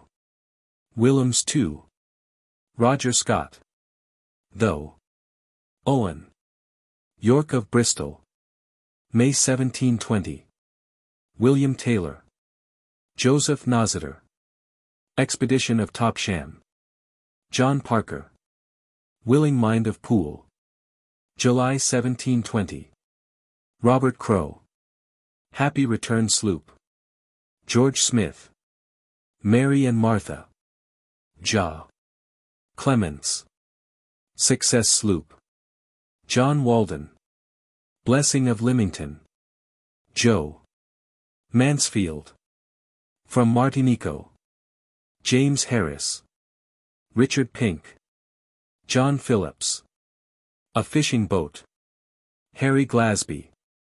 Samuel Captain Carey. July 1720. Hugh Menzies. W.M. Magnus. Joseph Moore. Mayflower sloop. February 1720. John Dufrock. Lloyd Galley Captain Hingston. May 1721. William Champneys. George Danson. Isaac Russell. Robert Lilbourne. Jeremiah and Ann, Captain Turner. AP 1721. Robert Johnson. W.M. Darling. William Meade. Thomas Diggles. Christopher Snow. AP 1721. Ben. Jeffries. Norman Galley. John Francia. A sloop at St. Nicholas. D. Harding. A Dutch ship. John Coleman. Adventure sloop. Charles Bunce. A Dutch galley. R. Armstrong. Ditto run from the Swallow. Abra. Harper. Onslow Captain G. at Cestus. May 1721. Peter Leslie. John Jessup 1. Thomas Watkins. Philip Bill. Joe. Stevenson. James Crombie. Thomas Garrat. George Ogle. Roger Gorsuch. Martha Snow. O. 1721. John Watson. William Child. Mercy Galley at Calabar. October 1721. John Griffin. Pet Scudamore. Christ. Granger. Cornwall Galley at Calabar. Ditto. Nicho. Brattle. James White. Though. Davis. Though. Sever. Rob. Bevins. T. Otterlaney. David Rice. Rob. Hawes. Jocelyn Captain Lone. October 1721. Hugh Riddle. Diligence Boat. Ja. 1721. Stephen Thomas. John Lane. King Solomon. Ditto. Sam. Fletcher. William Phillips. Jacob Johnson. John King. Benjamin Parr. Robinson Captain Canning. Ditto. William May. Elizabeth Captain Sharp. Ditto. Ed. Thorndon. George Wilson. Tarleton of Liverpool at Cape Laho. Edward Tarleton. Robert Hayes. Thomas Roberts. Charlton Captain Allwright. February 1721. John Richards. John Kane. Richard Wood. Porcupine Captain Fletcher Widow Road. February 1721. Richard Scott. William Davison. Sam. Morwell. Edward Evans. John Jessup II. Surrendered up at Prince's. U. Harry Glasby, William Davison, William Champneys, Samuel Morwell, and Y.E., and every one of you, are, in the name, and by the authority of our most dread Sovereign Lord George, King of Great Britain, indicted as follows. Forasmuch as in open contempt and violation of the laws of your country, to which ye ought to have been subject, ye have all of you been wickedly united and articled together. For the annoyance and destruction of His Majesty's trading subjects by sea. And in conformity to so wicked an agreement and association, ye have been twice lately down this coast of Africa, once in August and a second time in January last, spoiling and destroying many goods and vessels of His Majesty's subjects. And other trading nations. Particularly ye stand indicted at the information and instance of Captain Chaloner Ogle, as traitors, robbers, pirates, and common enemies to mankind. For that on the 10th of February last, in a ship ye were possessed of called the Royal Fortune, of 40 guns, ye did maintain a hostile defence and resistance for some hours, against His Majesty's ship the Swallow, nigh Cape Lopez Bay. On the southern coast of Africa. That this fight and insolent resistance against the King's ship, was made, not only without any pretence of authority, more than that of your own private depraved wills, but was done also under a black flag, flagrantly by that. Denoting yourselves common robbers and traitors, opposers and violators of the laws. And lastly, that in this resistance, ye were all of you volunteers, and did, as such, contribute your utmost efforts, for disabling and distressing the aforesaid King's ship, and deterring His Majesty's servants therein, from their duty. To which they severally pleaded, not guilty. Whereupon the officers of His Majesty's ship, the Swallow, were called again, and testified as follows. That they had seen all the prisoners now before the court, and knew them to be the same which were taken out of one or other of the pirate ships, Royal Fortune or Ranger, and verily believed them to be those taken out of the Royal Fortune. That the prisoners were possessed of a ship of 40 guns, called the Royal Fortune, and were at an anchor under Cape Lopez, on the coast of Africa, with 2 others, when His Majesty's ship the Swallow, to which the deponents belonged. And were officers, stood in for the place, on Saturday the 10th of February 1721 to 2, the largest had a jack, ensign and pendant flying, being this Royal Fortune, who on sight of them, had their boats passing and repassing, from the other 2. Which they supposed to be with men, the wind not favouring the aforesaid King's ship, she was obliged to make 2 trips to gain nigh enough the wind, to fetch in with the pirates. And being at length little more than random shot from them, they found she slipped her cable, and got under sail. At 11, the pirate was within pistol shot, abreast of them, with a black flag, and pendant hoisted at their main topmast head. The deponents say, they then struck the French ensign that had continued hoisted at their staff all the morning till then, and displayed the King's colours, giving her, at the same time, their broadside, which was immediately returned. The pirate's mizzen topmast fell, and some of her rigging was torn, yet she still outsailed the man of war, and slid half gunshot from them, while they continued to fire without intermission. And the other to return such guns as could be brought to bear, till by favour of the winds, they were advanced very nigh again.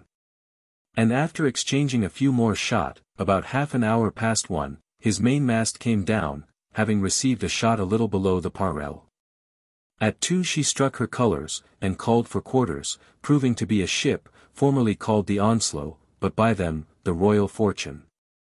And the prisoners from her, assured them, that the smallest ship of the 2, then remaining in the road, belonged to them, by the name of the Little Ranger, which they had deserted on this occasion. Isaac Son. Ralph Baldrick. Daniel McLaughlin. The prisoners were asked by the court, to the same purpose the others had been in the morning, what exception they had to make against what had been sworn, and what they had to say in their defense. And their reply were much the same with the other prisoners. That they were forked men, had not fired a gun in this resistance against the Swallow, and that what little assistance they did give on this occasion, was to the sails and rigging, to comply with the arbitrary commands of Roberts, who had threatened, and they were persuaded would, have shot them on refusal. The court, to dispense equal justice, mercifully resolved for these, as they had done for the other pirate crew, that further evidence should be heard against each man singly, to the 2 points, of being a volunteer at first, and to their particular acts of piracy and robbery since, that so men, who had been lately received amongst them, and as yet had not been at the taking, or plundering, of any ship, might have the opportunity, and benefit, of clearing their innocence, and not fall promiscuously with the guilty. By order of the court. John Atkins, Register. William Magnus, Though. Otterlawny, William Main, William McIntosh, Val Ashplant, John Walden, Israel Hind, Marcus Johnson, William Petty, William Fernan, Abraham Harper, William Wood, Though. Howe, John Stevenson, C.H. Bunce, and John Griffin. Against these it was deposed by Captain Joseph Traherne, and George Fenn, his mate, that they were all of them either at the attacking and taking of the ship King Solomon, or afterwards at the robbing and plundering of her. And in this manner, that on the 6th of January last their ship riding at anchor near Cape Apollonia in Africa, discovered a boat rowing towards them, against wind and stream, from a ship that lay about 3 miles to leeward.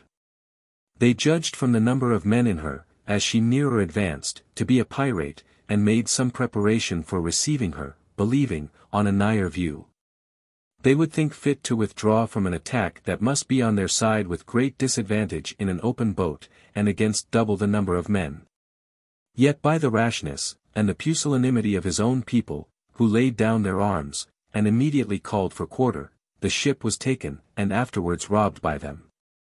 President. Can you charge your memory with any particulars in the seizure and robbery? Evidence. We know that Magnus, quartermaster of the pirate ship, commanded the men in this boat that took us, and assumed the authority of ordering her provisions and stores out, which being of different kinds, we soon found, were seized and sent away under more particular directions. For Maine, as boatswain of the pirate ship, carried away 2 cables, and several coils of rope, as what belonged to his province, beating some of our own men for not being brisk enough at working in the robbery. Petty, as sailmaker, saw to the sails and canvas, Harper, as cooper to the cask and tools, Griffin, to the carpenter's stores, and Otterlawny, as pilot, having shifted himself with a suit of my clothes, a new tie wig, and called for a bottle of wine, ordered the ship, very arrogantly, to be steered under Commodore Robert's stern. I suppose to know what orders there were concerning her. So far particularly. In the general, sir, they were very outrageous and emulous in mischief. President. Mr. Castell, acquaint the court of what you know in relation to this robbery of the King Solomon. After what manner the pirate boat was dispatched for this attempt. Though. Castell. I was a prisoner, sir, with the pirates when their boat was ordered upon that service, and found, upon a resolution of going, word was passed through the company, who would go. And I saw all that did it voluntarily. No compulsion, but rather pressing who should be foremost. The prisoners yielded to what had been sworn about the attack and robbery, but denied the latter evidence, saying, Roberts hectored, and upbraided them of cowardice on this very occasion. And told some, they were very ready to step on board of a prize when within command of the ship, but now there seemed to be a trial of their valor, backward and fearful. President. So that Roberts forked ye upon this attack. Prisoners. Roberts commanded us into the boat, and the quartermaster to rob the ship, neither of whose commands we dared to have refused. President. And granting it so, those are still your own acts, since done by orders from officers of your own election. Why would men, honestly disposed, give their votes for such a captain and such a quartermaster as were every day commanding them on distasteful services? Here succeeded a silence among the prisoners, but at length Fernan very honestly owned, that he did not give his vote to Magnus, but to David Simpson, the old quartermaster, for in truth, says he, I took Magnus for too honest a man, and unfit for the business. The evidence was plain and home, and the court, without any hesitation, brought them in guilty. William Church, Phil. Hack, James White, Nitch. Brattle, Hugh Riddle, William Thomas, Tho. Roberts, Joe. Richards, Joe. Kane, R. Wood, R. Scott, W.M. Davison, Sam. Morwell, Edward Evans, William Guineas, and 18 French men. The 4 first of these prisoners, it was evident to the court, served as music on board the Pirate, were forced lately from the several merchant ships they belonged to. And that they had, during this confinement, an uneasy life of it, having sometimes their fiddles, and often their heads broke, only for excusing themselves, or saying they were tired, when any fellow took it in his head to demand a tune.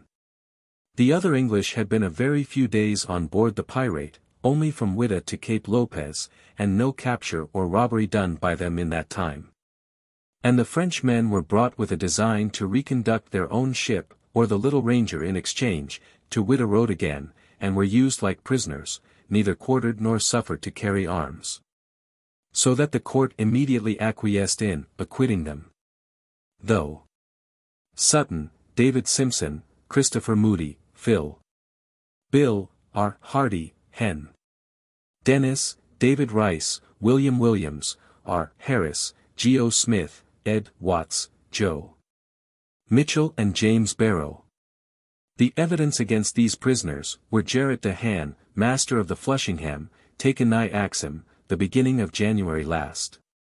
Benj Creft master, and James Grote mate of the Gertruicht, taken nigh Gabwan in December last, and Mr. Castell, Wingfield and others, that had been prisoners with the pirates. The former deposed, that all these prisoners, excepting Hardy, were on board at the robbery and plunder of their ships, behaving in a vile outrageous manner, putting them in bodily fears, sometimes for the ship, and sometimes for themselves. And in particular, Creft charged it on Sutton, that he had ordered all their gunners' stores out, on which that prisoner presently interrupted, and said, he was perjured, that he had not taken half. A reply, I believe, not designed as any saucy way of jesting, but to give their behavior an appearance of more humanity than the Dutch would allow. From Mr. Castell, Wingfield and others, they were proved to be distinguished men, men who were consulted as chiefs in all enterprises, belonged most of them to the House of Lords, as they called it, and could carry an authority over others. The former said, particularly of Hardy, quartermaster of the Ranger, that when the Diligence sloop was taken, whereto he belonged, none was busier in the plunder, and was the very man who scuttled and sunk that vessel. From some of the prisoners acquitted, it was farther demanded, whether the acceptance or refusal of any office was not in their own option. And it was declared, that every officer was chose by a majority of votes, and might refuse, if he pleased, since others gladly embraced what brought with it an additional share of prize. Guilty. The court on the 31st of March, remanded the following 6 before them, for sentence, viz. D.A.V. Simpson, William Magnus, R. Hardy, Thomas Sutton, Christopher Moody, and Vallon. Ashplant. To whom the President spoke to the following purpose.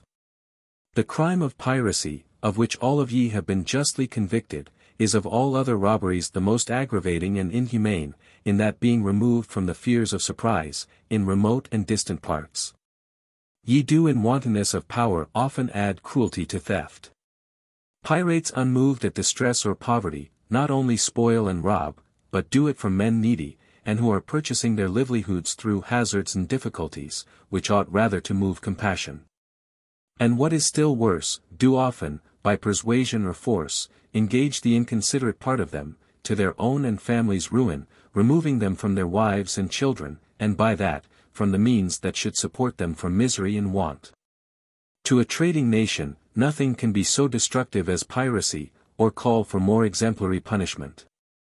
Besides, the national reflection it infers, it cuts off the returns of industry, and those plentiful importations that alone can make an island flourishing. And it is your aggravation, that ye have been the chiefs and rulers in these licentious and lawless practices.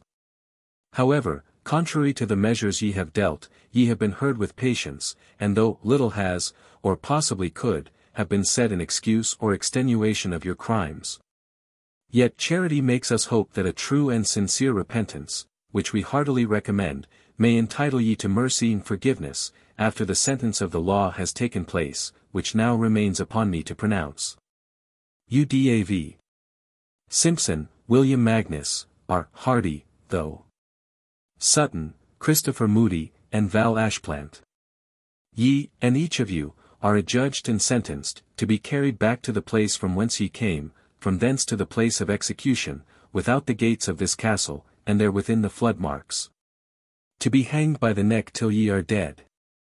After this, ye, and each of you shall be taken down, and your bodies hanged in chains. Warrant for execution. Pursuant to the sentence given on Saturday, by the Court of Admiralty, at Cape Corso Castle, against D.A.V.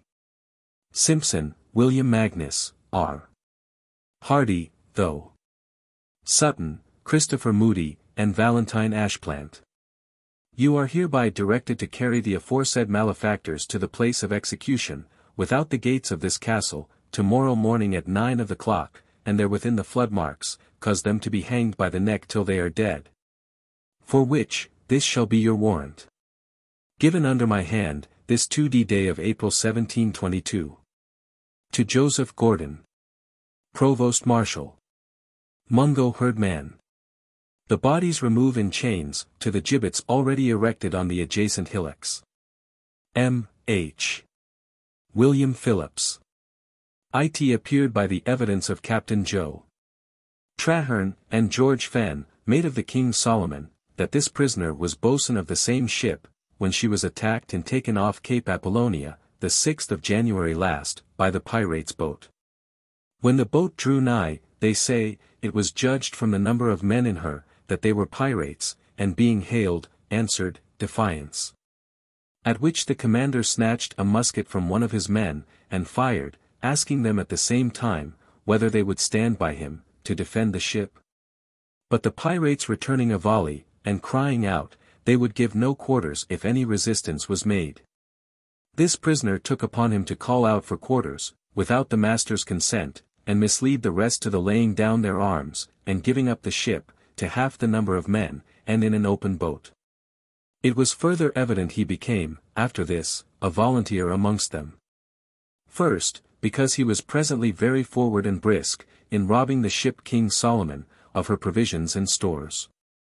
Secondly, because he endeavored to have his captain ill-used. And lastly, because he had confessed to Fenn, that he had been obliged to sign their articles that night, a pistol being laid on the table, to signify he must do it, or be shot, when the whole appeared to be an untruth from other evidence. Who also asserted his being armed in the action against the Swallow. In answer to this, he first observed upon the unhappiness of being friendless in this part of the world, which, elsewhere, by witnessing to the honesty of his former life, would, he believed, in a great measure, have invalidated the wrong evidence had been given of his being a volunteer with the pirates.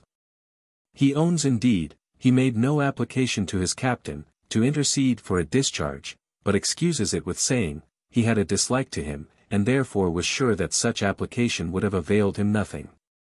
The court observed the pretenses of this, and other of the pirates, of a pistol and their articles being served up in a dish together, or of their being misused and forced from an honest service, was often a complotment of the parties. To render them less suspected of those they came from, and was to answer the end of being put in a newspaper or affidavit, and the pirates were so generous as not to refuse a compliment to a brother that cost them nothing, and, at the same time, secured them the best hands. The best I call them, because such a dependence made them act more boldly. Guilty. Harry Glasby, Master. There appearing several persons in court, who had been taken by Roberts's ship, whereof the prisoner was master, their evidence was accepted as follows. Joe Traherne, commander of the King Solomon, deposed, the prisoner, indeed, to act as master of the pirate ship, while he was under restraint there, but was observed like no master, every one obeying at discretion, of which he had taken notice.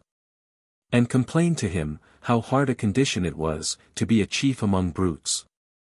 And that he was weary of his life, and such other expressions, now out of his memory, as shewed in him a great disinclination to that course of living. Joe Wingfield, a prisoner with them at Calabar, says the same, as to the quality he acted in, but that he was civil beyond any of them, and verily believes, that when the brigantine he served on board of, as a factor for the African Company, was voted to be burnt, this man was the instrument of preventing it, expressing himself with a great deal of sorrow, for this and the like malicious rogueries of the company he was in. That to him shewed, he had acted with reluctancy, as one who could not avoid what he did. He adds further, that when one Hamilton, a surgeon, was taken by them, and the articles about to be imposed on him, he opposed, and prevented it. And that Hunter, another surgeon, among them, was cleared at the prisoner's instance and persuasion. From which last, this deponent had it assured to him, that Glasby had once been under sentence of death, on board of them, with 2 more, for endeavouring an escape in the West Indies, and that the other 2 were really shot for it. Elizabeth Trengrove, who was taken a passenger in the African Company's ship Onslow, strengthened the evidence of the last witness. For having heard a good character of this Glasby, she inquired of the quartermaster, who was then on board or robbing, whether or no she could see him. And he told her, no. They never ventured him from the ship, for he had once endeavoured his escape, and they had ever since continued jealous of him. Edward Crisp, Captain Trengrove, and Captain Sharp, who had all been taken in their turns, acknowledged for themselves and others, who had unluckily fallen into those pirates' hands, that the good usage they had met with was chiefly through the prisoner's means, who often interposed, for leaving sufficient stores and instruments on board the ships they had robbed, alleging, they were superfluous and unnecessary there. James White, whose business was music, and was on the poop of the pirate ship in time of action with the Swallow, deposed, that during the engagement, and defence she made, he never saw the prisoner busied about the guns, or giving orders, either to the loading or firing of them, but that he wholly attended to the setting, or trimming, of the sails, as Roberts commanded. And that in the conclusion, he verily believed him to be the man who prevented the ships being blown up, by setting trusty sentinels below, and opposing himself against such hot-headed fellows as had procured lighted matches, and were going down for that purpose. Isaac's son, lieutenant of the man-of-war, deposed, that when he came to take possession of the prize, in the king's boat, he found the pirates in a very distracted and divided condition. Some being for blowing up, and others, who perhaps supposed themselves least culpable, opposing it, that in this confusion he inquired for the prisoner, of whom he had before heard a good character, and thinks he rendered all the service in his power, for preventing it. In particular, he understood by all hands, that he had seized, and taken, from one James Phillips, a lighted match, at the instant he was going down to the magazine, swearing, that he should send them all to H.L. together. He had heard also, that after Roberts was killed, the prisoner ordered the colours to be struck, and had since shown, how opposite his practice and principles had been, by discovering who were the greatest rogues among them. The prisoner, in his own defence, says, when he had the misfortune of falling into the pirates' hands, he was chief mate of the Samuel, of London, Captain Carey. And when he had hid himself, to prevent the design of carrying him away, they found him, and beat and threw him overboard. 7 days afterwards, upon his objecting against and refusing to sign their articles, he was cut and abused again, that though after this he ingratiated himself, by a more humble carriage, it was only to make life easy. The shares they had given him, having been from time to time returned again to such prisoners as fell in his way. Till of late, indeed, he had made a small reservation, and had desired Captain Lone to take 2 or 3 moidores from him, to carry to his wife. He was once taken, he says, at making his escape, in the West Indies, and, with 2 more, sentenced to be shot for it, by a drunken jury. The latter actually suffered, and he was preserved only by one of the chief pirates taking a sudden liking to him, and bullying the others. A second time he ran away at Hispaniola, carrying a pocket compass, for conducting him through the woods. But that being a most desolate and wild part of the island he fell upon, and he ignorant how to direct his course, was obliged, after 2 or 3 days wandering, to return towards the ship again, denying with egregious oaths the design he was charged with, for fear they should shoot him. From this time he hopes it will be some extenuation of his fault, that most of the acquitted prisoners can witness, they entertain jealousies of him, and Roberts would not admit him into his secrets. And withal, that Captain Carey, and 4 other passengers with him, had made affidavit of his having been forced from his employ, which though he could not produce, yet he humbly hoped the court would think highly probable from the circumstances offered. On the whole, the court was of opinion artists had the best pretension to the plea of force, from the necessity pirates are sometimes under of engaging such, and that many parts of his own defense had been confirmed by the evidence. Who had asserted he acted with reluctance, and had expressed a concern and trouble for the little hopes remained to him, of extricating himself. That he had used all prisoners, as they were called, well, at the hazard of ill usage to himself. That he had not in any military capacity assisted their robberies. That he had twice endeavored his escape, with the utmost danger. Acquitted him. Captain James Skyrm. It appeared from the evidence of several prisoners acquitted, that this Skyrm commanded the Ranger, in that defense she made against the king's ship. That he ordered the men to their quarters, and the guns to be loaded and fired, having a sword in his hand, to enforce those commands, and beat such to their duty whom he espied any way negligent or backward. That although he had lost a leg in the action, his temper was so warm, as to refuse going off the deck, till he found all was lost. In his defense, he says, he was forced from a mate's employ on board a sloop called the Greyhound, of St. Christopher's, October 1720. The pirate having drubbed him, and broke his head, only for offering to go away when that sloop was dismissed. Custom and success had since indeed blunted, and, in some measure, worn out the sense of shame. But that he had really for several months past been sick, and disqualified for any duty, and though Roberts had forced him on this expedition much against his will, yet the evidence must be sensible, the title of captain gave him no preeminence. For he could not be obeyed, though he had often called to them, to leave off their fire, when he perceived it to be the king's ship. The sickness he alleged, but more especially the circumstance of losing his leg, were aggravations of his fault, shewing him more alert on such occasions, than he was now willing to be thought, as to the name of captain. If it were allowed to give him no precedence out of battle, yet here it was proved a title of authority. Such an authority as could direct an engagement against the king's colours, and therefore he was in the highest degree, guilty. John Walden. Captain John Traherne, and George Fenn, deposed, the prisoner to be one of the number, who, in an open boat, piratically assailed, and took their ship, and was remarkably busy at mischief, having a pole-axe in his hand, which served him instead of a key, to all the locked doors and boxes he come nigh. Also in particular, he cut the cable of our ship, when the other pirates were willing, and busied at heaving up the anchor, saying, Captain, what signifies this trouble of yo hope and straining in hot weather? There are more anchors at London, and besides, your ship is to be burnt. William Smith, a prisoner acquitted, says Walden was known among the pirates mostly, by the nickname of Miss Nanny. Ironically it's presumed from the hardness of his temper, that he was one of the 20 who voluntarily came on board the Ranger. In the chase she made out after the Swallow, and by a shot from that ship, lost his leg. His behavior in the fight, till then, being bold and daring. The President called for Harry Glasby, and bid him relate a character of the prisoner, and what custom was among them, in relation to these voluntary expeditions, out of their proper ship, and this of going on board the Ranger, in particular. And he gave in for evidence, that the prisoner was looked on as a brisk hand, i.e. as he farther explained it, a stanch pirate, a great rogue, that when the Swallow first appeared in sight, every one was willing to believe her a Portuguese, because sugar was very much in demand.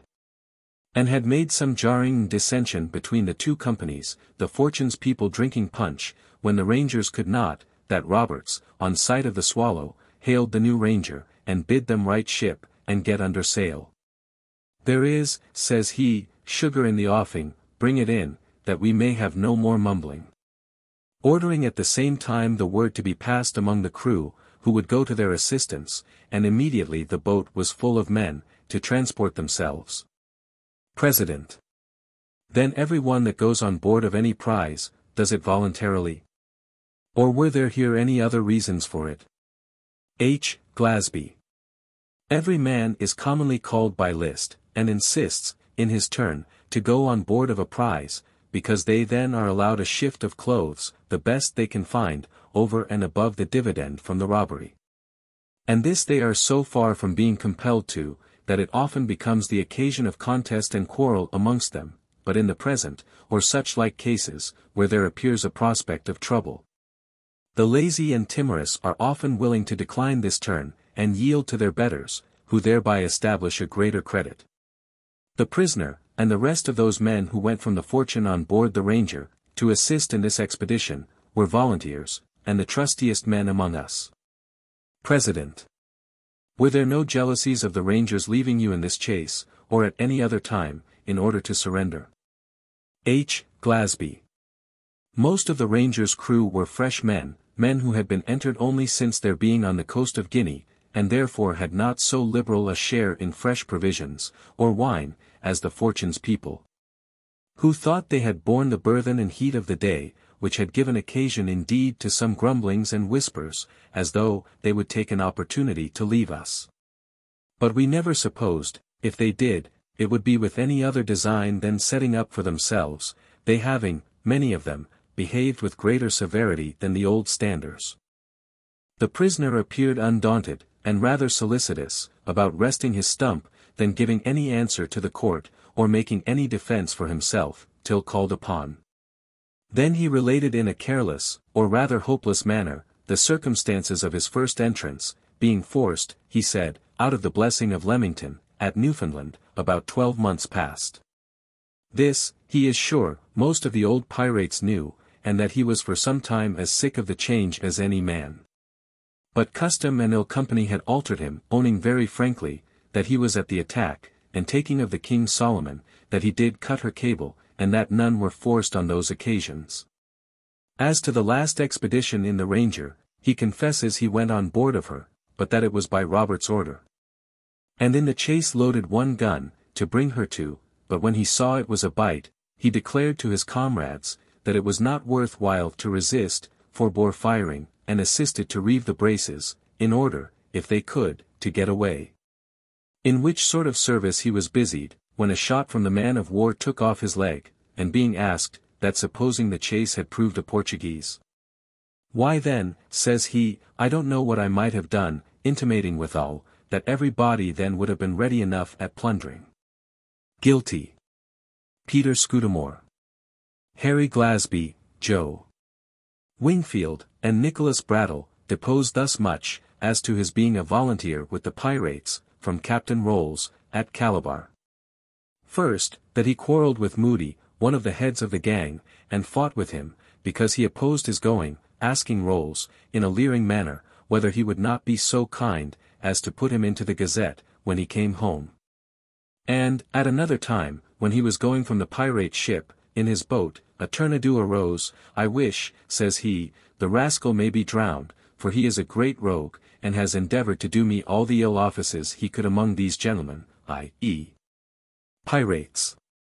And secondly, that he had signed the pirates' articles with a great deal of alacrity, and gloried in having been the first surgeon that had done so, for before this, it was their custom to change their surgeons, when they desired it. After having served a time, and never obliged them to sign, but he was resolved to break through this, for the good of those who were to follow, swearing immediately upon it, he was now, he hoped, as great a rogue as any of them.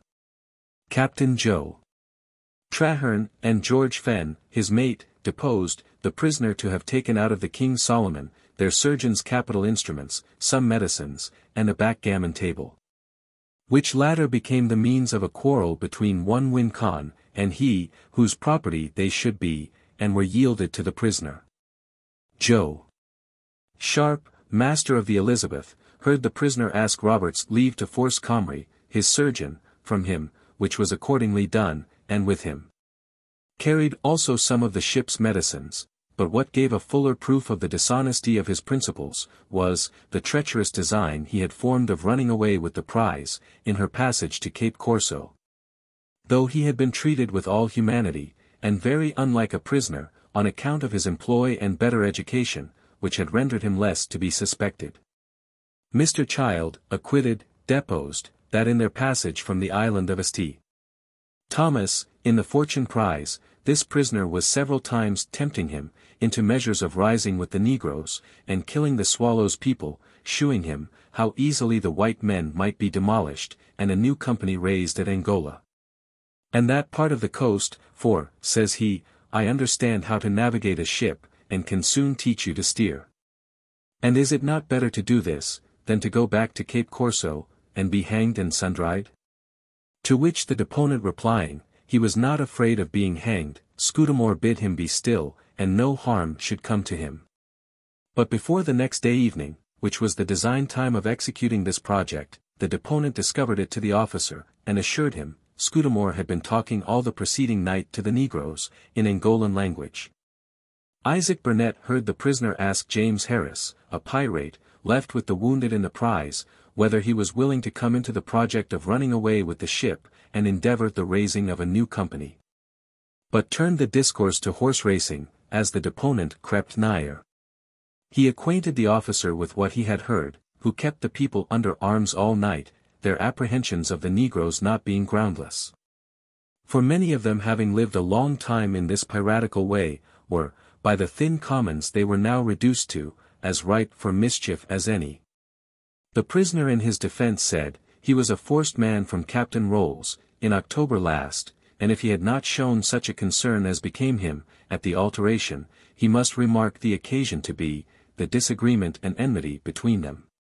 But that both Roberts, and Val Ashplant, threatened him into signing their articles, and that he did it in terror.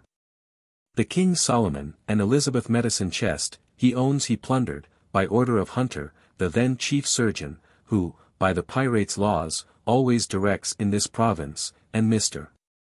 Child, though acquitted, had by the same orders taken out a whole French medicine chest, which he must be sensible for me, as well as for himself, we neither of us dared to have denied. It was their being the proper judges, made so ungrateful an office imposed. If after this he was elected chief surgeon himself, both Comrie and Wilson were set up also, and it might have been their chance to have carried it, and as much out of their power to have refused. As to the attempt of rising and running away with the prize, he denies it altogether as untrue. A few foolish words, but only by way of supposition, that if the negroes should take it in their heads, considering the weakness, and ill lookout that was kept Winky Face, it would have been an easy matter, in his opinion, for them to have done it. But that he encouraged such a thing, was false. His talking to them in the Angolan language, was only a way of spending his time, and trying his skill to tell 20, he being incapable of further talk. As to his understanding navigation, he had frequently acknowledged it to the deponent Child, and wonders he should now so circumstantiate this skill against him. Guilty. Robert Johnson.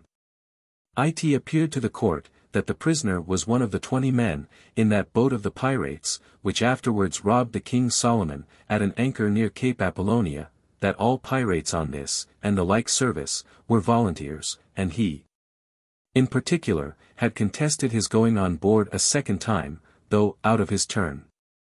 The prisoner in his defense, called for Harry Glasby, who witnessed to his being so very drunk, when he first came among their crew, that they were forced to hoist him out of one ship into the other, with a tackle, and therefore without his consent.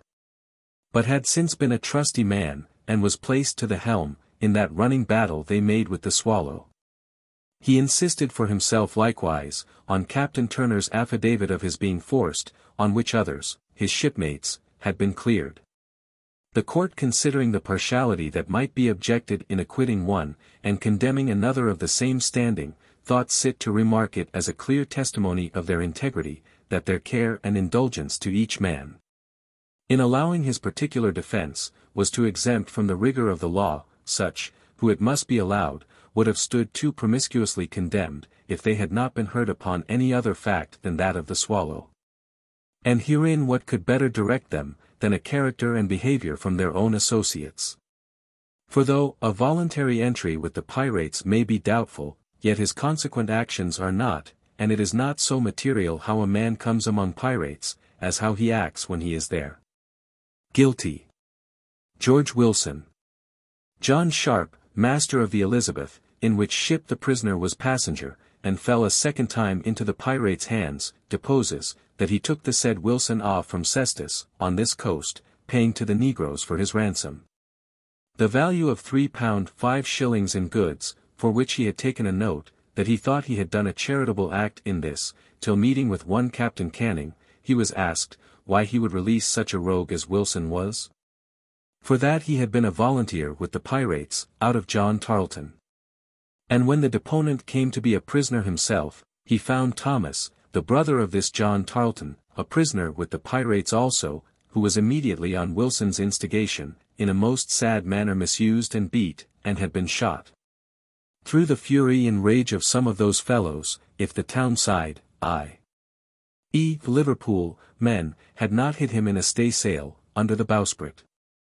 For Moody and Harper, with their pistols cocked, searched every corner of the ship to find him, and came to this deponent's hammock, whom they had like fatally to have mistaken for Tarleton, but on his calling out, they found their error, and left him with this comfortable anodyne, that he was the honest fellow who brought the doctor. At coming away, the prisoner asked about his note, whether the pirates had it or no. Who not being able readily to tell, he replied, "It's no matter, Mr. Sharp, I believe I shall hardly ever come to England to pay it." Adam Comrie, surgeon of the Elizabeth, says, that although the prisoner had, on account of his indisposition and want, received many civilities from him, before meeting with the pirates, he yet understood it was through his and Scudamore's means that he had been compelled among them. The prisoner was very alert and cheerful, he says, at meeting with Roberts, hailed him, told him he was glad to see him, and would come on board presently, borrowing of the deponent a clean shirt and drawers, for his better appearance and reception. He signed their articles willingly, and used arguments with him to do the same, saying, they should make their voyage in 8 months, to Brazil, share 600 or 700 L a man, and then break up. Again, when the crew came to an election of a chief surgeon, and this deponent was set up with the others, Wilson told him, he hoped he should carry it from Scudamore. For that a quarter share, which they had more than others, would be worth looking after. But the deponent missed the preferment, by the goodwill of the Rangers people, who, in general, voted for Scudamore, to get rid of him, the chief surgeon being always to remain with the Commodore. It appeared likewise by the evidence of Captain Joe Traherne, though Castell, and others, who had been taken by the pirates, and thence had opportunities of observing the prisoner's conduct, that he seemed thoroughly satisfied with that way of life, and was particularly intimate with Roberts. They often scoffing at the mention of a man of war, and saying, if they should meet with any of the Turnipman's ships, they would blow up, and go to H.L.L. together. Yet setting aside these silly freaks, to recommend himself, his laziness had got him many enemies. Even Roberts told him, on the complaint of a wounded man, whom he had refused to dress, that he was a double rogue, to be there a second time, and threatened Ned to cut his ears off. The evidence further assured the court, from Captain Thomas Tarleton, that the prisoner was taken out of his brother's ship, some months before, a first time, and being forward to oblige his new company, had presently asked for the pirates' boat. to fetch the medicine chest away. When the wind and current proving too hard to contend with, they were drove on shore at Cape Monserrato. The prisoner called for William Darling and Samuel Morwell, acquitted, and Nicholas Butler. William Darling deposed, the first time the prisoner fell into their hands, Roberts mistook him for Joe Tarleton the master, and being informed it was the surgeon who came to represent him, then indisposed, he presently swore he should be his messmate, to which Wilson replied, he hopped not, he had a wife and child, which the other laughed at. And that he had been 2 days on board, before he went in that boat, which was drove on shore at Cape Monserrato. And at his second coming, in the Elizabeth, he heard Roberts order he should be brought on board in the first boat. Samuel Morwell says, that he has heard him bewail his condition, while on board the Pirate, and desired one Thomas, to use his interest with Roberts, for a discharge, saying, his employ, and the little fortune he had left at home, would, he hopped, exempt him the further trouble of seeking his bread at sea. Nicholas Butler, who had remained with the pirates about 48 hours, when they took the French ships at Whydah, deposes, that in this space the prisoner addressed him in the French language, several times, deploring the wretchedness and ill fortune of being confined in such company. The prisoner desiring liberty of 2 or 3 questions, asked, whether or no he had not expostulated with Roberts, for a reason of his obliging surgeons to sign their articles, when heretofore they did not. Whether he had not expressed himself glad of having formerly escaped from them. Whether he had not said, at taking the ships in Whydah Road, that he could like the sport, were it lawful. And whether if he had not told him, should the company discharge any surgeon, that he would insist on it as his turn. The deponent answered, yes, to every question separately. And farther, that he believed Scudamore had not seen Wilson when he first came and found him out of the Elizabeth. He added, in his own defence, that being surgeon with one John Tarleton, of Liverpool, he was met a first time on this coast of Guinea, by Roberts the pirate, who, after a day or 2, told him, to his sorrow, that he was to stay there, and ordered him to fetch his chest, not medicines, as asserted, which opportunity he took to make his escape. For the boat's crew happening to consist of 5 French and 1 English man, all as willing as himself, they agreed to push the boat on shore, and trust themselves with the negroes of Cape Monserrato, hazardous, not only in respect of the dangerous seas that run there, but the inhumanity of the natives, who sometimes take a liking to humane carcasses. Here he remained 5 months, till Thomas Tarleton, brother to his captain, chanced to put in the road for trade, to whom he represented his hardships and starving condition. But was, in an unchristian manner, both refused a release of this captivity, or so much as a small supply of biscuit and salt meat, because, as he said, he had been among the pirates. A little time after this, the master of a French ship paid a ransom for him, and took him off. But, by reason of a nasty leprous indisposition he had contracted by hard and bad living, was, to his great misfortune, set ashore at Cestus again, when Captain Sharp met him, and generously procured his release in the manner himself has related, and for which he stands infinitely obliged. That ill luck threw him a second time into the pirates' hands, in this ship Elizabeth, where he met Thomas Tarleton, and thoughtlessly used some reproaches of him, for his severe treatment at Monserrato. But protests without design his words should have had so bad a consequence, for Roberts took upon him, as a dispenser of justice, the correction of Mr. Tarleton, beating him unmercifully. And he hopes it will be believed, contrary to any intention of his it should so happen, because as a stranger he might be supposed to have no influence, and believes there were some other motives for it. He cannot remember he expressed himself glad to see Roberts this second time, or that he dropped those expressions about Comrie, as are sworn. But if immaturity of judgment had occasioned him to slip rash and inadvertent words, or that he had paid any undue compliments to Roberts, it was to ingratiate himself, as every prisoner did, for a more civil treatment. And in particular to procure his discharge, which he had been promised, and was afraid would have been revoked, if such a person as Comrie did not remain there to supply his room. And of this, he said, all the gentlemen, meaning the pirates, could witness for him. He urged also his youth in excuse for his rashness. The first time he had been with them, only a month in all, and that in no military employ. But in particular, the service he had done in discovering the design the pirates had to rise in their passage on board the Swallow. Guilty. But execution respite till the king's pleasure be known, because the commander of the Swallow had declared, the first notice he received of this design of the pirates to rise, was from him. Benjamin Jeffreys. By the depositions of Glasby and Lilburn, acquitted, against this prisoner, it appeared, that his drunkenness was what at first detained him from going away in his proper ship, the Norman galley.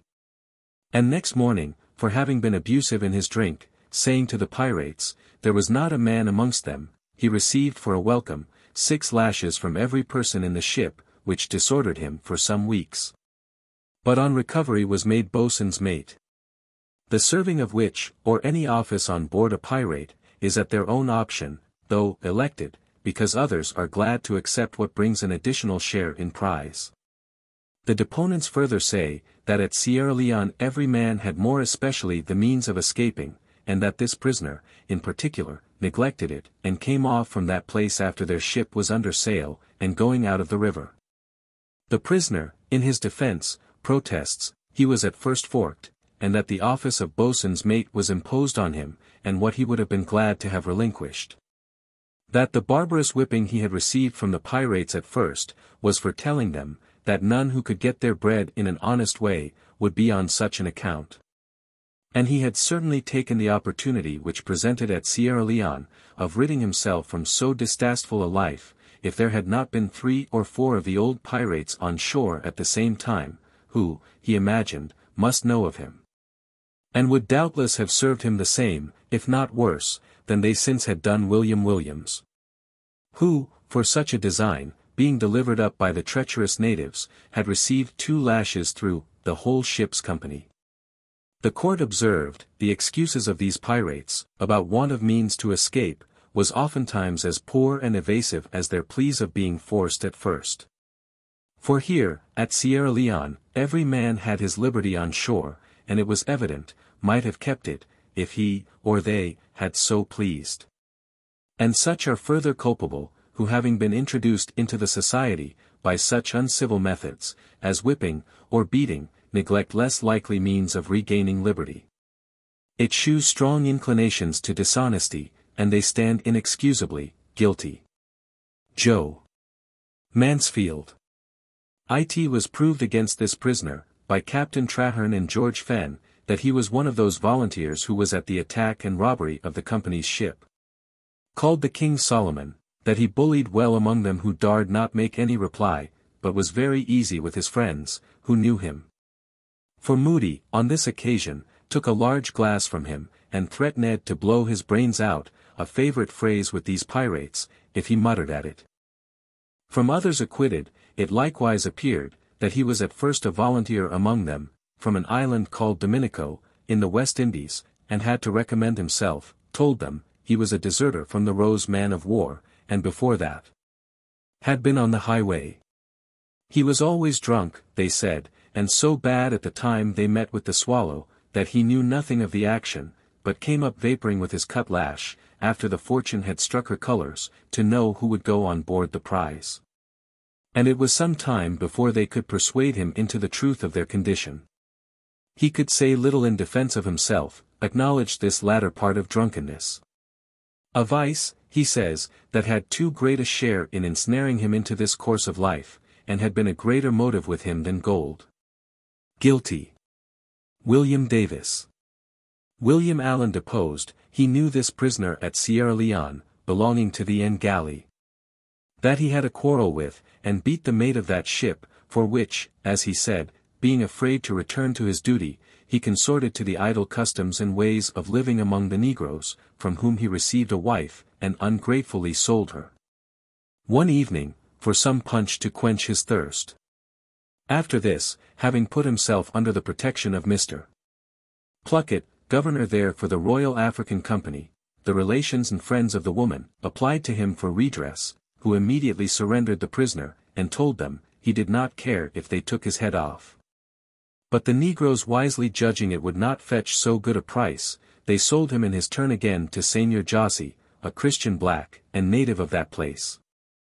who expected and agreed for 2 years' service from him, on consideration of what he had disbursed, for the redemption of the woman, but long before the expiration of this time, Roberts came into Sierra Leone River, where the prisoner, as Seigneur Jossi assured the deponent, entered a volunteer with them. The deponent further corroborates this part of the evidence, in that he being obliged to call at Cape Mount, in his passage down hither, met there with 2 deserters from Roberts's ship, who assured him of the same. And that the pirates did design to turn Davis away the next opportunity, as an idle good-for-nothing fellow. From Glasby and Lilburn, it was evident, that every pirate, while they stayed at Sierra Leone, went on shore at discretion. That Roberts had often assured Mr. Glynn and other traders, at that place, that he would force no body, and in short, there was no occasion for it. In particular, the prisoner's row-mate went away, and thinks, he might have done the same, if he had pleased. The prisoner alleged his having been detained against his will, and says, that returning with elephant's teeth for Sierra Leone, the pirates' boat pursued and brought him on board, where he was kept on account of his understanding the pilotage and navigation of that river. It was obvious to the court, not only how frivolous excuses of constraint and force were among these people, at their first commencing pirates, but also it was plain to them, from these 2 deserters, met at Cape Mount, and the discretional manner they lived in, at Sierra Leone.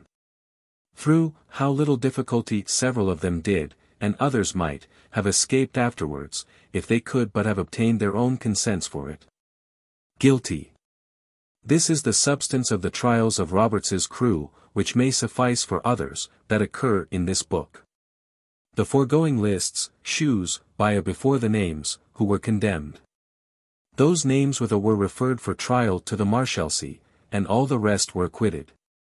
The following pirates were executed, according to their sentence, without the gates of Cape Corso Castle, within the flood marks, viz. Men's names. Years of age. Habitations. William Magnus. Minehead. Richard Hardy. Wales. David Simpson. North Berwick. Christopher Moody. Thomas Sutton. Berwick. Valentine Ashplant. Minories. Peter Devine. Stepney. William Phillips. Lower Shadwell. Philip Bill. St. Thomas's. William Maine. William McIntosh. Canterbury. William Williams. Nye Plymouth.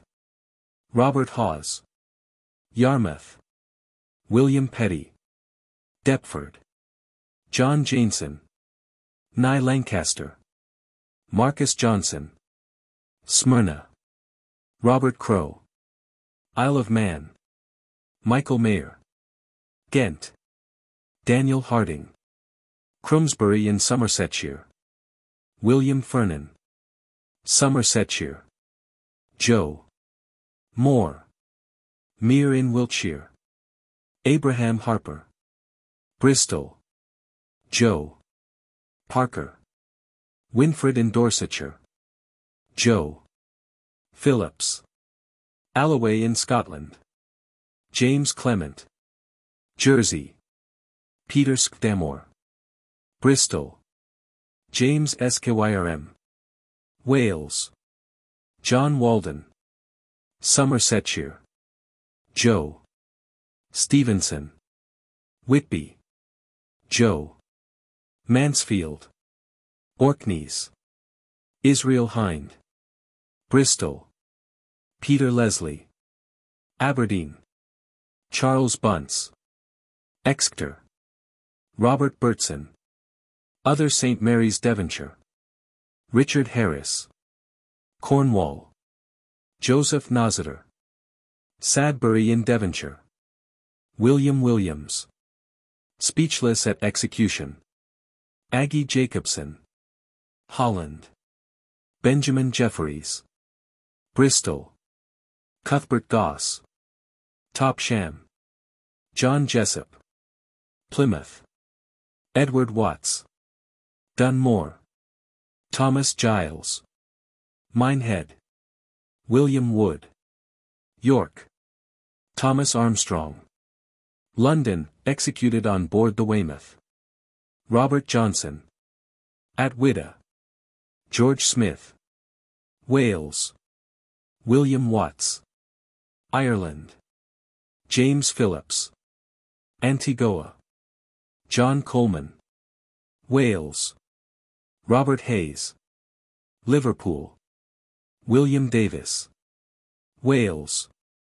The remainder of the pirates, whose names are undermentioned, upon their humble petition to the court, had their sentence changed from death to 7 years' servitude, conformable to our sentence of transportation. The petition is as follows. To the Honourable the President and Judges of the Court of Admiralty, for trying of pirates, sitting at Cape Corso Castle, the 20th day of April, 1722. The humble petition of Thomas Howe, Samuel Fletcher, and humbly sheweth that your petitioners being unhappily, and unwarily drawn into that wretched and detestable crime of piracy, for which they now stand justly condemned, they most humbly pray the clemency of the court. In the mitigation of their sentence, that they may be permitted to serve the Royal African Company of England, in this country for 7 years, in such a manner as the court shall think proper. That by their just punishment, being made sensible of the error of their former ways, they will for the future become faithful subjects, good servants, and useful in their stations, if it please the Almighty to prolong their lives. And your petitioners, as in duty, and the resolution of the court was, that the petitioners have leave by this Court of Admiralty, to interchange indentures with the Captain General of the Gold Coast, for the Royal African Company, for 7 years' servitude. At any of the Royal African Company's settlements in Africa, in such manner as he the said Captain General shall think proper.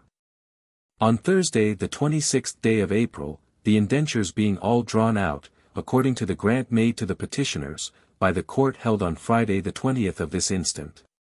Each prisoner was sent for up, signed, sealed and exchanged them in the presence of Captain Mungo Herdman, President. James Phipps, Esq. Mr. Edward Hyde. Mr. Charles Fanshawe. And Mr. John Atkins, Register. A copy of the indenture. The indenture of a person condemned to serve abroad for piracy, which, upon the humble petition of the pirates therein mentioned, was most mercifully granted by His Imperial Majesty's Commissioners and Judges appointed to hold a Court of Admiralty. For the trial of pirates at Cape Corso Castle, in Africa, upon condition of serving 7 years, and other conditions, are as follows, viz. This indenture made the 26th day of April, Anno Regni Regis Georgii Magni Britanniae, and Septimo, Domini, Millesimo, Sepcentesimo Viginti Duo, between Roger Scott, late of the city of Bristol Mariner, of the one part, and the Royal African Company of England, their Captain General and Commander-in-Chief, for the time being. On the other part, witnesseth, that the said Roger Scott, doth hereby covenant, and agree to, and with, the said Royal African Company, their Captain General, and Commander-in-Chief for the time being, to serve him, or his lawful successors. In any of the Royal African Company's settlements on the coast of Africa, from the day of the date of these presents, to the full term of 7 years, from hence next ensuing, fully to be complete and ended. There to serve in such employment, as the said Captain General, or his successors shall employ him, according to the custom of the country in like kind. In consideration whereof, the said Captain General, and Commander-in-Chief doth covenant and agree, to, and with, the said Roger Scott, to find and allow him meat, drink, apparel and lodging, according to the custom of the country. In witness whereof, the parties aforesaid, to these presents, have interchangeably put their hands and seals, the day and year first above written. Signed, sealed and delivered, in the presence of us. At Cape Corso Castle, in Africa, where no stamped paper was to be had. Mungo Herdman, President, witness. John Atkins, Register, witness. In like manner was drawn out and exchanged the indentures of Thomas Howe of Barnstable, in the county of Devon. Samuel Fletcher of East Smithfield, London. John Lane of Lombard Street, London. David Littlejohn of Bristol. John King of Shadwell Parish, London. Henry Dennis of Biddeford. Hugh Harris of Corfe Castle, Devonshire. William Taylor of Bristol. Thomas Owen of Bristol. John Mitchell of Shadwell Parish, London. Joshua Lee of Liverpool. William Shuren of Wapping Parish, London. Robert Hartley of Liverpool. John Griffin of Blackwell, Middlesex. James Crombie of London, Wapping. James Greenham of Marshfield, Gloucestershire. John Horn of St. James's Parish, London. John Jessup of Wisbech, Cambridgeshire. David Rice of Bristol. None of which, I hear, are now living, 2 others, viz. George Wilson and Thomas Otterlaney, were respite from execution, till His Majesty's pleasure should be known. The former died abroad, and the latter came home, and received His Majesty's pardon. The account of the whole stands thus. Acquitted. Executed. Respite. To servitude. To the Marshalsea. Killed in the Ranger. Killed in the Fortune. Died in the passage to Cape Corso. Died afterwards in the castle. Negroes in both ships. Total, 276. I am not ignorant how acceptable the behavior and dying words of malefactors are to the generality of our countrymen, and therefore shall deliver what occurred, worthy of notice. In the behavior of these criminals. The first 6 that were called to execution, were Magnus, Moody, Simpson, Sutton, Ashplant, and Hardy. All of them old standers and notorious offenders, when they were brought out of the hold, on the parade, in order to break off their fetters, and fit the halters. None of them, it was observed, appeared the least dejected, unless Sutton, who spoke faint, but it was rather imputed to a flux that had seized him 2 or 3 days before, than fear. A gentleman, who was surgeon of the ship, was so charitable at this time, to offer himself in the room of an ordinary, and represented to them, as well as he was able, the heinousness of their sin, and necessity which lay on them of repentance. One particular part of which ought to be, acknowledging the justice they had met with. They seemed heedless for the present, some calling for water to drink and others applying to the soldiers for caps, but when this gentleman pressed them for an answer, they all exclaimed against the severity of the court, and were so hardened as to curse, and wish the same justice might overtake all the members of it, as had been dealt to them. They were poor rogues, they said, and so hanged, while others, no less guilty in another way, escaped. When he endeavored to compose their minds, exhorting them to die in charity with all the world, and would have diverted them from such vain discourse, by asking them their country, age, and the like. Some of them answered, what was that to him, they suffered the law, and should give no account but to God. Walking to the gallows without a tear, in token of sorrow for their past offences, or shewing as much concern as a man would express at travelling a bad road. Nay, Simpson, at seeing a woman that he knew, said, he had lain with that B.H. 3 times, and now she was come to see him hanged. And Hardy, when his hands were tied behind him, which happened from their not being acquainted with the way of bringing malefactors to execution, observed, that he had seen many a man hanged, but this way of the hands being tied behind them. He was a stranger to, and never saw before in his life.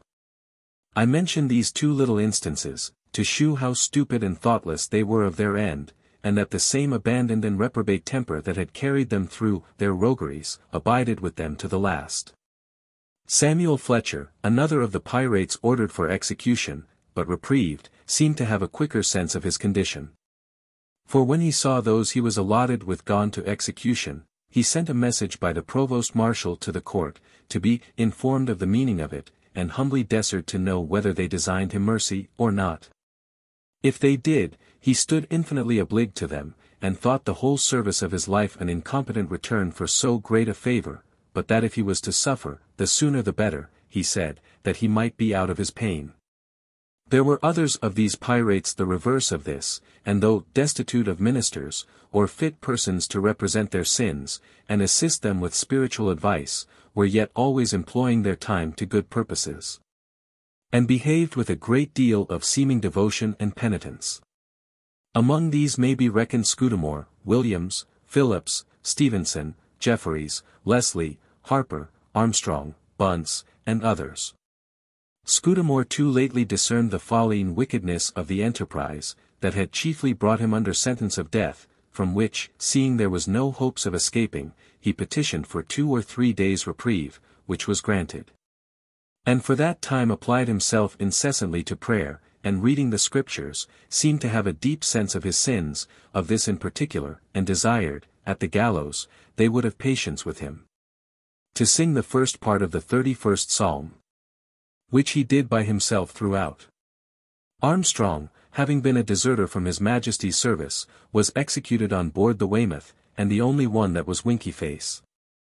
There was no body to press him to an acknowledgment of the crime he died for, nor of sorrowing in particular for it, which would have been exemplary, and made suitable impressions on seamen. So that his last hour was spent in lamenting and bewailing his sins in general, exhorting the spectators to an honest and good life, in which alone they could find satisfaction. In the end, he desired they would join with him in singing 2 or 3 latter verses of the 140th Psalm, and that being concluded, he was, at the firing of a gun, tricked up at the foreyard arm.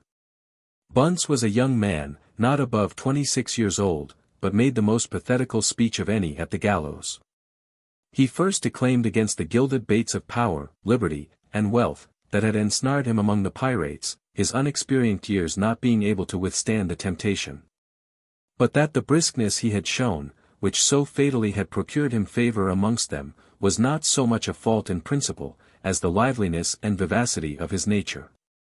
He was now extremely afflicted for the injuries he had done to all men, and begged theirs and God's forgiveness, very earnestly exhorting the spectators to remember their Creator in their youth, and guard betimes that their minds took not a wrong bias, concluding with this apt similitude, that he stood there as a beacon upon a rock, the gallows standing on one, to warn erring mariners of danger. Chapter 10. Of Captain Anstis and his crew. Thomas Anstis shipped himself at Providence in the year 1718, aboard the Buck sloop, and was one of 6 that conspired together to go off a pirating with the vessel. The rest were, Howell Davis, Roberts's predecessor, killed at the Island of Princes, Dennis Topping, killed at the taking of the rich Portuguese ship on the coast of Brazil. Walter Kennedy, hanged at Execution Dock, and 2 others, which I forbear to name, because, I understand they are at this day employed in an honest vocation in the city. What followed concerning Anstis's piracies, has been included in the 2 preceding chapters. I shall only observe that the combination of these 6 men above mentioned, was the beginning of that company, that afterwards proved so formidable under Captain Roberts, from whom Anstis separated the 18th of April, 1721. In the Good Fortune brigantine, leaving his Commodore to pursue his adventures upon the coast of Guinea, whilst he returned to the West Indies, upon the like design. About the middle of June, these pirates met with one Captain Marston, between Hispaniola and Jamaica, bound on a voyage to New York. From whom they took all the wearing apparel they could find, as also his liquors and provision, and 5 of his men, but did not touch his cargo. 2 or 3 other vessels were also plundered by them, in this cruise, out of whom they stocked themselves with provision and men. Among the rest, I think, was the Irwin, Captain Ross, from Cork in Ireland. But this I won't be positive of, because they denied it themselves. This ship had 600 barrels of beef aboard, besides other provisions, and was taken off Martinico, wherein Colonel D'Oyly of Montserrat and his family were passengers. The colonel was very much abused and wounded, for endeavouring to save a poor woman, that was also a passenger, from the insults of that brutish crew. And the pirates prevailing, 21 of them forced the poor creature successively, afterwards broke her back and flung her into the sea. I say, I will not be positive it was Anstis's crew that acted this unheard of violence and cruelty, though, the circumstances of the place, the time, the force of the vessel, and the number of men, do all concur. And I can place the villainy nowhere else. But that such a fact was done, there is too much evidence for it to be doubted of. When they thought fit to put an end to this cruise, they went into one of the islands to clean, which they effected without any disturbance, and came out again, and stretching away towards Bermudas, met with a stout ship, called the Morning Star, bound from Guinea to Carolina. They made prize of her, and kept her for their own use. In a day or two, a ship from Barbados bound to New York, fell into their hands, and taking out her guns and tackle, mounted the Morning Star with 32 pieces of cannon, manned her with 100 men, and appointed one John Fenn captain. For the brigantine being of far less force, the Morning Star would have fallen to Anstis, as elder officer, yet he was so in love with his own vessel, she being an excellent sailor, that he made it his choice to stay in her, and let Fenn, who was before his gunner, command the great ship. Now, that they had 2 good ships well manned, it may be supposed they were in a condition to undertake something bold, but their government was disturbed by malcontents, and a kingdom divided within itself cannot stand. They had such a number of new men amongst them, that seemed not so violently inclined for the game, that whatever the captain proposed, it was certainly carried against him, so that they came to no fixed resolution for the undertaking any enterprise. Therefore there was nothing to be done, but to break up the company, which seemed to be the inclination of the majority, but the manner of doing so, concerned their common safety. To which purpose various means were proposed. At length it was concluded to send home a petition to His Majesty, there being then no act of indemnity in force, for a pardon, and wait the issue. At the same time one Jones, boatswain of the Good Fortune, proposed a place of safe retreat, it being an uninhabited island near Cuba, which he had been used to in the late war, when he went a privateering against the Spaniards. This being approved of, it was unanimously resolved on, and the underwritten petition drawn up and signed by the whole company in the manner of what they call a round robin, that is, the names were writ in a circle, to avoid all appearance of preeminence, and lest any person should be marked out by the government, as a principal rogue among them. To His Most Sacred Majesty George, by the grace of God, of Great Britain, France and Ireland, King, Defender of the Faith, and the humble petition of the company, now belonging to the ship Morning Star, and brigantine Good Fortune, lying under the ignominious name and denomination of Pyrates, humbly sheweth, that we your Majesty's most loyal subjects, have, at sundry times, been taken by Bartholomew Roberts, the then captain of the above said vessels and company, together with another ship, in which we left him, and have been forced by him and his wicked accomplices, to enter into, and serve, in the said company, as pirates, much contrary to our wills and inclinations, and we your loyal subjects utterly abhorring and detesting that impious way of living, did, with an unanimous consent, and contrary to the knowledge of the said Roberts, or his accomplices, on, or about the 18th day of April 1721, leave, and ran away with the aforesaid ship Morning Star, and brigantine Good Fortune, with no other intent and meaning than the hopes of obtaining your Majesty's most gracious pardon, and, that we your Majesty's most loyal subjects, may with more safety return to our native country, and serve the nation, unto which we belong, in our respective capacities, without fear of being prosecuted by the injured, whose estates have suffered by the said Roberts and his accomplices, during our forcible detainment, by the said company. We most humbly implore your Majesty's most royal assent to this our humble petition. And your petitioners shall ever pray. This petition was sent home by a merchant ship bound to England, from Jamaica, who promised to speak with the petitioners, in their return, about 20 leagues to windward of that island, and let them know what success their petition met with. When this was done, the pirates retires to the island before proposed, with the ship and brigantine. This island, which I have no name for, lies off the southwest end of Cuba, uninhabited, and little frequented. On the east end is a lagoon, so narrow, that a ship can but just go in, though there's from 15 to 22-foot water, for almost a league up. On both sides of the lagoon grows red mangrove trees, very thick, that the entrance of it, as well as the vessels laying there, is hardly to be seen.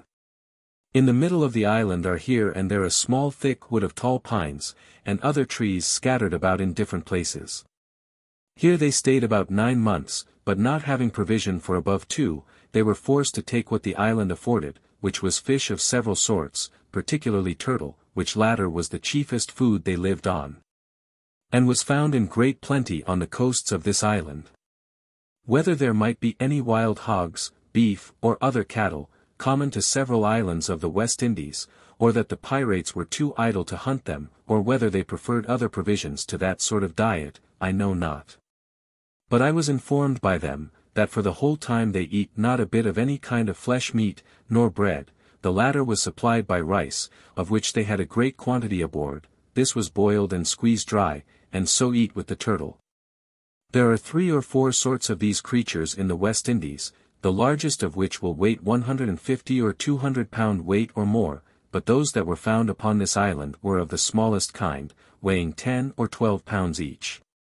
With a fine natural wrought shell, and beautifully clouded. The meat sweet and tender, some part of it eating like chicken, some like veal, and so that it was no extraordinary hardship for them to live upon this provision alone, since it affords variety of meats to the taste of itself. The manner of catching this fish is very particular. You must understand, that in the months of May, June and July, they lay their eggs in order to hatch their young, and this 3 times in a season, which is always in the sand of the seashore, each laying 80 or 90 eggs at a time. The male accompanies the female, and come ashore in the night only, when they must be watched, without making any noise, or having a light. As soon as they land, the men that watch for them, turn them on their backs, then haul them above high water mark, and leave them till next morning, where they are sure to find them, for they can't turn again, nor move from the place.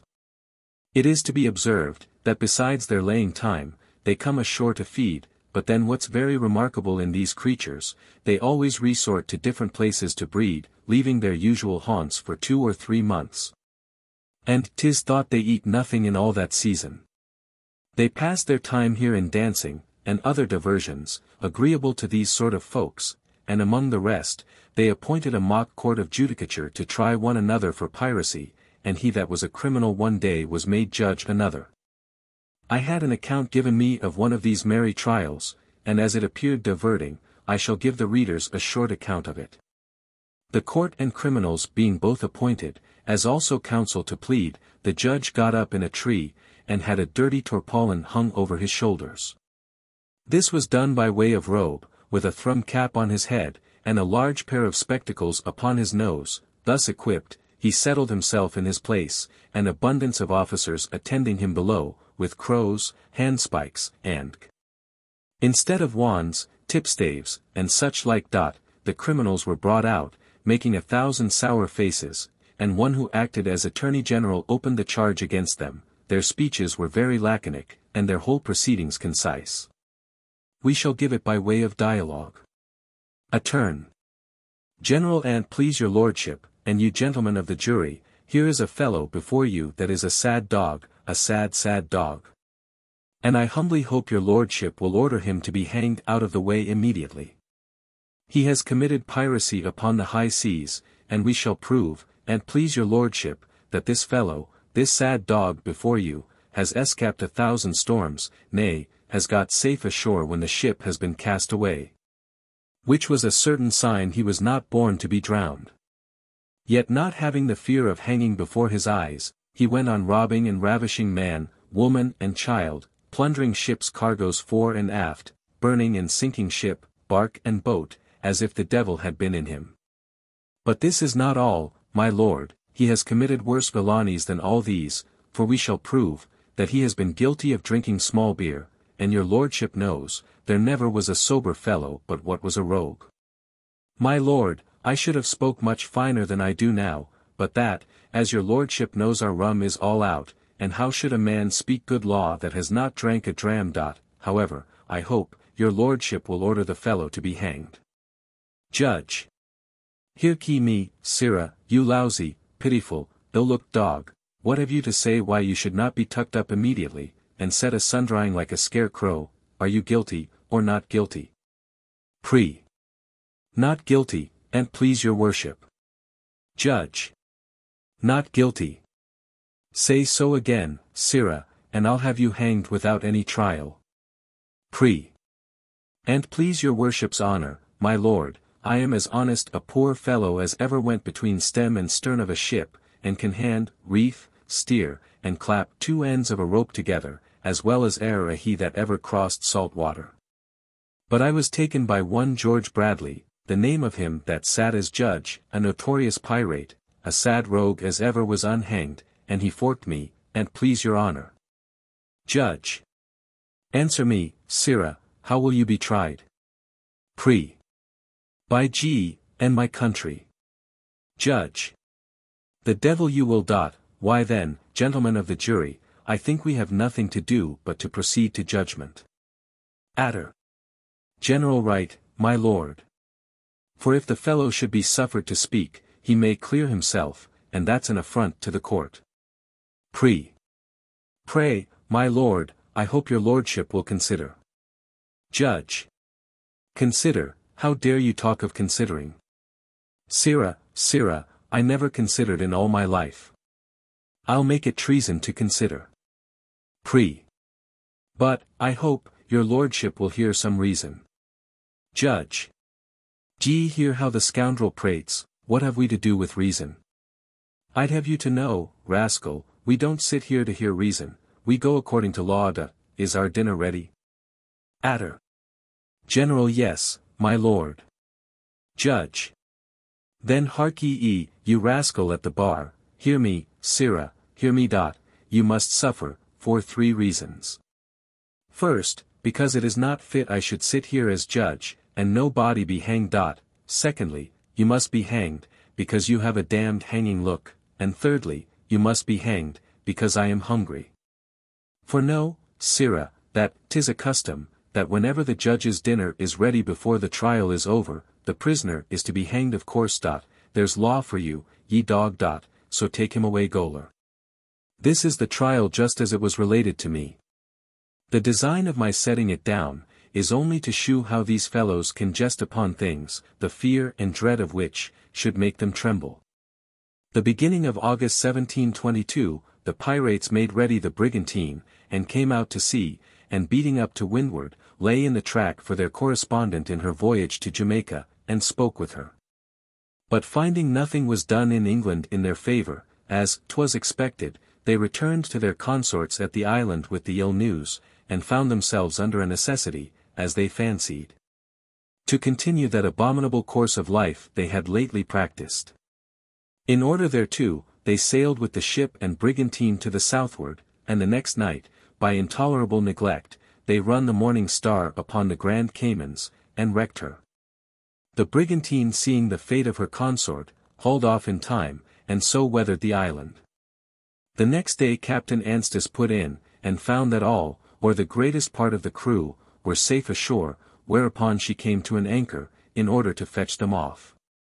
And having brought Fenn the captain, Phillips the carpenter, and a few others aboard, 2 men of war came down upon them, viz.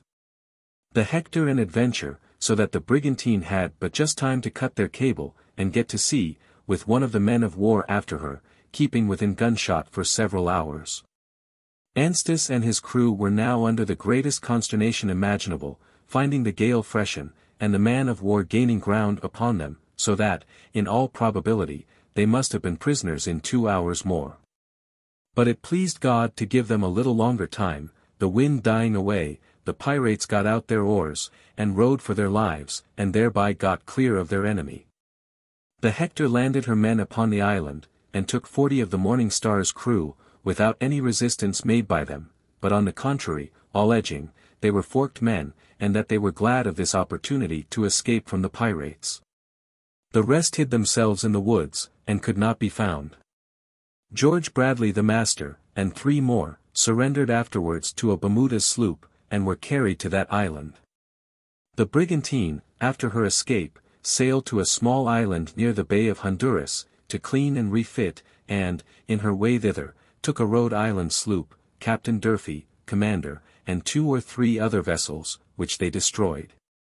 But brought all the hands aboard their own. While she was cleaning, a scheme was concerted between Captain Durfee, some other prisoners, and 2 or 3 of the pirates, for to seize some of the chiefs, and carry off the brigantine. But the same being discovered before she was fit for sailing, their design was prevented. However, Captain Durfee, and 4 or 5 more, got ashore with some arms and ammunition. And when the pirate's canoe came in for water, he seized the boat with the men, upon which Anstis ordered another boat to be manned with 30 hands and sent ashore, which was accordingly done. But Captain Durfee, and the company he had by that time got together, gave them such a warm reception, that they were contented to betake themselves to their vessel again. About the beginning of December, 1722, Anstis left this place and returned to the islands, designing to accumulate all the power and strength he could, since there was no looking back. He took in the cruise a good ship, commanded by Captain Smith, which he mounted with 24 guns, and Fenn, a one-handed man, who commanded the Morning Star when she was lost, went aboard to command her. They cruised together, and took a vessel or two, and then went to the Bahama Islands, and there met with what they wanted, viz. a sloop loaded with provisions, from Dublin, called the Antelope. It was time now to think of some place to fit up and clean their frigate lately taken, and put her in a condition to do business. Accordingly they pitched upon the island of Tobago, where they arrived the beginning of April, 1723, with the Antelope sloop and her cargo. They fell to work immediately, got the guns, stores, and everything else out upon the island, and put the ship upon the heel. And just then, as ill luck would have it, came in the Winchelsea man of war, by way of visit, which put the marooners into such a surprise, that they set fire to the ship and sloop, and fled ashore to the woods. Anstis, in the brigantine, escaped, by having a light pair of heels, but it put his company into such a disorder, that their government could never be set to rights again. For some of the newcomers, and those who had been tiered with the trade, put an end to the reign, by shooting though Anstis in his hammock, and afterwards the quartermaster, and 2 or 3 others. The rest submitting, they put into irons, and surrendered them up, and the vessel, at Curaçao, a Dutch settlement, where they were tried and hanged, and those concerned in delivering up the vessel, acquitted. But to return to Captain Fenn, he was taken straggling with his gunner and 3 more, a day or 2 after their misfortune, by the man-of-war's men, and carried to Antigua, where they were all executed, and Fenn hanged in chains. Those who remained, stayed some time in the island, keeping up and down in the woods, with a hand to look out. At length Providence so ordered it, that a small sloop came into the harbor, which they all got aboard of, except 2 or 3 negroes, and those they left behind. They did not think fit to pursue any further adventures, and therefore unanimously resolved to steer for England, which they accordingly did, and in October last came into Bristol Channel, sunk the sloop, and getting ashore in the boat, dispersed themselves to their abodes. Chapter 11. Of Captain Warley and his crew. His reign was but short, but his beginning somewhat particular, setting out in a small open boat, with 8 others, from New York. This was as resolute a crew as ever went upon this account. They took with them a few biscuits, and a dried tongue or 2, a little keg of water, half a dozen old muskets and ammunition accordingly. Thus provided, they left New York the latter end of September 1718, but it cannot be supposed that such a man of war as this, could undertake any considerable voyage, or attempt any extraordinary enterprise. So they stood down the coast, till they came to Delaware River, which is about 150 miles distant, and not meeting with any thing in their way, they turned up the same river as high as Newcastle. Near which place they fell upon a shallop belonging to George Grant, who was bringing household goods, plate, and from Appoquinimie to Philadelphia. They made prize of the most valuable part of them, and let the shallop go. This fact could not come under the article of piracy, it not being committed super altum mare, upon the high sea, therefore was a simple robbery only. But they did not stand for a point of law in the case, but easing the shallop man of his lading, the bold adventurers went down the river again. The shallop came straight to Philadelphia, and brought the ill news thither, which so alarmed the government, as if war had been declared against them. Expresses were sent to New York, and other places, and several vessels fitted out against this powerful rover, but to no manner of purpose, for after several days' cruise, they all returned, without so much as hearing what became of the robbers. Warley and his crew, in going down the river, met with a sloop of Philadelphia, belonging to a mulatto, whom they called Black Robin. They quitted their boat for this sloop, taking one of Black Robin's men along with them, as they had also done from George Grant, besides 2 negroes, which increased the company 1/3. A day or two after, they took another sloop belonging to Hull, homeward bound, which was somewhat fitter for their purpose. They found aboard her provisions and necessaries, which they stood in need of, and enabled them to prosecute their design, in a manner more suitable to their wishes. Upon the success of these rovers, the governor issued out a proclamation, for the apprehending and taking all pirates, who had refused or neglected to surrender themselves, by the time limited in His Majesty's proclamation of pardon. And thereupon, ordered His Majesty's ship Phoenix, of 20 guns, which lay at Sandy Hook, to sea, to cruise upon this pirate and secure the trade to that, and the adjoining colonies. In all probability, the taking this sloop saved their bacons, for this time, though they fell into the trap presently afterwards, for they finding themselves in tolerable good condition, having a vessel newly cleaned, with provisions, and they stood off to sea, and so missed the Phoenix, who expected them to be still on the coast. About 6 weeks afterwards they returned, having taken both a sloop and a brigantine, among the Bahama Islands. The former they sunk, and the other they let go. The sloop belonged to New York, and they thought the sinking of her good policy, to prevent her returning to tell tales at home. Worley had by this time increased his company to about 25 men, had 6 guns mounted, and small arms as many as were necessary for them, and seemed to be in a good thriving sort of a way.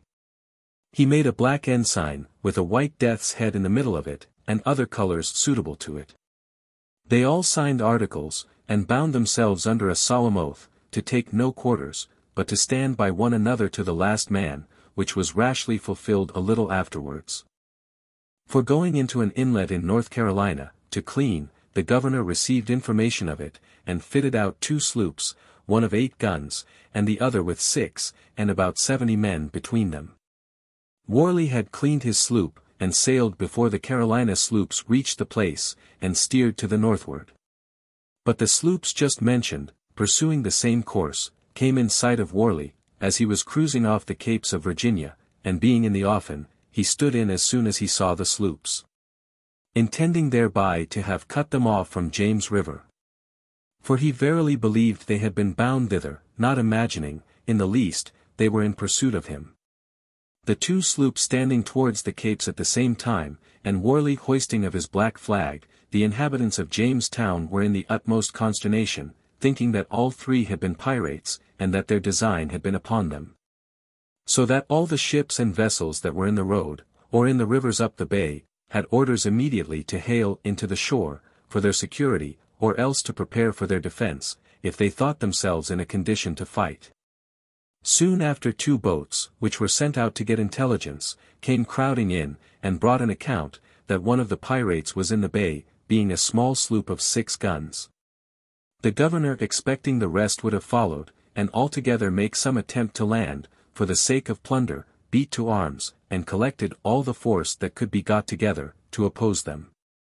He ordered all the guns out of the ships, to make a platform, and, in short, put the whole colony in a warlike posture, but was very much surprised at last, to see all the supposed pirates fighting with one another. The truth of the matter is, Worley gained the bay, thinking to make sure of his 2 prizes, by keeping them from coming in. But by the hoisting of the king's colors, and firing a gun, he quickly was sensible of his mistake, and too soon perceived that the tables were turned upon him, that instead of keeping them out, he found himself, by a superior force kept in. When the pirates saw how things went, they resolutely prepared themselves for a desperate defense. And though, 3-1 odds, Worley and his crew determined to fight to the last gasp, and receive no quarters, agreeably to what they had before sworn, so that they must either die or conquer upon the spot. The Carolina men gave the pirate a broadside, and then boarded him, one sloop getting upon his quarter, and the other on his bow. Worley and the crew drew up upon the deck, and fought very obstinately, hand to hand, so that in a few minutes, abundance of men lay weltering in their gore. The pirates proved as good as their words, not a man of them cried out for quarter, nor would accept of such, when offered, but were all killed except the captain and another man, and those very much wounded, whom they reserved for the gallows.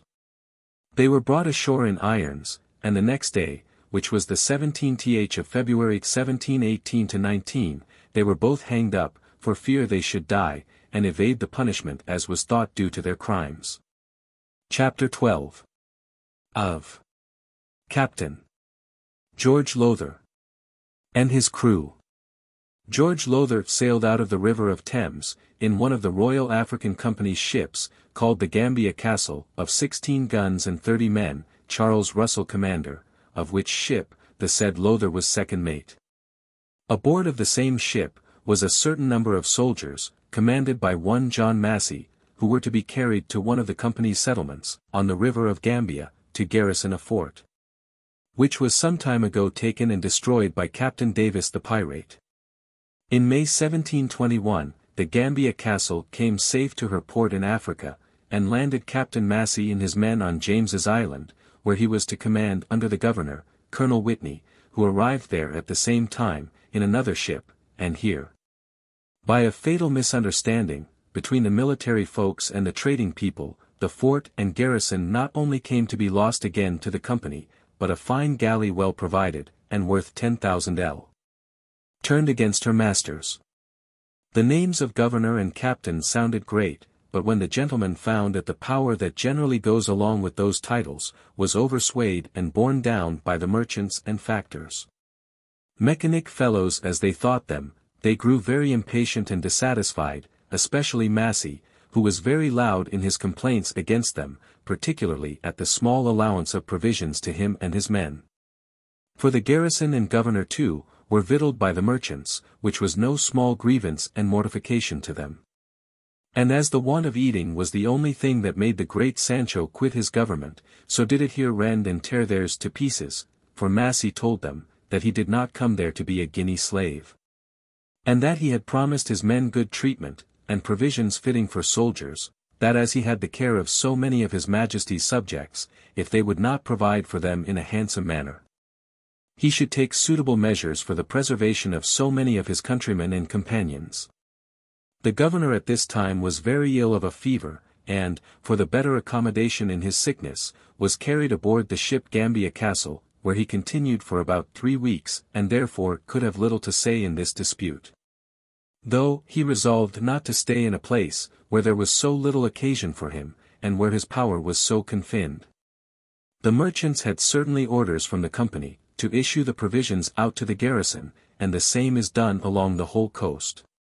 But whether they had cut them short of the allowance that was appointed them, I can't say, but if they did, then is the loss of the ship and garrison owing principally to their ill conduct.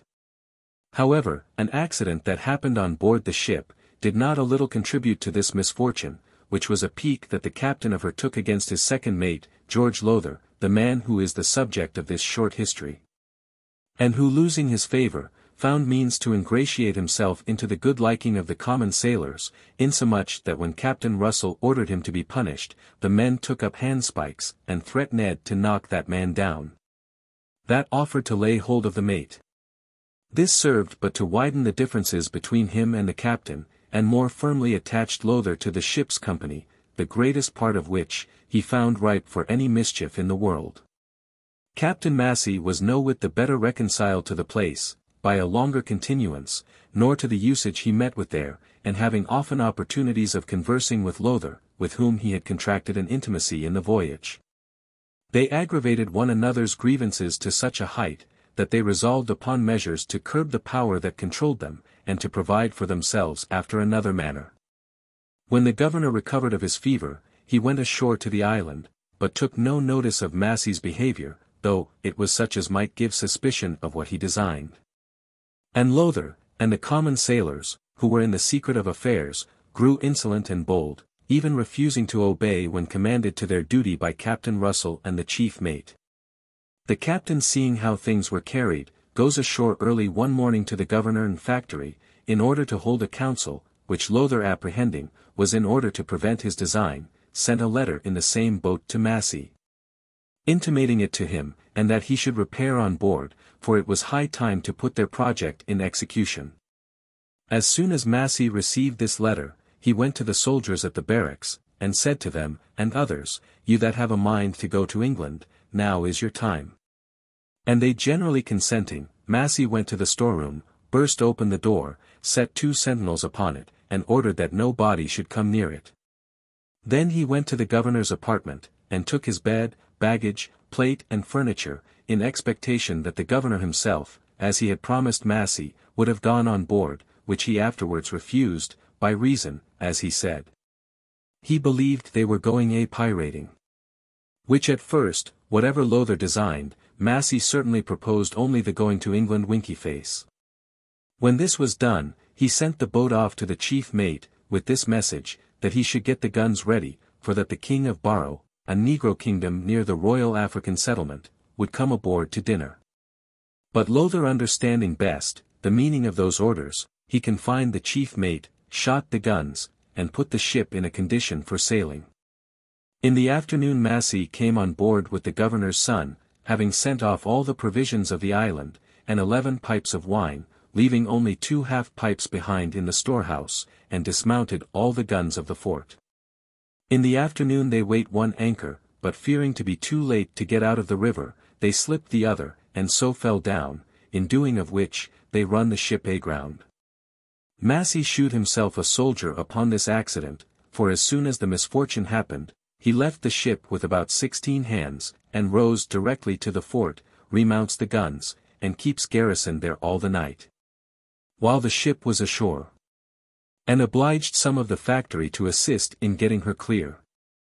In the meanwhile, Russell came off, but not being suffered to come on board, he called to Lowther, and offered him and the company, whatever terms they would be pleased to accept of, upon condition of surrendering up the ship, which had no effect upon any of them. In the morning they got her afloat, and Massey and his men came aboard. After having nailed up and dismounted all the cannon of the fort, they put the governor's son, and 2 or 3 others ashore, who were not willing to go without the governor, and sailed out of the river, having exchanged several shot with the Martha, Otter, and that lay there, without doing execution on either side. When the ship came out to sea, Lowther called up all the company, and told them, it was the greatest folly imaginable, to think of returning to England, for what they had already done, could not be justified upon any pretence whatsoever, but would be looked upon, in the eye of the law, a capital offence, and that none of them were in a condition to withstand the attacks of such powerful adversaries, as they would meet with at home. For his part he was determined not to run such a hazard, and therefore if his proposal was not agreed to, he desired to be set ashore in some place of safety, that they had a good ship under them, a parcel of brave fellows in her, that it was not their business to starve, or be made slaves. And therefore, if they were all of his mind, they should seek their fortunes upon the seas, as other adventurers had done before them. They one and all came into the measures, knocked down the cabins, made the ship flush fore and aft, prepared black colours, new named her, the Delivery, having about 50 hands and 16 guns, and the following short articles were drawn up, signed and sworn to upon the Bible. The articles of Captain George Lowther, and his company. 1. The captain is to have 2 full shares, the master is to have 1 share and a half, the doctor, mate, gunner, and boatswain, 1 share and a quarter. 2. He that shall be found guilty of taking up any unlawful weapon on board the privateer, or any prize, by us taken, so as to strike or abuse one another, in any regard, shall suffer what punishment the captain and majority of the company shall think fit. 3. He that shall be found guilty of cowardice, in the time of engagement, shall suffer what punishment the captain and majority shall think fit. 4. If any gold, jewels, silver, and be found on board of any prize or prizes, to the value of a piece of 8, and the finder do not deliver it to the quartermaster, in the space of 24 hours, shall suffer what punishment the captain and majority shall think fit. 5. He that is found guilty of gaming, or defrauding another to the value of a shilling, shall suffer what punishment the captain and majority of the company shall think fit. 6.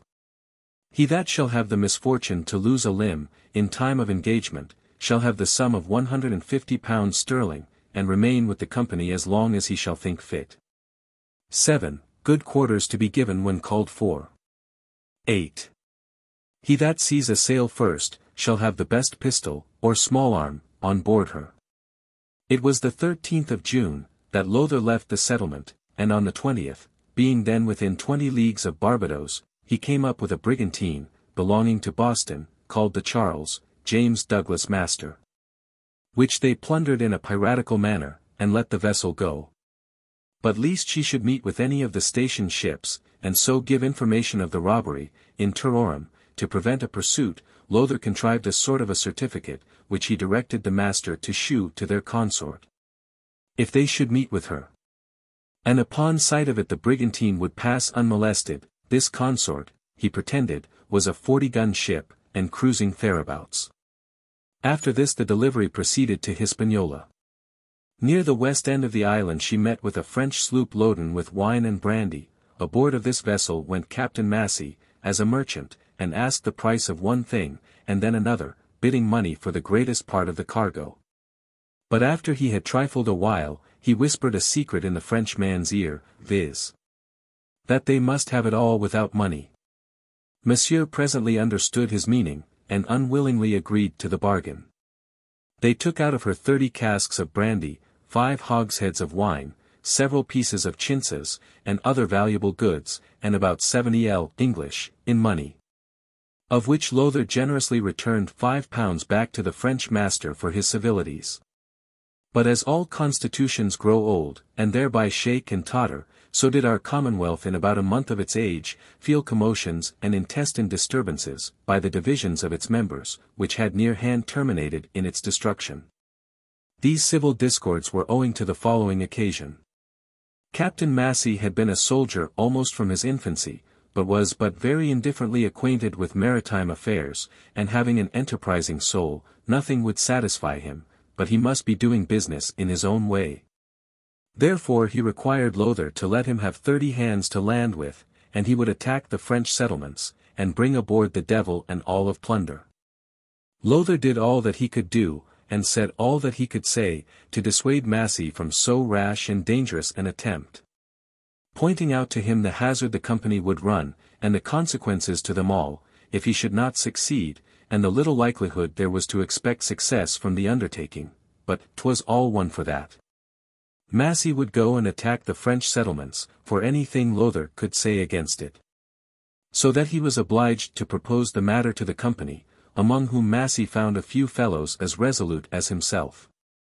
However, a great majority being against it, the affair was overruled in opposition to Captain Massey, notwithstanding which, Massey grew fractious, quarrelled with Lowther, and the men divided into parties, some siding with the land pirate, and some with the sea rover, and were all ready to fall together by the ears, when the man at the masthead cried out, "A sail! A sail!" Then they gave over the dispute, set all their sails, and steered after the chase. In a few hours they came up with her, she being a small ship from Jamaica, bound to England. They took what they thought fit out of her, and a hand or two, and then Lowther was for sinking the ship, with several passengers that were in her, for what reason I know not, but Massey, so that he interposed, prevented their cruel fate. And the ship safely arrived afterwards in England. The next day they took a small sloop, an interloping trader, which they detained with her cargo. All this while Massey was uneasy, and declared his resolution to leave them, and Lowther, finding him a very troublesome man to deal with, consented that he should take the sloop, last made prize of, with what hands had a mind to go with him, and shift for himself. Whereupon Massey, with about 10 more male contents, goes aboard the sloop, and comes away in her directly for Jamaica.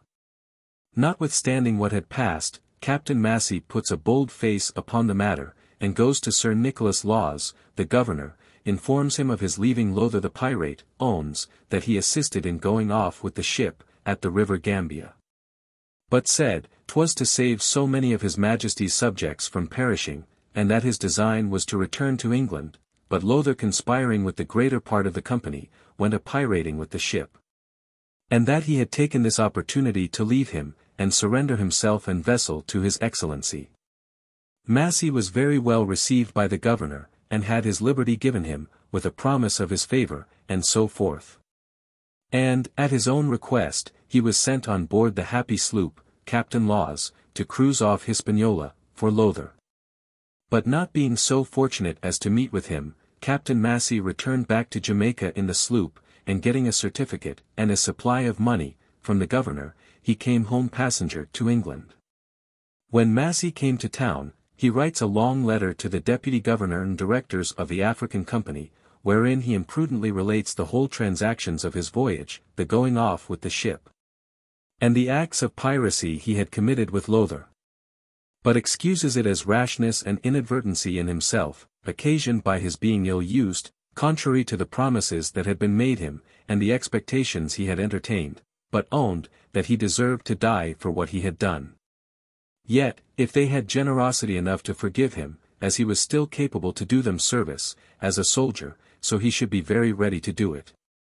But if they resolved to prosecute him, he begged only this favor, that he might not be hanged like a dog, but to die like a soldier, as he had been bred from his childhood, that is, that he might be shot.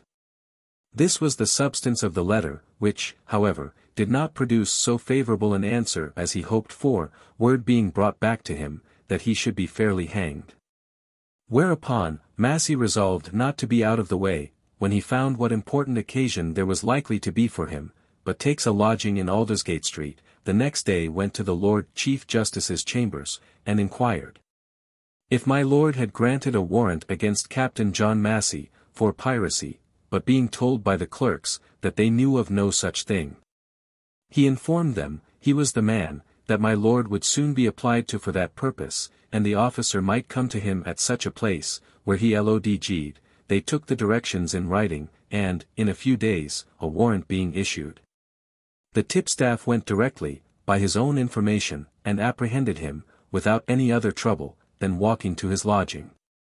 There was then no person in town to charge him with any fact, upon which he could be committed. Nor could the letter be proved to be of his handwriting, so that they had been obliged to let him go again, if he had not helped his accusers out at pinch. The magistrate was reduced to the putting of this question to him. Did you write this letter? He answered, he did, and not only that, but confessed all the contents of it, upon which, he was committed to Newgate, but was afterwards admitted to £100 bail, or thereabouts. On the 5th of July, 1723, he was brought to his trial, at a court of admiralty held at the Old Bailey, when Captain Russell, Governor Whitney's son, and others, appeared as evidences, by whom the indictment was plainly proved against him. Which, if it had not been done, the captain was of such an heroic spirit, that he would have denied nothing. For instead of making a defense, he only entertained the court with a long narrative of his expedition, from the first setting out, to his return to England, mentioning 2 acts of piracy committed by him, which he was not charged with. Often challenging the evidences to contradict him, if in anything he related the least syllable of an untruth. And instead of denying the crime set forth in the indictment, he charged himself with various circumstances, which fixed the facts more home upon him. Upon the whole, the captain was found guilty, received sentence of death, and was executed 3 weeks after, at Execution Dock. We return now to Lowther, whom we left cruising off Hispaniola, from whence he plied to windward, and, near Puerto Rico, chased 2 sail, and spoke with them. They proving to be a small Bristol ship, commanded by Captain Smith, and a Spanish pirate, who had made prize of the said ship. Lowther examined into the Spaniards' authority for taking an English vessel, and threatened to put every man of them to death, for so doing. So that the Spaniards fancied themselves to be in a very pitiful condition, till matters cleared up, and they found their masters as great rogues as themselves, from whom some mercy might be expected. In regard to the near relation they stood with them, as to their profession. In short, Lowther first rifled, and then burnt both the ships, sending the Spaniards away in their launch, and turning all the English sailors into pirates. After a few days' cruise, Lowther took a small sloop belonging to St. Christopher's, which they manned and carried along with them to a small island, where they cleaned, and stayed some time to take their diversions, which consisted in unheard of debaucheries, with drinking, swearing and rioting. In which there seemed to be a kind of emulation among them, resembling rather devils than men, striving who should outdo one another in new invented oaths and execrations. They all got aboard about Christmas, observing neither times nor seasons, for perpetrating their villainous actions, and sailed towards the Bay of Honduras. But stopping at the Grand Caymans for water, they met with a small vessel with 13 hands, in the same honorable employment with themselves. The captain of this gang was one Edward Lowe, whom we shall particularly discourse of in a chapter by itself. Lowther received them as friends, and treated them with all imaginable respect, inviting them, as they were few in number, and in no condition to pursue the account, as they called it, to join their strength together, which on the consideration aforesaid, was accepted of, Lowther still continuing commander. And Lowe was made lieutenant. The vessel the new pirates came out of, they sunk, and the Confederates proceed on the voyage as Lowther before intended. The 10th of January, the pirates came into the bay, and fell upon a ship of 200 ton, called the Greyhound, Benjamin Edwards commander, belonging to Boston. Lowther hoisted his piratical colors, and fired a gun for the Greyhound to bring to, which she refusing, the Happy Delivery, the name of the pirate, edg down, and gave her a broadside, which was returned by Captain Edwards very bravely. And the engagement held for an hour. But Captain Edwards, finding the pirate too strong for him, and fearing the consequence of too obstinate a resistance against those lawless fellows, ordered his ensign to be struck. The pirate's boat came aboard, and not only rifled the ship, but whipped, beat, and cut the men in a cruel manner, turned them aboard their own ship, and then set fire to theirs. In cruising about the bay, they met and took several other vessels without any resistance, viz. 2 brigantines of Boston in New England, one of which they burnt, and sunk the other. A sloop belonging to Connecticut, Captain Ayres, which they also burnt, a sloop of Jamaica, Captain Hamilton, they took for their own use, a sloop of Virginia they unladed, and was so generous as to give her back to the master that owned her. They took a sloop of 100 ton, belonging to Rhode Island, which they were pleased to keep, and mount with 8 carriage, and 10 swivel guns. With this little fleet, viz. Admiral Lowther, in the Happy Delivery. Captain Lowe, in the Rhode Island sloop, Captain Harris, who was second mate in the Greyhound when taken, in Hamilton's sloop, and the little sloop formerly mentioned, serving as a tender. I say, with this fleet the pirates left the bay, and came to Port Mayo in the Gulf of Metique, and there made preparations to careen. They carried ashore all their sails, and made tents by the waterside, wherein they laid their plunder, stores, and fell to work. And at the time that the ships were upon the heel, and the good folks employed in heaving down, scrubbing, tallowing, and so forth, of a sudden came down a considerable body of the natives, and attacked the pirates unprepared. As they were in no condition to defend themselves, they fled to their sloops, leaving them masters of the field and the spoil thereof, which was of great value, and set fire to the Happy Delivery, their capital ship.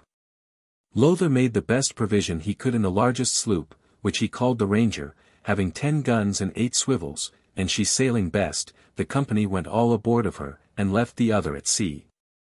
Provisions was now very short, which, with the late loss, put them in a confounded ill humor, insomuch that they were every now and then going together by the ears, laying the blame of their ill conduct sometimes upon one, then upon another.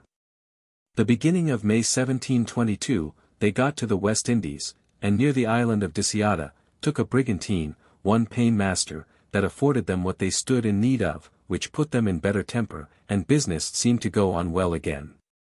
After they had pretty well plundered the brigantine, they sent her to the bottom. They went into the island and watered, and then stood to the northward, intending to visit the main coast of America.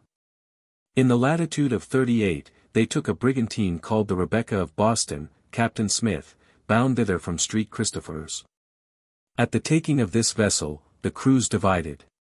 For Lowe, whom Lowther joined at the Grand Caymans, proving always a very unruly member of the Commonwealth, always aspiring, and never satisfied with the proceedings of the commander, he thought it the safest way to get rid of him, upon any terms. And according to the vote of the company, they parted the bear skin between them. Lowe with 44 hands went aboard the brigantine, and Lowther with the same number stayed in the sloop, and separated that very night, being the 28th of May, 1722. Lowther, proceeding on his way to the Maine coast, took 3 or 4 fishing vessels off New York, which was no great booty to the captors.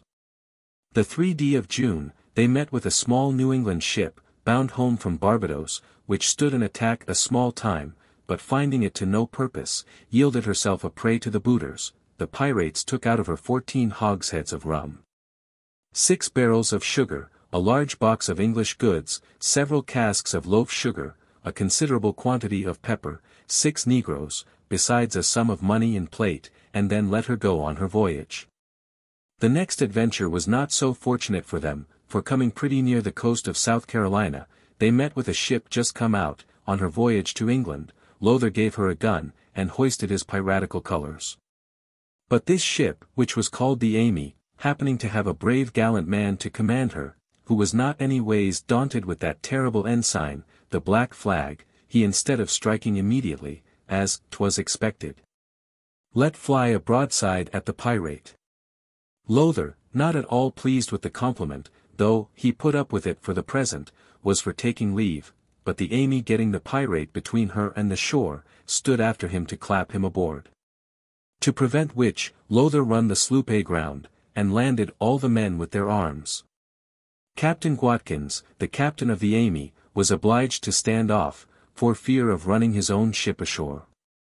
But at the same time thought fit for the public good, to destroy the enemy, and thereupon went into the boat, and rowed towards the sloop, in order to set her on fire. But before he reached the vessel, a fatal shot from Lowther's company ashore, put an end to their design in Captain Watkins' life. After this unfortunate blow, the mate returned aboard with the boat, and not being inclined to pursue them any farther, took charge of the ship.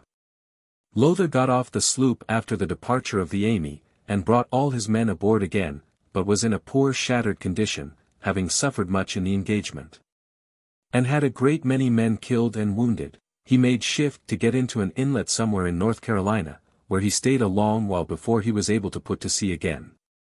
He and his crew laid up all the winter, and shifted as well as they could among the woods, divided themselves into small parties, and hunted generally in the day times, killing of black cattle, hogs, and for their subsistence, and in the night retired to their tents and huts, which they made for lodging, and sometimes when the weather grew very cold, they would stay aboard of their sloop. In the spring of the year 1723, they made shift to get to sea, and steered their course for Newfoundland, and upon the banks took a schooner, called the Swift, John Hood master. They found a good quantity of provisions aboard her, which they very much wanted at that time, and after taking 3 of their hands, and plundering her of what they thought fit, they let her depart. They took several other vessels upon the banks, and in the harbor, but none of any great account, and then steering for a warmer climate, in August arrived at the West Indies. In their passage thither, they met with a brigantine, called the John and Elizabeth, Richard Stanley master, bound for Boston, which they plundered, took 2 of her men, and discharged her. Lowther cruised a pretty while among the islands without any extraordinary success, and was reduced to a very small allowance of provisions, till they had the luck to fall in with a Martinico man, which proved a seasonable relief to them. And after that, a Guinea man had the ill fortune to become a prey to the rovers. She was called the Princess, Captain Wickstead commander. It was now thought necessary to look out for a place to clean their sloop in, and prepare for new adventures. Accordingly the island of Blanco was pitched upon for that purpose, which lies in the latitude of 11 degrees 50 n. About 30 leagues from the main of the Spanish America, between the islands of Margarita and Rocas, and not far from Tortuga. It is a low even island, but healthy and dry, uninhabited, and about 2 leagues in circumference, with plenty of lignum vitae trees thereon, growing in spots, with shrubby bushes of other wood about them. There are, besides turtle, great numbers of guanos, which is an amphibious creature like a lizard, but much larger, the body of it being as big as a man's leg. They are very good to eat, and are much used by the pirates that come here. They are of divers colors, but such as live upon dry ground, as here at Blanco, are commonly yellow. On the N.W. end of this island, there is a small cove or sandy bay. All round the rest of the island is deep water, and steep close to the island. Here Lowther resorted to, the beginning of October last, unrigged his sloop, sent his guns, sails, rigging, and ashore, and put his vessel upon the careen. The Eagle sloop of Barbados, belonging to the South Sea Company, with 35 hands, commanded by Walter Moore, coming near this island, in her voyage to Comina, on the Spanish continent, saw the said sloop just careened, with her guns out, and sails unbent, which she supposed to be a pirate, because it was a place where traders did not commonly use, so took the advantage of attacking her, as she was then unprepared. The Eagle having fired a gun to oblige her to shew her colours, the pirate hoisted the St. George's flag at their topmast head, as it were to bid defiance to her. But when they found Moore and his crew resolved to board them in good earnest, the pirates cut their cable and hauled their stern on shore, which obliged the Eagle to come to an anchor athwart their hawse, where she engaged them till they called for quarter and struck. At which time Lowther and 12 of the crew made their escape out of the cabin window. The master of the Eagle got the pirate sloop off, secured her, and went ashore with 25 hands, in pursuit of Lowther and his gang. But after 5 days' search, they could find but 5 of them, which they brought aboard, and then proceeded with the sloop and pirates to Comina aforesaid, where they soon arrived. The Spanish governor being informed of this brave action, condemned the sloop to the captors, and sent a small sloop with 23 hands to scour the bushes and other places of the island of Blanco, for the pirates that remained there. And took 4 more, with 7 small arms, leaving behind them Captain Lowther, 3 men, and a little boy, which they could not take. The above 4 the Spaniards tried and condemned to slavery for life, 3 to the galleys, and the other to the castle of Auraria. The Eagle sloop brought all their prisoners afterwards to St. Christopher's, where the following were tried by a court of vice-admiralty, there held March the 11th, 1722, viz. John Churchill, Edward MacDonald, Nicholas Lewis, Richard West, Sam Levercott, Robert White, John Shaw, Andrew Hunter, Jonathan Delve, Matthew Freebarn, Henry Watson, Roger Grange, Ralph Candor, and Robert Willis. The 3 last were acquitted, the other 13 were found guilty, 2 of which were recommended to mercy by the court, and accordingly pardoned, and the rest executed at that island, on the 20th of the same month. As for Captain Lowther, it is said that he afterwards shot himself upon that fatal island, where his piracies ended, being found, by some sloop's men, dead, and a pistol burst by his side. Chapter 13. Of Captain Edward Lowe and his crew. Edward Lowe was born in Westminster, and had his education there, such as it was, for he could neither write or read. Nature seemed to have designed him for a pirate from his childhood, for very early he began the trade of plundering, and was wont to raise contributions among all the boys of Westminster. And if any were bold enough to refuse it, a battle was the consequence, but Lowe was so hardy, as well as bold, there was no getting the better of him, so that he robbed the youths of their farthings, with impunity. When he grew bigger he took to gaming in a low way, for it was commonly among the footmen in the lobby of the House of Commons, where he used to play the whole game, as they term it, that is, cheat all he could. And those who pretended to dispute it with him, must fight him. The virtues of some of his family were equal to his. One of his brothers was a youth of genius. When he was but 7 years old, he used to be carried in a basket, upon a porter's back, into a crowd, and snatch hats and wigs, according to the exact chronology of Newgate. He was the first who practiced this ingenious trick. After this, he applied himself to picking of pockets. When he increased in strength, he attempted greater things, such as housebreaking, and but after he had run a short race, he had the misfortune of ending his days at Tyburn, in company with Stephen Bunce, and the celebrated Jack Hall the chimney sweeper. But to return to Ned, when he came to man's estate, at his eldest brother's desire, he went to sea with him, and so continued for 3 or 4 years, and then parted, and Ned worked in a rigging house in Boston in New England, for a while. About 6 years ago, he took a trip home to England, to see his mother, who is yet living. His stay was not long here, but taking leave of his friends and acquaintance, for the last time he should see them, for so he was pleased to say. He returned to Boston, and worked a year or two longer at the rigging business. But being too apt to disagree with his masters, he left them, and shipped himself in a sloop that was bound to the Bay of Honduras. When the sloop arrived in the bay, Ned Low was appointed patron of the boat, which was employed in cutting of logwood, and bringing it aboard to lade the ship.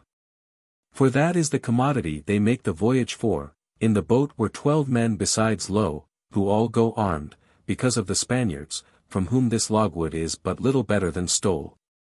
It happened that the boat one day came aboard just before dinner was ready, and Low desired that they might stay and dine.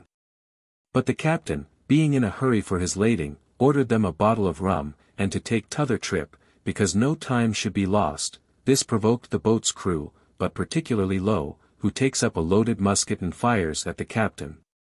But missing him, shot another poor fellow through the head, then put off the boat, and with his 12 companions goes to sea. The next day they took a small vessel, and go in her, make a black flag, and declare war against all the world. They then proceeded to the island of the Grand Caymans, intending to have fitted up their small vessel, and prepare themselves as well as their circumstances would permit, for their honorable employment. But falling in company with George Lowther, another pirate there, who paying his compliments to Low, as great folks do to one another when they meet, and offering himself as an ally, Low accepted of the terms, and so the treaty was presently signed without plenipose or any other formalities. We have already given an account of their joint piracies, under Lowther as chief commander, till the 28th of May, 1722, when they took a brigantine of Boston, bound thither from St. Christopher's, at which time they parted, and Edward Low went into the brigantine, with 44 others, who chose him their captain. They took with them 2 guns, for swivels, 6 quarter casks of powder, provisions and some stores. And so left Lowther to prosecute his adventures, with the men he had left. Their first adventure in the brigantine, was on Sunday the 3d day of June, when they took a vessel belonging to Amboy, John Hant's master, whom he rifled of his provisions, and let go. The same day he met with a sloop, James Calquan master, off of Rhode Island, bound into that port, whom he first plundered, and then cut away his boltsprit, and all his rigging, also his sails from the yards, and wounded the master. To prevent his getting in to give intelligence, and then stood away to the southeastward, with all the sail he could make, there being then but little wind. Low judged right in making sail from the coast, for a longer stay had proved fatal to him, for notwithstanding the disabled condition he had rendered the sloop in, she made shift to get into Block Island, at 12 o'clock that night. And immediately dispatched a whaleboat to Rhode Island, which got thither by 7 the next morning, with an account of the pirate, his force, and what had happened to him. As soon as the governor had received this information, he ordered a drum to beat up for volunteers, and 2 of the best sloops then in the harbor, to be fitted out. He gave commissions to one Captain John Headland, and Captain John Brown, June. For 10 days, the former had 8 guns and 2 swivels, and the latter 6 guns, well fitted with small arms, and in both sloops 140 stout fellows. All this was performed with so much expedition, that before sunset, they were under sail, turning out of the harbor. At the same time the pirate was seen from Block Island, which gave great hopes that the sloops would be masters of her the next day, which however did not happen, for the sloops returned into harbor some days afterwards, without so much as seeing their enemy.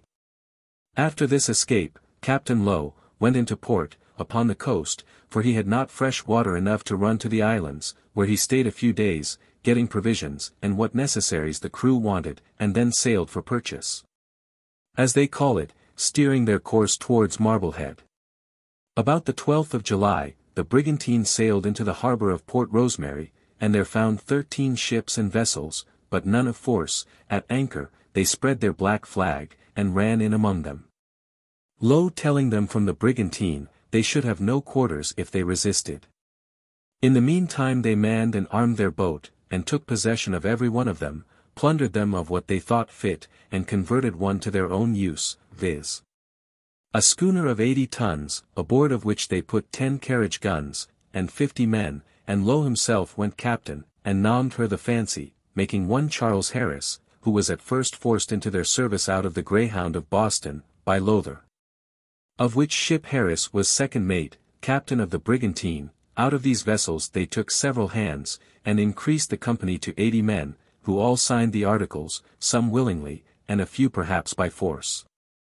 And so sailed away from Marblehead. Some time after this, they met with 2 sloops bound for Boston, with provisions for the garrison, and the schooner coming up first, attacked them, but there happening to be an officer and some soldiers on board, who gave them a warm reception.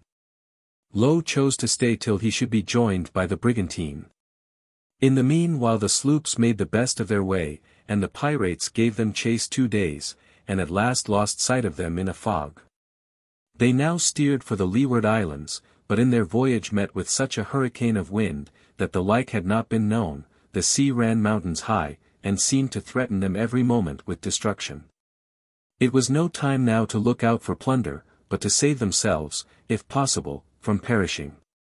All hands were continually employed night and day, on board the brigantine, and all little enough, for the waves went over her, so that they were forced to keep the pump constantly going, besides bailing with buckets.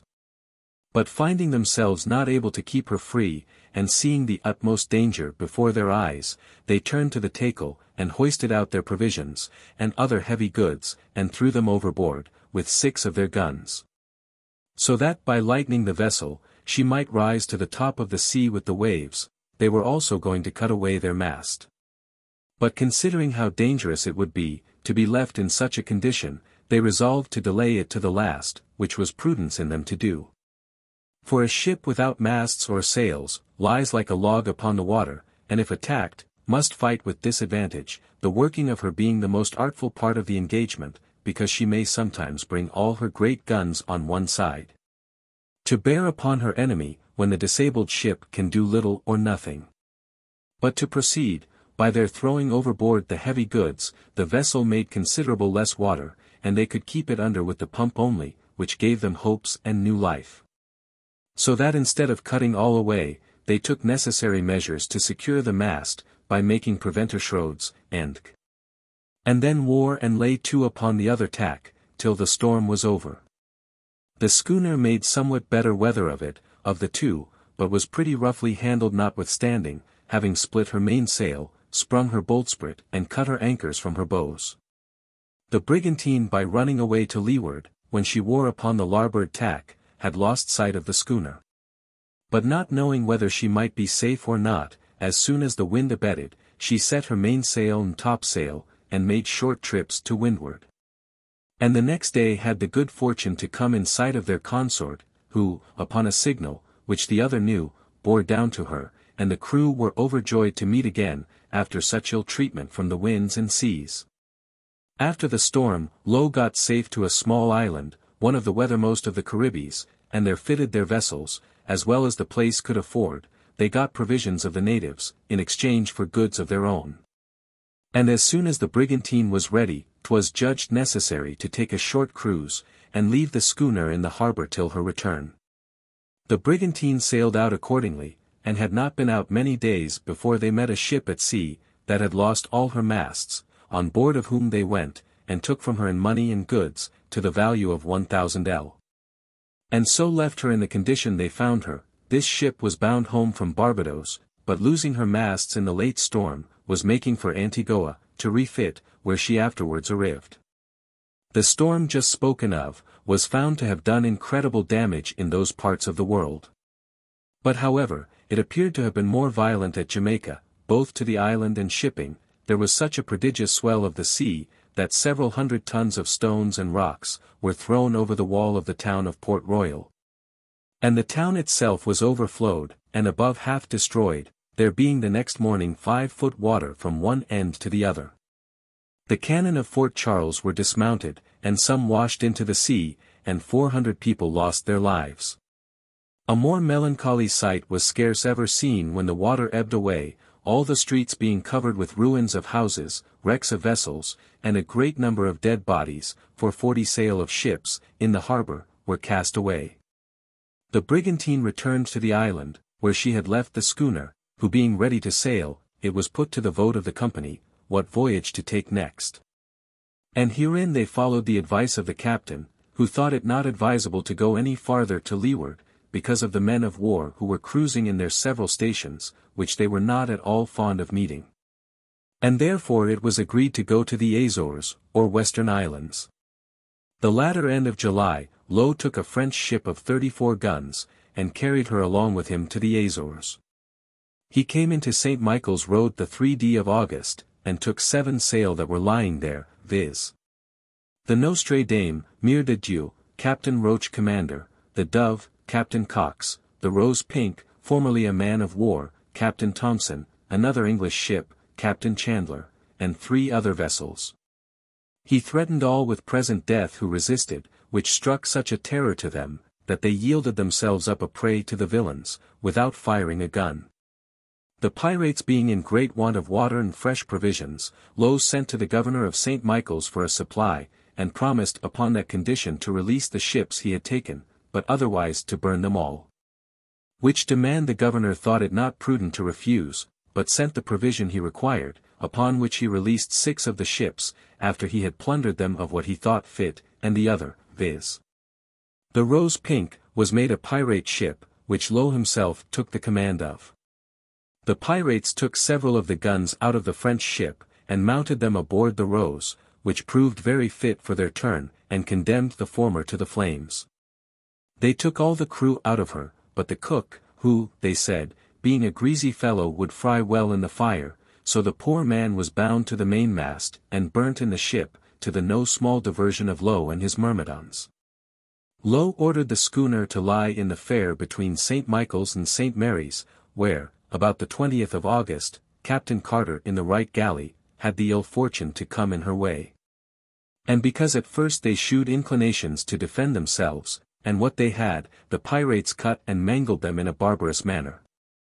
Particularly some Portuguese passengers, 2 of which being friars, they triced up at each arm of the foreyard, but let them down again before they were quite dead, and this they repeated several times out of sport. Another Portuguese, who was also Captain Carter's passenger, putting on a sorrowful countenance at what he saw acted, one of this vile crew attacked him upon the deck, saying, he did not like his looks. And thereupon gave him one blow across his belly with his cutlash, that cut out his bowels, and he fell down dead without speaking a word. At the same time another of these rogues cutting at a prisoner, missed his mark, and Captain Low standing in his way, very opportunely received the stroke upon his under jaw, which laid the teeth bare. Upon this the surgeon was called, who immediately stitched up the wound, but Low finding fault with the operation, the surgeon being tolerably drunk, as it was customary for every body to be, struck Low such a blow with his fist, that broke out all the stitches, and then bid him sew up his chops himself and be damned, so that Low made a very pitiful figure for some time after. When they had plundered Captain Carter's ship, several of them were for burning her, as they had done the French man, but it was otherwise resolved at last. For after they had cut her cables, rigging and sails to pieces, they left her to the mercy of the sea. After these depredations, they steered for the island of Madeira, where missing other booty, they took up with a fishing boat, with 2 old men and a boy in her, one of which they detained on board, but sent the other ashore with a flag of truce, demanding a boat of water of the governor, on pain of taking away the old man's life, whom they threatened to hang at the yardarm, upon their refusal.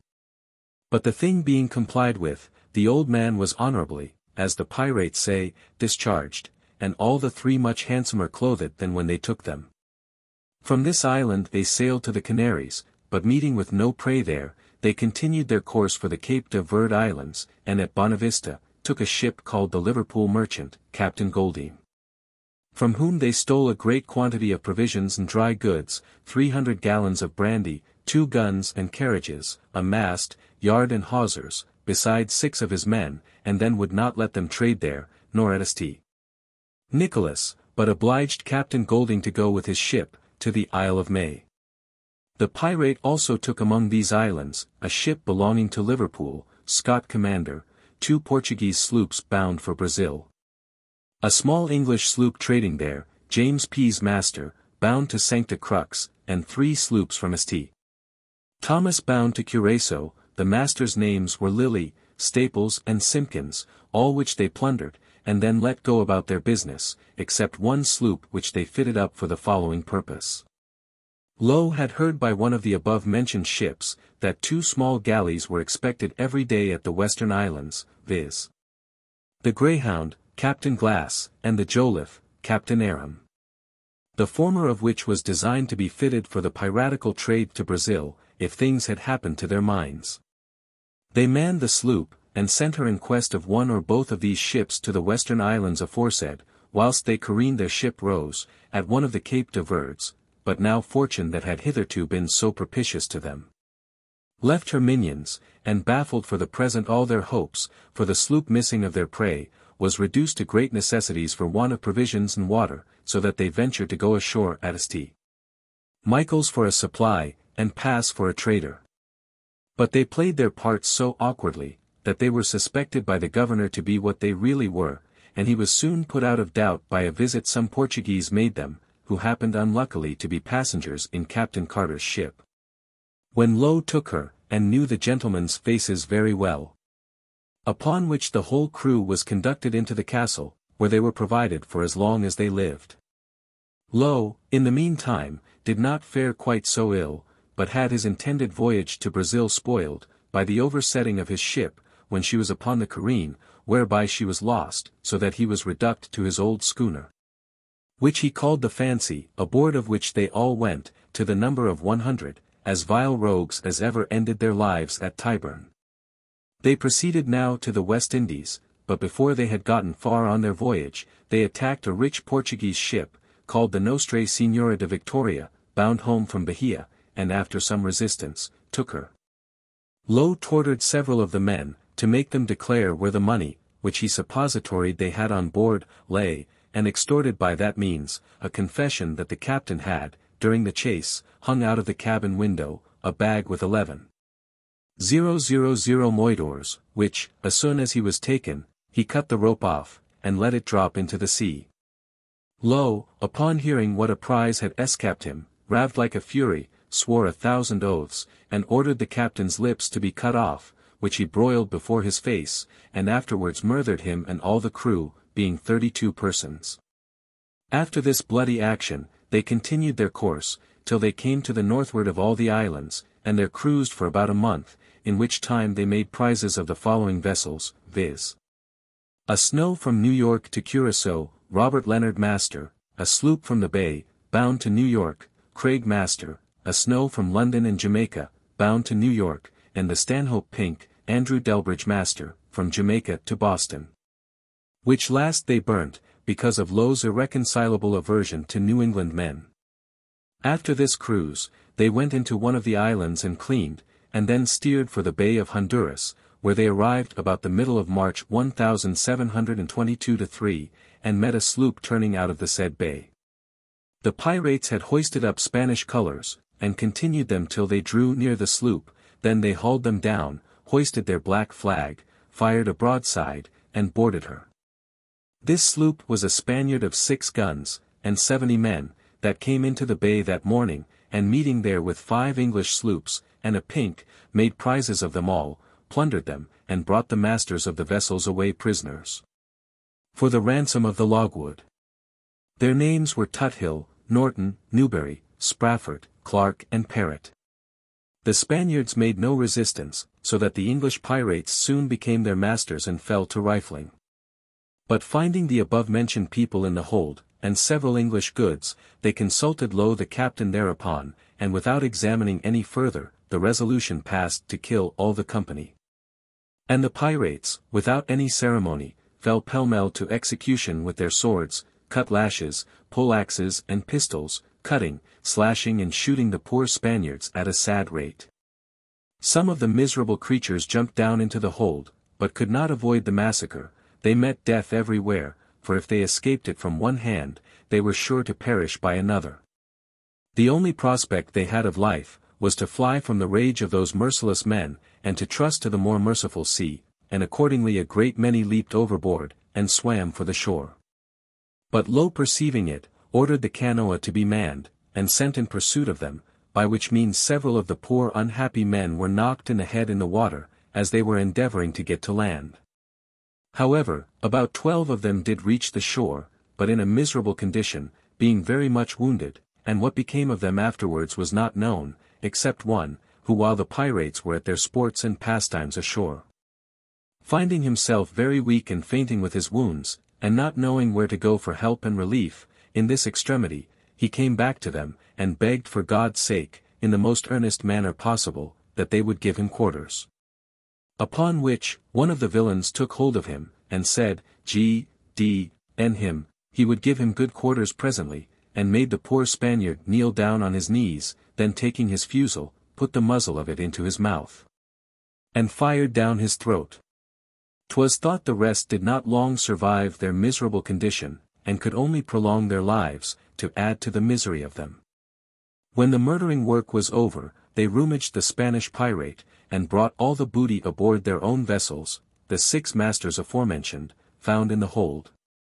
They restored to their respective vessels, they forced away the carpenter from the Pink, and then set fire to the Spanish sloop, and burnt her. Which last scene concluded the destruction of their enemy, ship and crew. Low set the masters of the vessels free, but would not suffer them to steer for Jamaica, where they were then bound, for fear the men of war should get intelligence of them, but forced them all to go to New York, threatening them with death when they met them again, if they refused to comply with their demands. In the next cruise, which was between the Leeward Islands and the Main, they took 2 snows, bound from Jamaica to Liverpool, and a snow from Jamaica to London, Brig's master, as also a ship from Bidford to Jamaica, John Pinkham commander, and 2 sloops from Jamaica to Virginia. On the 27th of May, Low and his consort Harris, came off South Carolina, and met with 3 good ships, viz. the Crown, Captain Loverin, the King William, the Carteret, and a brigantine, who all came out of Carolina together 2 days before. The pirates were at the trouble of chasing them, and Captain Loverin being the sternmost, she fell first a prey into their hands, and they spent all the day in coming up with the rest. Within a few days they took a ship called the Amsterdam Merchant, Captain Willard, from Jamaica, but belonging to New England. As Low let none of that country depart without some marks of his rage, he cut off this gentleman's ears, slit up his nose, and cut him in several places of his body, and, after plundering his ship, let him pursue his voyage. After this he took a sloop bound to Amboy, William Fraser, master, with whom Mr. Low happening to be displeased, he ordered lighted matches to be tied between the men's fingers, which burnt all the flesh off the bones. Then cut them in several parts of their bodies with knives and cutlashes. Afterwards took all their provisions away, and set some of them ashore in an uninhabited part of the country. The Kingston, Captain Estwick, another ship, 1 Burrington master, 2 brigantines from Carolina to London, a sloop from Virginia to Bermudas, a ship from Glasgow to Virginia, a schooner from New York to South Carolina, a Pink from Virginia to Dartmouth, and a sloop from Philadelphia to Suriname, fell a prey to these villains, upon this cruise, besides those above mentioned. It happened that at this time one of His Majesty's ships was upon a cruise, on this station, and got intelligence of some of the mischievous actions of this miscreant, by one of the vessels that had been plundered by him, who steering as directed, came in sight of the pirates by break of day, on the 10th of June, of all days in the year. The rovers looking out for prey, soon saw, and gave chase to the man of war, which was called the Greyhound, a ship of 20 guns, and 120 men, rather inferior in force to the 2 pirate vessels. The Greyhound finding them so eager, was in no doubt what they should be, and therefore tacked and stood from them, giving the pirates an opportunity to chase her for 2 hours, till all things were in readiness for an engagement, and the pirates about gunshot off. Then the Greyhound tacked again, and stood towards the 2 sloops, one of them called the Fancy, commanded by Low himself, and the other the Ranger, commanded by Harris, both which hoisted their piratical colours, and fired each a gun.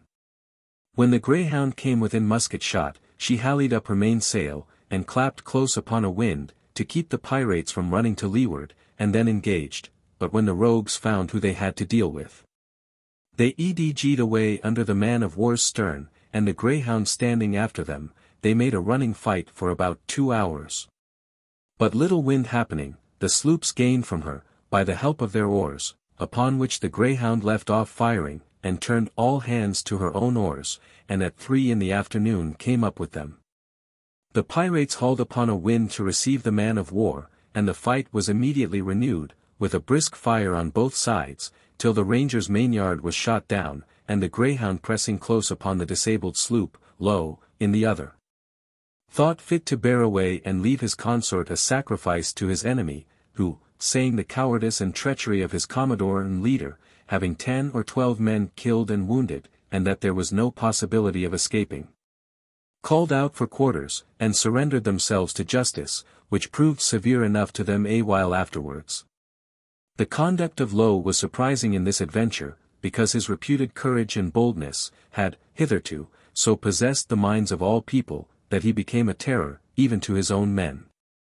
But his behavior throughout this whole action, shewed him to be a base cowardly villain, for had Low's sloop fought half so briskly as Harris's had done, as they were under a solemn oath to do, the man of war, in my opinion, could never have hurted them. The Greyhound carried in their prize to Rhode Island, to the great joy of the whole province, though it had been more complete, if the great Low himself had cracked the triumph.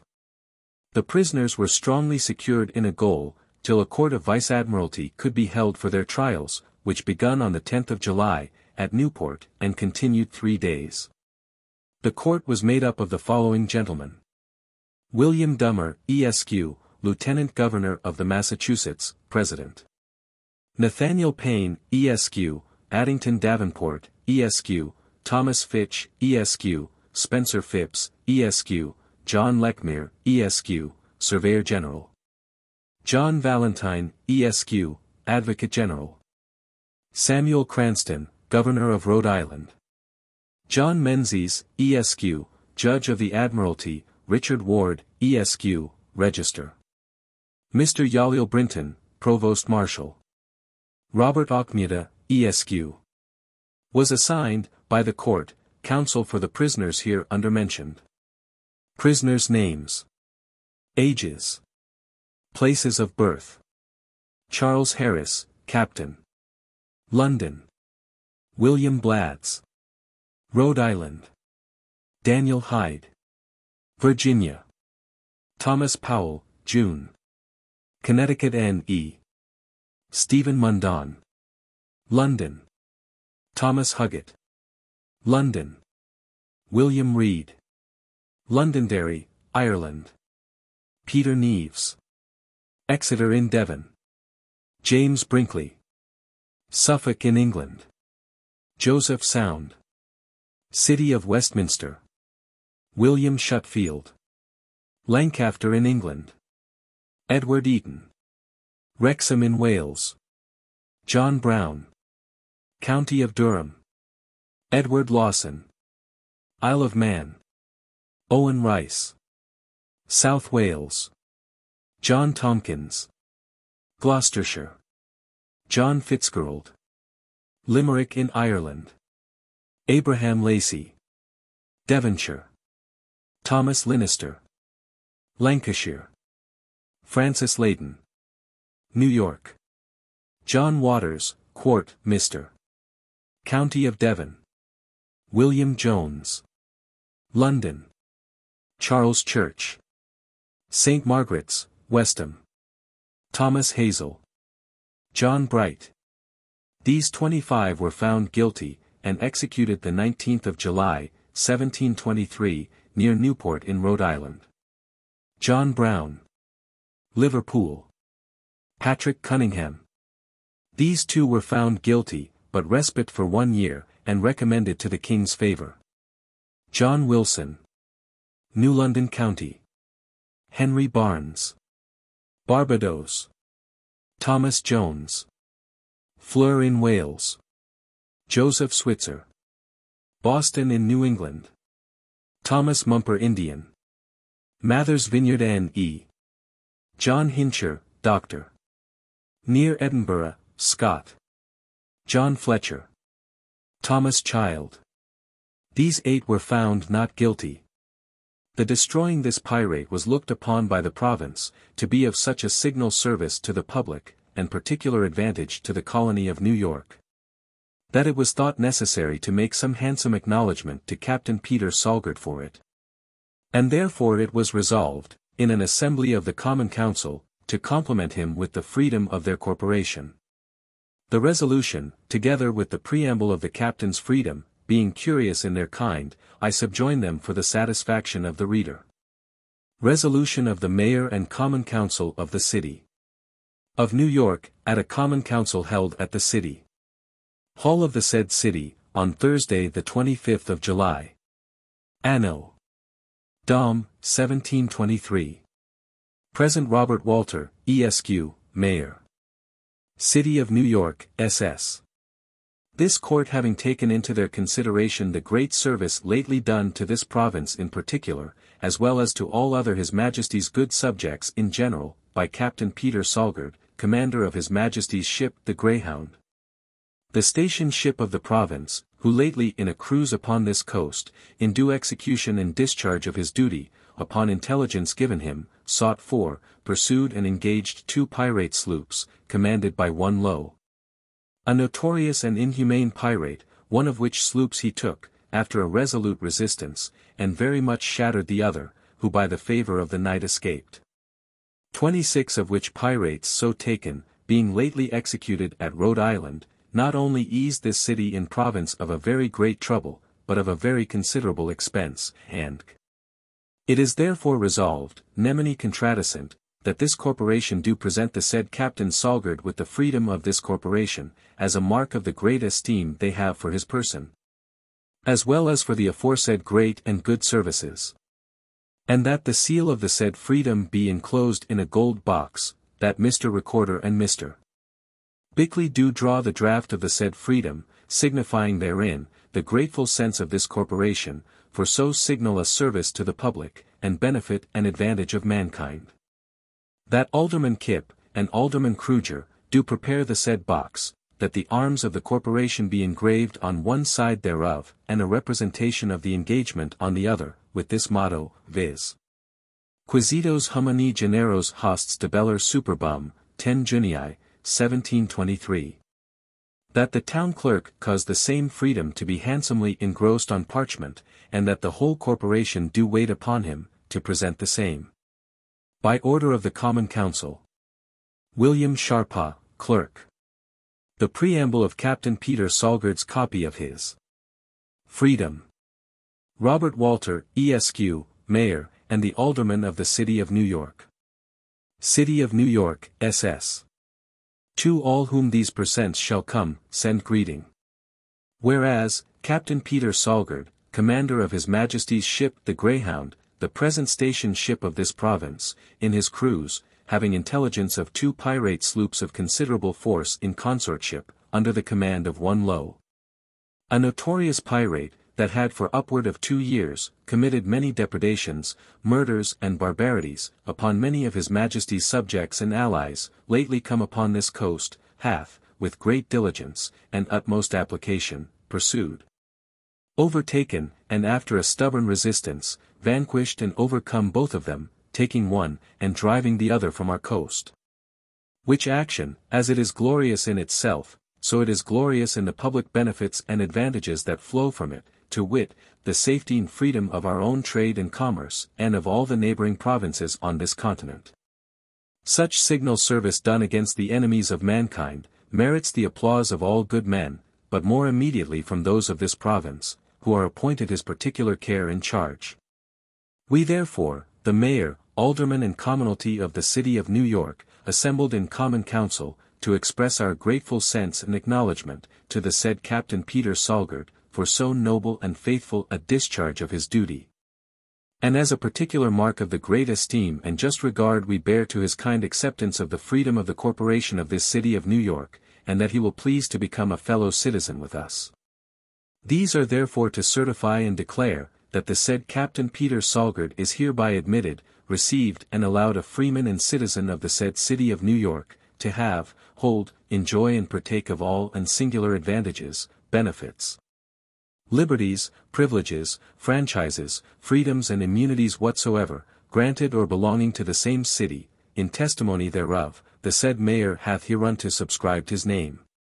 And caused the seal of the said city to be affixed the 25th day of July, in the 9th year of the reign of our sovereign Lord George, by the grace of God, King of Great Britain, France and Ireland, Defender of the Faith, and Anno Dom, 1723. William Sharpaw. Clerk. R. Walter Mayer. This narrow escape of Low and his companions, one would have thought might have brought them to a little consideration of their black and horrid crimes, and to look upon this interval as an opportunity put into their hands by Providence, to reconcile themselves to God, by a hearty and sincere repentance.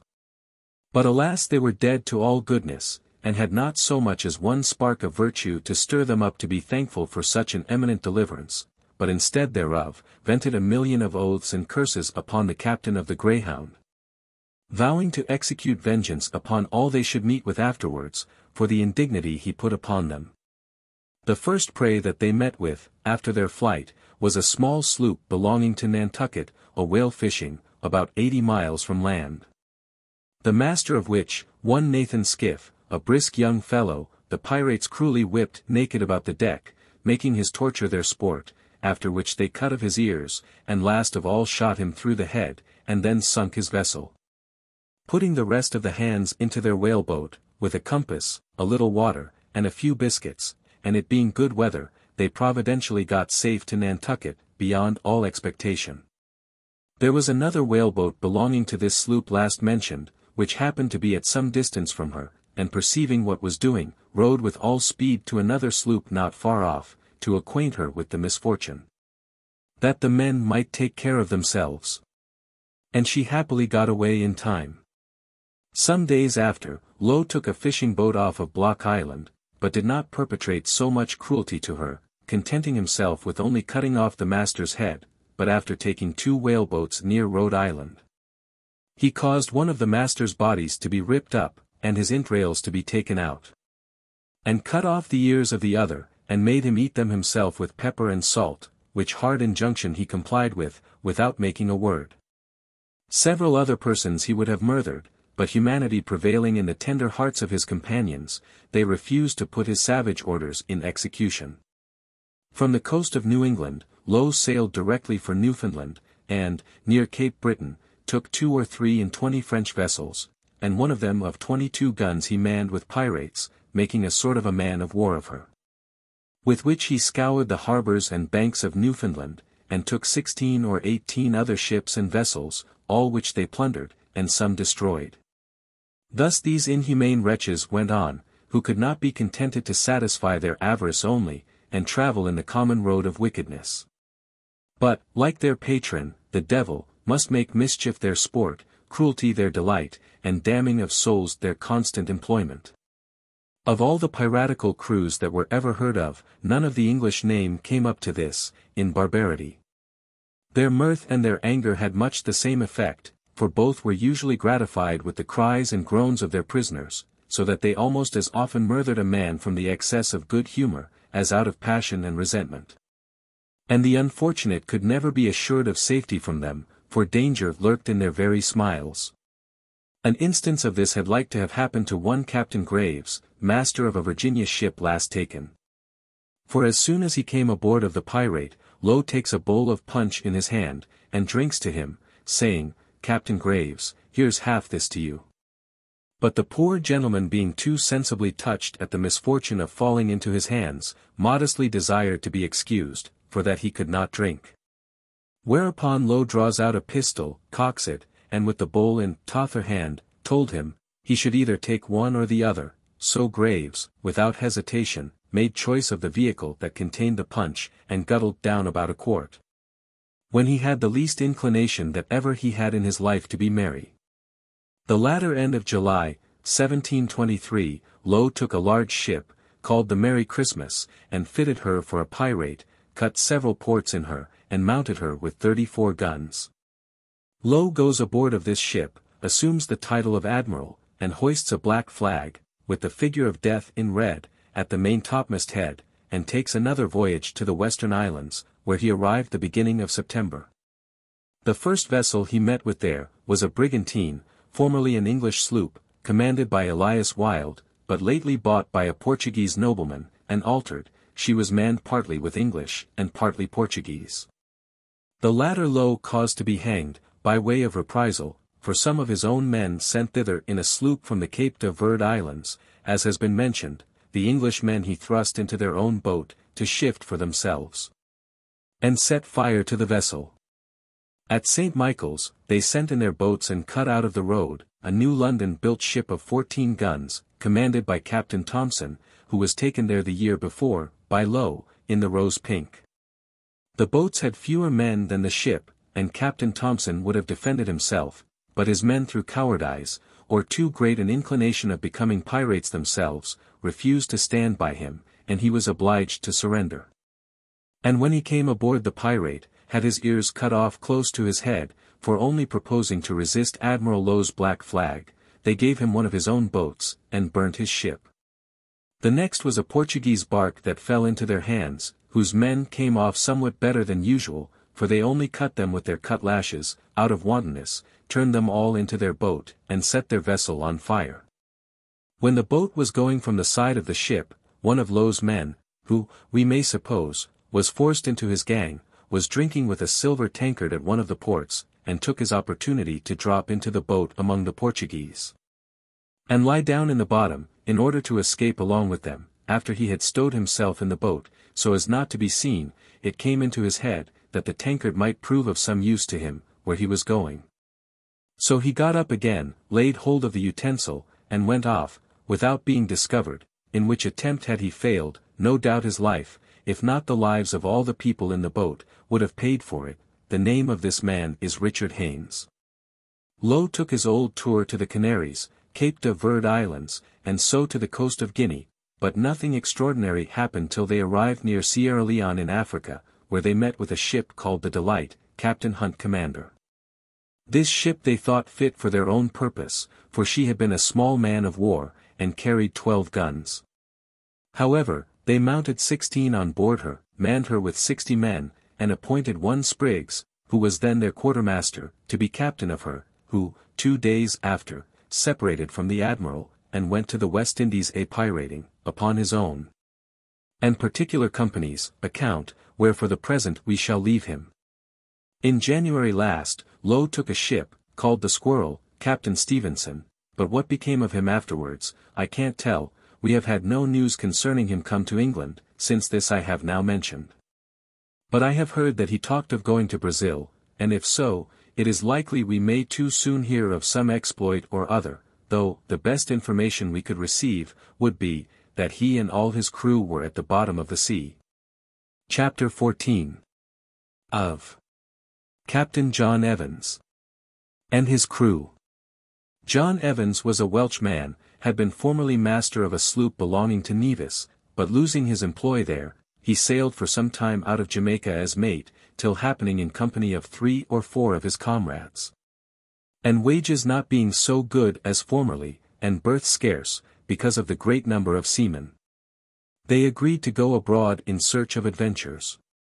They sailed, or rather rowed out of Port Royal in Jamaica, the latter end of September 1722, in a canoa.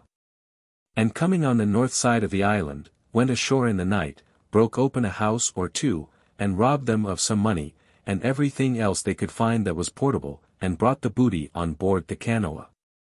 This was very well for the first time, but this kind of robbery did not please so well. They wanted to get out to sea, but having no vessel but their canoa, they were prevented in their laudable design.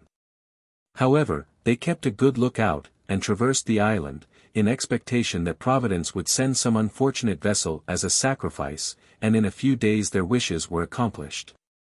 For at Dunn's Hole, they found a small sloop at an anchor, belonging to Bermudas. They made bold and went aboard, and Evans informed the folks that belonged to her, that he was captain of the vessel, which was a piece of news they knew not before.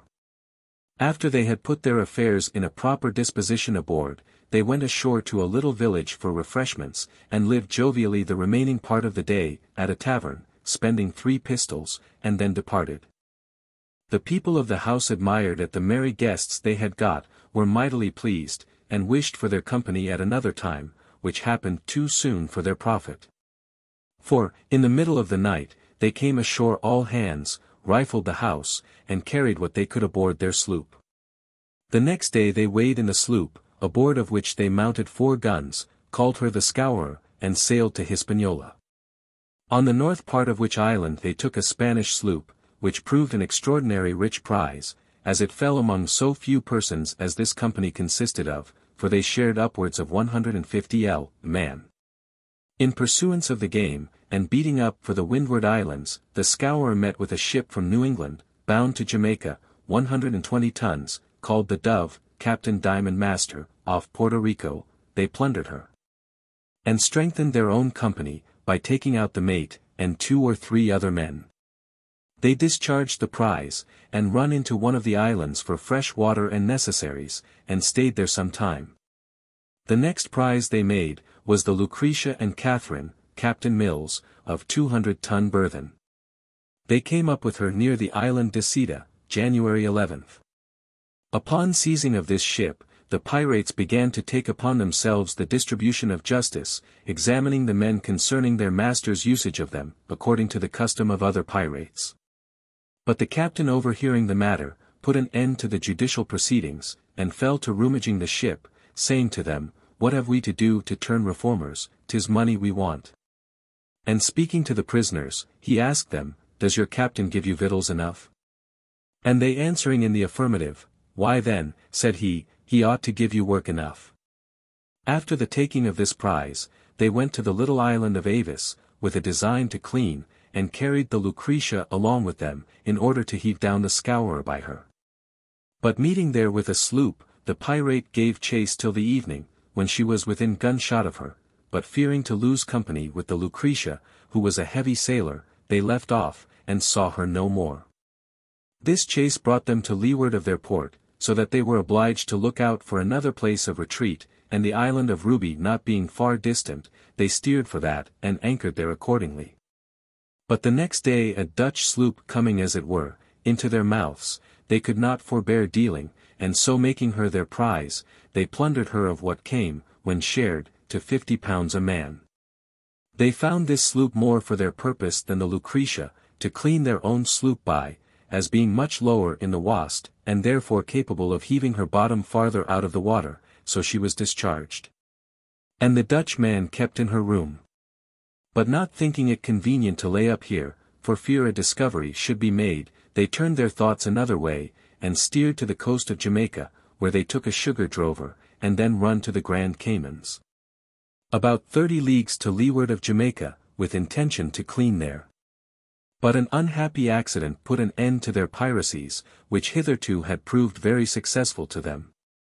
The boatswain of the pirate being a noisy surly fellow, the captain had at several times words with him, relating to his behavior, who thinking himself ill-treated, not only returned ill language, but also challenged the captain to fight him on the next shore they came to, with pistols and sword, as is the custom among these outlaws. When the sloop arrived, as above mentioned, the captain proposed the duel, but the cowardly boatswain refused to fight, or go ashore, though it was his own challenge.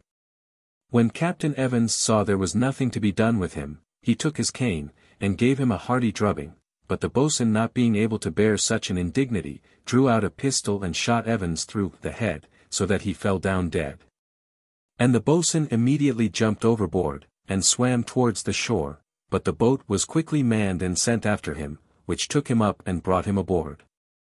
The death of the captain in that manner, provoked all the crew, and they resolved the criminal should die by the most exquisite tortures. But while they were considering of the punishment, the gunner, transported with passion, discharged a pistol, and shot him through the body, but not killing him outright, the delinquent in very moving words, desired a week for repentance only. But another stepping up to him, told him, that he should repent and be damned to him, and without more ado shot him dead. I should have observed, that when the Lucretia and Catherine was suffered to go away, the pirates detained their mate, who was now the only man aboard, who understood navigation, and him they desired to take upon him the command of the sloop. In the room of Captain Evans deceased. But he desired to be excused that honor, and at length positively refused it. So they agreed to break up the company, and leave the mate in possession of the vessel. Accordingly they went ashore at the Caymans, carrying with them about 9,000 pounds among 30 persons. And it being fair weather, the mate and a boy brought the vessel into Port Royal, in Jamaica. Chapter 15. Of Captain John Phillips and his crew.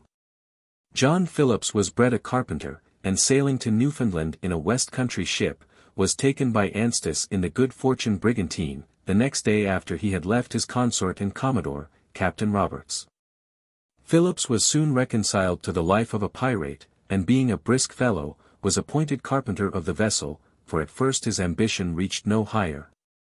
There he remained till they broke up at Tobago, and was one of those who came home in a sloop that we have mentioned to be sunk in Bristol Channel. His stay was not long in England, for whilst he was paying his first visits to his friends in Devonshire, he heard of the misfortune of some of his companions, that is, of their being taken and committed to Bristol Gaol. And there being good reason for his apprehending danger from a wind that blew from the same quarter, he moved off immediately to Topsham, the nearest port, and there shipped himself with one Captain Wadham, for a voyage to Newfoundland. And home again. Which, by the way, Mr. Phillips never designed to perform, or to see England any more. When the ship came to Peter Harbour in Newfoundland aforesaid, he ran away from her, and hired himself a splitter in the fishery, for the season, but this was only till he could have an opportunity of prosecuting his intended rogueries.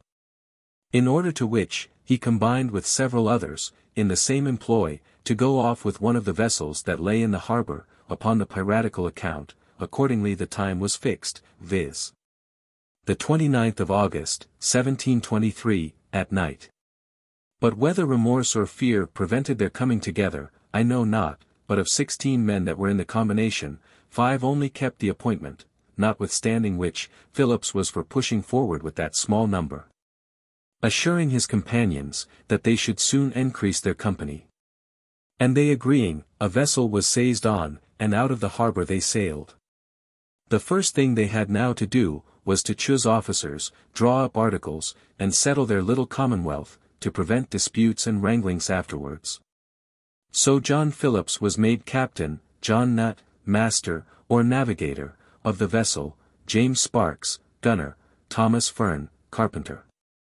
And William White was the only private man in the whole crew. When this was done, one of them writ out the following articles, which we have taken verbatim, and all swore to upon a hatchet for want of a Bible. The articles on board the Revenge. 1. Every man shall obey civil command, the captain shall have 1 full share and a half in all prizes, the master, carpenter, boatswain and gunner shall have 1 share and quarter. 2. If any man shall offer to run away, or keep any secret from the company, he shall be marooned, with 1 bottle of powder, 1 bottle of water, 1 small arm, and shot. 3. If any man shall steal anything in the company, or game, to the value of a piece of 8, he shall be marooned or shot. 4. If at any time we should meet another marooner, that is, pirate, that man that shall sign his articles without the consent of our company, shall suffer such punishment as the captain and company shall think fit. 5.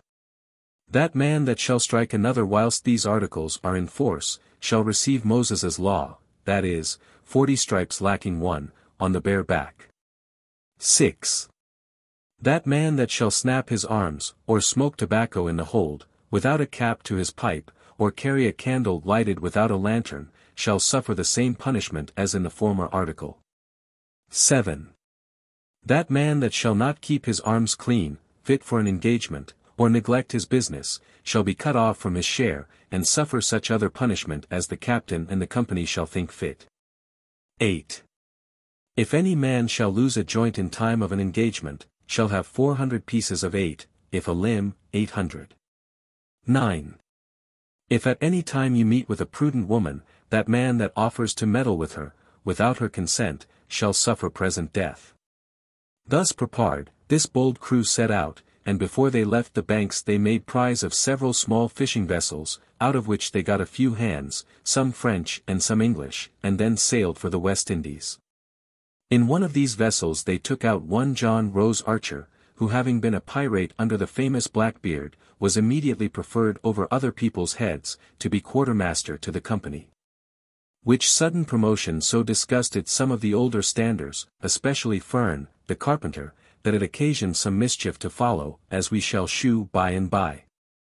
The pirates came off Barbados the beginning of October, and cruised there, and among other islands, above 3 months, without speaking with a vessel, so that they were almost starved for want of provisions. Being reduced to a pound of meat a day between 10. At length they fell in with a Martinico man of 12 guns and 35 hands, far superior in force, and what they would not have ventured on at another time, but hunger will break down stone walls, they were resolved to shew the Frenchmen their black flag. And if that would not do, they must seek out elsewhere. Accordingly, they boldly ran up alongside of the sloop, with their piratical colors flying, and told them, if they did not strike immediately, they would give them no quarters. Which so intimidated the Frenchmen, that they never fired a gun. This proved a seasonable supply, they took her provisions, and 4 of her men, and let her go. They took presently after, a sloop belonging to New York, and a Virginia man, Huffam master. Having now occasion to clean their vessel, Phillips proposed Tobago, where the company he formerly belonged to, under Anstis and Fenn, broke up. To induce them to it, he told them when he left the island, there was left behind 6 or 8 of their company that were not willing to go to England, with 3 negroes, whereupon they sailed to the island, and after a careful search, found only one of the negroes, whose name was Pedro, who informed Captain Phillips, that those that were left behind were taken by a man of war's crew, and hanged at Antigua, among whom was Fenn, their captain. They took Pedro on board, and then fell to business, careening their vessel, and just as they had finished their work, a man of war's boat came into the harbor, the ship being cruising to leeward of the island. It was easily guessed upon what errand she was sent, and therefore they lost no time, but, as soon as the boat went away, warped out, and plied to windward for security, but left the 4 French men, they took out of the Martinico sloop, behind. In a few days they took a snow with a few hands, and Fern, the carpenter, one William Phillips, Wood and Taylor, went aboard to take possession of her. Fern, not forgetting the affront of having Archer preferred before him, resolved to go off with the prize, and brought the rest into the same measures.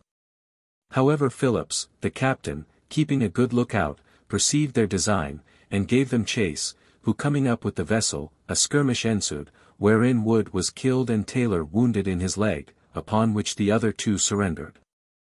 There was no surgeon aboard, and therefore it was advised, upon a learned consultation, that Phillips's leg should be cut off, but who should perform the operation was the dispute. At length the carpenter was appointed, as the most proper man, upon which, he fetched up the biggest saw, and taking the limb under his arm, fell to work, and separated it from the body of the patient. In as little time as he could have cut a deal board in 2. After that he heated his axe red hot in the fire, and cauterized the wound, but not with so much art as he performed the other part, for he so burnt his flesh distant from the place of amputation, that it had like to have mortified. However nature performed a cure at last without any other assistance. From Tobago they stood away to the northward and took a Portuguese bound for Brazil, and 2 or 3 sloops from Jamaica, in one of which, Fern the carpenter, endeavoring to go off, was killed by Phillips the captain, pursuant to their articles. Another had the same fate some days after for the like attempt. These severities made it dangerous for any to consult or project an escape. The terror of which made several sign their articles and set down quietly, waiting impatiently for redemption, which as yet they saw no great likelihood of. And should they have been taken before such circumstances appeared in their actions or characters, as afterwards happened, to denote their innocence, they might have lost their lives upon a trial at a court of admiralty. For pretty strong evidence is expected in their favor, to balance that of being taken aboard a vessel which is proved to be in actual piracy, and they assisting therein. Thus was many an honest man's case made most desperate by the consummate villainy of a few hard-kned wretches, who fear neither God or devil, as this Phillips used often blasphemously to express himself. On the 25th of March they took 2 ships from Virginia for London. John Phillips, the pirate captain's namesake, was master of one, and Captain Robert Mortimer, the other, a brisk young fellow, that deserved a better fate than he met with. Phillips the pirate stayed on board of Captain Mortimer's ship, while they transported the crew to the sloop, and the boat returning alongside, one of the pirates therein calls to Phillips, and tells him, there was a mutiny aboard their vessel. Mortimer had 2 men in his ship, and the pirate captain had 2, therefore thought it a good opportunity to recover his ship, and directly took up a handspike and struck Phillips over the head, giving him a dangerous wound. But not knocking him down, he recovered and wounded Mortimer with his sword. And the 2 pirates that were aboard coming in to Captain Phillips's assistance, Captain Mortimer was presently cut to pieces, while his own 2 men stood by and did nothing. This was the first voyage that Mortimer had the command of a vessel, by whose death is a poor disconsolate widow made miserable, more in regard of the mutual love and fidelity they lived in, than the loss of what would have been a handsome and comfortable provision for themselves and children, which, I think, now ought to be made up by the public, since 'twas in the public service he fell. For had his attempt succeeded, in all probability he would not only have regained his own ship, but entirely subdued and destroyed the enemy, there being several, as it afterwards proved. That would have seconded such an enterprise whenever they found a beginning made. This affair ended without any other consequence than a strict search after a brother of Captain Mortimer, who was on board, in order to have put him likewise to death. But he had the good fortune to meet with a townsman among the crew, who hid him for 24 hours in a staysail, till the heat of their fury was over, and by that means happily missed of the fate designed him. Out of the other Virginia man before spoken of, they took one Edward Cheeseman, a carpenter, to supply the place of their late carpenter, Fern. He was a modest sober young man, very averse to their unlawful practice, and a brave gallant fellow. There was one John Fillmore of Ipswich, formerly taken by them, ordered to row Cheeseman aboard of Mortimer's ship, which the pirates possessed themselves of, seeing with what reluctance and uneasiness Cheeseman was brought away, told him he would join with him, in some measures, to overthrow the piratical government, telling him withal, their present condition, what difficulties Phillips had met with to make up his company, and how few voluntary pirates there were on board, and the like. But, however specious this seemed, Cheeseman out of prudence rejected his offers of assistance, till he saw some proofs of his sincerity, which after a few days he was convinced of, and then they often consulted. But as the old pirates were always jealous of the newcomers, and consequently observant of their behavior, this was done with the utmost caution, chiefly when they were lying down together, as though asleep, and, at other times, when they were playing at cards, both which they feigned often to do for that purpose. The pirates went on all the while, plundering and robbing several ships and vessels, bending their course towards Newfoundland, where they designed to raise more men, and do all the mischief they could on the banks, and in the harbors. Newfoundland is an island on the north continent of America, contained between the 46 and 53 degrees of N. latitude, discovered first by St. Sebastian Cabot, d. 1497, but never settled till the year 1610, when Mr. Guy of Bristol revived the affair, and obtained a patent, and himself to be governor. The island is deserted by the natives and neglected by us, being desolate and woody, and the coast and harbor only held for the conveniency of the cod fishery, for which alone they were settled. The bays and harbors about it, are very numerous and convenient, and being deeply indented, makes it easy for any intelligence quickly to pass from one harbor to another overland, especially the principal St. John's and Placentia, when the appearance of an enemy makes them apprehend danger. They are able to cure and export about 100,000 quintals, 100 weight each, of fish, annually, which returns to England in money, or the necessary commodities of Portugal, Spain and Italy. As it therefore expends abundance of rum, molasses and sugar, the product of our West India colonies, and employs a number of fishermen from home every season, by whose industry and labor only this fish is purchased, it may very well be reckoned an advantageous branch of trade. But the present design of this digression being not to give an exact description of the country or fishery, but rather how it accidentally contributes to raise, or support the pirates already riced, I shall observe. First, that our West Country fishing ships, viz. from Topsham, Barnstable and Bristol, who chiefly attend the fishing seasons, transport over a considerable number of poor fellows every summer, whom they engage at low wages, and are by their terms to pay for passage back to England. When the Newfoundland ships left that country, towards winter, in the year 1720, these passengers mustered 1,100, who, during the season of business, the hardness of their labor, and chillness of the nights, pinching them very much, are mostly fond of drinking black strap, a strong liquor used there, and made from rum, molasses, and chowder beer winky face. By this the majority of them outrun the constable, and then are necessitated to come under hard articles of servitude for their maintenance in the winter. No ordinary charge, indeed, when the barrenness of the country is considered, and the stock of provision laid in, happen to fall short, in proportion to the computation made of the people remaining there the winter, which are generally about 17 or 1800. The masters residing there think advantages taken on their necessities, no more than a just and lawful gain, and either bind such for the next summer's service, or sell their provisions out to them at extravagant rates, bread from 15s to 50, immediately at the departing of the ships, and so of other sorts of food in proportion.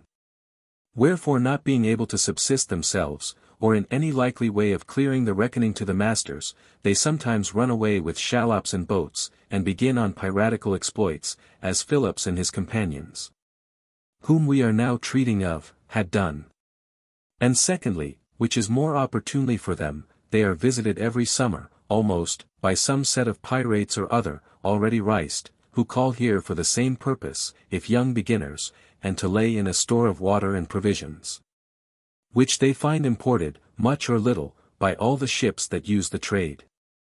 Towards this country Phillips was making his way, and took on the voyage, besides those above mentioned, one Salter, in a sloop off the Isle of Sables, which vessel they made use of themselves, and gave back Mortimer's ship to the mate and crew. The same day, viz. the 4th of April, took a schooner, one Chadwell, master, which they scuttled, in order to sink, but Captain Phillips understanding that she belonged to Mr. Miners at Newfoundland, with whose vessel they first went off a pirating, a qualm of conscience came athwart his stomach, and he said to his companions, "We have done him injury enough already." So ordered the vessel immediately to be repaired, and returned her to the master.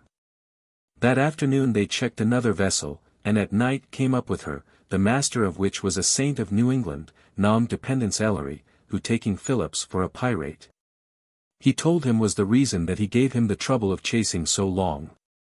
Which being resented by these men of honor, they made poor Dependence dance about the deck till he was weary. Within few days several other vessels had the same misfortune. The masters' names were as follow: Joshua Elwell, Samuel Elwell, Mr.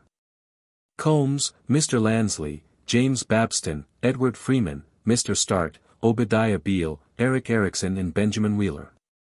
The 14th of April they took a sloop belonging to Cape Ann, Andrew Harradine master. They looked upon this vessel more fit for their purpose, and so came aboard, keeping only the master of her prisoner, and sending Harradine's crew away in Salter's vessel, which they, till this time, detained. To this Harradine, Cheeseman the carpenter, broke his mind, and brought him into the Confederacy to destroy the crew, which was put in execution 4 days afterwards. Harradine and the rest were for doing the business in the night, as believing they might be more opportunely surprised. For Nutt, the master, being a fellow of great strength, and no less courage, it was thought dangerous to attack him without firearms. However, Cheeseman was resolute to have it performed by daylight, as the least liable to confusion. And as to the master, he offered to lay hands on him first. Upon this, 'twas concluded on 12 at noon was the appointed time. In order for the business Cheeseman leaves his working tools on the deck, as though he had been going to use them, and walked aft.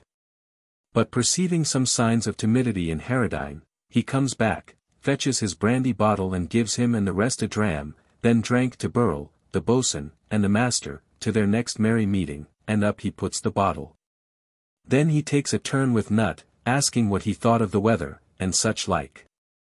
In the meanwhile Filemore takes up the axe, and turns it round upon the point, as if at play, then both he and Harradine wink at him, thereby letting him know they were ready. Upon which signal he seizes Nutt by the collar, with one hand between his legs, and tossed him over the side of the vessel, but, he holding by Cheeseman's sleeve, said, "Lord have mercy upon me. What are you going to do, carpenter?" He told him it was an unnecessary question, for, says he, "Master, you are a dead man," so strikes him over the arm, nut looses his hold, tumbles into the sea, and never spoke more. By this time the boatswain was dead. For as soon as Filemore saw the master laid hold of, he raised up the axe, and divided his enemy's head in two. The noise brought the captain upon deck, whom Cheeseman saluted with the blow of a mallet, which broke his jawbone, but did not knock him down. Harradine came in then with the carpenter's adze, but Sparks, the gunner, interposing between him and Captain Phillips, Cheeseman trips up his heels, and flung him into the arms of Charles Ivy May, one of his consorts, who that instant discharged him into the sea. And at the same time Harradine compassed his business with the captain aforesaid. Cheeseman lost no time, but from the deck jumps into the hold, and was about to beat out the brains of Archer, the quartermaster, having struck him 2 or 3 blows with his blunt weapon the mallet, when Harry Giles, a young lad, came down after him, and desired his life might be spared, as an evidence of their own innocence. That he having all the spoil and plunder in his custody, it may appear, that these tragic proceedings were not undertaken with any dishonest view of seizing or appropriating the effects to themselves. Which prudent advice prevailed, and he and 3 more were made prisoners, and secured. The work being done, they went about ship, altered the course from Newfoundland to Boston, and arrived safe the 3d of May following, to the great joy of that province. On the 12th of May, 1724, a special court of admiralty was held for the trial of these pirates, when John Fillmore, Edward Cheeseman, John Combs, Henry Giles, Charles Ivy May, John Bootman, and Henry Payne, the 7 that confederated together for the pirates' destruction, were honorably acquitted. As also 3 French men, John Baptiste, Peter Taffery, and Isaac Lasson, and 3 Negroes, Pedro, Francisco, and Pierrot. And John Rose Archer, the quartermaster, William White, William Taylor, and William Phillips, were condemned. The 2 latter were reprieved for a year and a day, in order to be recommended, though I don't know for what, as objects of His Majesty's mercy. The 2 former were executed on the 2d of June, and DY'd very penitently, making the following declarations at the place of execution, with the assistance of 2 grave divines that attended them. The dying declarations of John Rose Archer and William White on the day of their execution at Boston, June 2, 1724, for the crimes of piracy. First, separately, of Archer. I greatly bewail my profanations of the Lord's day, and my disobedience to my parents, and my cursing and swearing, and my blaspheming the name of the glorious God. Unto which I have added, the sins of unchastity. And I have provoked the Holy One, at length, to leave me unto the crimes of piracy and robbery, wherein, at last, I have brought myself under the guilt of murder also. But one wickedness that has led me as much as any, to all the rest, has been my brutish drunkenness. By strong drink I have been heated and hardened into the crimes that are now more bitter than death unto me. I could wish that masters of vessels would not use their men with so much severity, as many of them do, which exposes to great temptations. And then of White. I am now, with sorrow, reaping the fruits of my disobedience to my parents, who used their endeavors to have me instructed in my Bible, and my catechism. And the fruits of my neglecting the public worship of God, and profaning the holy Sabbath. And of my blaspheming the name of God, my Maker. But my drunkenness has had a great hand in bringing my ruin upon me. I was drunk when I was enticed aboard the Pirate. And now, for all the vile things I did aboard, I own the justice of God and man, in what is done unto me. Of both together. We hope, we truly hate the sins, whereof we have the burthen lying so heavy upon our consciences. We warn all people, and particularly young people, against such sins as these. We wish, all may take warning by us. We beg for pardon, for the sake of Christ, our Saviour, and our hope is in Him alone. Oh! that in his blood our scarlet and crimson guilt may be all washed away. We are sensible of an hard heart in us, full of wickedness. And we look upon God for his renewing grace upon us. We bless God for the space of repentance which he has given us. And that he has not cut us off in the midst and height of our wickedness.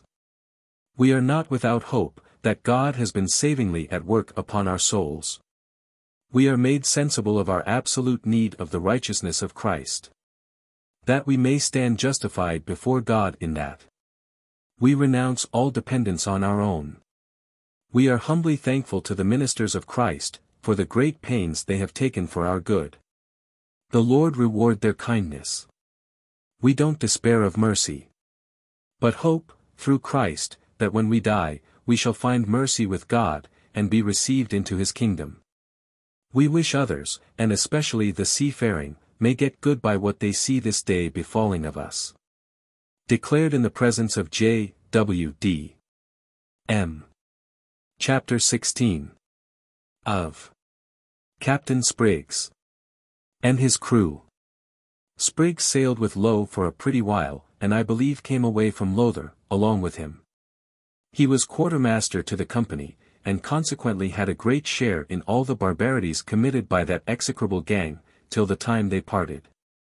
Which was about Christmas last, when Lowe took a ship of 12 guns on the coast of Guinea, called the Delight, formerly the Squirrel man of war, commanded by Captain Hunt. Spriggs took possession of the ship with 18 men, left Lowe in the night, and came to the West Indies. This separation was occasioned by a quarrel with Lowe, concerning a piece of justice Spriggs would have executed upon one of the crew, for killing a man in cold blood, as they call it, one insisting that he should be hanged, and the other that he should not. A day or two after they parted, Spriggs was chose captain by the rest, and a black ensign was made, which they called Jolly Roger, with the same device that Captain Lowe carried, viz. A white skeleton in the middle of it, with a dart in one hand striking a bleeding heart, and in the other, an hourglass. When this was finished and hoisted, they fired all their guns to salute their captain and themselves, and then looked out for prey. In their voyage to the West Indies, these pirates took a Portuguese bark, wherein they got valuable plunder, but not contented with that alone, they said they would have a little game with the men, and so ordered them a sweat. More for the brute's diversion, than the poor men's healths. Which operation is performed after this manner: they stick up lighted candles circularly round the mizzenmast, between decks, within which the patients one at a time enter. Without the candles, the pirates post themselves, as many as can stand, forming another circle, and armed with pen-knives, tucks, forks, compasses, and as he runs round and round, the music playing at the same time, they prick him with those instruments. This usually lasts for 10 or 12 minutes, which is as long as the miserable man can support himself. When the sweating was over, they gave the Portuguese their boat with a small quantity of provisions, and set their vessel on fire. Near the island of St. Lucia, they took a sloop belonging to Barbados, which they plundered, and then burnt, forcing some of the men to sign their articles, the others they beat and cut in a barbarous manner, because they refused to take on with the crew. And then sent them away in the boat, who all got safe afterwards to Barbados. The next was a Martinico man, which they served as bad as they had done the others, but did not burn their ship. Some days afterwards, in running down to leeward, they took one Captain Hawkins, coming from Jamaica, loaden chiefly with logwood. They took out of her stores, arms, ammunition, and several other things, as they thought fit, and what they did not want they threw overboard or destroyed. They cut the cables to pieces, knocked down the cabins, broke all the windows, and in short took all the pains in the world to be mischievous. They took by force, out of her, Mr. Borage and Mr. Stevens, the 2 mates, and some other hands. And after detaining the ship from the 22d of March, to the 29th, they let her go. On the 27th they took a Rhode Island sloop, Captain Pike, and all his men were obliged to go aboard the Pirate. But the mate being a grave sober man, and not inclinable to stay, they told him, he should have his discharge, and that it should be immediately writ on his back. Whereupon he was sentenced to receive 10 lashes from every man in the ship, which was rigorously put in execution. The next day Mr. Borage, Captain Hawkins's mate, signed their articles, which was so agreeable to them, he being a good artist and sailor, that they gave 3 huzzas, furred all the guns in the ship, and appointed him master. The day was spent in boisterous mirth, roaring and drinking of healths, among which was, by mistake, that of King George II. For you must know, now and then the gentry are provoked to sudden fits of loyalty, by the expectation of an act of grace. It seems Captain Pike had heard at Jamaica that the king was dead. So the pirates immediately hoisted their ensign half-mast, the death signal, and proclaimed his Royal Highness, saying, they doubted not but there would be a general pardon in a 12-month, which they would embrace and come in upon. But damn if they should be accepted out of it, they would murder every Englishman that should fall into their hands. The 2nd of April, they spied a sail, and gave her chase till 12 o'clock at night. The pirates believed her to be a Spaniard. When they came close up to her, they discharged a broadside, with small and great shot, which was followed by another. But the ship making a lamentable cry for quarters, they ceased firing, and ordered the captain to come aboard, which he did. But how disappointed the rogues were when they found 'twas their old friend Captain Hawkins, whom they had sent away 3 days before, worth not 1 penny.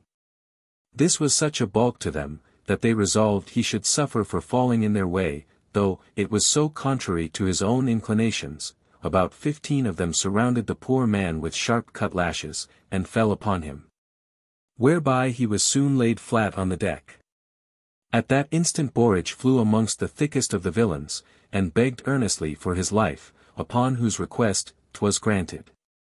They were now most of them drunk, as is usual at this time of night, so they unanimously agreed to make a bonfire of Hawkins's ship, which was immediately done, and in half an hour she was all of a blaze. After this, they wanted a little more diversion, and so Captain Hawkins was sent for down to the cabin to supper. What should the provision be, but a dish of candles, which he was forced to eat, having a naked sword and a pistol held to his breast all the while. When this was over, they buffeted him about for some time, and sent him forward amongst the other prisoners, who had been treated with the same delicacies.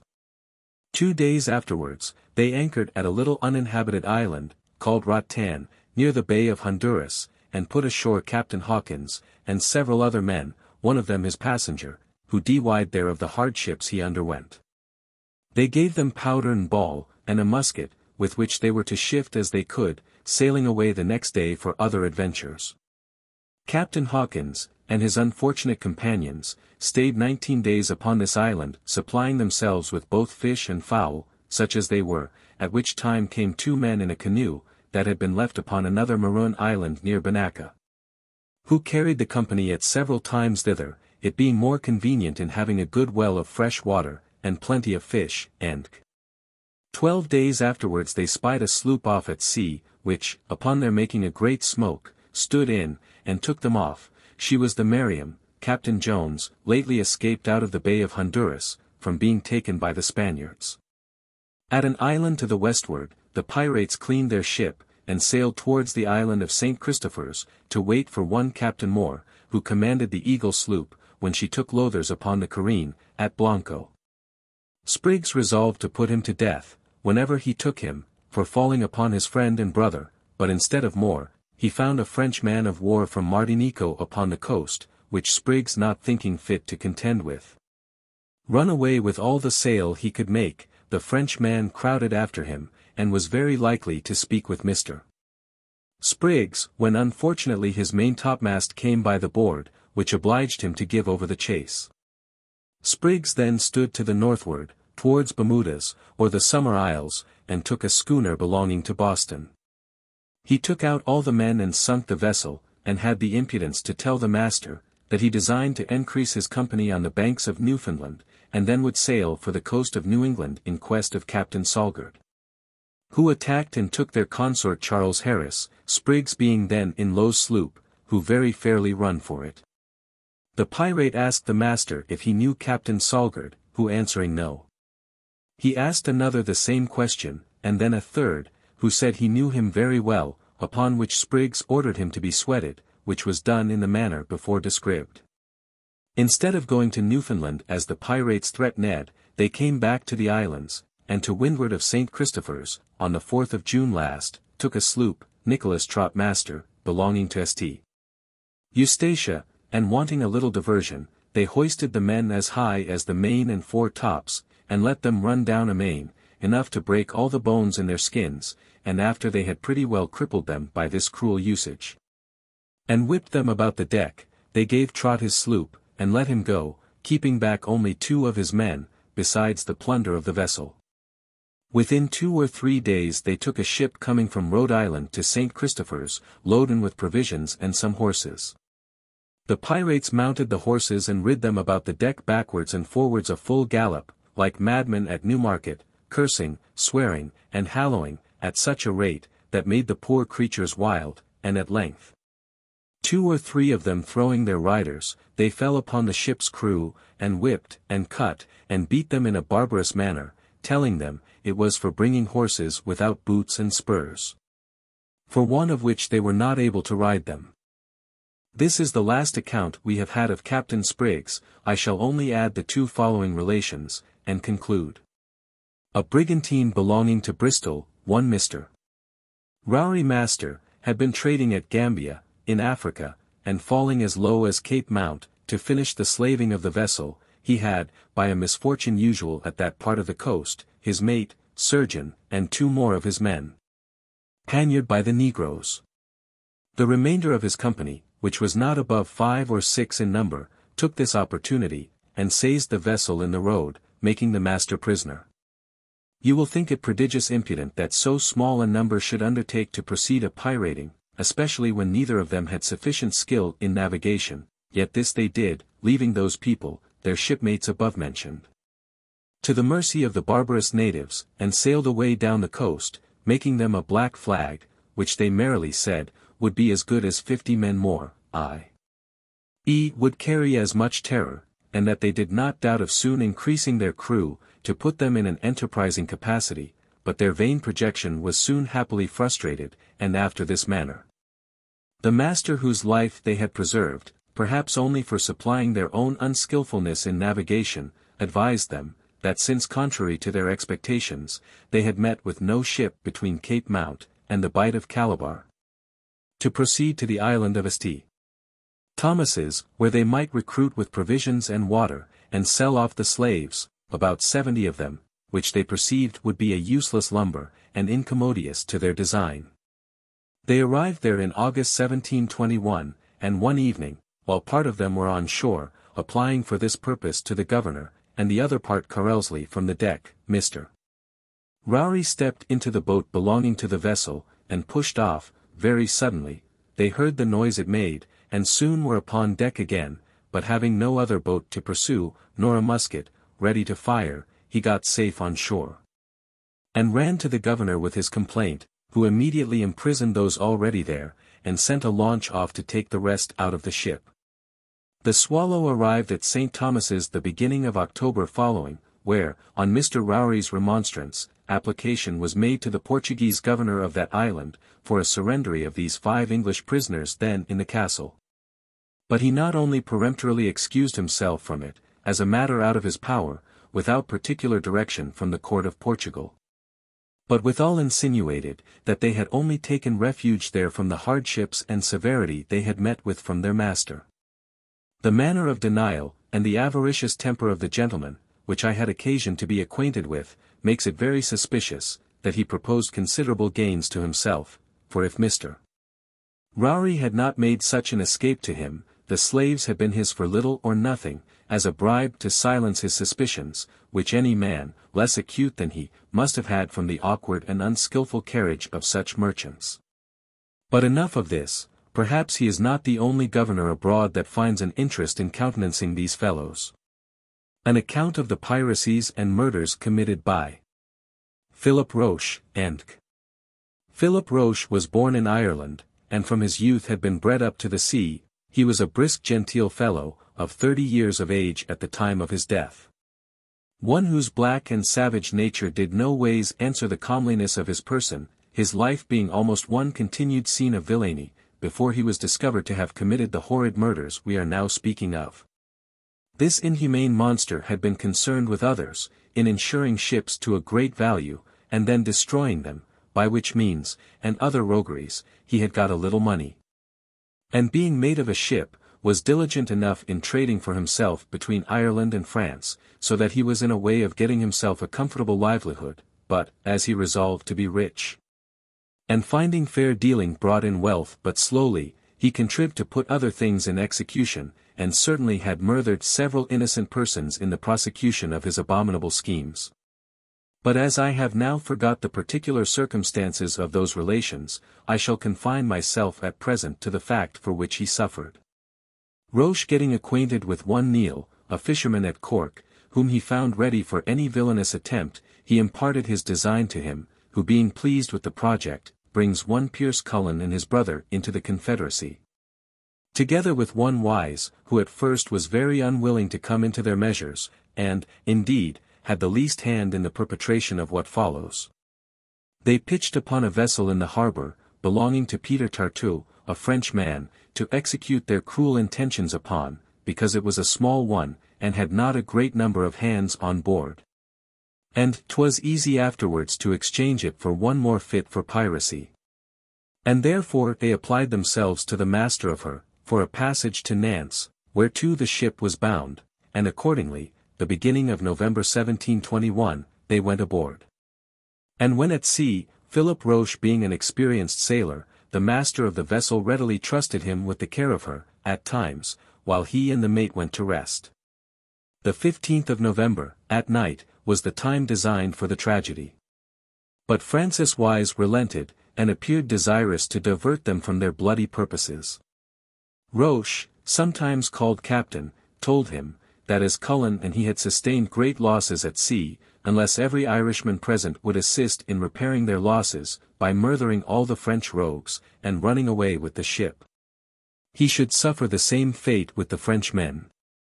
But if all would assist, all should have a share in the booty. Upon this, they all resolved alike, and Captain Roche ordered 3 Frenchmen and a boy up to hand the topsails, the master and mate being then asleep in their cabins, the 2 first that came down. They beat out their brains and threw them overboard, the other 2 seeing what was done, ran up to the topmast head, but Cullen followed them, and taking the boy by the arm, tossed him into the sea. Then driving down the man, those below knocked him on the head, and threw him overboard. Those who were asleep, being awakened by the dismal shrieks and groans of dying men, ran upon deck in confusion, to inquire into the cause of such unusual noises. But the same cruelty was immediately acted towards them, ere they could be sensible of the danger that threatened them. They were now, as Roche himself afterwards confessed, all over as wet with the blood that had been spilt, as if they had been dipped in water, or stood in a shower of rain, nor did they regard it any more.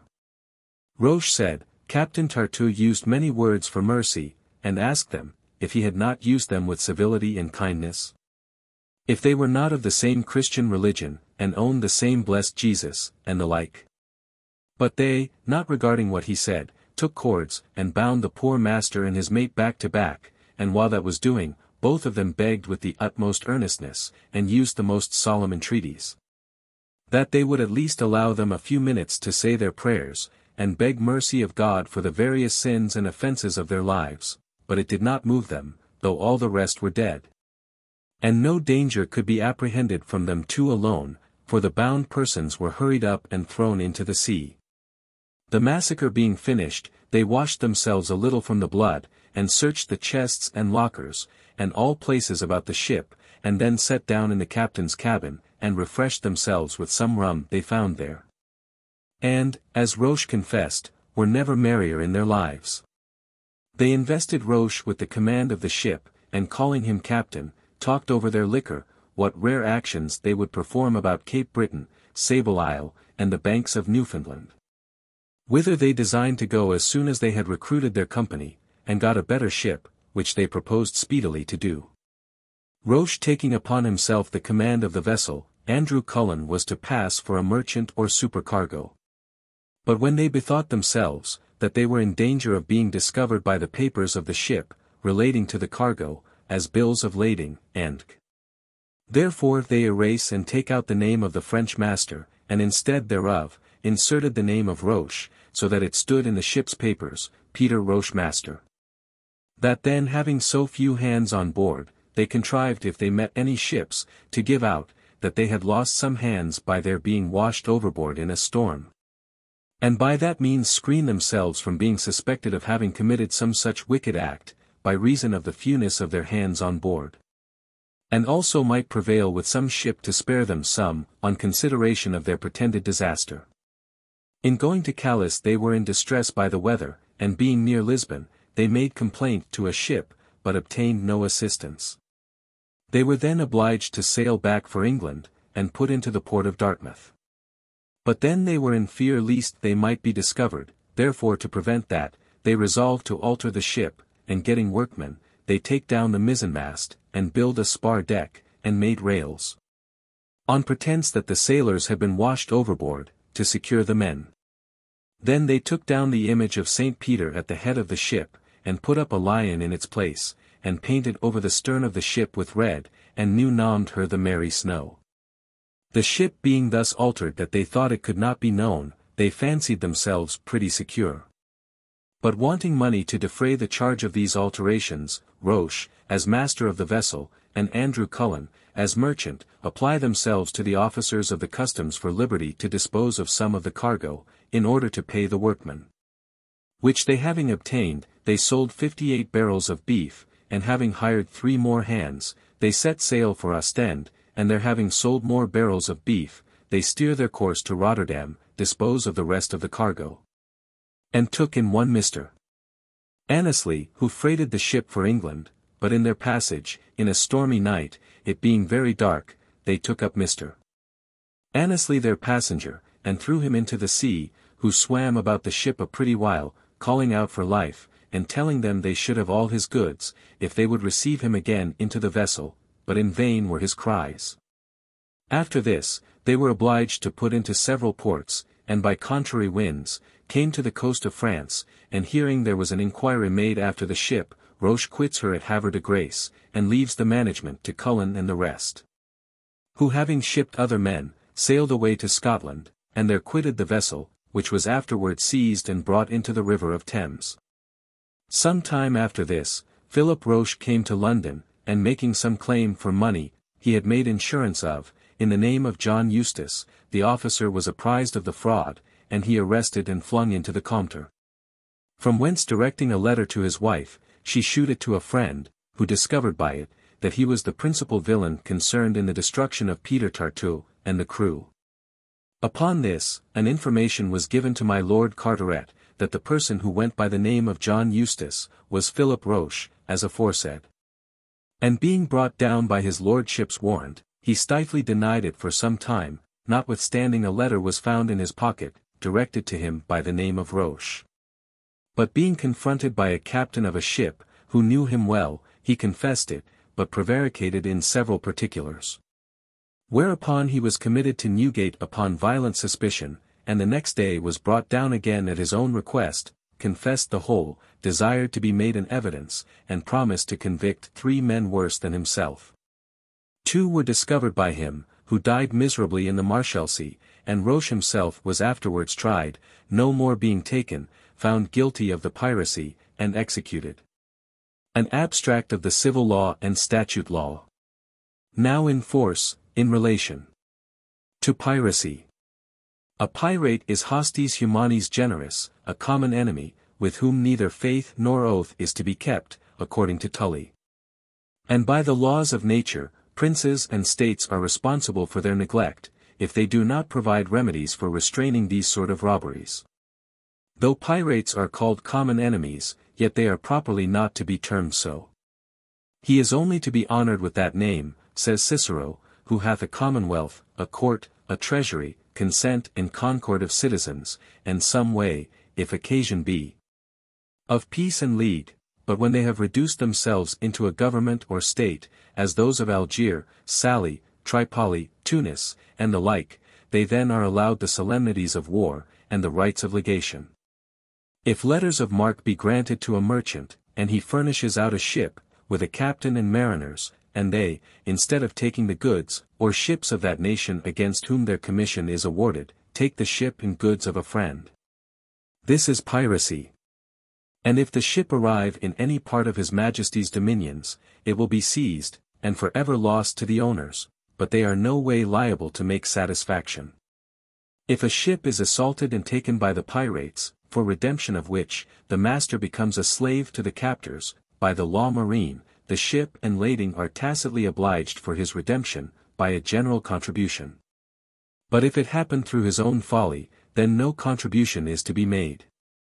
If subjects in enmity with the Crown of England, are aboard an English pirate, in company with English, and a robbery is committed, and they are taken. It is felony in the English, but not in the stranger, for it was no piracy in them, but the depredation of an enemy, and they will be tried by a martial law. If piracy is committed by subjects in enmity with England, upon the British seas, it is properly only punishable by the Crown of England, who have isted regimen and dominum exclusive of all other power. If piracy be committed on the ocean, and the pirates in the attempt be overcome, the captors may, without any solemnity of condemnation, hang them up at the main yard. If they are brought to the next port, and the judge rejects the trial, or the captors cannot wait for the judge, without peril or loss, justice may be done upon them by the captors. If merchandise be delivered to a master, to carry to one port, and he carries it to another, and sells and disposes of it, this is not felony, but if, after unlading it at the first port, he retakes it, it is piracy. If a pirate attack a ship, and the master for redemption, gives his oath to pay a sum of money, though there be nothing taken, yet it is piracy by the law marine. If a ship is riding at anchor, and the mariners all ashore, and a pirate attack her, and rob her, this is piracy. If a man commit piracy upon the subjects of any prince or republic, though in amity with us, and brings the goods into England, and sells them in a market overt, the same shall bind, and the owners are for ever excluded. If a pirate enters a port of this kingdom, and robs a ship at anchor there, it is not piracy, because not done, super altum mare, but is robbery at common law, because infra corpus comitatus. A pardon of all felonies does not extend to piracy, but the same ought to be especially named. By 28H8. Murders and robberies committed upon the sea, or in other places, where the admiral pretends jurisdiction, shall be inquired into, tried, heard, and determined, in such places and counties within the realm. As shall be limited by the King's commission, in like manner as if such offences were done at land. And such commissions, being under the Great Seal, shall be directed to the Lord Admiral, his lieutenant or deputy, and to 3 or 4 such others as the Lord Chancellor shall name. The said commissioners, or 3 of them, have power to inquire of such offences by 12 lawful men of the country, so limited in their commission, as if such offences were done at land, within the same county. And every indictment so found and presented, shall be good in law, and such order, progress, judgment, and execution shall be used, had, done, and made thereupon, as against offenders for murder and felony done at land. Also the trial of such offences, if they be denied, shall be had by 12 men of the county, limited in the said commission, as aforesaid, and no challenge shall be had for the 100, and such as shall be convict of such offences shall suffer death without benefit of clergy, and forfeit land and goods, as in case of felonies and murders done at land. This act shall not prejudice any person, or persons, urged by necessity, for taking victuals, cables, ropes, anchors or sails, out of another ship that may spare them, so as they either pay ready money, or money worth for them, or give a bill for the payment thereof. If on this side the Straits of Gibraltar, within 4 months, if beyond, within 12 months. When any such commission shall be sent to any place within the jurisdiction of the Cinque Ports, it shall be directed to the warden of the said ports, or his deputy with 3 or 4 other persons, as the Lord Chancellor shall name. And the inquisition or trial of such offences, there, shall be made and had, by the inhabitants of the said ports, and members of the same. By 11 and 12 W. 3. C. 7. If any natural-born subjects or denizens of England, commit piracy, or any act of hostility, against His Majesty's subjects at sea, under colour of a commission or authority, from any foreign prince or state, or person whatsoever. Such offenders shall be adjudged pirates. If any commander or master of a ship, or seaman or mariner, give up his ship, and to pirates, or combine to yield up, or run away with any ship, or lay violent hand on his commander, or endeavour to make a revolt in the ship, he shall be adjudged a pirate.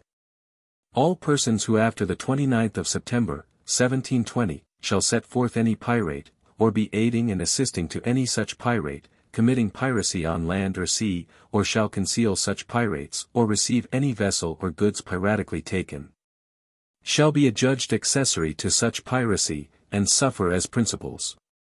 By 4 c. 11. Sect. 7. All persons who have committed, or shall commit any offences, for which they ought to be adjudged pirates, by the Act 11 and 12 w. 3. c. 7. May be tried for every such offence, in such manner as by the Act 28 h. 8. c. 15. Is directed for the trial of pirates, and shall not have the benefit of clergy. Sect. 8. This Act shall not extend to persons convicted or attainted in Scotland. Sect. 9. This Act shall extend to His Majesty's dominions in America, and be taken as a public act. Finis. Next week will be published. Notes on several chirurgical subjects. By John Atkins, Surgeon. N.B. One entire chapter on the distempers of Guinea. Printed for T. Warner in Paternostero. Transcriber's notes. The text was left as close to the original as possible, including obsolete and inconsistent spelling. The transcriber made only a very few changes to the text to correct obvious errors, before/after. Chap. 9. Chap. Chapter 11. Chap. Chapter 12. Chap. Chapter 12. Chap. Chapter 13. Chap. Chapter 14. Chap. Chapter 16. Chap. Chapter 18. Chap. On the coast of the Mediterranean, betwixt Syria on. On the coast of the, betwixt Syria on. Near the Corsesium in Cilicia, where the remainder of. Near the in Cilicia, where the remainder of. Against him, by the said governor, and he should get. Against him, by the said, and he should get. Seach, discovered Bonnet and Harriet together, the. Discovered Bonnet and Harriet together, the. Did piratically, and feloniously set upon, break. Did piratically, and set upon, break. They the like opportunities. I can't say, but that if. They the like. I can't say, but that if. Have missed of him likewise, however, the colonel. Have missed of him likewise, however, the. That night, because her mother-in-law was to lie in her. That night, her mother-in-law was to lie in her. Chapter 9. Chap. Ingenious gentleman, lately arrived from those parts. Ingenious gentleman, lately from those parts. Lastly, it is, in a great measure, owning to this want. Lastly, is, in a great measure, owning to this want. Not is, the former are of the big, of a gull, and a. Not is, the former are of the of a gull, and a. Chapter 11. Chap. Countrymen are adventurous enough to pursue, though it. Countrymen are enough to pursue, though it. To windward, to demand restitution of some goods or. To windward, to demand of some goods or. Terms standing for that thing, the sea terms being a. Standing for that thing, the sea terms being a. Occurred, worthy of notice, in the behavior of these. Occurred, worthy of notice, in the of these. Chapter 12. Chap. Chapter 13. Chap. Chapter 14. Chap. Chapter 15. Chap. E. Edward Lowe was born in Westminster, and had his E. Lowe was born in Westminster, and had his. Chapter 16. Chap. Chapter 17. Chap. Arms of Charles Jaime, one of his consorts, who that. Arms of Charles, one of his consorts, who that. These tragic proctings were not undertaken. These tragic were not undertaken. Chap. 17. Chap. Regimen and domen exclusive of all other power. Regimen and exclusive of all other power. The quite many adjustments in chapter numbers, in locuting chapter numbers in the contents, are based on the chapter numbering on the title page.